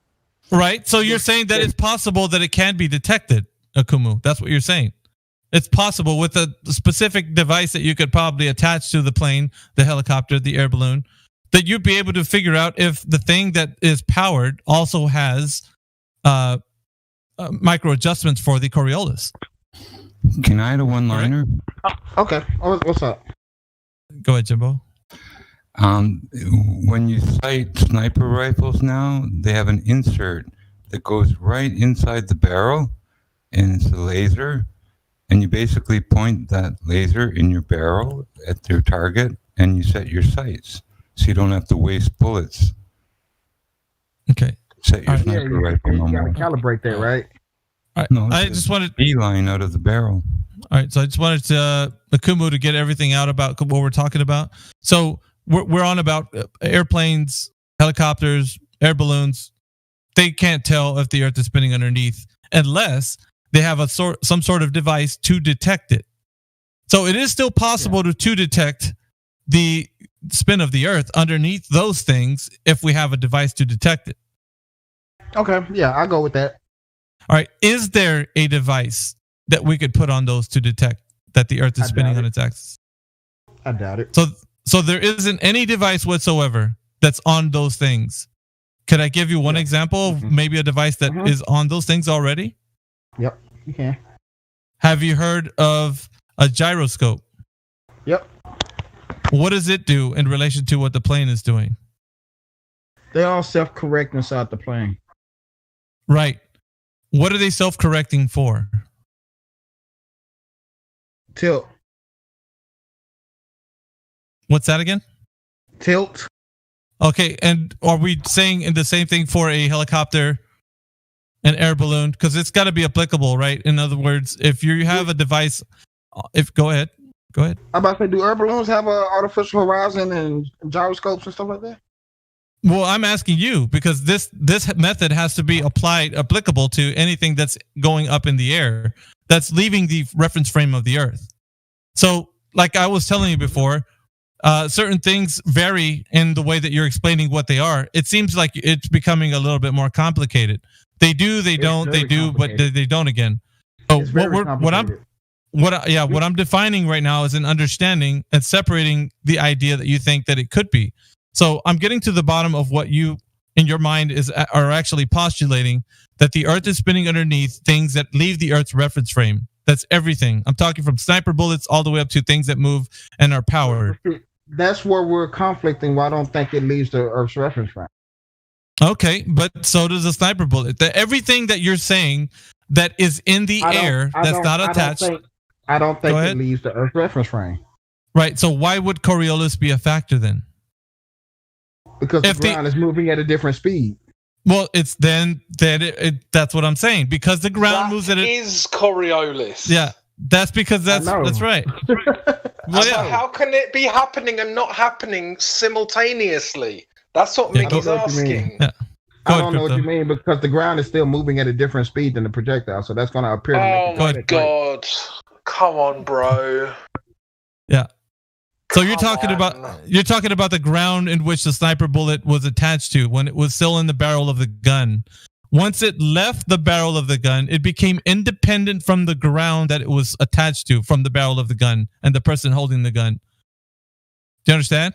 It is no longer a part of the ground because it left. Okay. So then it becomes that the Earth is spinning underneath the sniper bullet, as you were claiming before. The Earth is moving under the bullet. Okay. Under the bullet, right? Okay. Or we're in agreement with that. But so now we're saying that anything else that leaves the Earth's reference frame can do the very same thing because the Earth is detected to be moving underneath those things. Anything, Akumu. This isn't just something that is a sniper bullet or specifically a football or something like this. It's anything that leaves the reference frame of the Earth. It doesn't leave the reference frame, and I'm also not disagreeing with you either. So, well, I know, but you can't have your cake and eat it here. It needs to be one or the other. And if you can't establish, things aren't always that simple. Well, here's the thing, though: the Earth is either spinning underneath those things or it's not. It's just that simple. Why? I never said it's not. I never said it's not. It's almost like you use double speak to kind of get to an explanation. Okay, see, here's what's happening. And I usually stop the 3 points because a person is being dishonest. We're getting to that level at this point. I don't want to stop the conversation because I want to make sure that everybody hears your example for detecting the axial rotation of the Earth. But I will, because if we start going back to a circle jerk, then we're not going to get anywhere. And the audience will get fed up about and bored of listening to you trying to double speak your way through this. And it doesn't work in You're not really trying to get my examples. You're trying to force an example out of me. No, it's either this, right? Because if we're saying that the Earth is spinning, then we're going to have to say that anything that leaves its reference frame will be independent of that spin. Yeah, but which you agreed on. Right, which you agreed on. You did agree on that. Can I get an agreement on that? What did I agree with? You're lost, aren't you? See, I kept up with the conversation, but you're completely lost. I was trying to tell you don't leave the reference frames, and then you was like, do you agree on that? And I was like, what do I agree on? Yeah, see, because you're lost. So here's the thing. Because I do agree that we don't leave reference frames, but you don't agree with that. So I'm trying to I'm asking, what is it that the audience? Okay, hold on, Akumu. I'm going to pause it. Now I'm going to pause the conversation. You ain't new to this, bro. I'm going to pause the conversation because you can't get through the 3 points, right? The second point is where you stopped off at. So now for the audience. Okay, so he went back from saying that something like a sniper bullet leaves the barrel of a gun and becomes independent from the Earth's reference frame. Therefore, the Earth spins underneath it. Now he's saying, yeah, just like you're saying right now, Kumu. No, it doesn't. Frames. Because you're throwing me off with these reference frames. I'm not mentioning anything about no reference frames. I'd rather leave reference frames out of it. I'm going to wait till you finish talking. Go ahead, Jedi. Right, so the reason why we're bringing up reference frames is because for Coriolis, you need two. One that is spinning and one that is still. The Coriolis effect can be described as this. You are on a spinning, rotating reference frame. Let's call it a merry-go-round. And you are holding a ball. You throw the ball towards the center of the merry-go-round as you continue to rotate. As you observe the ball's path, as you continue to rotate, you observe an apparent deflection. Because you are on the rotating reference frame and the ball has been thrown into the non-rotating reference frame. The path of the ball is actually straight. I've been listening to this conversation for 10 minutes, my friend, and I don't think you understand what the Coriolis effect is. So let me give you my example of Coriolis instead of using that damn merry-go-round. That's fine? I don't... Yeah, that's fine, but I have defined the Coriolis effect as this effect is defined. Okay, I'm about to do the same exact thing, but I'm going to use a different example because I can't stand using that merry-go-round. So we're going into MSU territory. Truth? Are we just making shit up there, Akumu? This is how I literally learned what Coriolis is. You made it. I did not use a merry-go-round for this. I aren't either. He just used the merry-go-round. Shut the. Let him explain his idea of what the Coriolis effect is. Let's just go to what you believe the Coriolis effect to be because of what you got taught. Let's have that. Okay, cool. So y'all want to hear my example of Coriolis? Is that fine? Your example? Yeah. Continue. That a yeah? Yeah, go ahead, man. Go ahead. Okay. So, you have two trains going side by side. On, let's see, one train's going 800 miles an hour. We have another train going 1,000 miles an hour. On the one going 1,000 miles an hour, you have a soccer player ready to kick a ball. On the 800 miles an hour, you have a guy sitting on there with the goal, waiting for this person to kick the goal in. As this person is passing up the train that's going 8 miles an hour with the goal, the person that's going 1,000 miles prepares to line up to kick this goal. As he lines up, he kicks the ball. From the perspective of the person who just kicked the ball goes completely straight. It's just the fact that he missed it. He should have shot a little earlier, but he lined up straight, kicked the ball goes straight, but he still misses it. According to the person on the according to the point of view or the reference frame of the person on the one going 800 miles an hour, the guy lines up to make this kick. He kicks the ball, but the ball curves ahead of him. That is Coriolis. Dude, anybody can have explanations. I got a few right here in my back pocket. 1 second, Chemtrail. Okay, 1 second. So he literally just said the merry-go-round explanation only using his example. It's the same thing. You saw apparent deflection. And he described two different reference frames. That wasn't on a non-rotating reference frame. It's just the fact that both of them are on a rotating reference frame, and still one of them still got. No. Still got you Coriolis. Have two moving reference frames, and the ball was still kicked into the non-moving reference frame. It's funny how you said you were confused while we were bringing up reference frames, and then you just used your example of how you learn what Coriolis is describing. And the only reason I use reference frames is because y'all did. I would not use reference frames. You just described your definition of Coriolis using reference frames. If it wasn't for y'all, we're gonna put up with this. If you were, I knew Virus was going to be able to make it past point two. I knew that, Maggie. Yeah. Yeah, the thing is, if two objects were moving at different speeds and you kicked a ball at it, like it would actually land behind it. But that's because of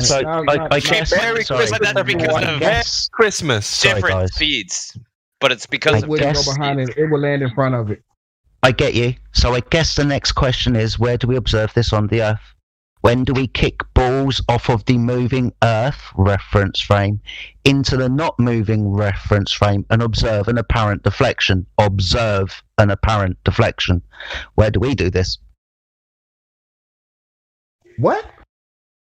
Where on the Earth do we observe an apparent drift, as we have just figured out what the Coriolis effect is? So where do we observe the apparent drift? Are you asking me where do we observe Coriolis? Is that all you have to ask? Is that what you're asking? Well, yeah. Yeah. That's exactly what I asked.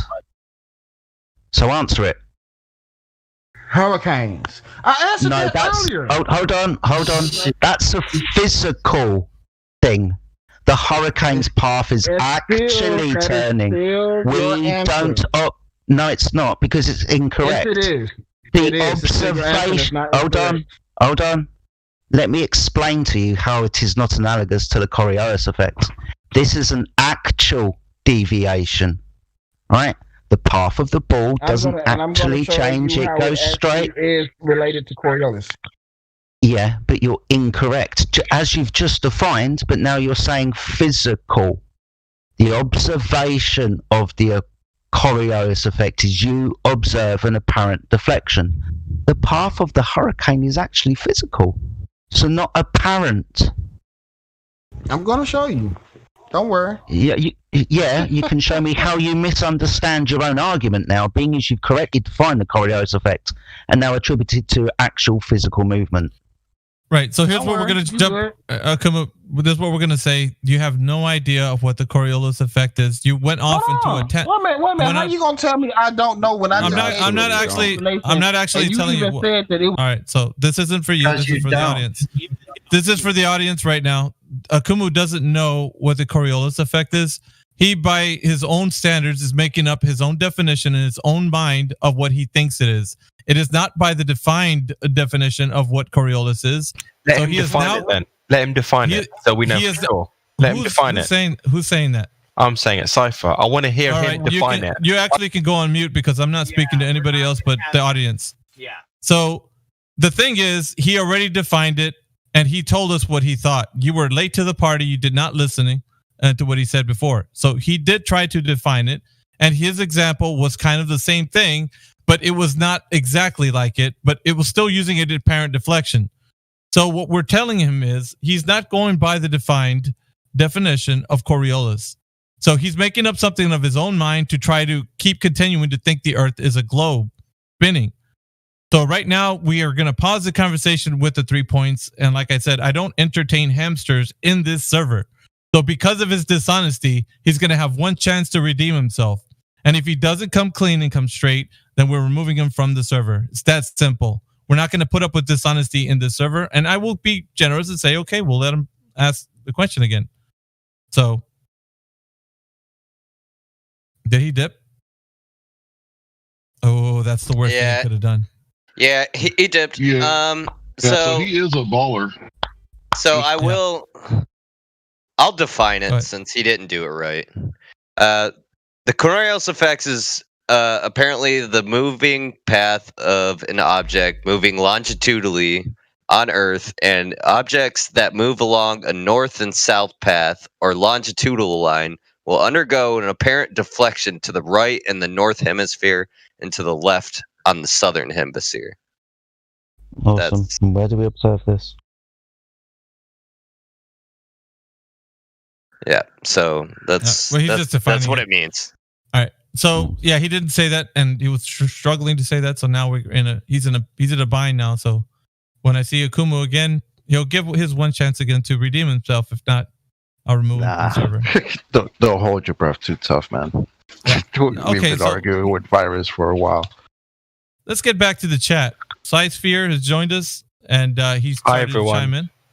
Yeah, no, I just because like everyone is around the world is going to join at different times. So yes, okay, I was late to the party, I missed it, which is why I asked him to define it again. Right, but that's the reason why he wasn't going to answer you, Spy. So instead of him having to struggle and go through what he was saying when we were talking to him, I'd rather let him finish and then come back to your question. So now that you're here, I would like to ask you what brought you to the server.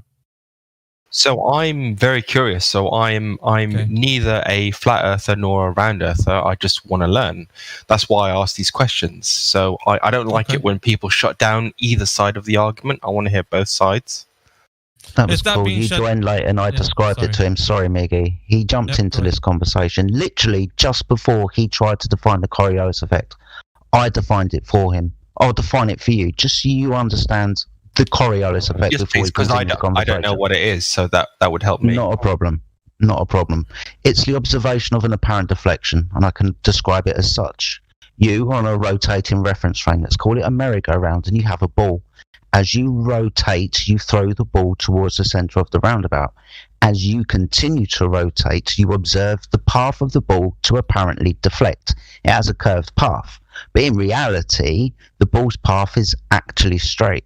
You on the rotating reference frame, underneath the non-rotating reference frame, observe an apparent deflection. Do you understand? Yeah, so I think it'd be easier for me to... So you know in airports where you have those flat escalators that go forwards, would that happen on a flat escalator? So you're standing on one of those at an airport, you're going forwards, and you throw a ball up. Would you get the same? Would you get the same effect? Pretty much. Yeah. So you're throwing something off of something that is moving. It is actually going straight, but as you continue to move, you observe an apparent deflection. Okay, that's interesting. You have to throw it perfectly straight up, though, right? Bias. Yeah, because you'd be if you're on one of those, you would want to throw it up and forward a little bit so that you could catch it, but you'd have to throw it literally straight up. Okay. Sai, can you just put a hold on your comment? I know you want to ask some questions, bro. Just for one moment, okay? If I could ask you, just go on mute real quick. Akumu's just joined our chat. That's fine. All right, so we're gonna give Akumu one chance to redeem himself. This one and only chance. So Jedi, let's see if we can get him to be honest on the Coriolis effect. Let's pick up where we left off, shall we? Akumu, you're unmuted. Man, look, nah, bro. You just muted me for all that just to tell me I was a lie. So I went and found a whole bunch of evidence for you to look at. So and you're not gonna look at the evidence. You're just gonna say that I'm wrong without showing me any type of evidence. Go ahead and ask him. Sorry, guys. The type of evidence we gave you was the description of the Coriolis effect, the observation. Your misunderstanding of the description of Coriolis is not proof. Show me proof. Hold on. Yeah, stand on a merry-go-round, throw a ball towards the middle, and observe an apparent deflection. Show me That's proof. Show me proof. On a merry-go-round, throw a ball towards the middle, and observe an apparent deflection. Show me proof. All right. Discord server. Miggy, this isn't going to go far, is it? Yeah. No, it isn't. I gave you one chance, Akumu. Virus. Look, Virus. we're being generous right now. Go ahead, Chocolate. No, I was just going to say, man, it's very unfortunate. We've been having this argument about this very topic for how long, and you still can't get this. Y'all still don't seem to get this right. It's not my fault. Y'all misunderstand Coriolis. Akumu, it's not your claim. Akumu, it's not your claim. Okay, that's not my claim. Coriolis. Listen, Coriolis has already been defined. You're coming in with another definition of your own making, and that's not what we're using. Okay, I'm sorry. You coming in with the remix, bro? This is not a Kumu virus definition 1.0. This is what has already been established. That's not what I gave you. All right, so are you over talking me, Akumu? This is what has already been established by mainstream rhetoric, and you're not. Did he dip again? Oh, sorry. I'm not going to put up with that. Yeah, bye. Can't come in here with the remix, and we're supposed to deal with that shit. I'll tell you what's going to happen. He was going to give us from fucking NASA or something the Coriolis effect as, hurricanes and shit.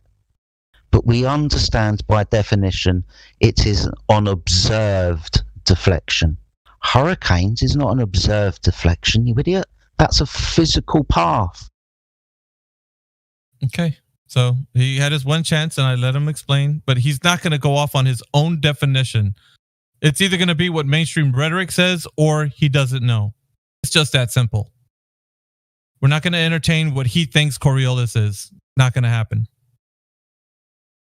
Okay, so I'm going to, if you don't mind. So the Coriolis effect happens because of high and low pressure air. What Coriolis? Do people agree with that? No. Well, The Coriolis. Sorry. That's sorry. not The right. Coriolis effect doesn't happen happens. at all. Okay. Hold on. I'm just asking. Yeah. That's High and low pressure has got nothing to do with the observation of an apparent deflection. Okay. There is no observation of apparent deflection on Earth. That's why there is no Coriolis effect on Earth. Anyone who says differently. There would only be one if the Earth was spinning. Yep, that's true. If the Earth was never spinning. observed. It's never We would even have to talk about it because we would all see it. It'd be stark and obvious to everyone. Yep. Yeah, we would be dead. Yeah, I'm just asking questions. Yep. I get you. But when they have an explanation for something that you've never seen, ask them, what are you talking about? What Coriolis effect? Well, isn't that the trick to take physical interaction within fluid dynamics and then like associate it with the Coriolis effect and then claim that the Earth is spinning as a result of it? Like that's the trick, right?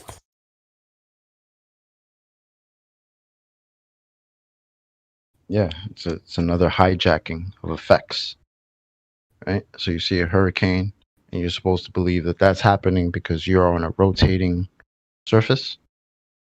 Well, that in itself, even by their own definition, debunks itself. Because if that's the case, then hurricanes are spinning due to us being on a rotating reference frame. Okay, that's great. So why is it that when hurricanes are shown to us or photographed or whatever from above, that would be the inertial reference frame? So shouldn't the hurricanes be moving straight? Well, they like mixing up correlation. The point of the matter is listen, this is how it is. Hurricanes and cyclones go in both directions. If it was the Coriolis effect which caused them, they would only go in one direction. Yeah, another thing too. Simple as that. To keep that illusion alive, they have to say that hurricanes and cyclones can't pass the equator. They do. So now what? They say, yeah, that's why hurricanes and cyclones can't pass the equator due to the Coriolis effect. And you start linking them, hurricanes and tornadoes, or hurricanes and cyclones have passed the equator, and they're just dumbfounded. Oh, this gives me a thought. So when it comes to flat Earth, does the equator, is it a circle that sits on top of it? Or does it not exist? What do you mean? It doesn't exist even in the globe. Yeah, it's an imaginary line. It doesn't. Okay. There's no real. You're not going to suddenly like pop up and like, oh look, here's a tree. It's just the equator. You know. If you want to draw an equator, you just draw like a semicircle in the on the Earth. Okay, that's my. Not a semicircle, a small circle. Just in case you guys want to know, I asked this question, the question I just asked to a particular baller, and he tried to tell me how hurricane winds are moving straight. That's how devastating the question was, because we all know that shit's not happening. Wow, that's crazy. Yeah, it's kosher. I just put the audio in there in the voice text. Okay, so I want to say something real fast. That you guys said earlier, the trick is when someone doesn't want to use the merry-go-round, for example, with Coriolis, it's because they're desperate to avoid that merry-go-round. That's right. And Acom Virus, he's from a science versus scientism. He's definitely a baller. Oh yeah, Chocolate said that too. Yeah, that guy's been there. Whatever, he could be whatever he wants in any other server, but not dishonest in this one, because it's going to get us nowhere. Mods and golds and everybody who are going to want to have a conversation with him are going to run into him explaining what he has made up in his own mind as what he thinks Coriolis is, and that's not what the ballers should do. They should stick to the mainstream rhetoric if they're going to continue to believe that the Earth is a globe, or don't cling to anything at all. And that's kind of where we're at with it. So if he's going to continue to say that he's going to make up what Coriolis is, that's not going to happen in here. We're not going to listen to somebody being a hamster for 30 minutes on and he just spiraling on what he thinks it is, and it's not going to happen. That's kind of what happened. Oh, sorry, Miggy. Yeah, so no, you so go is, so is ballers like a slang for like people that believe in the Earth being round? Globe for people who vehemently defend it in spite of The obviously Okay. countervailing evidence. Yeah. I think of ballers as like the gangster term. So Yeah, it sounds cool, but it's really a fucking insult.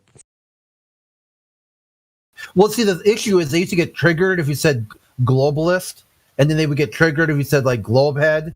So you finally had to think of some word they would stop reporting you for harassment. And they eventually decided, as a collective hive mind, that if you use the word baller, they'll stop crying about it. Okay. Yeah, they didn't like globulists. Yeah, it was just all the words that came before them. Even when they call themselves globalists, if you come in and say globalist, they'll They call it you sends them off. conspiracy theorist. Yeah. Yeah, we got a whole bunch of people that joined the chat right now. It looks like Madeline has joined us. He was chiming in right now. We got Ruth. Looks like RVTH has joined our chat. Let's see if we might want to have a conversation with them. Oh, Cunny's back, I guess, from How's it yesterday. going? What's going on, Cunny? Just put a pin on it right now, Cunny, because we're going to get some new people. We'll get to you if the conversation dies. Yeah, shut up, Cunny. Not like that, but yeah, just hold tight, man. Madeline, are you there? Yeah, what's up?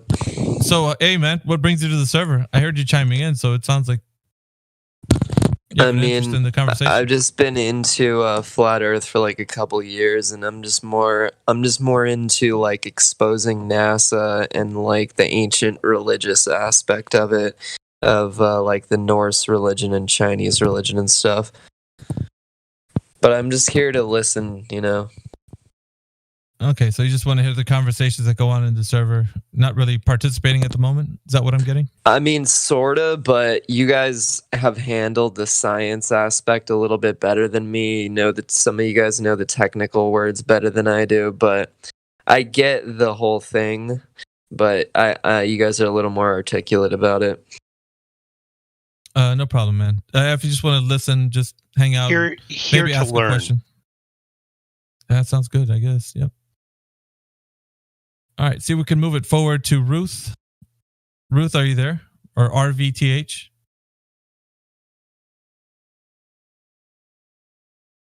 Roof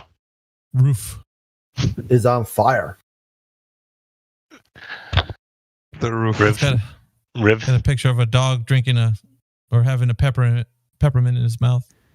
Had a lot to say in the comments there, didn't you? That could be a straw. That reminds me of a joke. I who had a talking dog, but I can tell it later. Okay. Oh, I don't want to bog down just like that. Well, we're trying to get Ruth to come in here real quick. Yeah, I gotcha. Ruth, are you there? If not, we're just gonna move on. Ruth said, "Sorry, Mike bust Berber." There we go. Hey, sorry about that. There you are. Okay. Hey, man. So what brings you to the chat? You got a couple of roles, so you've been here for a minute. It looks like.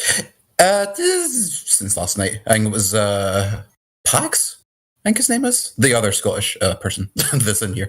There's 5 of them. There's loads of Scottish. Yeah, there's a lot of that's one thing. Just to right off the bat, can I just say there's a lot of like Brits here, which is like. You feel invaded.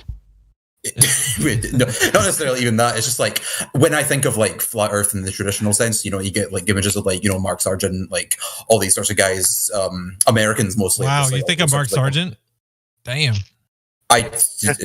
He's not like on the brain a lot, like as he shouldn't. No, it's okay. He's just messing with you. Go on. Yeah. Sorry. Yeah, for the most part, like I'm not really like one for well, when I say I'm not one for him, that is to say I'm not especially like versed in, I guess, like the scientific sort of side of things. Like I'm not especially good with like the hard sort of like data and like calculations involved in all these sorts of like theories and stuff. What I guess I've been kind of like honing in on since I got here was the why sort of aspect of it all. Like the sort of like the motivations by the powers that be. You want to get this one? I'll Why would they lie? Yeah. Are you saying that you're getting answers to that, or are you saying that you like to know the answers to that? A little bit here and there for the first bit. So earlier on the server, I was asking about well, first of all, what I was essentially wanting to ask for was defining who the they is. Whenever that is to say, you say they. I believe that, the specific quote I was pulling from was the one in your YLI server, or the YLI channel, I should say. It's YLI because by making you believe in a fairy tale, they gain more control over you. Right. And I really latched onto that because I really wasn't sure. Okay, who not only is they. I got it. They is the hierarchy enslaving you. Whoever that is. So I'm sorry. You have to find out. Sorry, the hierarchy. Could you repeat? The hierarchy enslaving you. THEY. Okay. Right. That is a bit nebulous, though. Sorry, could you could you spell that out for me just very quickly? Sorry. Hierarchy. The hierarchy. Hierarchy. Sorry, I thought I heard something else in there. The hierarchy of whomever is enslaving you. Okay, right. Okay. That's interesting. Which, like I said, that is a bit nebulous. Right. Yeah. When I was asking that earlier in your general chat or the lobby channel, I got a slightly nebulous answer in that kind of vague sort of it's just whoever you feel like, you just right. The truth of the matter is to answer that is to know exactly. It's an impossibility because obviously the teacher's lying to you, right? But they don't know that they're lying to you. I think I got a crack at this. The best way to really talk about who they are with the U.S. federal government, mostly the executive branch of the U.S. federal government. Yeah. You follow the money. It's basically follow the money, find the lie. Who is profiting the most from the bullcrap? Right. Okay. I don't think the money is necessarily the thing anymore, though, because money is nothing to them. Okay. I think the you sound like a really nice guy. I think you sound like a really nice guy, but you're not really being very direct. Just stand by what you believe in. You don't really have any data to why you believe the Earth's globe. You're just a bit suspicious why people think the Earth's flat. Is that what I'm getting from you? Sorry, you talking to me? Yeah, because you're kind of dancing around it. You believe the Earth's a globe, but you're not too sure what good reason to believe the Earth's flat. And it seems like you're a nice person, and you're trying to say it in the nicest way, but you're not really standing on any ground of such. And that's what I'm getting from you. Am I right? Well, I think I got in there too. If Voltaire said, if you can convince somebody, I'm destroying the quote now. Absurdity. If you can convince somebody of an absurdity, they'll commit atrocity. So get people to believe that they're monkeys on a lava-filled or water-covered space ball, and they'll perpetuate endless limited war on third world countries over oil. Yeah, the exact quote was, if you can make people believe absurdities, then you can make them commit atrocities. It was the motivation do thing by authority. Okay, there you go, crypto. Exactly. Let him finish it. Let him finish. Example of that? Oh, sorry. Let him finish. Go ahead, Ray. Yeah, sorry. No, just this was kind of what, because you mentioned the wars and whatnot. This was kind of a bit of a blockade that I ran into earlier in your general chat. It's this assumption that if we if the sort of flat Earth model was our default, suddenly all of these institutions and all of these ways that we enact, that we have our governments and the way in which we have these sort of war economies and whatnot, all of that changes somehow. Well, is that what I'm to get? Well, let me ask you this: if there's no will in the populace to have a war, what happens in that country? Do they continue the war or do they stop? But that's up to the government ultimately. No, it's not. Generally speaking, within 1 to 2 years of the people not having the will for war, the war will stop. Generally speaking. Okay. It doesn't always happen. Sometimes you have a tyrannical government, which will usually get taken over at that point by the people. Without the will of the people, you have you don't have the say of the government. Correct? Most of the time, yeah, I guess. No, all of the time. Well, I mean, you just said there are. The Earth's flat. So basically, you believe the Earth's a globe because there's no way all these places can be wrong, and all these space agencies and all these sorts of things that rely on the globe model would fall apart if the Earth was flat. Is that what you're saying? Not necessarily. No, I never led to that at all. Unfortunately, sorry. No, I just what I was essentially getting at was just this idea of like suddenly though, like again, like we've kind of like led off of kind of where I was getting at. Like I said, you're not really saying anything. You're not really standing on what you're saying. You're just talking around the subject, and that's why I'm asking you direct questions, because you're kind of dancing. You're not really saying anything. I've been listening to you the last 10 minutes, and you haven't really said anything. What is it you believe, and why do you believe it? Like, what's going on here? And I just said that you basically just said in another way that if the Earth was flat, then all these factions would be wrong. And now you're saying, no, it's not what you meant. And then you're not explaining why that wasn't related to what you said. Excuse me, I'm sorry. At no point did I ever say all of these factions would be wrong. I don't know where you got that from. Sorry. All right, it wasn't word for word what you said. I'm just trying to generalize it to speed up the conversation. Okay, no. What I was essentially getting at was this idea of, especially when you come around to like monetary values and all that sort of thing as well, this idea that like suddenly once we have, let's say hypothetically we do have this sort of like default flat Earth model. In what way does that influence the people to sort of like? No. You have the cart leading the horse, bud. The people lead the government, right? Mm-hmm. What is the government? It's people, right? Okay. Without the will of the people, the government is no longer holds sway. Without, you even said monetary value. Without a trust in the monetary value, you have no monetary value. Correct? Okay. That's how markets fall and rise? Through the goodwill of the people?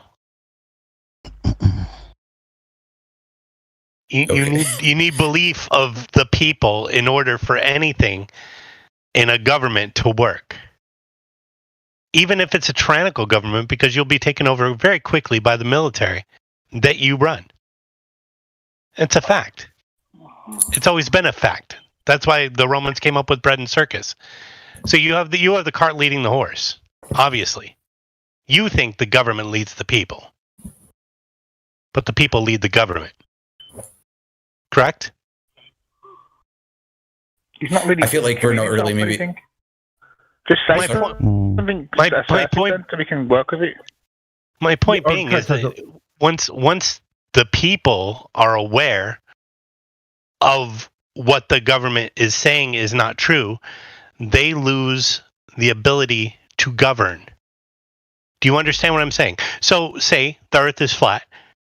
Once a majority of the people are aware of that fact, then the government will lose the ability to govern. Do you not get that? Or do you think everything flows from the end of a gun? Because you're forgetting about the person on the end of the trigger. Do you understand what I'm saying to you? Or are you too thick? I must greatly apologize right now. Hey, I got an example for you, Ruff, or Bark, or whatever. Or Ruff, yeah. If you want an example of this, I can show you one. Do you know who Richard Nixon is? Yeah. Okay, do you know he was the guy in charge of the lunar mission? Mm-hmm. Okay, when he said that we go to the moon for peace, he was talking about the U.S. federal government, mostly conservatives, not liberals, not commies, not some way halfway around, definitely not the Vietnamese. Okay, he had when he said we, there's a specific idea of what that person included. And when he lost the support of those people, what happened to Nixon? He resigned. You see what Deuce was talking about? Once a person government loses the people behind them, they're done. You even see this in tyrannical governments. If you lose the will of the people, even in a tyrannical government, if you lose the ability to govern them, it doesn't matter how many bullets you shoot. Once you lose a majority of the people, the military will then stand against you. I was really looking forward to what this guy. Let me just I'm looking forward to hearing what this guy believes and what he thinks is true and what's not. You know, he's not really answered anything, has he? We'll be getting there anytime soon, reasons. And the reason why I jump in, you're absolutely right. At the moment, we seem to be talking about governments and why and how they would lie.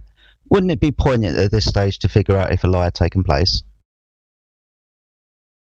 Because that's why I wanted to bring up. So we can speculate for fucking hours. Because a lot of liberals will say that this guy Nixon lied about everything but the lunar mission, and you're like, why? So why do you think that? And start there. Does he recognize that governments lie to him? We're going to be moving on to the evidence portion of it. Oh, gotcha. Okay. Crit. So, go ahead, Jedi. Before we do that, who am I talking to? Ruth? Is that your name, buddy? You got a V in it, so I want to. Yeah, cool. So I'm interested about what you understand already about the globe Earth spinning in space. Would you mind if I asked you a few questions about that? Go ahead. Sure. Awesome stuff. I'm going to ask you 3, mate, and I honestly want to know what you know and understand. The questions are going to be about Earth curvature, Earth's rotation, and the vacuum of space. The first question is, do you know in any point in history of any direct measurement of the curvature of the Earth? And if so, how it was done? Not immediately, but I guess if you give me like a second or two. Is that a no? I think there was. Is that a no? Okay, so no, I guess. Yeah, whatever. No, okay, but you said you could go away and look, so would I suggest to say that you believe it has been done? To some degree, in the form of calculation, certainly. I don't know. I saw this brought up earlier. I believe that was in the debate channel. I believe it is. It was about like someone asking the same question you're asking me essentially. And after doing a bit of like Googling, I did find that there was like sort of like a math calculation that they used to sort of like determine that sort of like curvature. As far as like, I guess, physical measurement, is it what you're getting at? Like, yeah. So you've got the calculation, so the physical measurement that the calculation's based on. Mm-hmm. So do you know at any point of history where that has been measured to be true? You said you didn't, but I don't mind if you don't know, then you don't know. We can make no, I don't. I think what would you want to like get like a big just giant protractor out or something, or just like go over the or I don't know. Like, yeah. I get you, but you believe it has been done somehow, right? Possibly. Well, not physically, but That's you cool. know, the theory is there, I guess you could say. So yeah. All right. Okay. Cool. So not physically. That's cool. So the second question. And again, at any point in history, do you know of any physical measurement of the motion, actual rotation of the Earth, physically measured?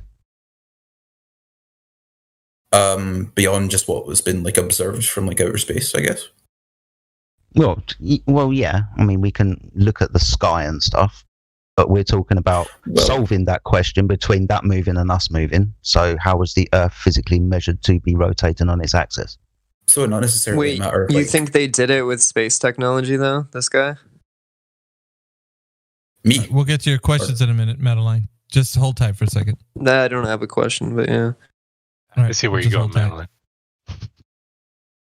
But essentially, I was going to say, and I know like I was going to, I know it's a bit of a, I guess, kind of like an eye roll sort of like source to bring up, but you know, just the NASA missions and stuff, basically. So cool. Yeah, I get you. So a reliance on authorities told you that the Earth is spinning, but not through a direct measurement, just by the stories that they've told you, right? Sure. Yeah. Cool. Okay. Excellent. So that would just be a belief that someone else has done it, but you couldn't tell me how physically measured. Okay. Third question: the vacuum of space being a place that we can freely travel to, or that it fundamentally exists in the first place, as in how can we have gas pressure without a container? Do you know if, for example, the vacuum of space exists in the way that they tell us?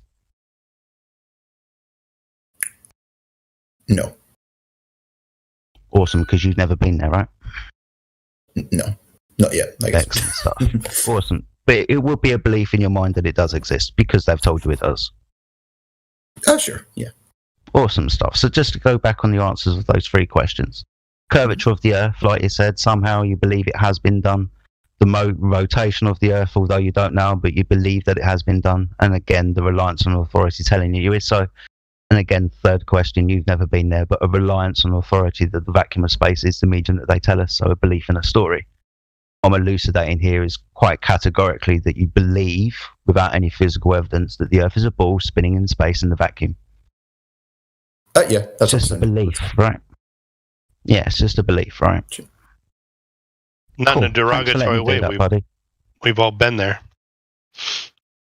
Yeah. But yeah, thanks for letting me do that, buddy. You can ask as many questions as you want, my friend, but I appreciate you elucidating the fact that it's just a belief that you have. Okay. Sorry, I didn't want to apologize, by the way. I maybe should have specified right out of the gate, just what my frame of reference was and all that sort of thing before I kind of launched into all that sort of stuff. But I feel like I need to remember my question now. That would help a lot. I think it was specifically about it was kind of just I kind of had it answered for me more. Oh, that sort of that whole philosophy of just once you lose a very crucial piece of supposed knowledge, the people will do It's part of your identity, right? It's part of our collective identity. It has become part of our collective identity that the Earth is a globe. We go to space. We see it as a globe, right? We lose that. We lose space. We lose a huge part of our collective identity, correct? Yeah, sure, when you put it that way. So yeah, I could see where you would see it as difficult and see it as something that would probably be a huge barrier. But nonetheless, the truth is the truth, no matter how you want it to be. So getting back to that, don't you think it is incumbent upon you to at least, it's the place in which you live, right? It's the place in which all of your existence is incumbent upon. Is it not your job to find out what they're telling you is true? Gotta imagine so, sure. At the same time, do you think the media lies to you? Oh, absolutely. On a daily basis. Do you think the government lies to you? Yeah, even more so. Okay. So those are your 2 sources. Right? Who prints the books? Mm-hmm. Who funds the science? Your 2 sources are corrupt and you know it.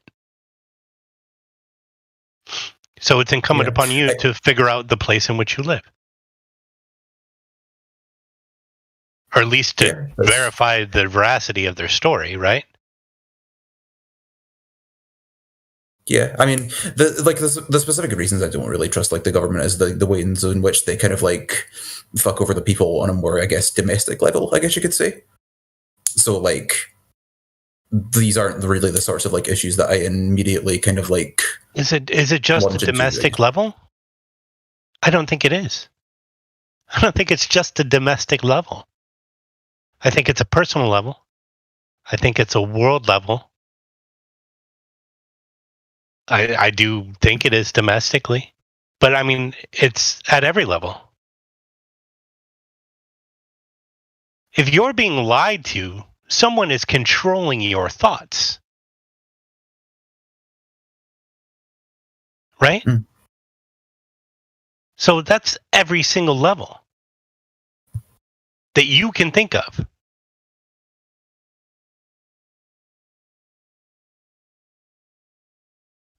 It's interesting. I thought you was going to be really difficult to just admit that you do just basically have belief in the globe and all the teachings about it. But you was quite, very consistent, and I was quite impressed that you could just admit that. Yeah, basically, I believe and trust in other people.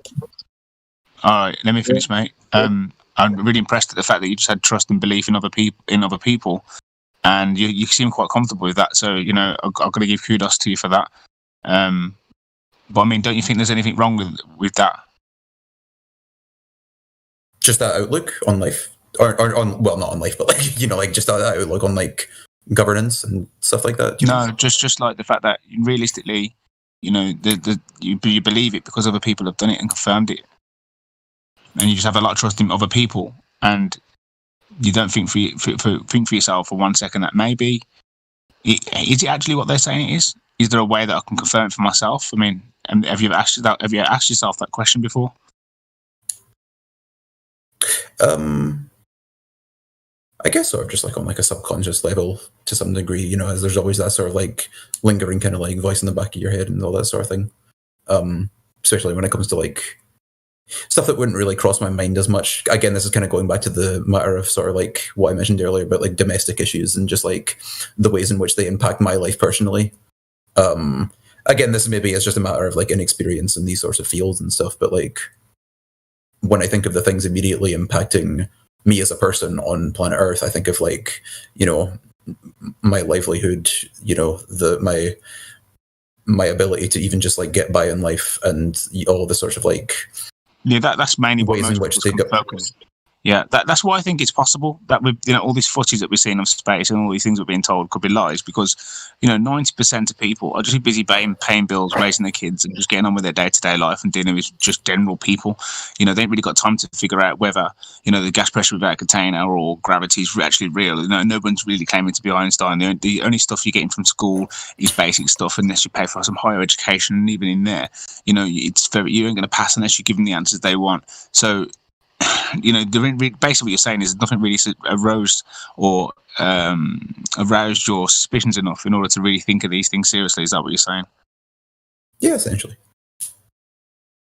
Yeah, it's cool. I mean, I understand that perfectly, and that's why I find it. That's one of the things that helped me find it easy that maybe that everything that we do see and all the consensus and all the general people that just tend to believe it and take it on faith. That this is easy. It's easier to pull the mask over millions of people's eyes. That maybe we are. Maybe there's nothing. Maybe the reason that the rockets and they go up and arc over. Maybe they're not going up the curvature or trying to get into orbit. Maybe they're just lying because if they go straight up, they'll hit something.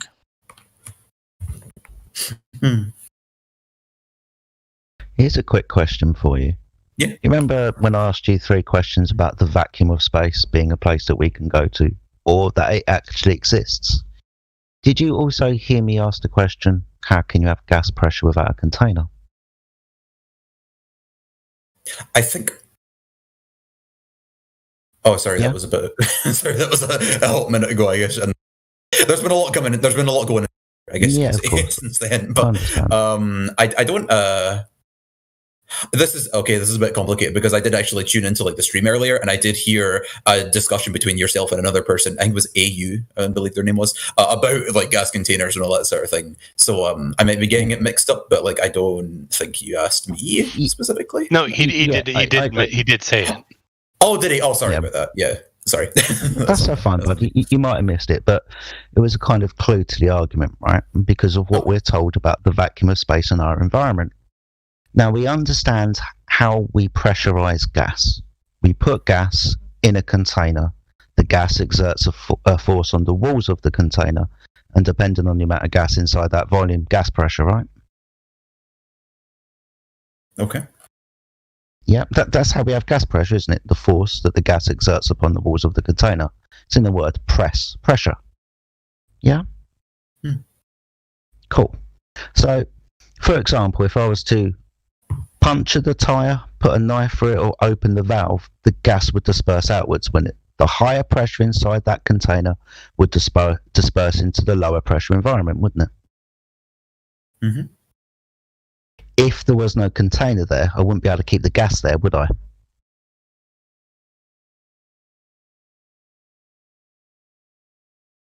Are we losing you, Ruth? No, I'm here. Sorry, I keep wondering if it's like, oh, do I need to like respond to that? So yeah, you do. He's checking. He's checking for comprehension. Okay, sorry. No, it just seems like asking like Anyway, sorry if that's on me. Sorry. It's basically like me That's all right, saying there's buddy. a clock there. Sorry.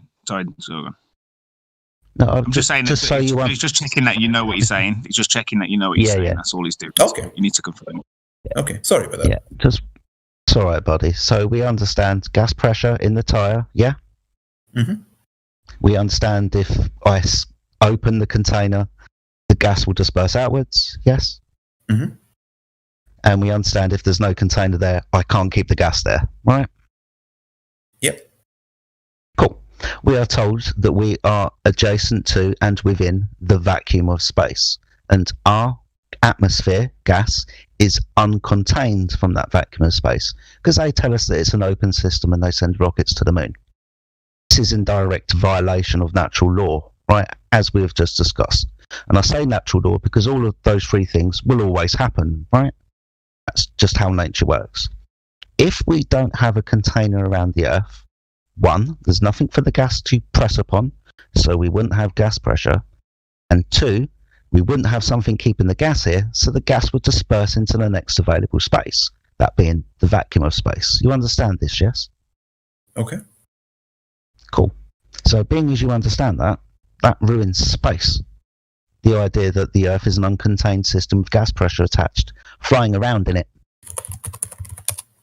Mm. You understand this? Yeah.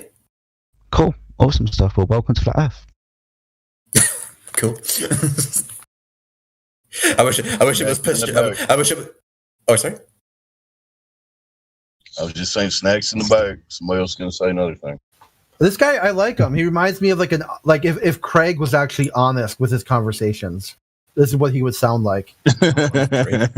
Like you sound like. I mean, for me, your voice sounds almost identical.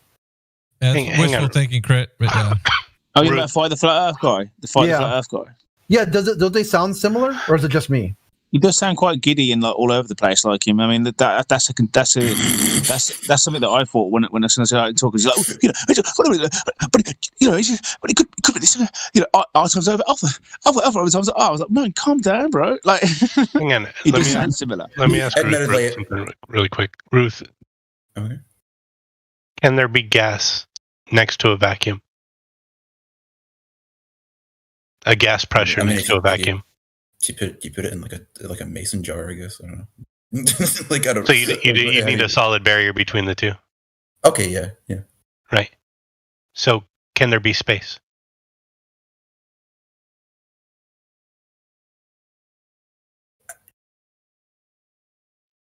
Vacuum of space. Can there be a vacuum of space? Yes. Thank you.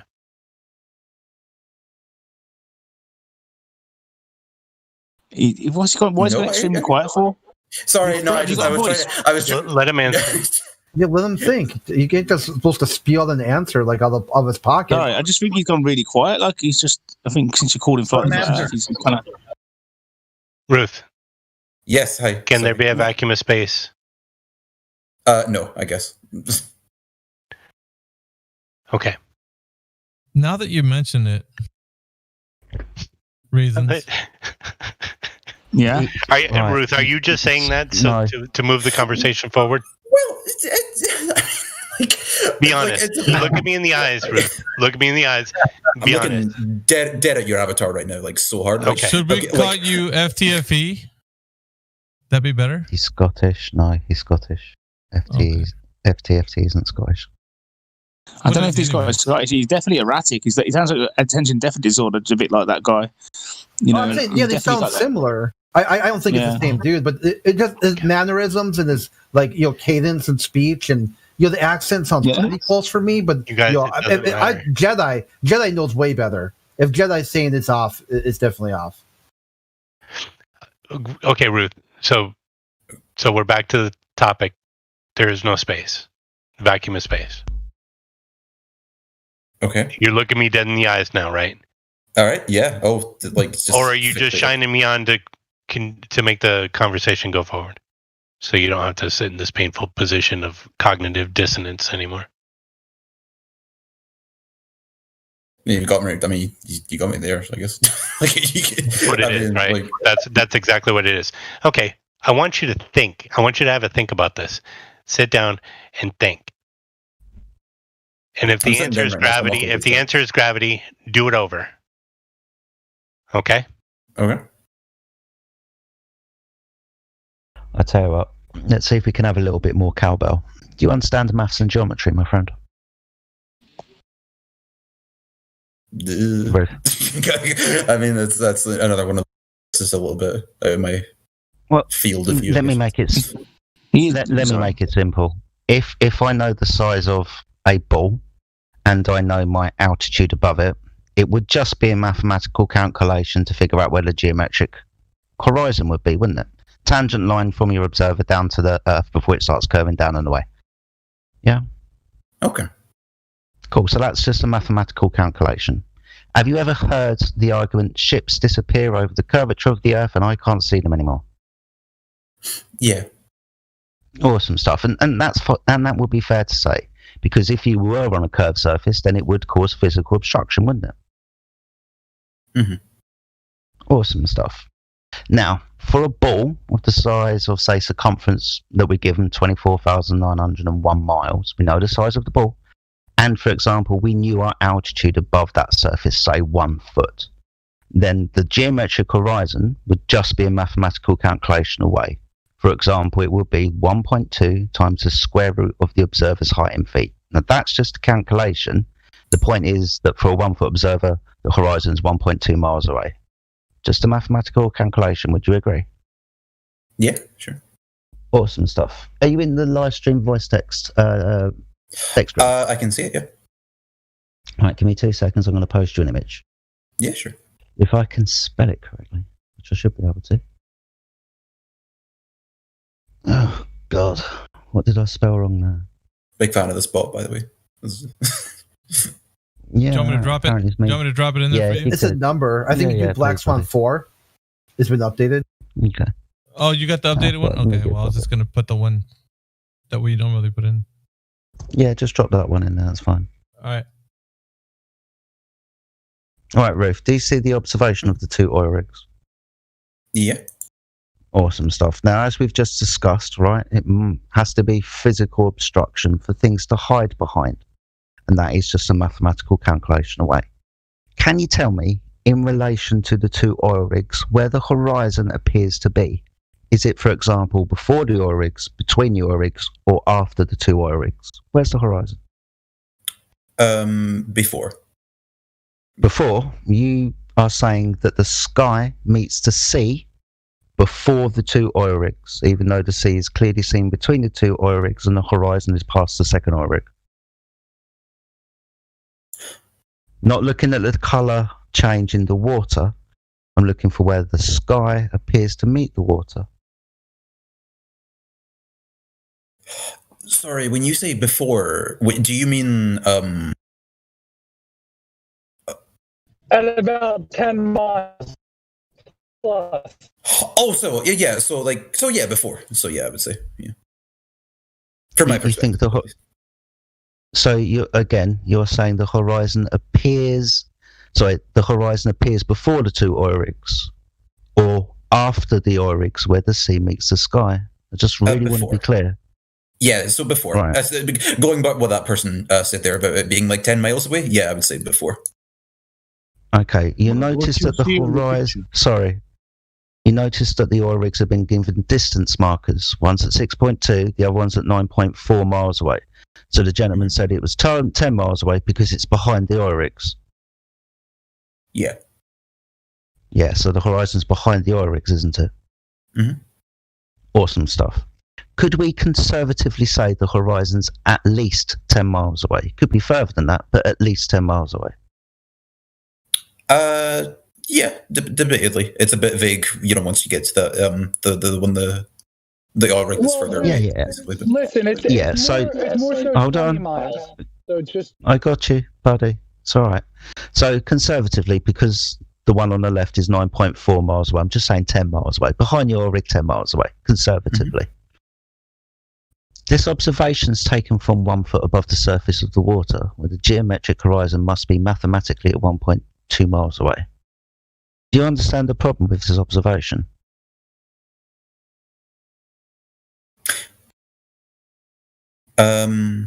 No. Basically, sorry. Okay. If a boat is being hidden by physical obstruction, as in it's gone over the curvature of the Earth, that physical obstruction must be where it mathematically dictates it to be, because it's math and geometry are claimed to physicality. Do you understand that? So, right. Sorry, I'm having a little thinking bubble again, I guess. Sorry about that. No, that's fine. You take your time. Just remember, if we know the size of the ball, obviously at altitude, when we look at something would be hidden beyond it. Figure out where that geometric horizon would be is just a mathematical calculation. Geometry and math. Right? He keeps saying that he knows things, not really explaining how he knows them. And he's saying things very short because he doesn't want to speak too much. Because it's fight the flat Earth.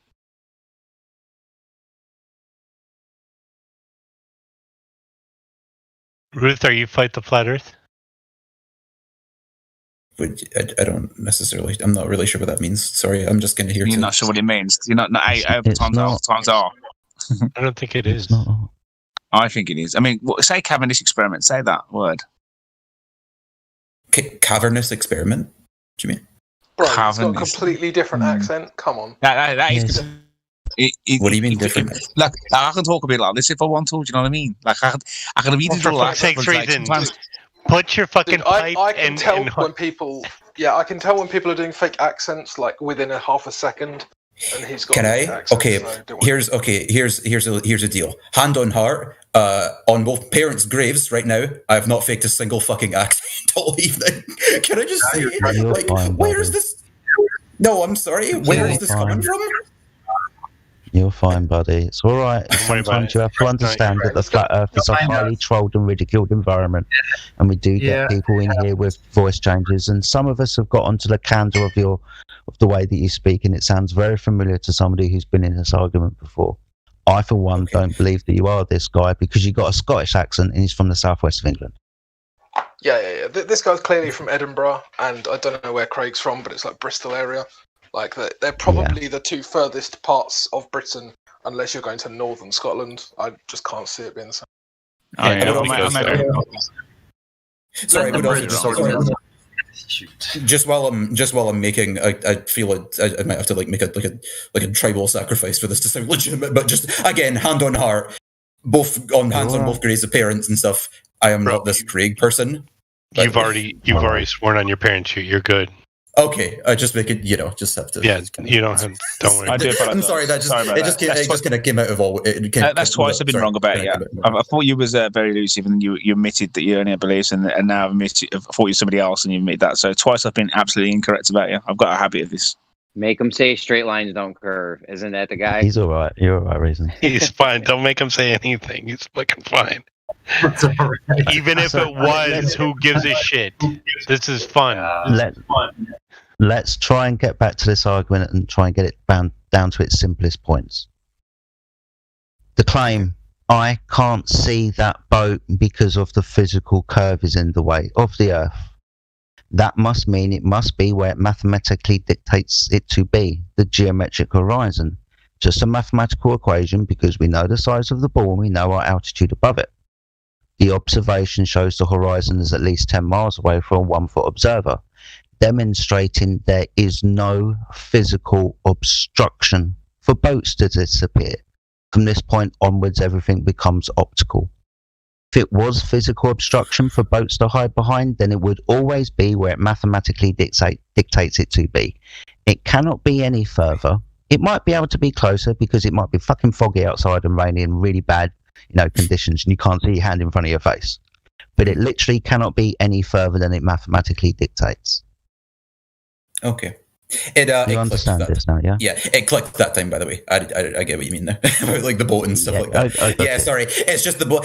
I didn't see mention. First of all, it's difficult to tell if that's even like a boat like in the middle. And also I didn't like see if like it wasn't like the description of like this whole, like text above the image, basically. So I wasn't really sure though. I get what you mean though, as far as just like, that shouldn't, be in view, basically.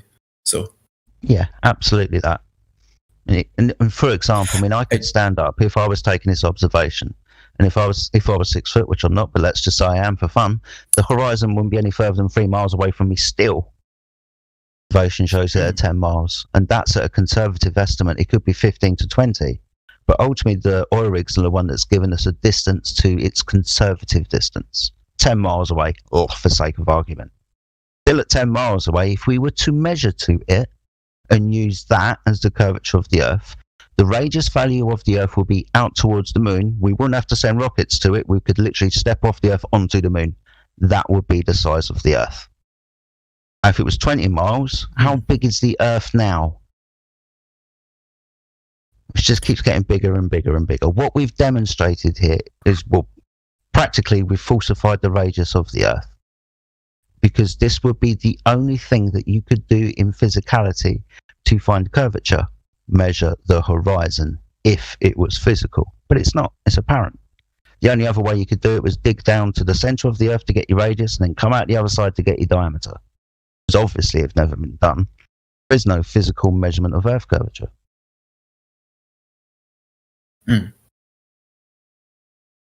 Okay.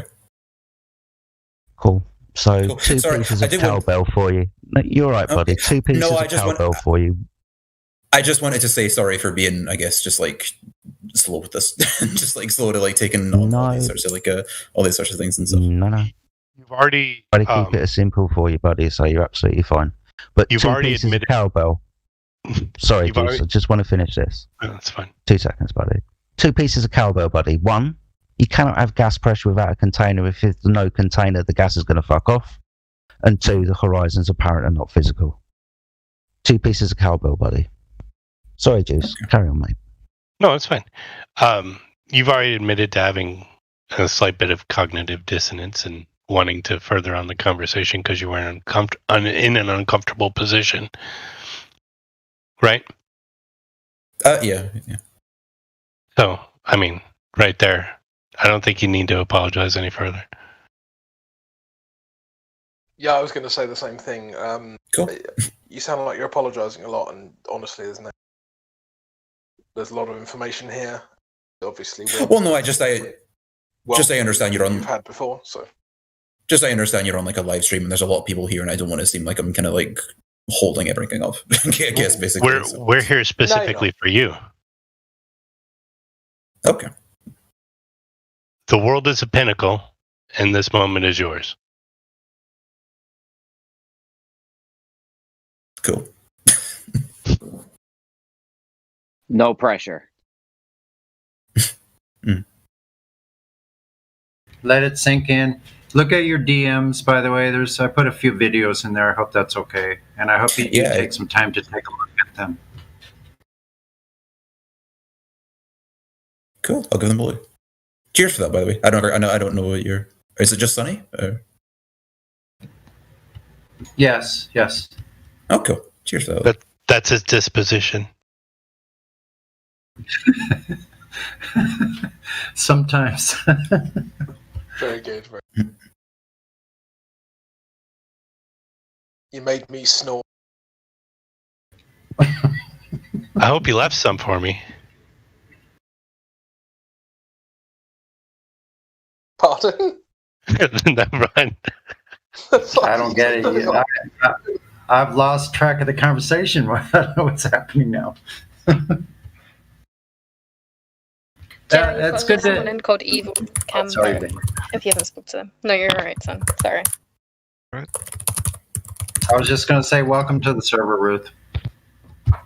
Oh, thank you. Nice to meet your acquaintance and stuff. Can we Is there change any your more name? questions you want to ask? I guess there was like. I've been here long enough already. I don't know if it's. I think I'll call it. I think for that one. If I do have another question, I'll maybe tune in another time. Hopefully, when I'm less insufferable, I guess. All this stuff bears repeating, so do ask again if you have any questions. Okay. Cheers for that, Lee. Or even if you want us to explain something, we can do that. Cool. Cheers, Lee. No problem. We got Evo Camper. You got any questions or anything you want to ask us? No, I'm just chilling here very often, just like hearing someone talking. So yeah. All right, no problem. That's all it is. Sure. That's heresy. I love that PFP. Just imagine that you're like hiding behind the sofa listening to other people talk.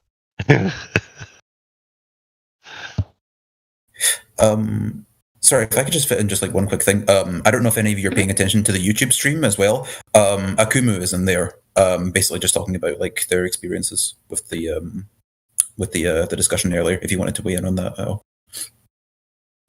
Yeah. Sure, let's see what you're saying. I'd like to just add that Akumu said Merry Christmas to everybody earlier. I thought that was pretty nice in the live stream text. Oh yeah, Merry Christmas to you, Kuma. Wait a minute. He just said you're brainwashed by flat Earth and don't even know it. I mean, you're brainwashed by living on a giant Bossack. So who's the one that's brainwashed? You live on something that you can't verify for yourself. The only proof and evidence you've got for what you live on is word from other people. So pictures for outer space or people in white coats telling you what's what. What you are is brainwashed. You're not questioning, you're just believing. We're here questioning, so I think you've got that wrong. Yeah, you were a bit late to the party, Bambi. So he was actually presenting a case for Coriolis of his own making. It wasn't what mainstream rhetoric was saying. So he was saying that answers everything. Let's hear it. Yeah. And so we're kind of getting him to at least get on board with the mainstream rhetoric. And he was denying that. And I gave him a chance to be honest. I was like, look, you're not going to make up your own idea of what Coriolis is. If you're going to be dishonest, you have one chance to redeem yourself and say that it is what mainstream rhetoric is saying. And Jedi kind of told him what it was about. But he denied that and went off to his own explanation and saying that we're incorrect, that we don't understand what Coriolis is. So, what was his version of it? Hurricanes.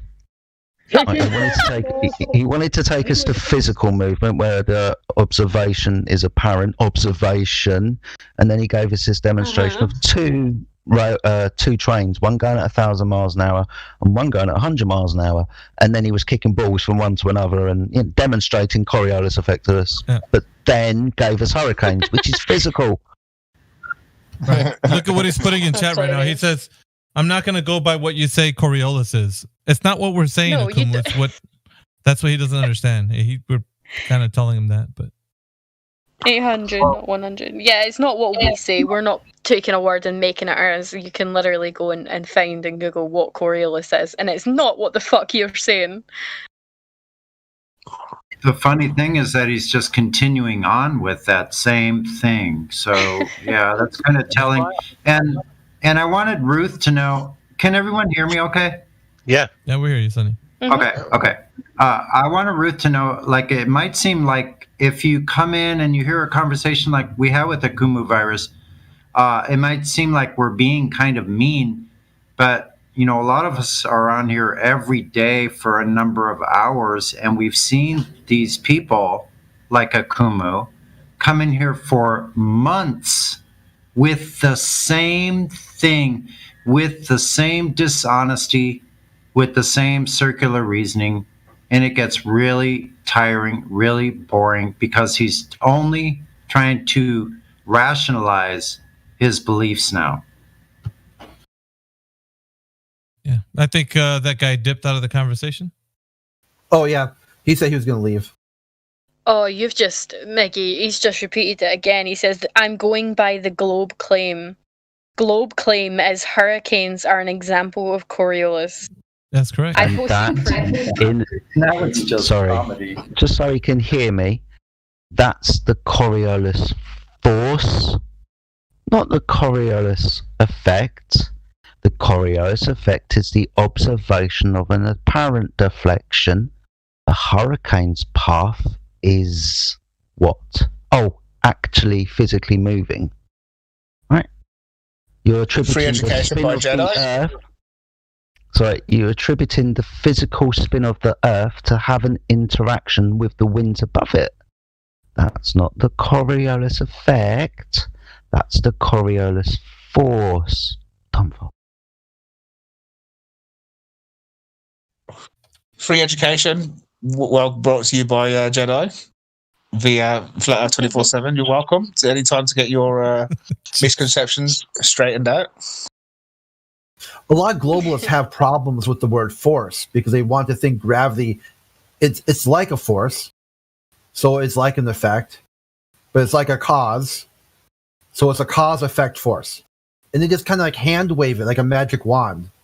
Like today, effect means effect, but tomorrow, effect means cause, and later on, it will mean force. The cause Yeah, effect say force gravity. sounds like a really shitty alternative to the Power Rangers. They'll say gravity's the effect probably one true. day, and next day it's the gravity's the force, the effect the Sometimes, force. sorry, Jeremy. I'll say sometimes in the same sentence. Process. I've heard him the say it in the cause. same sentence. There's a cause and an effect in the same sentence. I meant to say cause, yeah. We got No, Blumito. Oh, Crypto, do you want to say something? Yeah, just before you crack on, I was listening to Cunny earlier. He sounds, you know, Scooby Doo has a little brother called Scrappy Doo, right?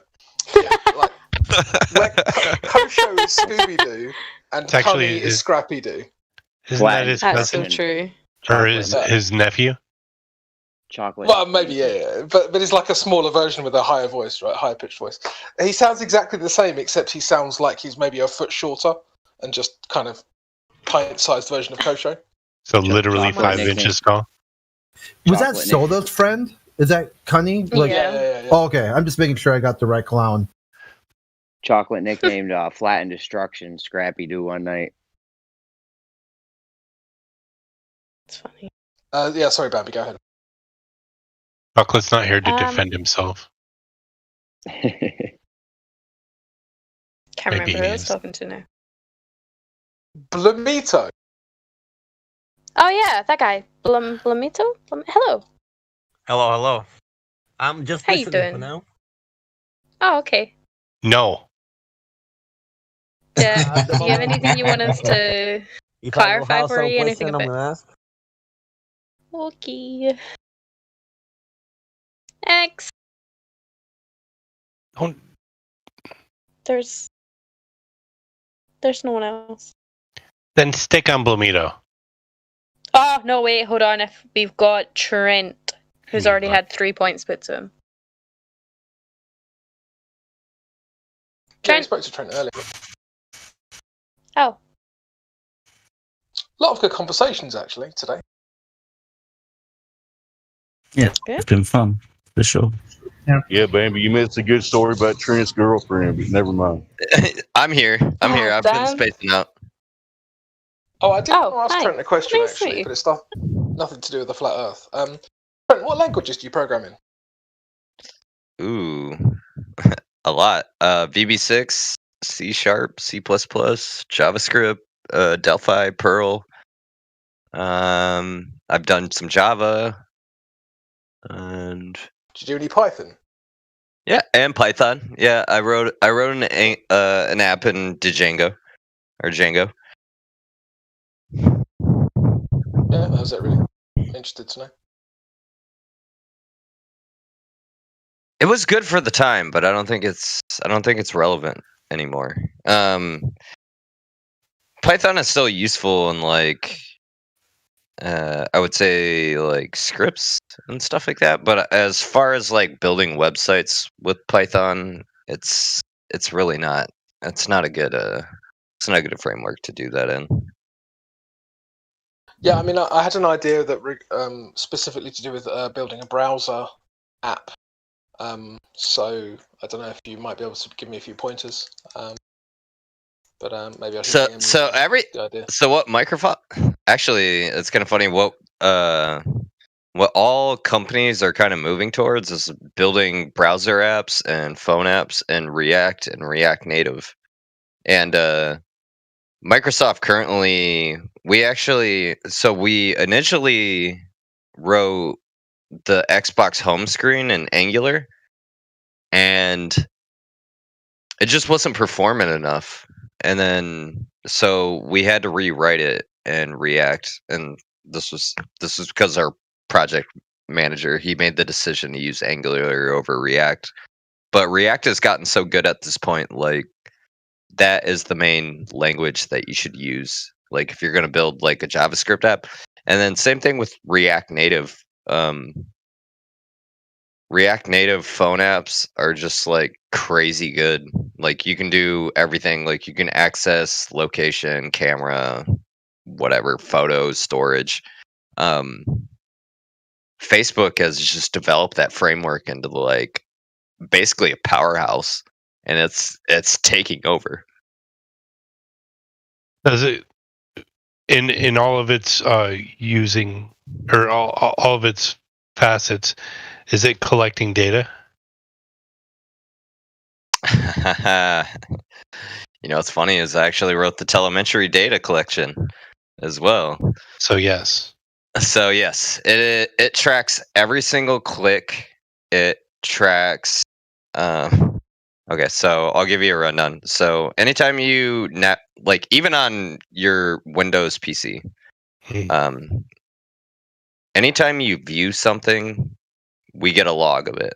Anytime you click something, we get a log of it. We also collect performance. We collect your user data.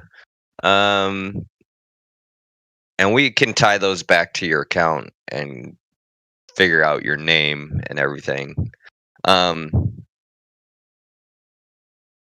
We all, what is it? Page view, page performance.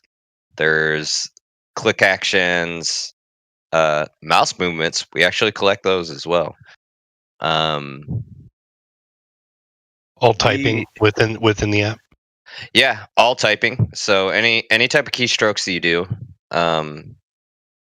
even if you type something in and delete it, we see what you typed, even though you deleted it. Can someone track me doing those things in Linux also? Not in Linux, no. Well, it depends. It depends on what OS of Linux.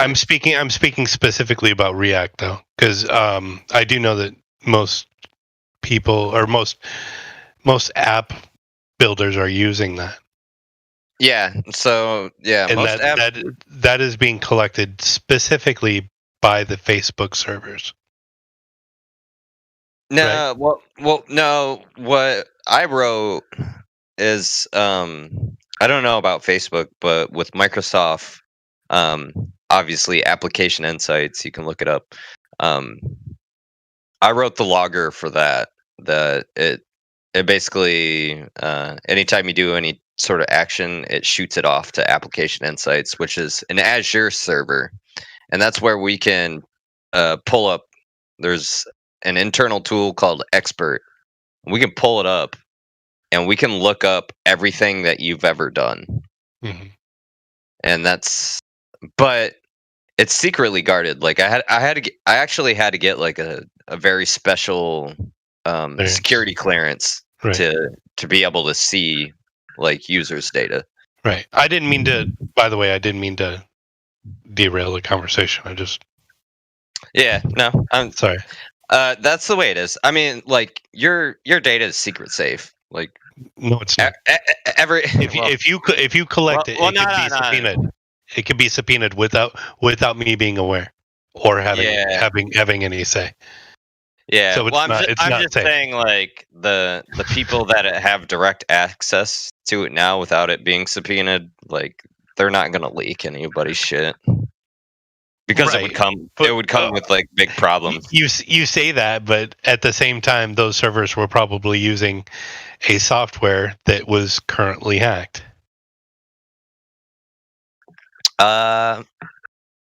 Maybe.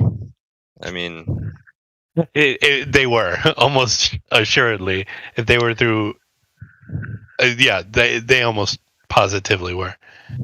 Like I have to do when I enter the Expert database, I have to do a 3-factor authentication. I have a special fob. I'm not contesting that whatsoever. Yeah, all I'm saying is the recent hack of most servers that do collect that sort of data happened what, in March? Yeah. I have So, I mean, it's not really safe. I have a It's safe special from fob. you. I have a special fob where I scan. I scan, like, there's a little thing that I connect to my computer, and then I scan my fob over it, and then the fob is tied to my phone, so it sends me a special code on my phone, and then I have to type that in, and then I have to type my own password in. Right. And it's pretty damn protected.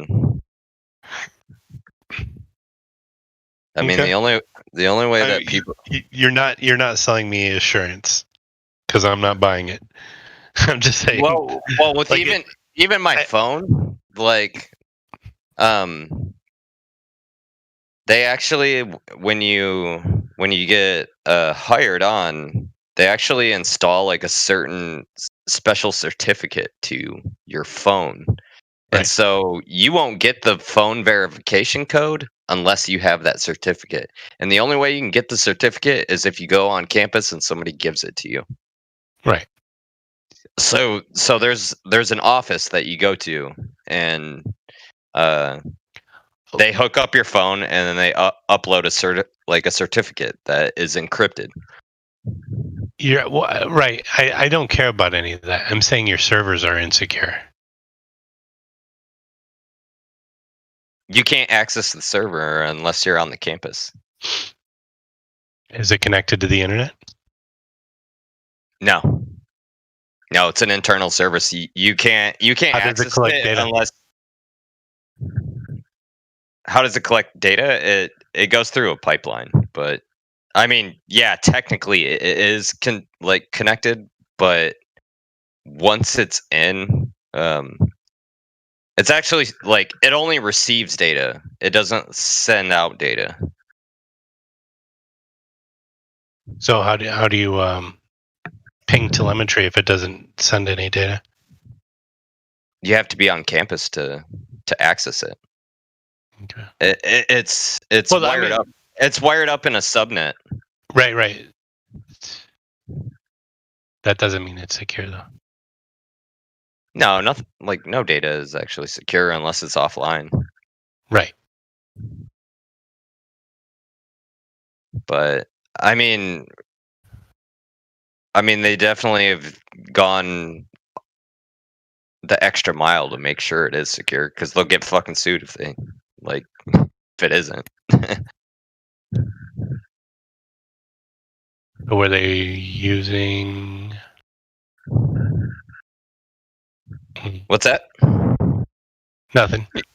Don't worry about it. I'm just. It will just make the conversation longer than it needs to be. Yeah. No, it's they're just MySQL, XML and stuff like that. Honestly, the back end is it's loosely built right now. Yeah, I'm not exactly proud of the back end developers. They're kind of lazy too. They sit around and play Pokemon Go all the time. Oh my god. That's like something I'd do. So they're playing a CIA backed game while they're supposed to be using that time to. Yeah, and they also don't. What's really really bad is they don't write tests. They don't write unit tests. Test their code. What's a unit test? Testing your code, right? Yeah, a unit test is basically so when you unit test a function, you write different chunks, so it's easily you can easily find it. Yeah. Well, you pass it different parameters and stuff like that. Yeah, and then it makes it far easier to test. And then you see if it breaks or not. And they don't do that. Who are we talking about? Oh, okay. We're talking about Microsoft Teams. Really? They're not doing unit testing? Some teams do it, but a lot of teams don't. These guys are just writing up code and fucking putting it on the market, huh? Yeah, that's pretty much it. Like They don't even follow I mean, that's just an extra step. I mean, yeah, it takes a little extra work, but I mean, you got to sniff out the code. So for Xbox One, since I worked on it, because of the time crunch, like they literally they didn't give us enough time to write these unit tests. You had no choice, dude. Only like 20% of the code is actually unit tested. Like, oh, it stinks to high heaven. Yeah, because it's kind of like that thing where like you get a feature out and then it's like, oh well, should we go back and spend money and time building these? It's like, from programmers' mind, like, yeah, you should, but when you get business involved, they're like, no, fuck that, we're not going to pay you to do that. No, of course not. They'd go broke.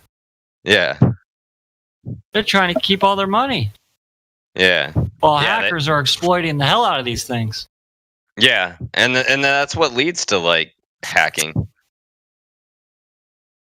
Man, I don't know who writes the freaking Netflix app for Windows, but sometimes it works, sometimes it doesn't work, sometimes it crashes. Granted these permissions. That's pretty serious permissions. That's DRM1. That's fucking you over there, bud. Merry Christmas Eve, everybody. Yeah, you too. Hey, Christy, Merry So you worked on the Microsoft team? It's good to hear all your I do right now. No shit. Which language are you guys writing in? English. Oh.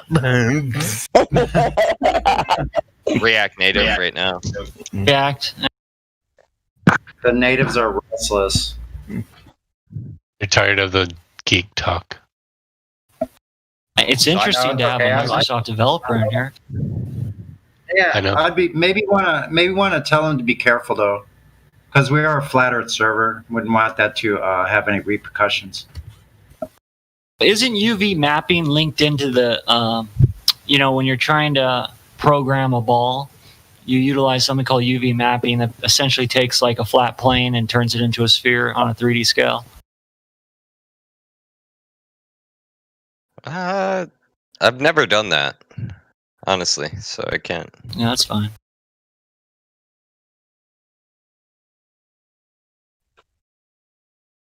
Do you have to use a UV light? I don't know why it's called UV mapping. I just listen to these gaming programmers talk about it. I don't know all the details. You'd have to look into it.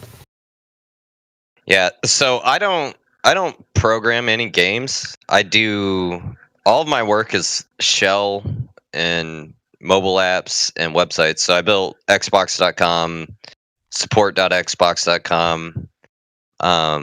Really?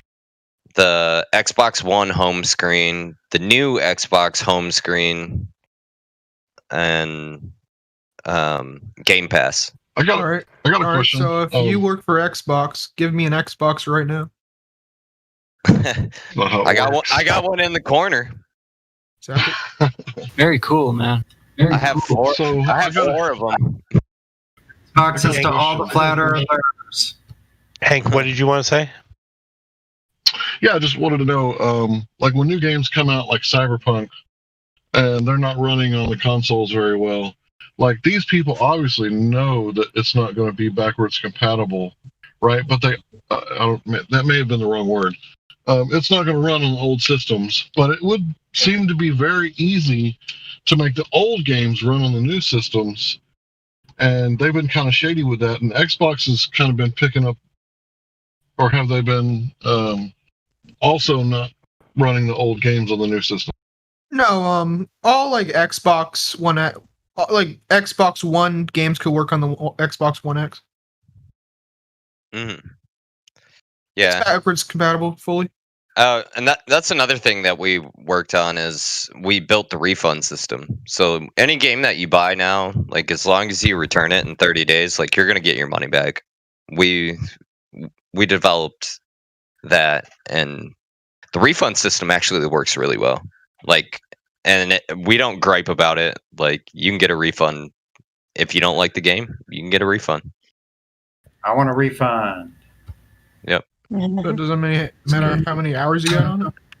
No, it doesn't matter. Yeah, as long that's as crazy. as long as you do it within like 30 days. Yeah. Yeah. Do you know people who actually make the game? It's past the cut-off point to get your money back now for Cyberpunk. I think it was the 21st. I have it on PC. No, it's for any game, just not even Cyberpunk. Can I ask a question, Trent? Yeah. Can you continuously refund games on Xbox? That would be insane. Like I can just buy a game, play it for 15, 20 days, finish it completely, then refund it and buy another game, and that cycle continue infinitely. Yeah. There is limitations to it. Yeah, obviously. Okay. Yeah, so you can't because there's achievements throughout the game. So like if you get a certain amount, it's like, okay, well, you've played this game enough to like disqualify yourself from a refund. That's in the terms of service. Okay. How much you've played it? They can tell?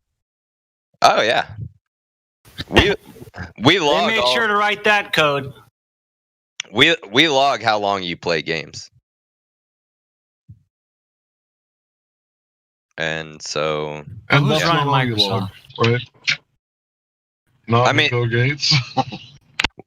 we literally collect everything about you. Like even down to how you use the controller. So like if you go so if you go left, right, top, up, whatever, X, Y, whatever, hit the pause button or the triggers, we collect every single bit about For that. marketing purposes, right? So that's why the Xbox controller is the best. Well, Do they sell? Do they sell that information? No. The reason why that we collect that is so if Make a better product. Yeah. A better product or a worse product? Well, that's the point of it, right? They say.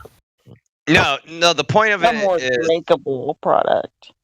so the point is that if you report a bug, we can pull up your data and we can replicate exactly what you did. So that way we can figure out how the bug can be reproduced and then we can fix it. That's how we do it.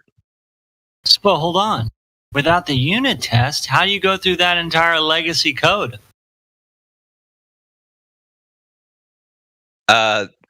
Because we telemetry log everything. And then so we can See what I'm saying? we can literally pull up exactly what you did and then patch that little place wherever it's. What's even scarier is we actually take screenshots as it's happening. What, while I'm sitting there jacking off playing my game? Yeah, that's not as good as somebody having my full porn history.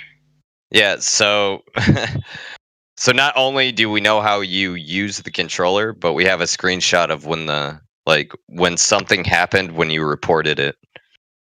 You wouldn't know. Are you allowed to mention all of these things to us? What's that? You couldn't know if it's being sold in the back end. You're only a developer, right? Sold to who? Sold, I don't know. So they're collected by some agencies. Well, I wrote the data collector. Oh, what's it called? You would know then. Yeah, it's called 1DS. It's an internal logger that shoots off data to application insights. I've got a question. Sending it to? There you go, all you gamers. I've got a question, if that's all right. Well, hold on. Who's he sending the data to? Where does it go?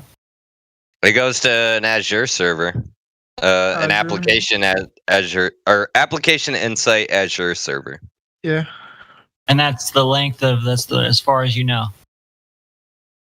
No. After that, it's beyond you, right? After that, we build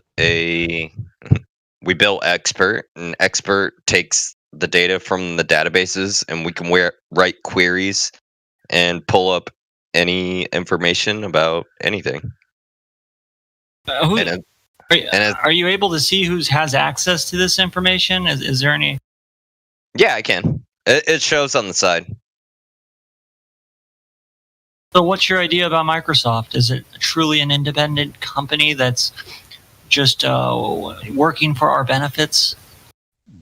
No, it's totally not. What's your idea? I actually ran into a problem back. Trump gave that ICE contract to Microsoft, and a lot of us didn't like that because it gave access to people's data, and they were trying to use the Microsoft databases to track down immigrants and put people in jail.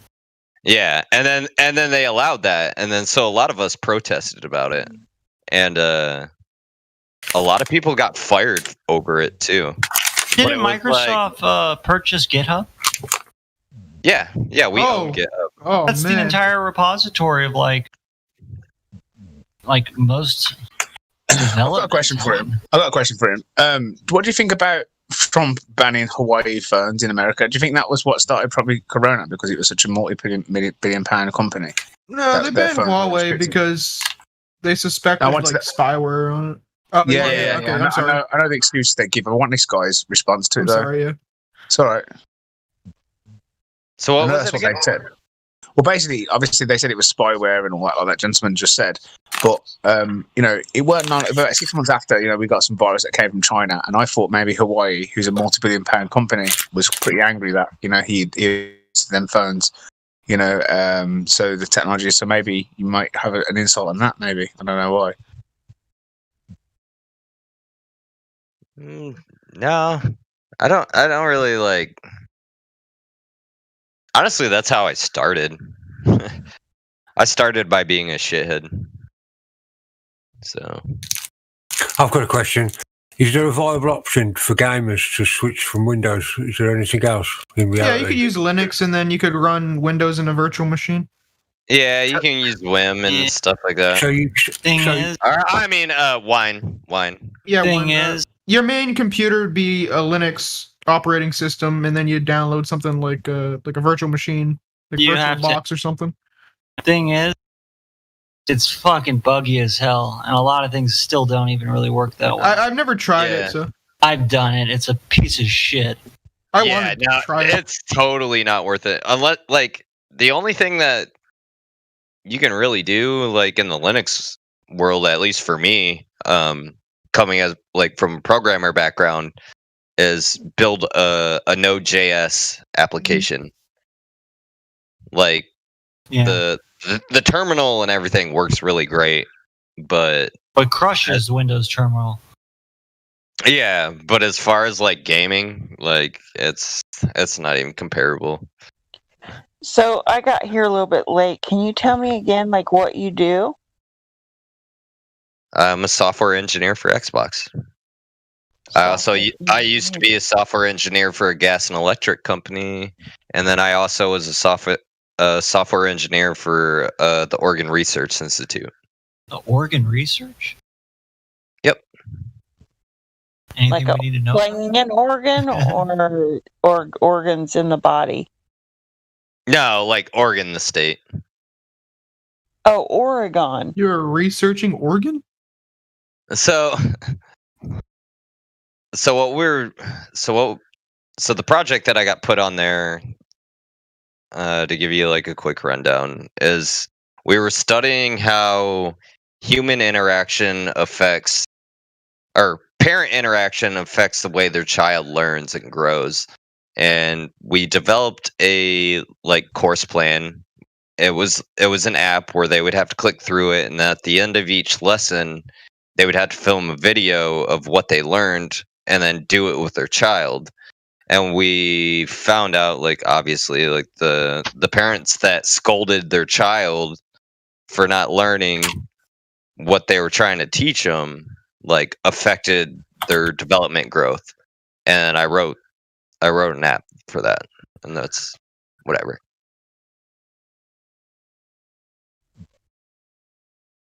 Oh, you said you were with Sounds like a good thing. oil and the gas and electric company, huh?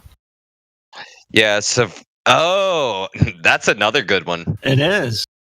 Okay, so you know PGE down in fucking California, they had a gas line explosion, and they got sued for it, and they ended up having to pay millions of dollars for it. So they contracted Mosaic, the company that I worked at, and they said, we need to build a database management system to where we know how people are certified. Because what happened was the guy that placed in the gas line in that neighborhood that blew up, well, turns out he wasn't certified. And so they wanted to build a system to where they could track people's certifications. And so that's what I built. Is they could link like, and then also certifications expire in gas and electric, so they have to get recertified. And so Did that happen to start a fire in California? it was like, what was it? It was like back in like 2017 with that where that entire neighborhood blew up. That's when they were like, okay, we need to make sure the people that work for us like actually have the education and certifications. They're getting sued a lot. Who would have thought, huh? Yeah.